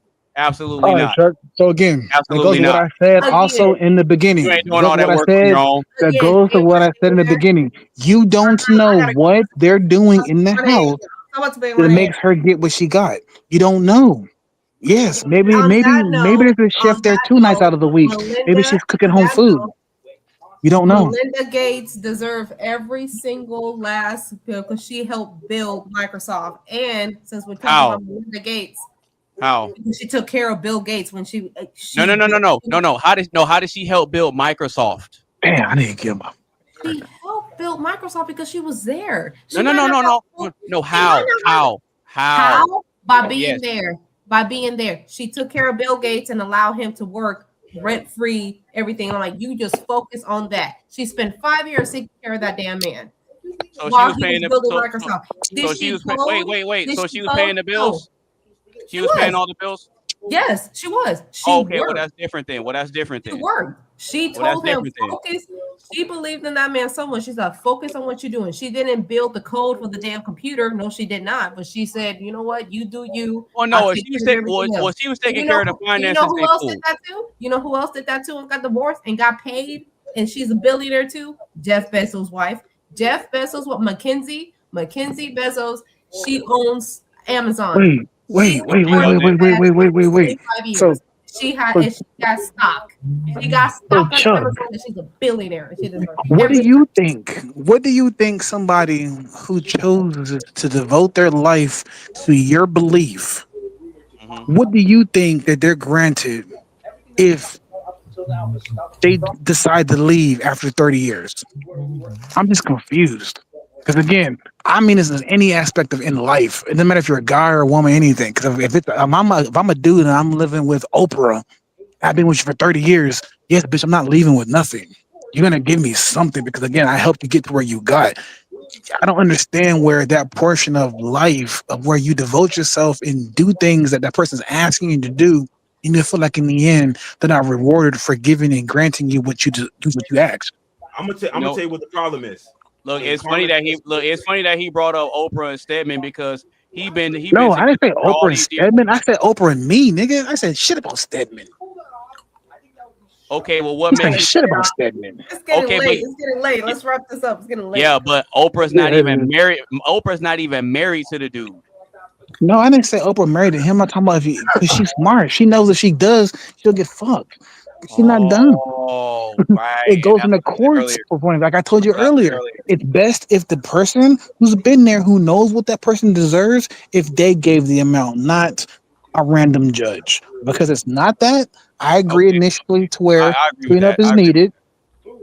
Prenup is definitely needed, and if a woman leaves within the first 5 to 8 years, the bitch deserves nothing.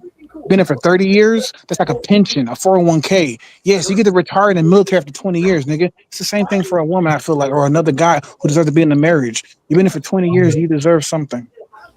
But here's my thing, and I think Carmen touched on it earlier when she stated that the woman you married isn't the woman you divorced.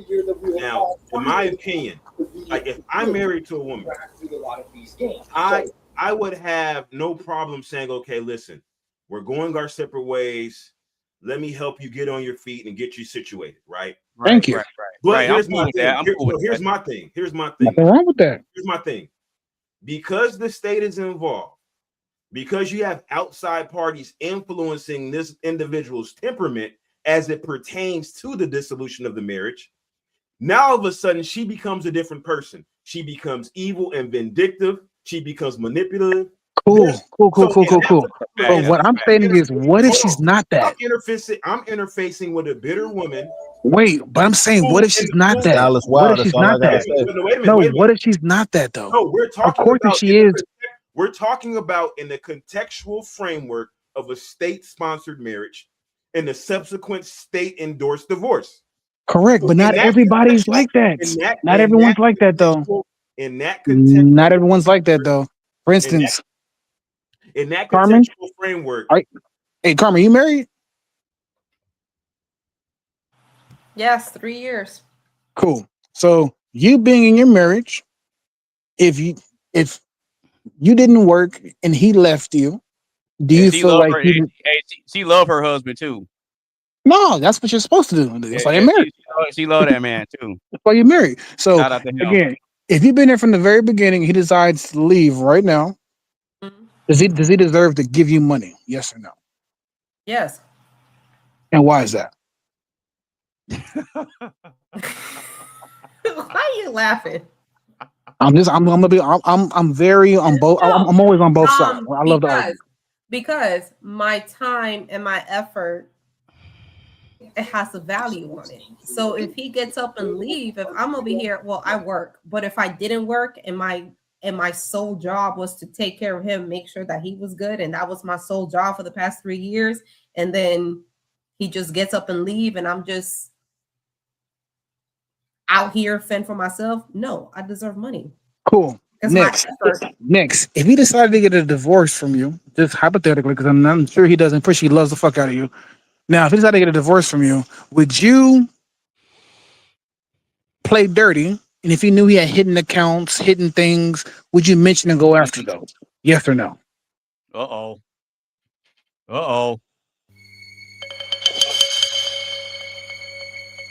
And again, I'm just speculating. I'm not saying you are. If he's there in the room, I apologize. No, it's fine. No, you can talk. With that question, it depends on why is he leaving me to begin with. So he decided. He decided he wants more. He decides to do what? Because then No. How about this? He decided that he was tired of all the maids and all the people taking care of the house, and he misses actually having a wife take care of the house. Man, that's a good one. Call motherfuckers with that ringer. I want to. The domino effect. I'm gonna be honest. Now, the reason why I say this, guys, is because y'all are going against what she's saying. No, she deserves shit. This and this. But what I'm stating is, what if that woman was that person that was there? We don't need no fucking maids. I'm doing all the shit myself. I'm doing all of it. She deserves a payment. Does she not? I deserve it. I do. No. I'm asking the niggas who was over here saying, and kept playing that goddamn little noise. If the woman is not having maids and she's there doing all of the work with nothing there, don't she deserve something? Oh yeah. Deserves whatever I, as the man that she's walking away from, decides to give her. But hold on for a second. Correct. I agree with that. Let me answer. The problem is when you're dealing with a divorce proceeding in a court, right? In a divorce court, in a family court, or whatever your state calls it, right? Now you're involving the state, and she's appealing to the state for more than what I agreed to ask her. No. That's why I asked her that question. Would she do that? If I asked her, would she do that? Wait a minute. If that's the case, we could just go in to an arbitrator and just correct and say, but the reason why I said that was what if it's the woman that doesn't want that, the woman that's actually with you that says, you know what, I don't want to argue neither. So you know what? I agree whatever you want. The woman that's not trying to go after you. I'm playing on both sides. So she just said earlier she's not gonna go after the accounts and shit. So what happens? What if she don't go for the accounts and shit? You don't think she deserves some money? Will a woman Because like technically, will you're a woman he's like on my side. I'm talking leaving about though? Chuck. I'm talking about No, Chuck. Chuck's the only one on the side. He Look. said she deserves money that he gives. He's on my side. I agree with that. Chuck, you said no money at all. I'm talking about you. A woman that's doing what you asked her to do her entire life with no one fucking there helping but her entire life by herself. And you told this bitch not to work, not to grow, and not to do anything. I don't see a man walking away from that. The person. Hold on. No, but I'm saying, what if you did? No, correct. But guess what? There's all kind of guys sometimes that also cheat. Now, there's a lot of guys who have beautiful, great women that do all of that. Cheating ain't walking away. Exactly. Cheating ain't walking away. That's a fact. Dude, there's not. sometimes, dog, don't say 100% of the guys. That's not even the case. Because there's guys that have a great woman at home all the time and still go out and go fucking cheat. That don't mean nothing. That means nothing. That's But not, they're not. that's But they're walking not away. leaving though. That's not that's not walking away. See, Yeah, here's they're my not thing. leaving. If you because get caught cheating, they're if you not get caught leaving cheating, because- nigga, it's done. What are they're you not talking leaving about? because you got Here's the my both thing. Here's my thing, worlds. right? That's why they're If not you get caught cheating, you're done. You can't say you're not leaving. Once you decide to step out on your wife, you left. Hold on. It doesn't matter anything. Hold on. You left. Oh, You broke your vows. You broke your vows. I know All where this throughout is coming history, from. Men who occupy a specific echelon within the socioeconomic strata have never been obligated to be faithful to their significant other. Never. Whoa. So again, when it comes to the women, we're not tigers and they're not lionesses where we go fuck any lioness we want and they have to stay only to us. Throughout We're history. not. That's not the case. King Solomon, 700 wives. We're not Okay. in those times. We're not A in those name, times. a though. name a nigga this day and age right now. Of course, back then, polygamy and all of that was able to be done because back then there were no rules like that. Elon Musk Of is course. the richest man in human history right now. Okay, meaning There's never been anybody, even this includes Mansa Musa, because Mansa I got Musa you. is worth Meaning 400 billion. meaning. Meaning So because of that, he's allowed to fuck. He's allowed to have 200 wives. Somebody just said we're not in those times anymore. My argument is that we're always in those times. Men of a certain stature have access, and women that get with these men accept the fact that these men have stature. See, in my opinion, Again, no. It would I be said the selfish. woman from the It would be beginning. selfish. See, you're be changing the selfish of a woman. argument. I didn't say the woman who joins the man when he's rich. I said the woman who's been there from the beginning who didn't know that lifestyle. That's what she was stating also. The woman who's been there from the beginning. From the beginning. Okay, let me step in here real quick because I did a cheating stream, and I made a valid argument when I said this is my thing, because I'll let my position be known. I don't necessarily believe that a man is obligated to be monogamous under any circumstance because number one, it's not in our nature to do so, and it doesn't serve our best interest to do so. That's number one. Now, the only time that I think that it would be a fair trade-off for a man to be monogamous in a relationship is if a woman ignored her better options of men to stay with you and help you build from the ground up. And that's what the argument was, Chuck. She did that for 30 years. Hold on. So I look at it like this. If a woman chooses to say, you know what, there's better guys out there that got it going on, but you know what, I'm just going to ignore them and I'm going to help you with your mission. I think that it's a fair trade to ask that when that man gets to a level to where he can have better options, that he ignores those options and only focuses on her. I think that's a fair That's what trade. I said. I think A, that's B, a and fair C. trade. If I told you your life is spent A, B, and C, and I fucking held you from growing, if I make it rich and we fucking split, yes, the money I'm giving you is for you to fucking grow your fucking self. Because I fucked up your fucking life. That's what I'm stating. I never said nothing about the courts winning and the judge winning. I'm saying is you deserve some money because guess what? I fucked your life up. You helped me get to my point where I have these millions. That's the case. Then why weren't you fucking single? Doing it on your fucking own. If you're on your own, doing it on your own, you deserve every bit of it on your own. But if there's a woman that's there with you or a man as a woman or a woman has a man behind their back, vice versa, whoever the fuck it is, if they're there from the beginning of the inception of the idea and they've been growing with you, they deserve a portion because they've been there.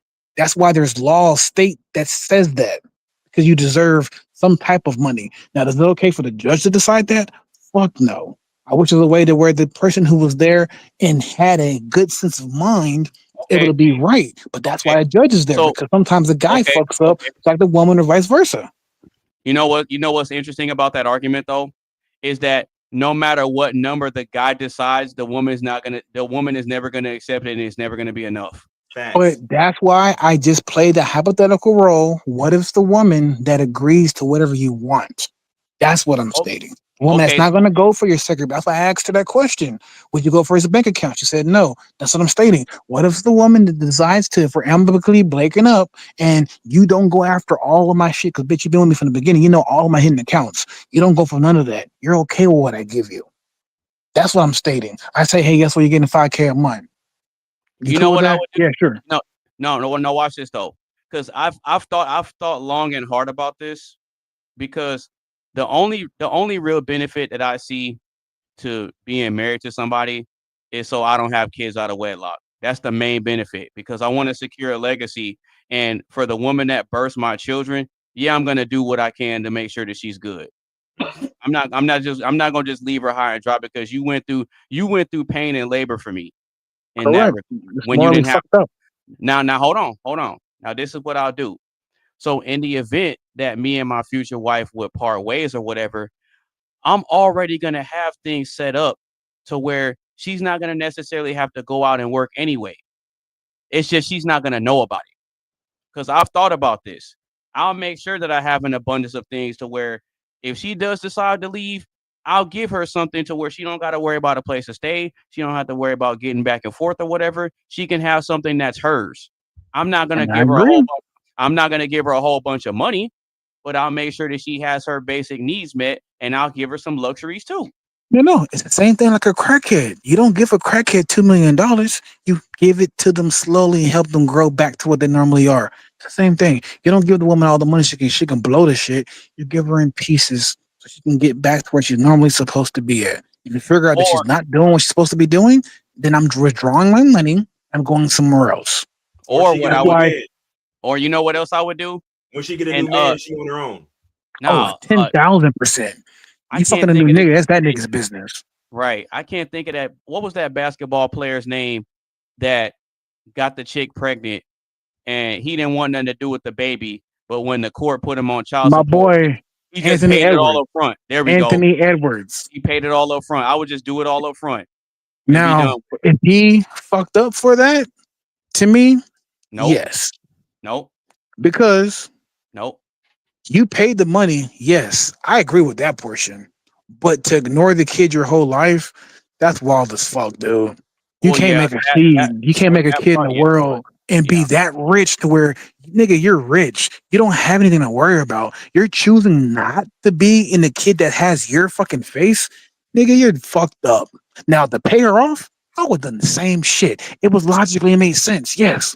But to have a seed in the world, that's like Jalen Rose. I don't know if y'all know Jalen Rose had a father in the NBA who didn't do shit for him, and he made it to the NBA and said, nigga, guess what? I made it here without you. Jalen Rose. It's like, but you can't have a kid like that. You can't have a kid like that. Here's my issue with that, right? China recently implemented a law where women have no entitlement to marital assets at the dissolution of the marriage. So now women have little to no incentive to get a divorce. So guess what happens to the divorce rates in China?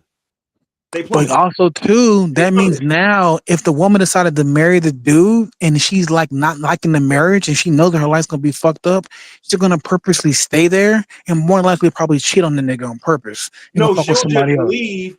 She'll just leave and not go through. Either she won't even get married at all. She'll be more methodical or more intentional about who she marries, or she'll leave the marriage instead of hanging around hoping to get something in the long run. And also that's the smarter woman would think that 10,000%. Here's the thing. 10,000%. Society, right? As a society, we're looking at things from an individual level, but these laws are implemented by someone looking at things from a societal level, from both sides. So somebody like, say, for instance, China, right? Their concern is their aging population, and they see the trajectory of their society where because they're overpopulating placement to support their aging population. So they have to incentivize marriage. They have to incentivize childbirth. Here in the U.S., right? Focus is on economic prosperity and GDP growth, right? Mm-hmm. So if you have two separate households as opposed to one house. Oh, shout out to Trez, struggling with his connection. I was wondering, what the fuck? Did I fuck up? No, you good. There's more money circulating when people are divorced. Because you got to pay to get married, you got to pay to get divorced, you got to pay. Correct. You got to pay other people to get into the aspect of getting more money. Yeah, now you got two separate households, you got two separate mortgages, you got two sets of school clothes at each house, you got two Nintendos, or whatever PlayStation, one at each house. It's like now you effectively have more conspicuous consumption, and that stimulates the economy. Also too, there's some people in some relationships, when they split, they do it amicably, where it's so wonderful to where there's not two PlayStations. It's at my house. When my son comes over, it's at my house. That's what I'm saying. It's like not every breakup is not always the bad one. My argument is even in an amicable divorce, you still have two separate households. No, I don't disagree with that, and that's fucking wrong and bad. Yes, there is. I'm speaking specifically from the societal perspective. Economically, the two separate households have a higher per capita expense ratio than that's a fact. Correct, because they're not married. Correct, because they're not married. I agree. That's why getting married is a tax benefit. Even if you're not married, living in the same household, you're able to cut your expenses. Correct, because they're married. No, I'm saying even if you're not married, just living in the same household. Like if you have a roommate, it's cheaper than living alone. If you have, a girlfriend and boyfriend living together, it's cheaper than living alone. And it becomes like each successive child, like having one child, that one child is more expensive than each child. If you had two children, like say for you have one child and it costs, let's say $30,000 a year to raise that one child. If you have two children, now it costs maybe $20,000 a year per child. So $40,000, which is still more than the one child, but per child, the cost goes down, is what I'm saying. That's economies of scale. But when you have two separate households, it's more beneficial for the economy. So this is the reason why I think that this whole thing is a scam. I think that it's intentional to disincentivize people staying together.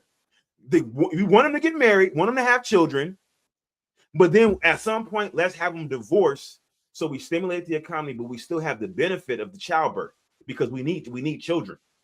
We need to replace our population. Yeah, that's a fact.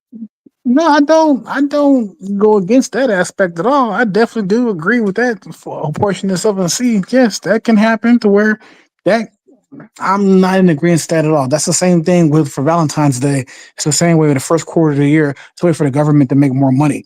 Yes, they incentivize a lot of things in our life to make things a certain way. So yeah, I agree. I don't disagree on that. My argument is that by and large, men are not trying to get divorced. But women, that's why when we look at the divorce statistics, it's a higher propensity for a woman to initiate divorce than a man. Right? And then we have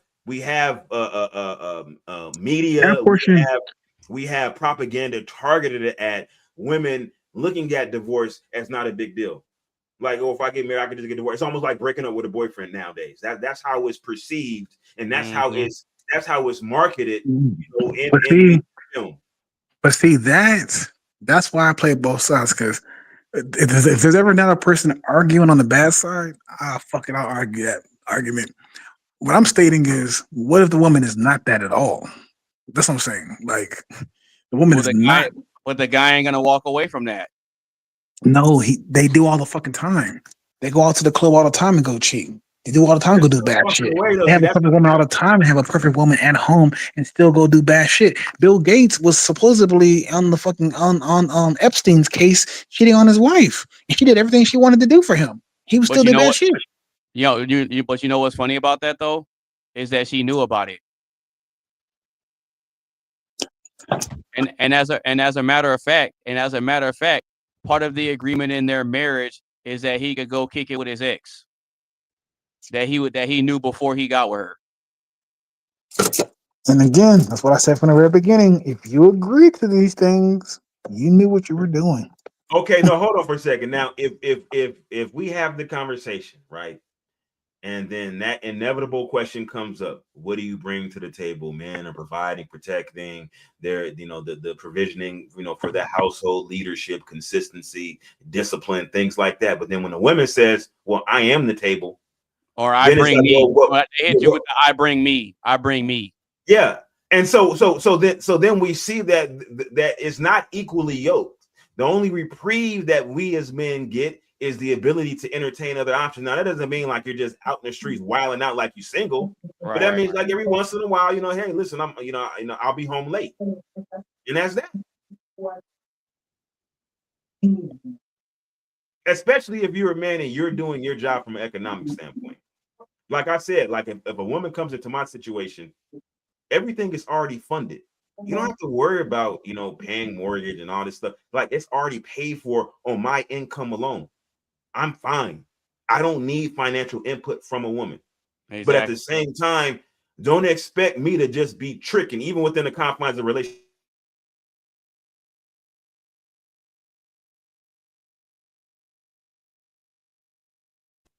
You ain't not about to be going on trips and spending all this money just going crazy, especially a woman who has her own job. It's like you should be able to fund some of that stuff yourself. But at the end of the day, you don't have to worry about your income being spent on just maintenance expenses like your mortgage and light bill and all that type of stuff. Yeah, exactly. Because I I'll even pay the phone bill. You with me, I'll pay your phone bill. How about that? Right. Yeah. So it's really like at that point, you don't got to pay mortgage. You don't got to pay bills. You ain't got to pay your own phone bill. What is there to complain about? And then a lot of times too, these chicks be leaving for stupid reasons. A lot of times they don't even have a valid reason. You want to know what a lot of times the reason is? Irreconcilable differences. Yeah. That could be anything. Then when you get into the nitty-gritty of it, it's like, oh, I just think we grew apart, or I just wasn't feeling the spark anymore, or I feel like I missed out on life. Well, when in reality is they want to go and be for the streets. Well, you know why? Like one of the things is that, like as a guy, if we get married, our ideal is like, okay, now we can kind of buckle down and look at things from a long-term perspective, how we're provisioning for our legacy, for the future, for the lineage. Like we shouldn't be going out to eat every fucking week. We shouldn't be going out to vacation every fucking month, right? Like now we need to kind of look at things from a long-term perspective and curtail some of those expenses. But sometimes women think that once you're married, your marriage is gonna resemble your dating period, and it shouldn't. But you know what? But you know what's interesting about that too, Triz, is that us guys, we hustle and we grind because we want to build up something to be able to take care of our future wife and kids, right? But but some of the problem comes in is that us guys will practice a lot of financial discipline and sacrifice a lot in order to get to a certain point. But then the women that we get with, a lot of times they don't understand that. So when we're trying to explain to them that we have to be responsible with certain things as far as the money goes. Boys. I gotta go. Yeah. You gotta take off, man. Yeah, man. Next thing y'all have, let me know. I'll join right in that joint. All right, cool. All right, well, as a matter of fact, before you get out of here, I'll go ahead and introduce next week's topic before you get off of here, bro. So next week's topic is gonna be, if this thing will pop up, hidden rules of elite social circles. So we're gonna be getting into the psychology behind how rich people move, what types of mindsets they have, and like a lot of the different codes that they live by that's different from us average people.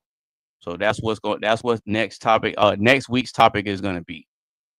But I already got my funny question I'm about to answer. I got you. All right. Okay. And also, what's the other guy's name? His name is Trez? Yeah, Trez, Super Trez. All right. Hey, Trez, I agree with you, my nigga. The difference was I feel bad for the girl. Let me help her out because she wasn't fighting for herself. So, but like, you know what? Let me throw in some shit for her. But outside of that, nigga, I agree. That bitch ain't getting shit. The fuck are you talking? Let me whisper. I'm on my bitch in the room. She ain't getting shit, man. Fuck all that. I agree. 10,000%. I just like to argue. So I'm like, you know what? Let me argue for the little person. But in actuality, now fuck Trez, this guy, he ain't just some random. This is somebody I've known since I was a kid, bro. Oh no! I was watching the video when I was at the gym, so I heard everything y'all was saying. Oh, okay. Yeah. You said you know him since he was 9 or 10. Probably before that. No, it was really more like 12, because we came to San Antonio. Oh yeah. You was in middle school. Elementary. Yeah. I'm sorry. I know Steve since he was young. And Amari. My brother and my sister. Yep. Yes, sir. Love them little people, man. But yeah, I ain't going against you, my nigga. I just like to argue. Nah, you good, bro. Nah, you good, bro. You know, you're always welcome to pull up, and I make sure I always give you the link. So if you ever free and you got some free time and you want to just come and chop it up. No, that's the funny thing. I was playing Pokemon Go, and I was like, you know what? Fuck it. Let me join this nigga shit. Oh, you saw that I was live? No, you sent me the link, and I was like, if I click this, do I join? And I clicked it, and I was like, well, I'm in this motherfucker. So I was like, you know what? Fuck it. Let me 2 hours later doing this motherfucker. Yeah, I pinned the link to the top of the chat. So if people want to pull up, the panel's open. That shit's cool, man. That shit's cool. Yeah, no, guarantee you, I fuck with it and I like it, man. Next time, send me a link again, I'll join that bitch. That shit cool. And Trez, nigga, good argument, my boy. We just make a good video. Okay, so then real quick, we're going to do last thoughts and get ready to close it out. So my boy Duke, Mr. Derek, last thoughts on the show. Did you hate it? Did you love it? How was it for you, bro? I love it and I hate it. Well, not I hate it. I love it. It's super fucking cool. The aspects, everything is done is super cool. You also said each person brings in a topic, right? That's on my potluck show. Ah, okay. Well, on the potluck show, yeah, okay, cool. Never mind. Then I'll about that. Outside of that, this was cool, man. I love this shit because each person gets to thought their own perspective, get to argue back and forth, banter a little bit, hear more perspectives you did not know or grow up on and get influenced on.